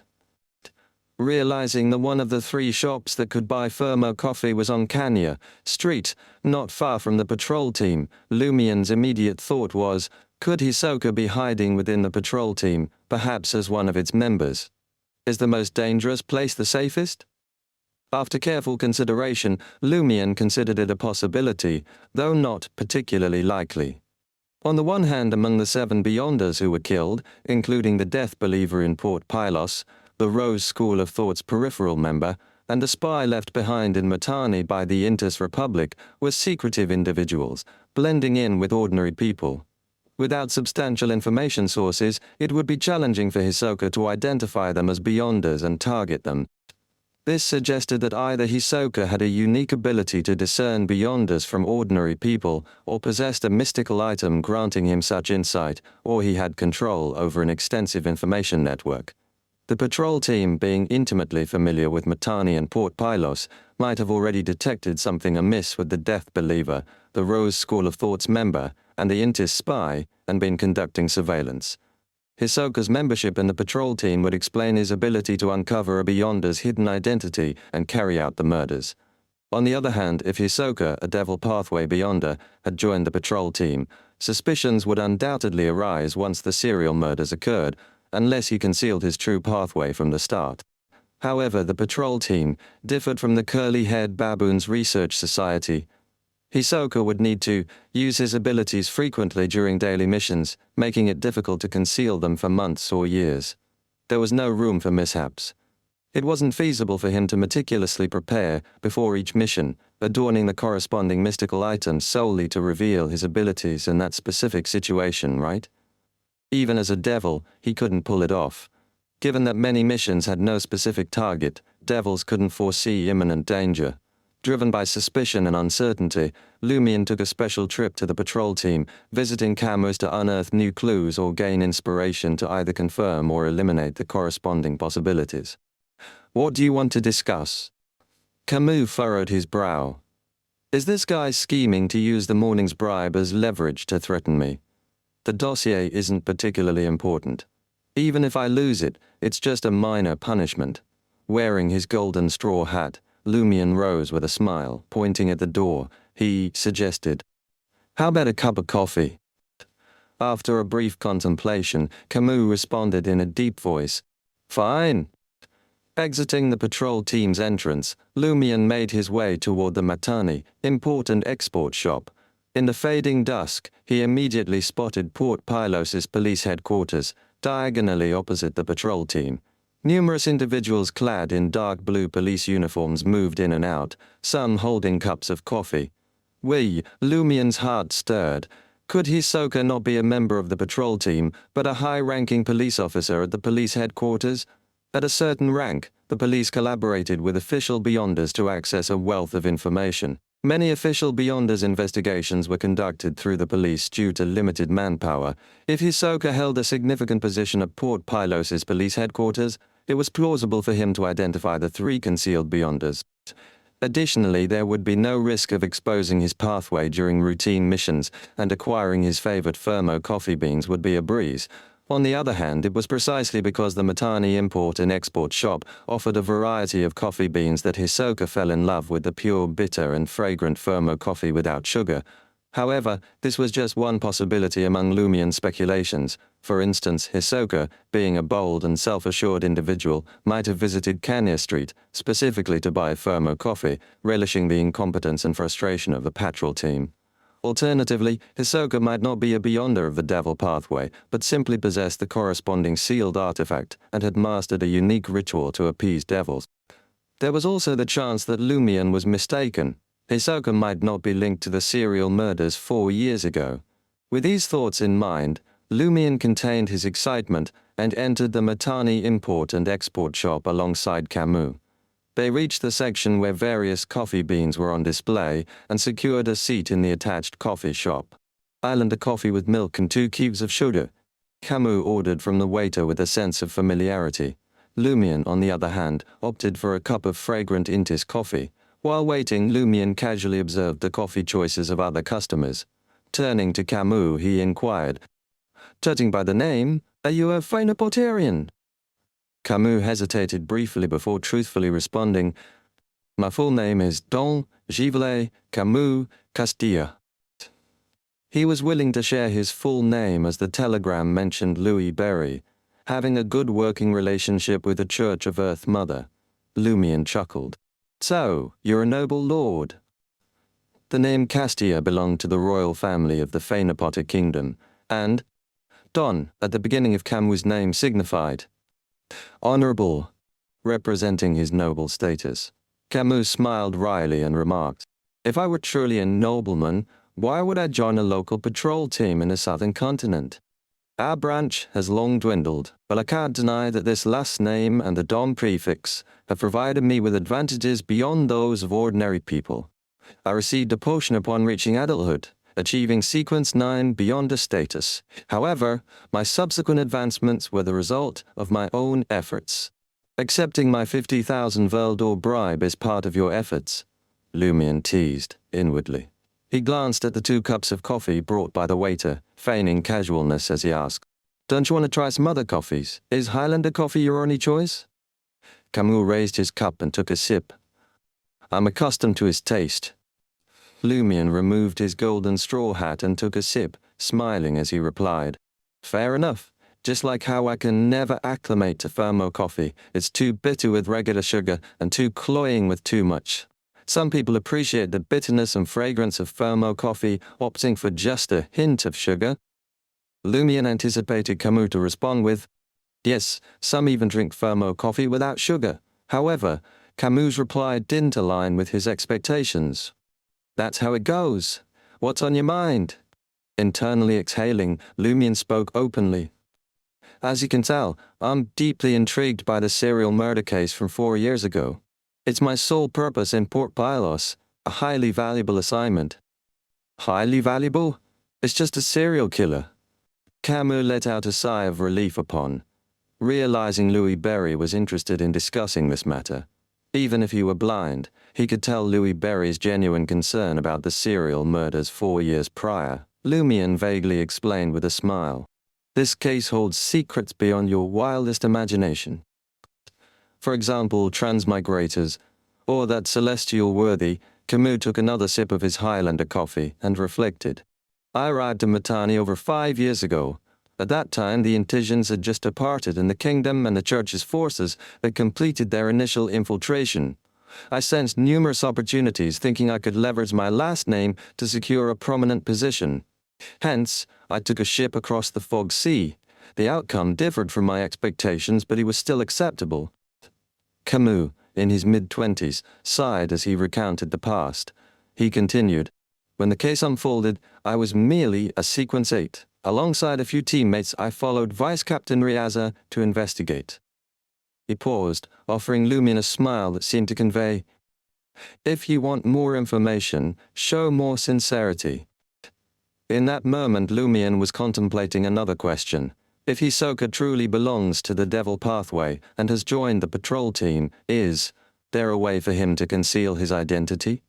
Putting himself in those shoes, Lumion realized that concealing the abilities of the Hunter Pathway wouldn't pose a problem. Most situations could be handled with the Ascetic Pathway's abilities and a couple of items. Of course, the usage of an Ascetic's abilities was suspicious. Could it be that Hisoka is indeed a bestowed individual who typically exhibits powers from the Boon Pathway? Lumion raised his cup and took a sip of coffee, avoiding delving into the details of the serial murders. He gazed at Camus thoughtfully and inquired, do you have members in the patrol team skilled in divination or decryption? Chapter 643, Target Suspect. Camus couldn't comprehend why Louis Berry had abruptly changed the topic and neglected to charge for the pertinent information. Recollecting, he mentioned, yes, there's a magician. He was initially an officer of the Admiral Guard, but later got transferred to the patrol team. Later, Lumion frowned slightly. When did he transfer to the patrol team? Why do you ask? Last year, replied Camus. He had no clue about Louis Berry's inquiry, making it unclear what information was vital. Last year it doesn't seem to be Hisoka, judging by appearances, although possibilities can't be completely ruled out. Serving as an officer in Admiral Queril's Guard provides opportunities for gathering intel. Perhaps he didn't purchase Thermo coffee from this import-export shop. It could be one of the other 2 cafes. Even so, there's a logical reason for buying it here. Yes, To relish watching the incompetence and frustration of the patrol team, Lumion temporarily placed the magician on his suspect list. He didn't dismiss the possibility that the other party was Hisoka just because they were a sequence 7. This was because the level of a boon might not be the same as the level brought about by potions. Furthermore, Lumion had vaguely perceived changes beneath Matani's surface, from the magician's departure from Admiral Queril's guard to joining the patrol team. Beyonders of the Seer pathway either originated from the Church of the Fool or were associated with Intis's Bureau 8 or secret organizations supporting Bureau 8, like the Secret Order. While they were wild Beyonders, very few evolved into magicians. Coupled with Matani's history as an Intis colony, Lumion reasonably deduced that the magician had close ties to the Intis Republic, a fact well known to Admiral Queril. He retained the magician in the guards to maintain a specific connection with Intis and handle the new Phaenopotter kingdom. By achieving a balance of power, he could better sustain his rule. The magician's departure from the Admiral Guard last year might indicate that Admiral Queril had truly gauged the Phaenopotter kingdom's stance after years of collaboration and had sided with them. Lumion's speculation didn't eliminate the suspicion that the magician might be Hisoka. Loki from Intis and a Secret Order member, held a mid-management position in Bureau 8. It was entirely possible for him to use the proper channels to involve Hisoka in Bureau 8's overseas section and recruit him into the Secret Order. After contemplating for a moment, Lumion inquired, "Does that magician have a fondness for Firmo coffee?" He didn't directly ask about the other party's name and characteristics. Camus shook his head. He doesn't appreciate coffee. His preference leans towards sweet drinks like guada. Guada, a well-loved local beverage in West Balam, was crafted from locally grown berries and contained a certain amount of caffeine. It had the same impact as coffee in enhancing mental strength and combating fatigue. However, its hue was orange-yellow, with a hint of sweetness amidst the sourness. It served both to alleviate the sweltering heat and quench thirst. Prefers sweetness, Lumion felt a sense of disappointment. 4 years ago, Hisoka had no inkling that he would confront a monster like Ludwig in the future. It was unlikely for him to deliberately splash some unsweetened Firmo coffee on the table with the chocolate. Lumion cautiously believed now that Hisoka truly enjoyed bitter coffee. In that case, the magician with a sweet tooth probably wasn't Hisoka. Unless Hisoka meticulously maintained the traits of each identity, consistently playing the role of a magician who relished drinking guada on a daily basis, he wasn't an actor who needed to meticulously perform every aspect of his daily life. Moreover, he had no reason to digest Faceless. As he contemplated, Lumion's heart skipped a beat. Actor, if Hisoka is genuinely a Beyonder of the Devil pathway, apart from his belief in the celestial worthy of heaven and earth for blessings due to transmigration, he might also be influenced by the Mother Tree of Desire in his daily life. Could it be that the boon of the Hisoka pathway doesn't come from one of the celestial worthies seer, apprentice, or marauder, but rather from the Mother Tree of Desire? The current celestial worthy desires the invasion of evil gods into the world, within the barrier. It's not implausible for him to collaborate with the Mother Tree of Desire and tacitly permit Hisoka to exploit the Mother Tree of Desire with a fresh train of thought.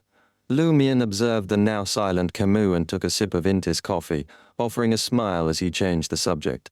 Any Beyonders from the prisoner pathway and the patrol team? He had long suspected that the Mother Tree of Desire was an evil deity at the pinnacle of the criminal, prisoner, and Scrooge pathways. The corresponding boons likely originated from one of them, or were intertwined. Lumion refrained from asking about the existence of the Scrooge pathway because it was even more suspicious than the criminal pathway, also known as the devil pathway. It didn't belong to the 22 paths of the divine. It was akin to a thief being apprehended by the police and asking in confusion, "I clearly disguised myself and left no traces. How did you quickly lock on to me only to receive the answer, 'This isn't Trier'?" No ordinary person would disguise themselves as a turkey and hide in a secluded alley. Do you think there's a spy from the Raw School of Thought in the patrol team? Camus believed Louis Berry was casually raising the issue of the Rose School of Thought's interest in Port Pylos. No, definitely not. He adheres to temperance and doesn't indulge at all. Lumion smiled. In other words, there really is a Beyonder from the prisoner pathway. Yes, a Sequence 6 zombie, Camus confirmed. Lumian interjected suddenly. Don't disclose who he is, what he looks like, or his characteristics. Answer a few questions first. What questions? Camus, feeling a bit disoriented from the rapidly changing topics, planned to decide when to ask for benefits later. Lumian held a porcelain cup filled with Intis coffee and casually said, When did he join the patrol team? Half a year after me, Camus recalled. You arrived in Matani over 5 years ago and joined the patrol team shortly after. Half a year later means that the prisoner was already on the patrol team when the serial murder case occurred 4 years ago. Lumian's spirits lifted as he pondered for a moment. Did he face a catastrophe in the past and nearly died? No, Camus shook his head. At least, I don't know. Lumian maintained his smile, showing no signs of disappointment, and said, Does he have a liking for Firmo coffee? Yes, he adores Firmo coffee and is the type who doesn't add sugar, replied Camus without much thought. Then he remembered Louis Berry's inquiry about the magician's preference for Firmo coffee in the patrol team. He quickly formed a guess. Is there an issue with the ones enjoying Firmo coffee? Does the culprit of the serial murders 4 years ago have a taste for Firmo coffee? There are very few places in Port Pylos where you can get Firmo coffee. This is one of them. Even cafes selling Firmo coffee procure the beans from here. Are you suspecting that the murderer from 4 years ago is part of the patrol team? Impressive. You reacted swiftly and identified the core issue. Lumian inwardly praised Camus. Simultaneously, a surge of joy filled his heart. In Matani, Firmo coffee was a rare commodity, and those who preferred it without sugar were even rarer. Moreover, this individual was on the patrol team and, seemingly from the prisoner pathway.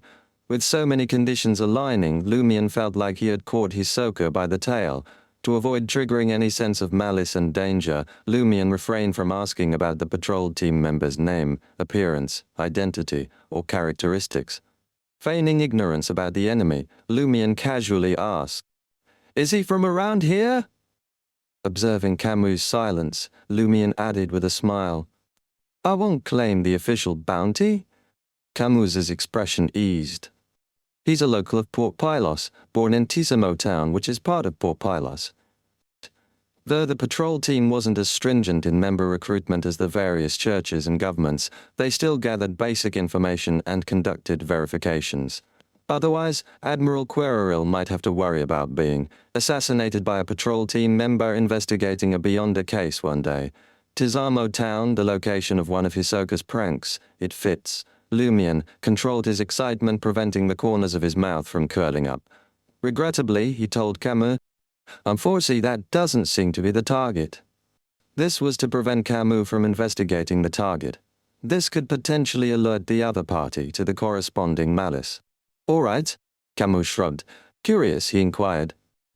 How did you find out that the murderer from the serial killings 4 years ago liked Firmo coffee?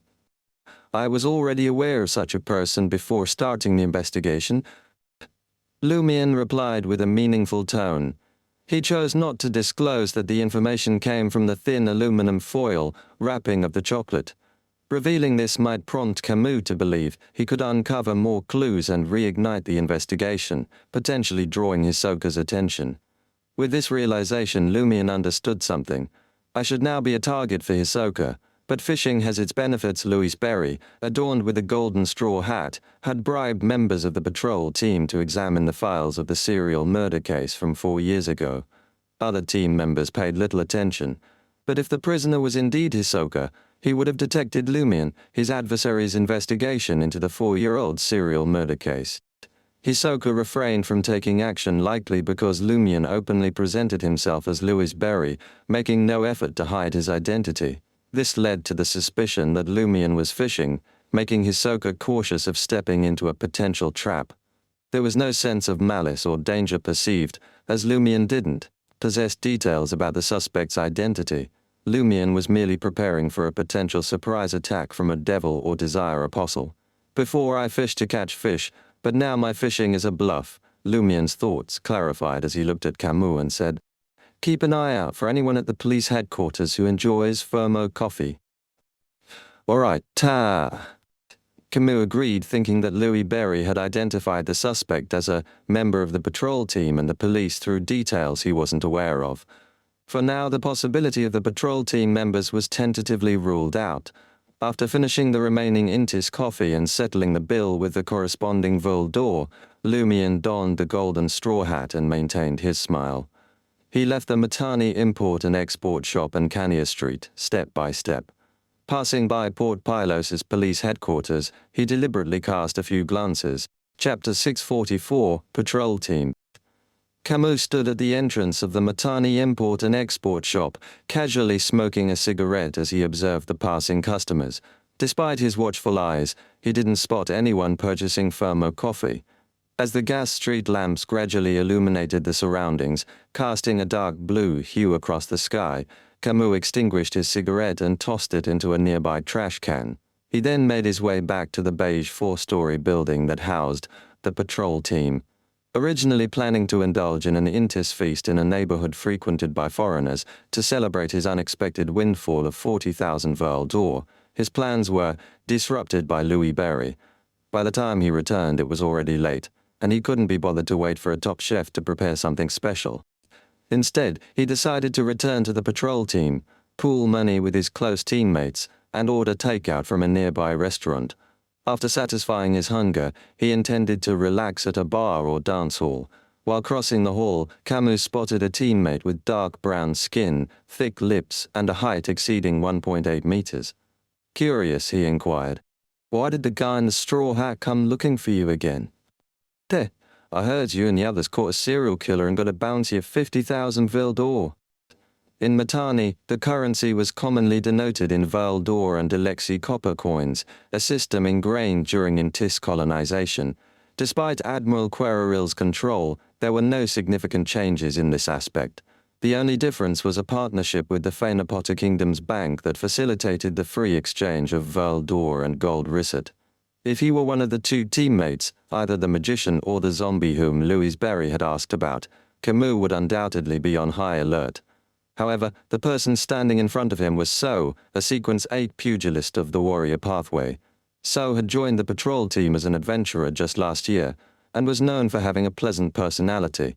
Besides a bit of laziness and a love for enjoyment, there were no significant issues. Camus laughed and said, "That's my informant. Without him, I wouldn't have received that much bounty." So, with his single eyelids, had a realization. "Did he come to you just now to get his share?" Camus thought for a moment and replied, "That's one reason. The other reason is that he's still investigating the serial murders from 4 years ago and wanted to ask me for some details." He had kept the case dossier hidden from the captain and vice-captains of the patrol team, but he couldn't keep it from his teammates. Therefore, he had no intention of concealing Louis Berry's investigation into the serial murders from 4 years ago. Moreover, he planned to monitor the police headquarters to identify anyone who enjoyed Fermo coffee and seemed suspicious. He would need his teammates' assistance to some extent. Any progress? Any chance of claiming the bounty? So, dressed in a pleated shirt and carrying a broadsword, displayed visible interest. Camus wasn't ready to provide detailed information at the moment. He vaguely responded. He suspects that the murderer might be hiding at the police headquarters from 4 years ago. I plan to investigate discreetly. Why do you think the murderer is a police officer? So looked puzzled. Camus hadn't discussed this with Lumian earlier, so he pondered for a moment and explained. Consider this. In the case 4 years ago, only Beyonders were targeted. Several of them usually concealed their identities. How could the murderer accurately locate them and know that they were Beyonders? Only us, or those in the police headquarters at a certain rank, can access that kind of information. It's easier to verify if there are Beyonders of the Devil Pathway on the patrol team. 4 years ago, during their investigation, Vice Captain Razor had proposed this idea. However, he only suspected that the serial killer was hiding within the patrol team and hadn't considered the police headquarters or the Admiral Guard. Subsequently, the patrol team conducted an investigation and found no suspicious individuals, leading them to shift their focus. "I see a glimmer of hope and smell the fragrance of vol d'or," So said with anticipation. "If you need help, feel free to look for me. I heard that Collarboy and the others just followed you to the scene and each got 5,000 vol d'or." No problem. Camus readily agreed. Then he walked past So and along the corridor toward his office. At the door of his office, Colombo poked his head out, observing the conversation between Camus and So. Colombo, about the same age as Camus, in his mid-20s, had dark hair, azure eyes, and a slender figure. He held a pair of black sunglasses in his hand. He lowered his voice and said to Camus, "Stay away from So for the time being." "Why?" Camus asked, surprised. Observing So vanish through the door leading to the hall, Colombo averted his gaze and explained, "I have a feeling that something bad will happen if one interacts with him during this period." "Then why didn't you warn him?" Camus frowned in confusion. As a Sequence 8 robot of the Monster Pathway, Colombo possessed formidable spiritual perception and could vaguely sense certain things. "I warned him. He thinks everything's fine. I even reported it to the captain." Colombo shrugged as he spoke. The thin beyonder recalled something. "That adventurer, Louis Berry, is also dangerous. When I arrived at the scene this morning, I didn't dare to look directly at him. Occasionally, I would glance at him and see large amounts of blood, flames, and death. I didn't want to tell you at first. I felt that if I said it, fate would suffocate me. Phew, it actually seems okay to say it now. It seems I'm too sensitive." "That dangerous?" As expected of a great adventurer who received a bounty of 600,000 Verle d'Or at once, while Camus, who knew about Louis Berry's deeds, wasn't overly shocked. This was the first time he had heard a monster like Colombo describe someone in such a way. Camus patted Colombo's shoulder. "Thank you. I'll be careful." With that settled, he asked curiously, "Was Louis Berry the first person to give you such a feeling?" "No, there's another one." Colombo shook his head. "Who is it?" "How?" Camus was surprised. Colombo's expression suddenly turned serious. "I can't say. I'll die if I say it. I'll die." With that, the thin beyonder swiftly left Camus's office. Upon returning to Hotel Arella, Lumion headed straight for the master bedroom.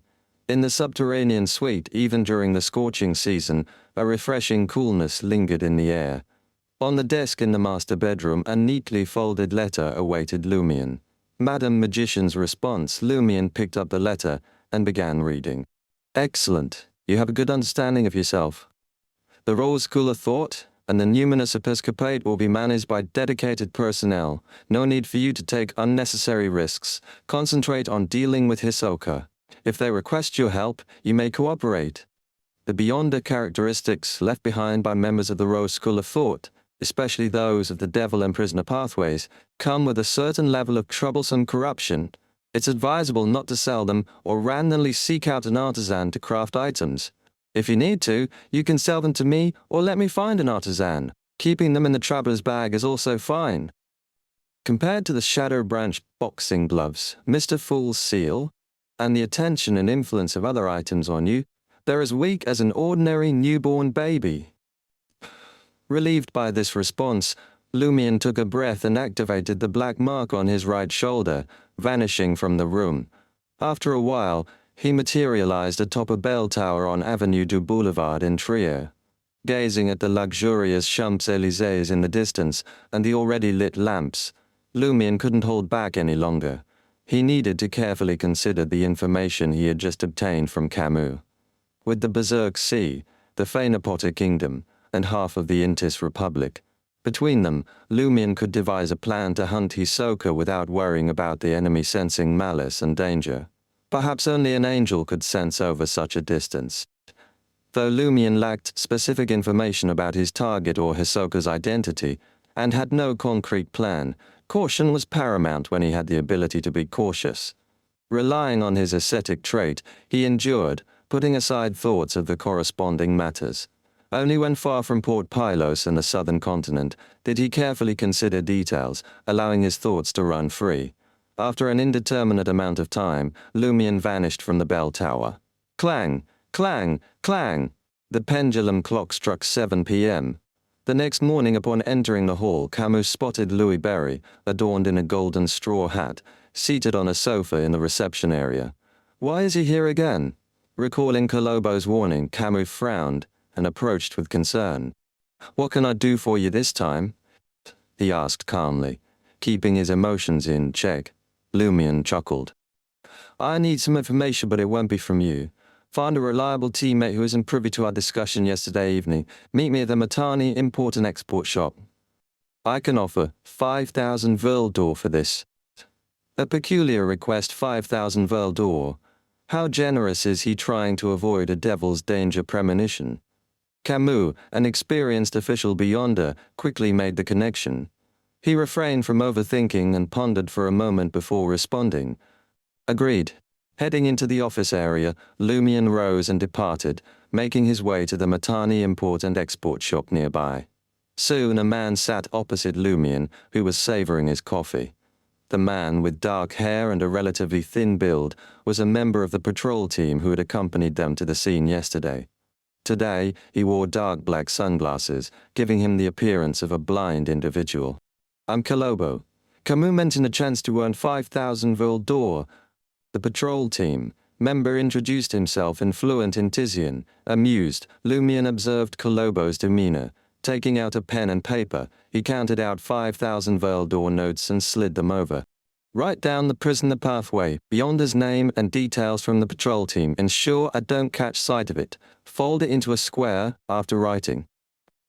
Kalobo, almost as if blind, fumbled for the banknotes.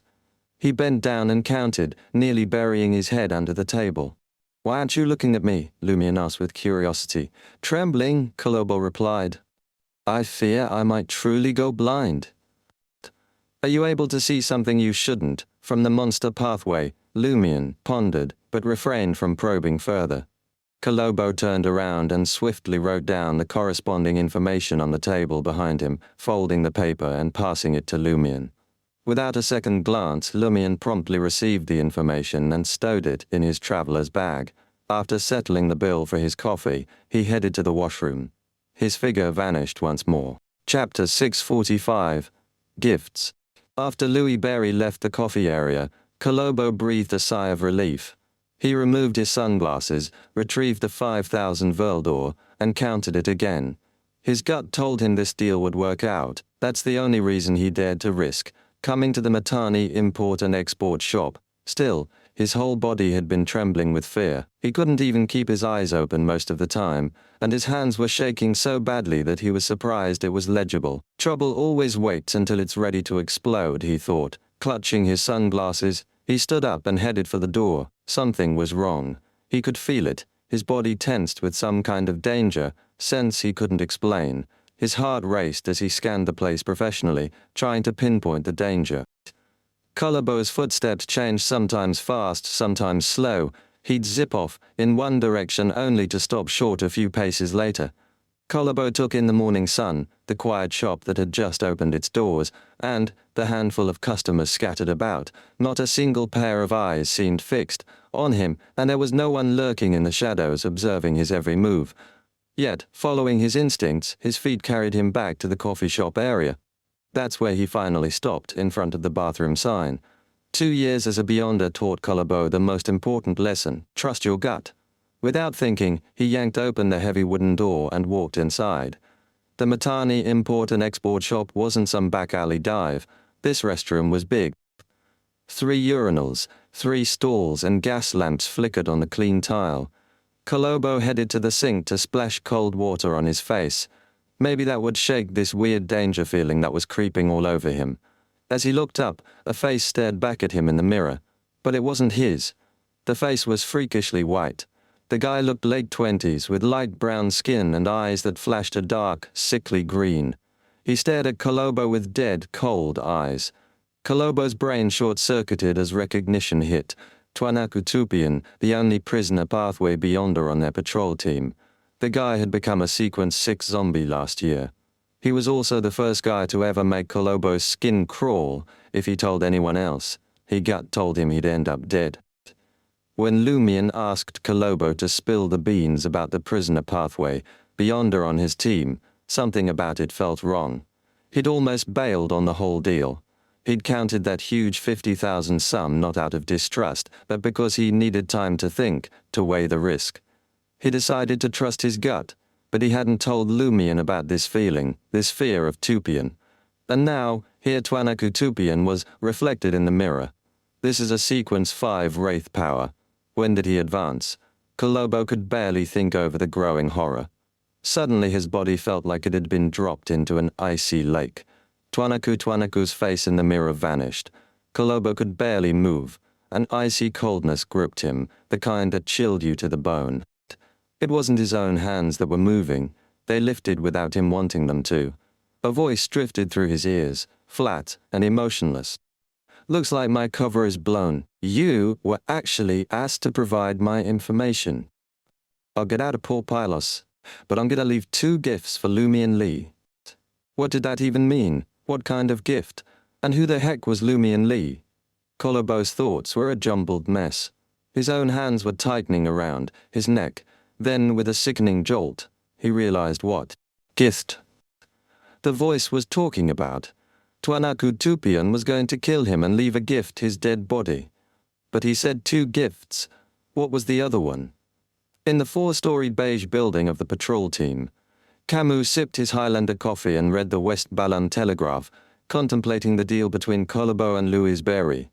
If successful as an intermediary, he would receive 20% of the amount. Knock, knock, knock. A gentle rap echoed on Camus' office door. Please, come in. Though not particularly young, Camus had ample experience, leading one of the patrol team's operations teams. If there were a vacancy for the vice-captain position, his only competition would be Twanaku Tupian of the prisoner pathway. The southern continent was a chaotic place, especially in an area torn between multiple factions, whether dealing with the bloodthirsty Rose school of thought, the ominous numinous episcopate, ambitious adventurers, spies from various countries, or missionaries. Danger lurked at every corner. Some would take the initiative to assassinate patrol team members, while others would rebel and escape. Meticulous planning was not uncommon, and even the patrol team members found themselves as targets. Consequently, the patrol team faced casualties every year, leading to a constant need for new recruits. Encountering more attacks had its advantages. Victorious confrontations often yielded valuable items and Beyonder-related ingredients. Many of the patrol team's advancement formulas and potions were acquired in such situations, creating a noteworthy trend. Compared to cities of similar size in the northern continent, Port Pylos had an even greater number of official Beyonders, especially mid-sequence Beyonders. However, they lacked higher levels of power or corresponding sealed artifacts.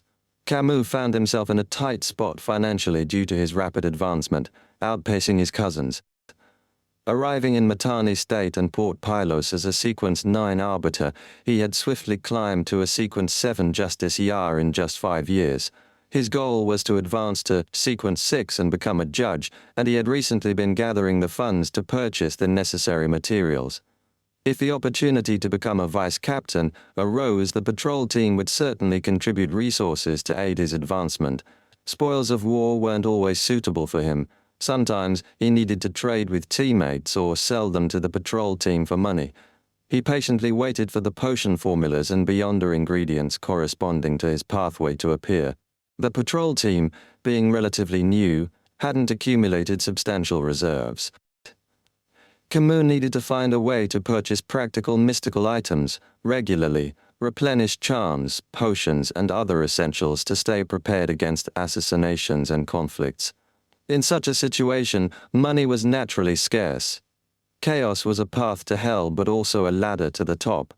Pugilist Sao entered, with his brown braids gently swaying. Sao, clad in a sky-blue shirt and beige pants, approached Camus with one hand in his pocket, smiling as he asked, "Have you seen Kolobo? I need to discuss something with him." Camus had already prepared a reason. He went to the import and export shop to buy coffee beans. So tersely acknowledged. "Then I'll wait for him to return."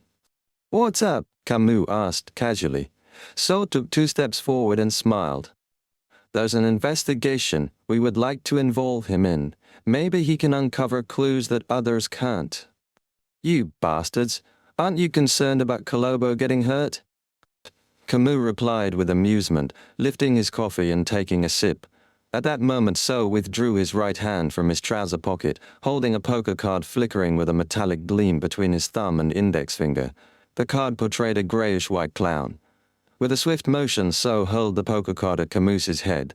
In the men's washroom of the Matani import and export shop, Kolobo finally caught his reflection in the mirror. His skin had turned a sickly green, and his hands were locked around his own neck, the pressure making his bones crack. Twanaku Tupian stared back at him from his bright blue eyes. Kolobo tried to scream, but nothing came out. He wanted to run, but his legs wouldn't move. It was like his body wasn't his anymore. It was killing him. Ugh. A choked sound finally escaped Kolobo's throat, too quiet for anyone to hear. Fear and despair tightened around his heart. Then Kolobo's fingers slipped. A figure emerged from the shadows by the bathroom vents. Lumian black hair, green eyes, all dressed in black and white with a golden straw hat. A flicker of surprise crossed his face, then understanding. He held a black bone flute to his lips. A hum resounded, accompanied by a melancholic tune echoing from the dark red holes. Symphony of hatred. Why did I only sense malice and danger now? Just as this thought crossed Twanaku's mind, Twanaku's murderous intent exploded, fueled by the haunting melody. Silently, a figure peeled away from Kolobo's body. It was Twanaku Tupian, his light brown skin gone deathly pale. Blood vessels bulged in his yellow eyes, threatening to burst. The symphony of hatred tore into Kolobo, already weak with fear. His heart almost stopped. He crumpled to the floor, barely alive. Lumian stopped the melody. Holding the black bone flute, he slid back into the shadows and under the vent. A moment later, he reappeared behind Twanaku Tupian, who was practically vibrating with murderous intent. Lumian lifted the flute, its blood-colored holes gleaming ominously, and took a breath. Finally, you're here. Chapter 646. Indoor Fight. Twanaku Tupian's ears rang, his eyes stinging with blood, his mind burned, his thoughts scattering like sparks. For an agonizing moment, he couldn't process his situation, couldn't even think about the enemy closing in. Blood, smelling strangely metallic, trickled from his eyes and nose. His pale skin darkened ominously. Pah! Lumian spat a blast of pale yellow light, hitting the suspected Hisoka from barely 2 meters away. Twanaku's eyes slammed shut, and he collapsed. Before he hit the ground, Lumian's symphony of hatred, a black bone flute, jabbed towards his neck. Instantly, the tiled bathroom floor dissolved into a vast muddy expanse of darkness. Arms burst upward. Some were stripped of skin, all raw muscle and glistening tendon. Others twisted and ghostly, pale and transparent.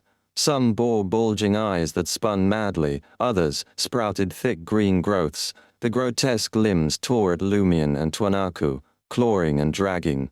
This was Twanaku's spell, a death-type enchantment once called Vengeful Wraith's Entanglement, meant to summon an undead horde to paralyze his targets. But as a mid-sequence beyonder of the devil pathway, his power twisted the spell into something new, the Fallen Abyss. He could alter a space in advance, allowing undead or fallen creatures to lurk beneath the surface. Anyone unfortunate enough to step inside would be grabbed by unseen arms and dragged into the muddy, pitch-black depths. The abyss would slow and weaken its victims, the icy touch of the undead stealing their strength with agonizing speed. If they were pulled all the way under, they'd be corrupted and lost. Twanaku had cast this spell in the bathroom before attacking Kolobo. He hadn't wanted any nosy employees or customers to stumble on the scene, but it turned out to be a lucky break. That's why he'd appeared in the mirror instead of right inside Kolobo's eyes. Lumian's attack with the symphony of hatred came to an abrupt halt. Countless arms wrapped around his ankles, calves, hips, and torso.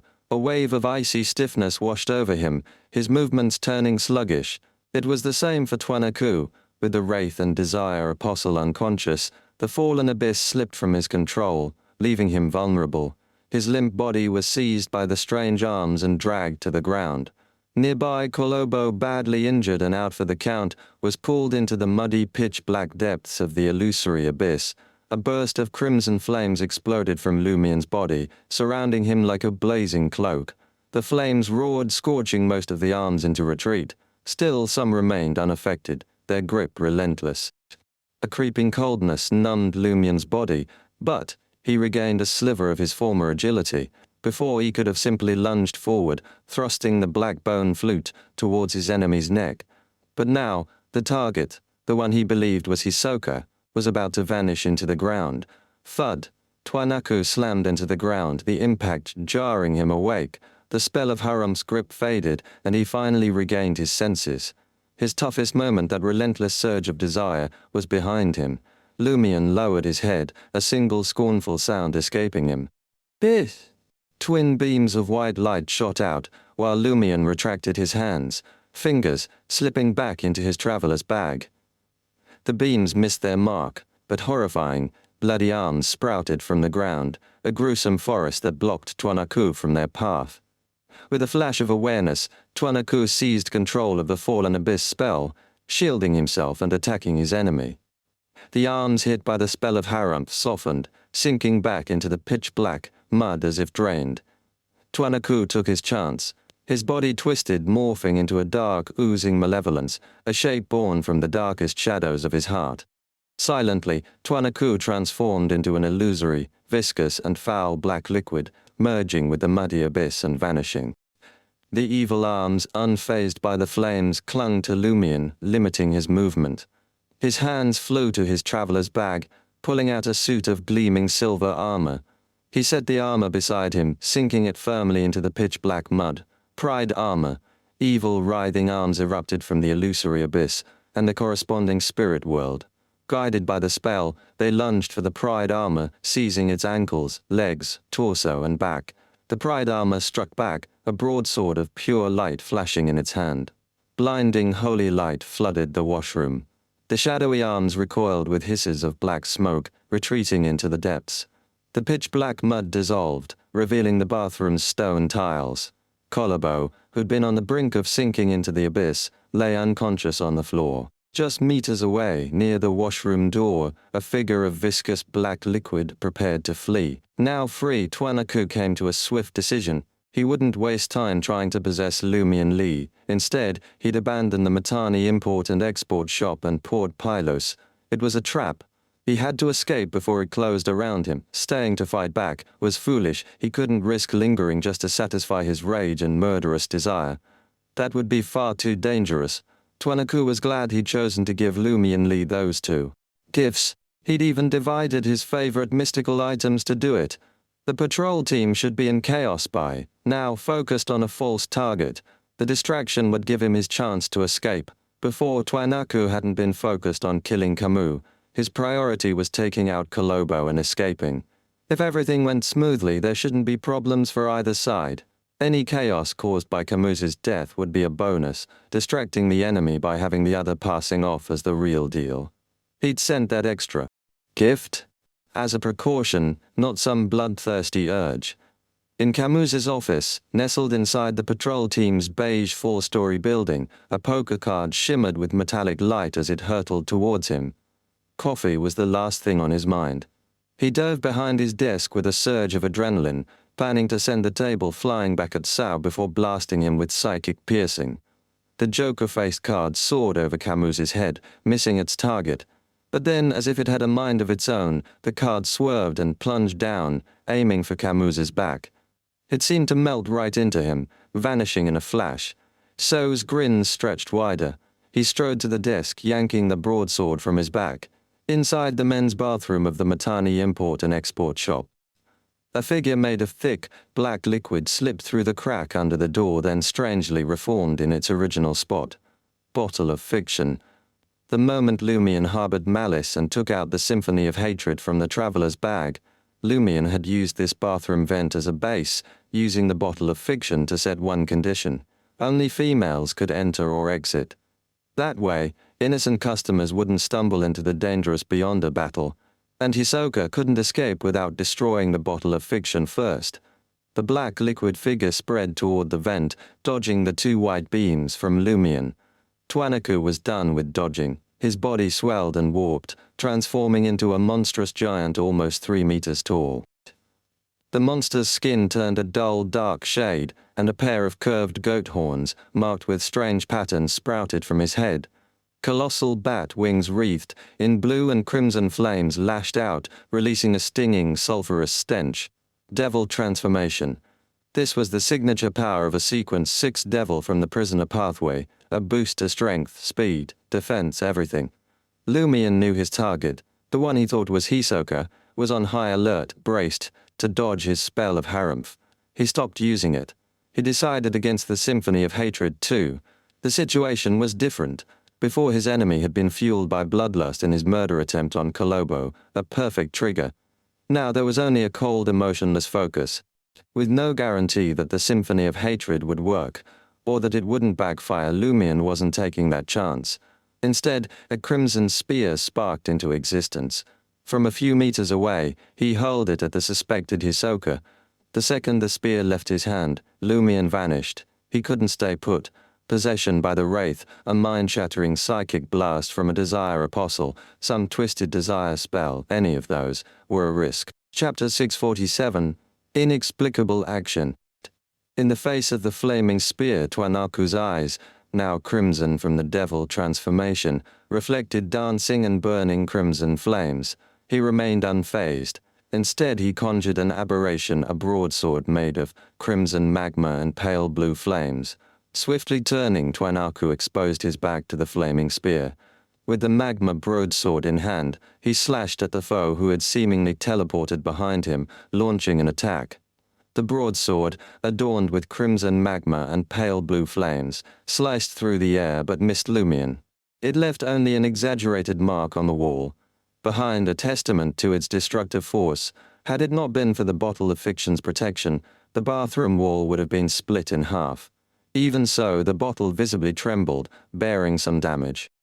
The nearly white flaming spear also struck Twanaku's back, piercing a little before, being halted by the elastic dark skin and sturdy flesh.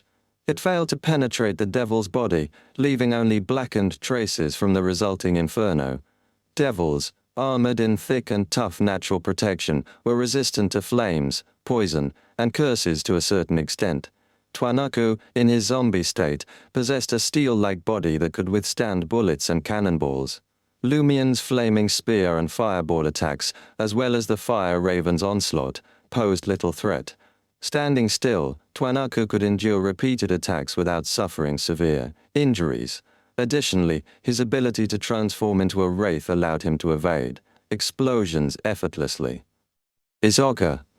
Twanaku believed that, without the support of the Tarot Club, the curly-haired baboons' research society, and powerful demigods, he could have tortured Lumion to death. Even with teleportation, spells rendering him temporarily unconscious, and mystical items, most of Lumion's attacks were ineffective against wraiths and Desire Apostle Beyonders. The psychic shock and desire detonation further restrained him, leaving him vulnerable to the assaults of wraiths and undead creatures. Having missed his strike, Twanaku noticed Lumion's figure reappear in midair. As anticipated, Lumion had chosen to teleport behind and launch an attack. However, there was a notable change compared to previous encounters. Hovering near the ceiling and the vent, Lumion opened his mouth and emitted a harumph. The moment a pale yellow light shot out, Hisoka Twanaku's figure faded and vanished. In Lumion's pupils, a devilish figure materialized, dark skin, long goat horns, bat wings on its back, and no longer wielding the sword of lava. Swiftly, Twanaku transformed into a wraith, leaping into Lumion's eyes, deftly dodging the spell of Harumph's attack. Devil transformation didn't impede his wraith abilities. Lumion's face paled, a dark green hue tinting his features. His hands involuntarily rose, reaching for his neck, and his body plummeted to the ground. Prepared for such a situation, Lumion didn't resist. While he could still struggle, he didn't halt his hands or resist the wraith's control. Instead, he sank his consciousness into his right hand. The frenzied bloody aura of superiority dissipated slightly, causing Twanaku to instinctively tremble. He subconsciously detached from Lumion's body and leaped onto the sink. Lumion activated the black mark on his right shoulder, vanishing before crashing to the ground. This time, he appeared behind the motionless silver-white full-body armor. Behind, the Pride armor spun around abruptly, raising the broadsword of light and slashing at Lumion in the not-too-small bathroom. Lumion employed Spirit World traversal once more, vanishing from the silver armor's path. Within the mirror, Hisoka. Twanaku was somewhat bewildered. Why did Lumion Lee provoke his sealed artifact and engage in combat with it? Am I not his enemy target? The negative effects of a sealed artifact. Though he didn't understand what was going on, Twanaku sensed danger instinctively. His danger premonition, along with a possible insight from Emperor Roselle. If something shows signs of abnormality, there must be an abnormal factor hidden. Such factors often signify danger. Without hesitation, Twanaku left the sink and leaped to the bathroom door in his colossal devil form. Conjuring a dozen or so light blue sulfur fireballs, he directed them at the wooden door in unison. Twanaku, who had shaken the bottle of fiction with his sword, knew that the current seal could be broken by brute force. There was no need to find the true exit, or kill the enemy who had constructed the seal. For this reason, he chose to forego teaming up with the full body armor to assail Lumion. He reckoned that any further delay, even if Lumion Lee were to fall on the spot, would lead to him being surrounded, facing a lethal blow with no chance of escaping alive. In such a scenario, killing Lumion Lee would render the effort meaningless. Certainly, Twanaku wasn't about to let Lumion off easily. Following the sulfur fireball assault, he clenched his fists and spoke a word in devil language filled with depravity and filth. Slow. This was a manifestation of the language of foulness, capable of stiffening and even halting the movements of targets within a 7 to 8 meter radius for approximately 2 seconds. Considering the bathroom's size, this radius covered the entire area. Lumion's form reappeared. Once more he teleported behind the Pride armor, conjuring a crimson fireball almost white in his hand. Influenced by the language of foulness, both Lumion and the Pride armor moved sluggishly. 1. Slowly. Launched a fireball, while the other struggled to turn around, as if its joints had rusted. Rumble. The sulfur fireballs erupted against the bathroom door. A translucent, illusory membrane materialized on the bathroom's side. Like glass, it shattered inch by inch, leaving crisscrossing marks that teetered on the brink of collapse. The wooden door appeared charred and pieced together, reminiscent of a child's broken toy hastily glued back together. Observing this, Isoka. Twanaku grasped that another strike could completely shatter the seal. This time he gathered 7 to 8 light blue sulfur fireballs. On the opposite end, Lumion's fireball finally collided with the Pride armor's back, assisted by the explosive waves. Amidst the rumbling and clanging, the silver armor stiffened. Lumion activated the black mark on his right shoulder once more and teleported away from his current location. Almost simultaneously, the Pride armor overcame the effects of slow with abnormal swiftness. Swiftly turning around, however, it still couldn't lock onto its target. Twanaku felt a surge of amusement bubbling within him, but maintained an unusual vigilance. His only wish was that the relentless bombardment would shatter the seal completely, granting him an avenue for escape. In the next moment, the sulfur fireballs collided with the wooden door at the bathroom entrance.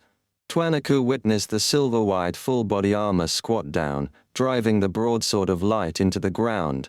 Twanaku's pupils dilated as he instinctively readied himself to transform into a wraith. Yet he held back, exercising restraint, aware of the potential consequences within the warrior pathway. He understood the risk of subjecting himself to even greater harm. Rumble. Simultaneously with the explosion of the sulfur fireballs, the Sword of Dawn, embedded in the crevice in the stone tiles by the Pride armor, disintegrated into fragments of light. Densely packed, they formed a flickering, violent, and sharp hurricane that swept in all directions, filled with the intent to annihilate everything. Hurricane of light. Since it couldn't lock onto the backstabber, it opted for a wide-ranging assault. The sharp and terrifying storm of light enveloped Twanaku and Kolobo on the ground. Lumion materialized in front of the latter, crouched down, shielding vital points. He faced the formidable hurricane head-on. The washroom bore the brunt of the assault. The urinal was wrecked, and the cubicles silently collapsed, shedding a layer of bricks. As a depraved creature, Twanaku had nowhere to hide. All he could do was endure the damage, his eyes flickering with a sharp light. In the radiant blade's storm, Lumion's figure cracked inch by inch, shattering into numerous mirror fragments. Mirror substitution. With his obstruction, Kolobo avoided fatal injuries but couldn't escape multiple bleeding wounds. In Kama's office, within the beige 4-story building housing the patrol team. Crouched behind a table, Kama's face turned pale, tinged with a dark green hue. It was as if a grayish-white clown laughed exaggeratedly in his eyes. Camus strained to ignite bolts of lightning in his eyes, piercing Sao's mind. His betraying teammate grimaced in pain, causing his broadsword to lose strength and direction, crashing into the desk and failing to hit Camus. In that critical moment, Camus drew a silver revolver from his right hand, aiming it not at Sao but at himself. Across the street, in a room facing Camus's office, Jenna, holding a telescope, huddled by the curtain, closely monitored Camus's condition. Seeing the other party under attack and struggling, she swiftly grabbed the loudspeaker she had prepared and brought it to her mouth. Camus has been attacked. Camus has been attacked by the Rose School of Thought. Camus was being attacked in his office. The loudspeaker's sound reverberated through every room of the patrol team. Chapter 648, Teamwork. On the top floor of the beige building belonging to the patrol team, a middle-aged man in a thin black suit heard Jenna's voice. Without bothering to trace the source of the shout, he stood up abruptly and retrieved a white human skull, seemingly carved from crystal, from his hidden pocket. The man, a mix of Intis and West Balam lineage, held the crystal skull and recited a mysterious language with a strong sense of death. In the next moment, a decaying palm extended from the void in front of him. Its joints were thick, and its skin was bleeding, revealing signs of decay. The palm belonged to a corpse that looked vaguely human but, upon closer inspection, resembled a monster. Over 1.8 meters tall, its face concealed by a rusty bronze mask, and its torso composed of corpses from various species, including lions, tigers, black wolves, baboons, giant serpents, vultures, and humans themselves, all in a severe state of rot. The corpse's bronze mask flickered with dark red lights in its eyes as it took a step forward, arriving in Camus's office. Faced with Camus, who had a revolver in his right hand, staggering toward his forehead, the monstrous corpse removed its bronze mask. Underneath the mask, there was no nose, flesh, or bones. Only two dark red balls of light and a mouth that occupied 4/5 of the head. The mouth opened wide, revealing a pitch-black interior. A terrifying suction force emanated from the mouth, affecting Camus's spirit, but having no effect on the documents, newspapers, and other items on the desk. It only caused Camus's spirit to surface, as if pulled by an invisible force, about to be plunged into hell. As Camus's spirit body materialized, the grayish-white clown seeped out of his flesh, revealing its complete form, a magnified, illusory poker card. The poker card had no body of its own, and was swiftly drawn out by the pitch-black mouth beneath the bronze mask. Camus's spirit body struggled. Smack! The poker card materialized and fell to the ground, emitting the sound of a heavy object, colliding with solid bricks, but there was no metallic sound. In the Matani import and export shop, the male bathroom lay in ruins. The door and the wall facing the corridor crumbled into fragments, scattering for several meters, as if a storm had passed through. The bottle of fiction had lost its effect. Amidst the residual fragments of light and the lingering sulfur smell, Twanaku rolled out in his devil form. His pitch-black skin bore hideous wounds and his flesh seemed to evaporate. Half of the two curved goat horns on his head were gone, and viscous black liquid flowed from the cracks. The bat-like wings on his back were tattered and drooping. With Twanaku's formidable physical strength, the hurricane of light from the Pride armor shouldn't have caused such tragic and severe damage, but he was a devil. The hurricane of light possessed the unique ability to destroy evil creatures and undead beings. It was like Twanaku undergoing purification while being sliced by a fragmentary blade. What made it more potent was their collaboration. Purification weakened defense and inflicted harm on the evil creature's spirit and flesh, while the fragmentary blade utilized purification to weaken defense and cut through flesh. The more wounds and the deeper they were, the better the purification effect. Had Twanaku not resisted in his devil form and instead transformed into a wraith, he might have faced severe injury, teetering on the brink of death, or even elimination. The hurricane of light could vanquish wraiths and injure evil spirits. Despite being severely injured, Twanaku, still capable of combat, calmly suppressed his tyrannical and bloodthirsty emotions. Realizing he had escaped the seal, he prepared to transform into a wraith and escape through the surrounding mirrors. Just as he made this decision, a sudden sense of danger premonition struck him. The Malice came from behind, and in the shadows outside the bathroom, Franca, dressed in an assassin suit, emerged, raising her left hand. On her left thumb, she wore an iron-colored ring with a thick band and a surface, covered in small spikes ring of punishment. Franca's lake blue eyes flickered with lightning, moving many times faster than the fastest bullets, shooting out silently with psychic piercing. Hidden blade. Why do I only sense her malice now? The severely injured, Twanaku couldn't dodge in time and suddenly heard an illusory shattering sound. The shattering sound echoed from Twanaku's spirit body, and intense pain flooded his mind, compelling him to raise his hands to cover his head. Seizing the opportunity, Franca swiftly took out a mirror and reflected Twanaku in his devil form. Black flames ignited in her left palm as she smeared it across the mirror's surface, Demoness's curse. Black flames erupted from Twanaku's body, but nearly 2/3 were suppressed by his flesh and blood, leaving only a portion of the colossal devil's spirit body to be incinerated. Being a devil, immune to curses to a certain extent, helped Twanaku endure the Demoness's curse better, given his already ravaged state from the hurricane of light. Finally free from the influence of psychic piercing, Twanaku, with his spirit body engulfed in black flames, transformed into a pitch-black, viscous liquid. These liquids seemed to originate from the darkest corners of the human heart, representing the most sinister and shadowy desires and emotions. Twanaku abandoned wraith form, choosing Desire Apostle's Desire Incarnation because Demoness's black flames targeted the spirit body more. Before the pitch-black viscous liquid could fully elongate into a human figure, he flee into the nearby darkness, sensing a strong danger premonition in his heart. At the corridor's entrance, Anthony Reed, donned in military green attire, appeared in a blind spot. His eyes took on a faint golden hue, transforming into vertical pupils. Psychological invisibility, frenzy. Twanaku's mind buzzed, instantly breaking free from his desire incarnation state. Bloodshot eyes and livor mortis appeared on his body, emitting sulphurous blood. He entered a frenzied state. Already grievously injured and subjected to psychic, piercing and the Demoness's curse, he was on the verge of losing control. Rumble. Light blue sulfur fireballs pelted the surroundings, propelled by Twanaku's wild instincts.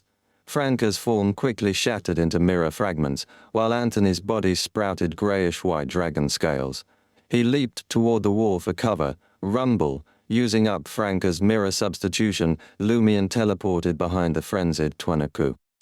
Having already unleashed the accumulated spirituality and strength within him, Lumion's spirituality surged, no longer drained. Enduring the scorching sulfur flames and the blast's impact, Lumion focused on the oblivious, frenzied Twanaku.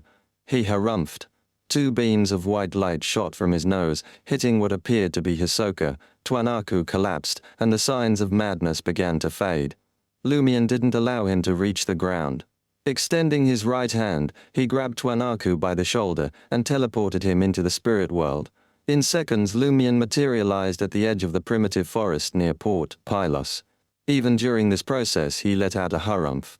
The pale yellow light emitted from his mouth knocked Twanaku out again, preventing him from regaining consciousness. At that moment, a woman stood at the edge of the primitive forest. It was Hala, dressed like a black widow but not as distant as before. Observing Twanaku, no longer in his colossal devil state but emitting a sulfuric scent, with dark patterns on his skin, Hala nodded at Lumion and said, "It should be Hisoka." Every time Hisoka participated in the Curly-Head Baboons Research Society, he only disguised himself superficially. If Hisoka's true identity was targeted, Hala, who was responsible for providing the gathering venue and entrance method, could still recognize him. Lumion chuckled and added a new spell of harumph to Hisoka. Hala seized his arm and chanted an incantation. The 2 of them, along with Hisoka, vanished like pencil drawings erased by an eraser. In the ancient and dilapidated palace of the nation of the Evernight. As Lumion emerged from his concealed state, he harumphed. 2 beams of white light descended, and Hisoka remained unconscious. Hala's tone chilled as she remarked, "I'll let you enter the same dream. Thank you."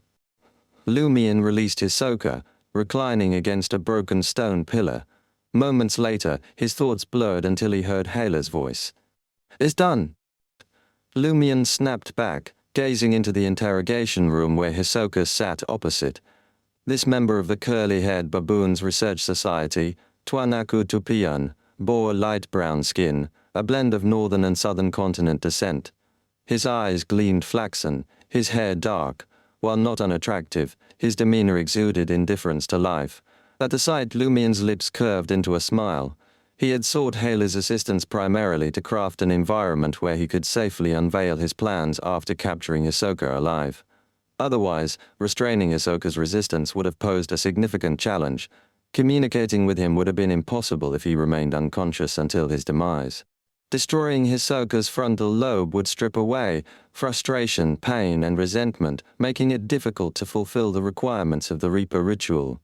Upon spotting Lumien, Hisoka suddenly struggled, but an invisible force held him back, preventing his transformation into a wraith. This was a dream controlled by Hela. Hisoka calmed down and gazed at Lumien, posing the greatest question on his mind. "How did you manage to evade my danger premonition?" Lumien's smile deepened. He looked down at Hisoka and said casually, "No need for a demon hunter's assistance. A sufficient distance and a hypnotist would do the trick." Chapter 649, Conspiracy Showcase. Sufficient distance and a hypnotist. Hisoka repeated Lumien's words as if he had realized something. Lumien stood in front of him, looking down, and questioned, "Do you think that, apart from demon hunters and higher-level beyonders of the corresponding pathway, devils mainly get killed based on chance encounters in battles?" Hisoka regarded Lumien with indifference and remained silent. Lumien pulled up a chair and sat down, crossing his right foot over his left knee. Casually, he said, "I've read a mysticism book about devils. It's filled with numerous cases of hunting devils. It's clear that beyonders of most pathways rely on chance encounters to kill specific devils. That's what I believed back then. However, when I revisited the detailed description of devil abilities, I found a contradiction. This is how the mysticism book describes your danger premonition. Danger, premonition, also known as malicious perception. If an enemy can soon cause lethal harm to a devil and takes clear action to do so, a devil can sense the danger in advance and grasp the source. They can target it, kill it, take revenge, or escape, but it's impossible to know the exact details of the plan. Different devils have different intuition ranges, from a few minutes to a day, from a few kilometers to as wide as a city. What's the contradiction between this and a battle encounter?" Hisoka asked, sitting upright, cold and curious. "According to this description, devils can indeed sense a battle encounter," Lumien said with a smile. "For example, even though I only intended to have a cup of coffee today and suddenly encountered a devil and had no choice but to kill him. For that devil, it's literal. He should have sensed that my coffee drinking at the cafe would pose a fatal danger to him in advance, and that it would happen, but that's not the case in reality."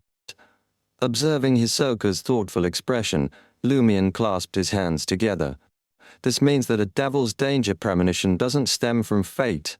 If it were a powerful beyonder of the monster pathway, there's a high chance they would suddenly feel that coffee isn't suitable today and avoid danger. But you can't. Since a devil's danger premonition doesn't stem from precognition of fate, where does it stem from? Once, a high-ranking demon enlightened me about the concept of the abyss. According to its perspective, the abyss holds two dimensions. The first is physical, with an entrance hidden somewhere in the real world. The second is in the mind, with an entrance nestled deep within everyone's hearts. Considering this insight, I believe we need to tweak the foundation of a devil's danger premonition. It kicks in only when an adversary has a well-defined plan capable of inflicting fatal harm on a devil soon. That's when the devil can sense it beforehand. Got it? A more distinct thought process or intent." Lumien adopted the cadence of Madam Magician to taunt Hisoka, weaving the narrative of his conspiracy. "In the beginning, I probed bit by bit and investigated step by step. When I stumbled upon crucial information, I purposely skirted around it, leaving me in the dark about who I was dealing with and without a rough plan to handle the target. In simpler terms, I didn't have clear thoughts or intentions, and there was no effective plan to cause lethal harm to you anytime soon. Everything was vague, chaotic, and uncommitted, filled with variation and accidents, ensuring you couldn't naturally sense danger. However, your position alerted you when I delved into the serial murder from 4 years ago. Since then, you've been using Erate's ability and the patrol team members under your control to keep a vigilant eye on this matter, right? Hisoka listened coldly, showing no intention of responding. Lumion smiled and continued. After figuring out that you were hiding in the patrol team as a zombie sequence beyonder, I resisted my urges and tried my best not to dwell on such matters. When I returned to the hotel, I immediately teleported to Trio. At this distance, you won't be able to sense that I'm formulating a plan and putting it into practice. After coming up with a preliminary plan, I went to Hidden Blade and my 2 other companions to discuss a detailed plan. It was just past 7 p.m. Trio time. The next move involved assigning tasks. Each of us had a role to play. We underwent a hypnotist's hypnotism, erasing our true purpose from memory. Only when a devil like you emerged would we recall the specific details. My mission was to use teleportation, making it seem like I left, only to return stealthily using shadow concealment. I trailed the patrol team member I interacted with, believing that I was checking if there was anything problematic with him. Pinblade's mission was to tail me, providing necessary vigilance and support. If I activated the Bottle of Fiction ability, she'd preemptively don the Ring of Punishment and lie in wait outside. The reason for our ambush eluded her until she laid eyes on you. With her combat prowess and intelligence, she instinctively knew what steps to take. No need for me to give detailed instructions. The hypnotist's mission involved using psychological invisibility to wander the vicinity, just aimlessly wandering. As for the other demoness, her duty was to monitor the patrol team and promptly report any issues to the authorities. Before your arrival, she too was unaware of the real reason behind her actions. She simply thought we had plans involving the patrol team. Before the hypnotism wore off, none of us had intentions of confronting you.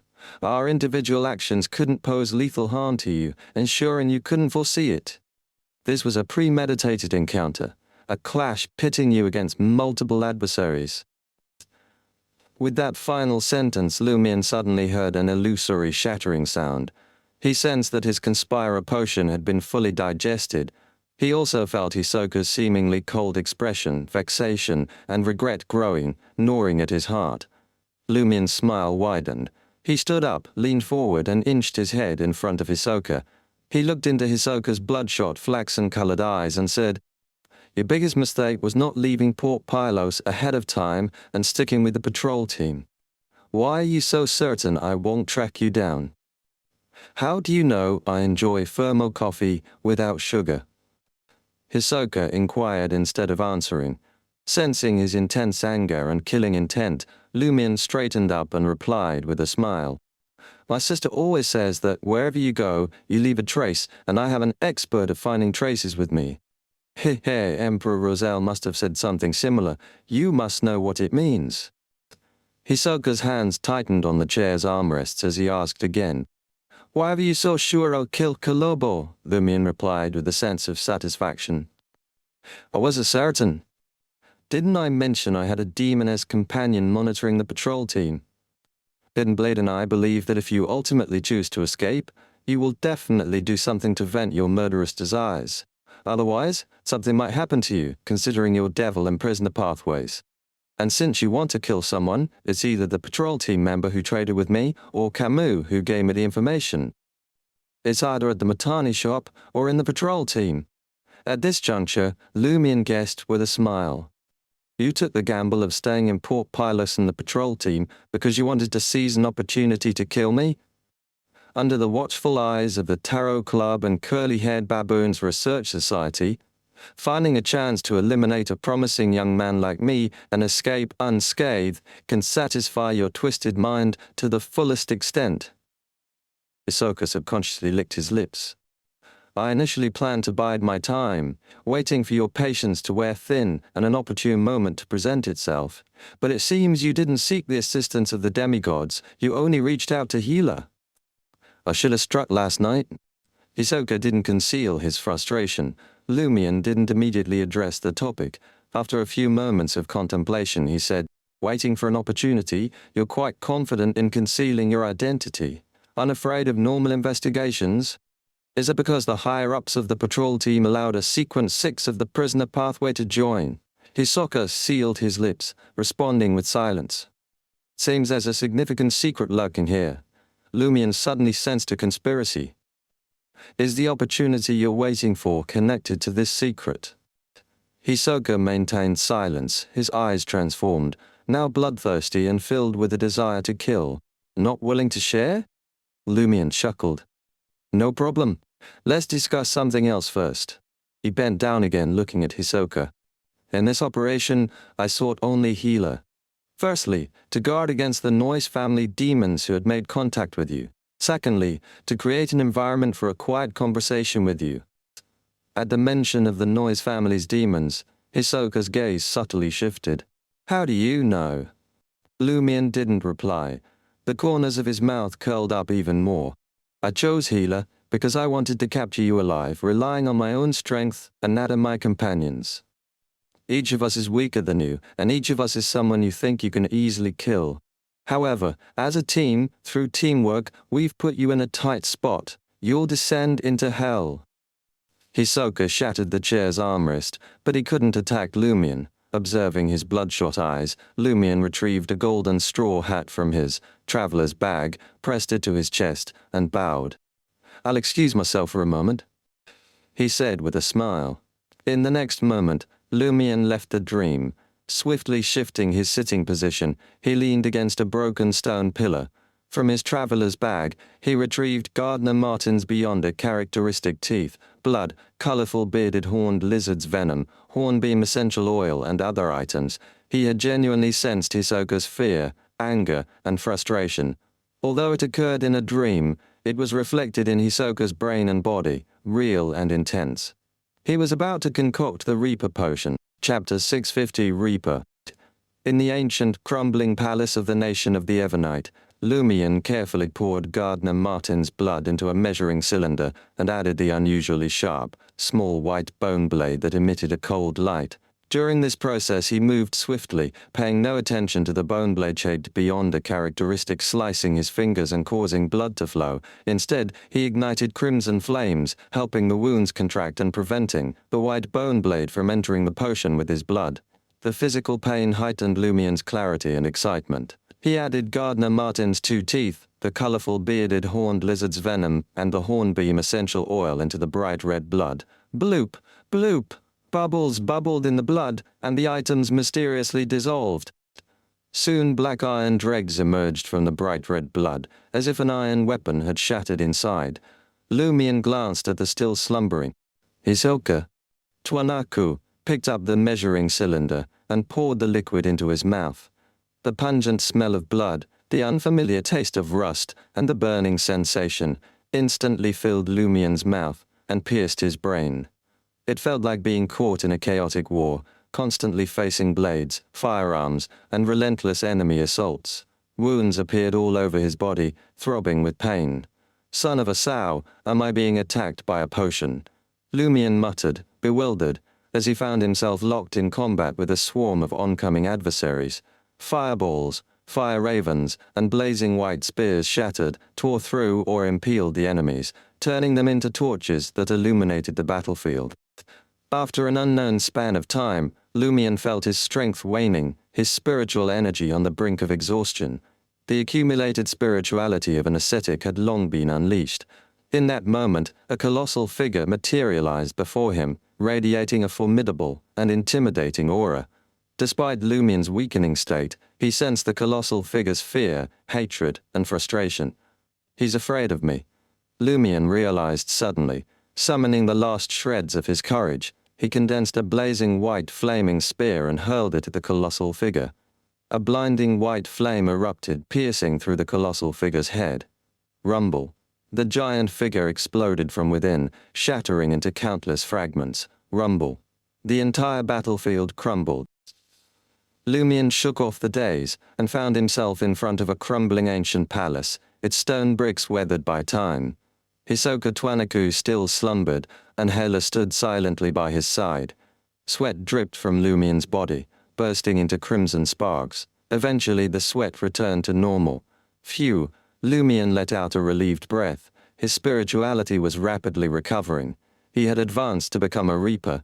Having completed the ritual of capturing a higher sequence enemy alive and revealing his conspiracy, Lumion had consumed the potion and advanced to Sequence 5, a Reaper of the Hunter pathway. Compared to his previous sequences, Reaper bestowed 3 additional abilities. The first, Weakness Investigation, allowed Lumion to discern the targets, vulnerabilities and weak points in their defenses from a mystic perspective. The second, Cull, could be infused into any attack to harvest the target's life. Any part struck by Cull was akin to an assault on vital points and weaknesses, dealing significant damage. If Cull hit a genuine weakness or vital point, it could deliver a fatal blow, making it challenging for the target to withstand 3 consecutive attacks. It could even inflict real damage on demigod-level creatures provided they didn't block or successfully evade and refrain from using mystic defenses. The third, Precision, enabled Lumion to precisely target a predetermined location and manipulate fireballs, fire ravens, and other spells that had left his body. He could split a colossal fireball into hundreds, striking different targets with precision, achieving effective area of effect damage. It was a far cry from a blanket explosion, being more efficient and effective. Both Cull and Precision demanded a substantial amount of spirituality, rivaling Lumion's current usage of teleportation. The exception was the combination of Precision and Fire Raven, as Fire Raven could allocate a bit of spirituality and was easily manipulated. Even with Precision, its consumption of spirituality wasn't significant. Lumion also felt a significant enhancement in his spirituality. His mind cleared and his life force intensified. He could compress flames to a blazing white state in an incredibly short time, merging with flaming spears and swiftly covering dozens to hundreds of meters. Ignoring the spirituality consumption, he could travel using this method. While Lumion's strength, speed, and physique had improved, he was still not resilient enough to withstand a bullet with his body. At the entrance of the mostly collapsed male bathroom in the Matani import and export shop, the silver-white full-body armor burst out, wielding a light-condensed hammer in both hands. It searched left and right but couldn't locate its target. Gradually it seemed to calm down. From a nearby shadow, Franca emerged, her eyes assessing Kolobo within the half-collapsed bathroom. His life wasn't at risk, but his injuries were significant, and he appeared weakened. He'll be Pride Armor's next target. Franca thought quickly, seizing the moment, while Pride Armor was still on the lookout for the backstabber and hadn't chosen a new target. She swiftly approached. Franca grabbed the motionless silver full-body armor and deftly stowed it into her traveler's bag. "Meet up with Jenna." Franca called out to Anthony, positioned outside the corridor. In an instant she melted into the shadows, disappearing from sight. Surveying his newfound abilities, Lumion felt a surge of delight. Is this Reaper? If I were to confront Hisoka now, breaking through his defenses wouldn't be a concern. My craving for combat and slaughter has intensified, having adapted to the changes in his body. Lumion turned to Hela and expressed his gratitude. "Thank you." Hela, not seeing any cause for gratitude, sighed and commented, "Your team's teamwork is impressive."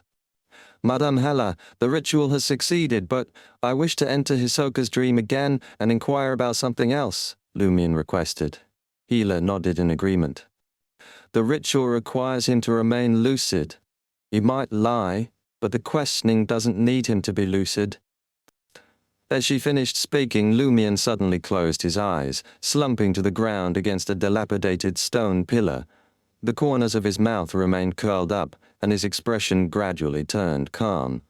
In the dream's interrogation room, Lumion took a seat across from Hisoka and addressed the captive, whose malice and desire to kill were no longer concealed.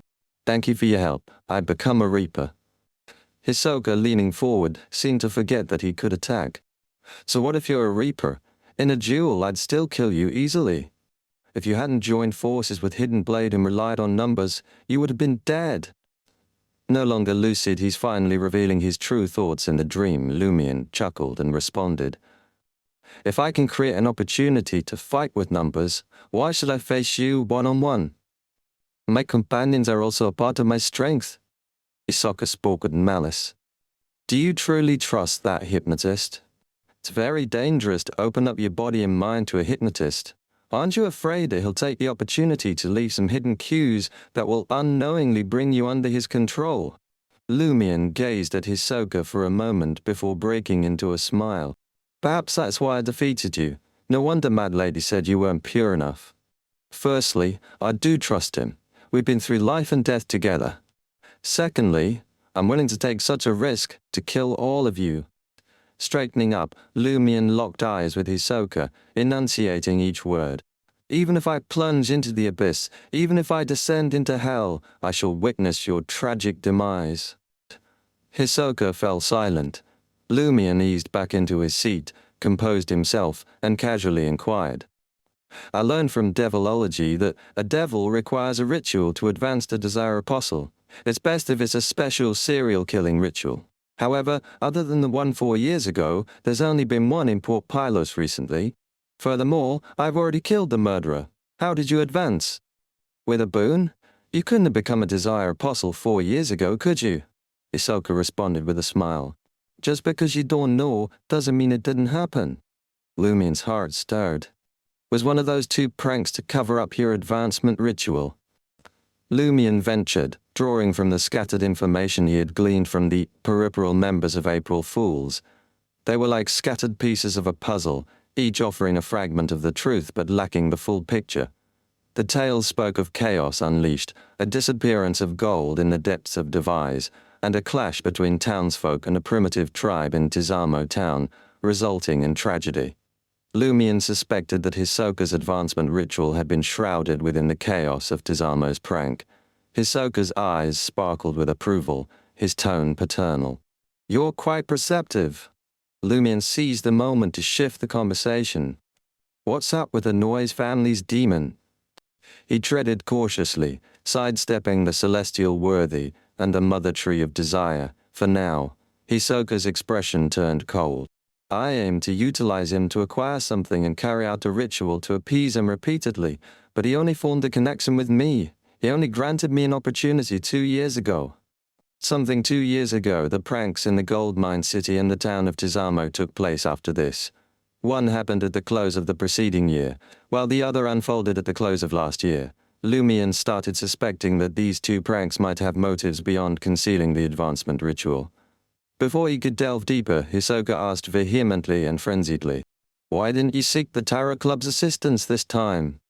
Lumion arched his eyebrows and inquired with confusion, Why does it matter to you? Even without the Tarot Club's aid, I could have successfully dealt with you.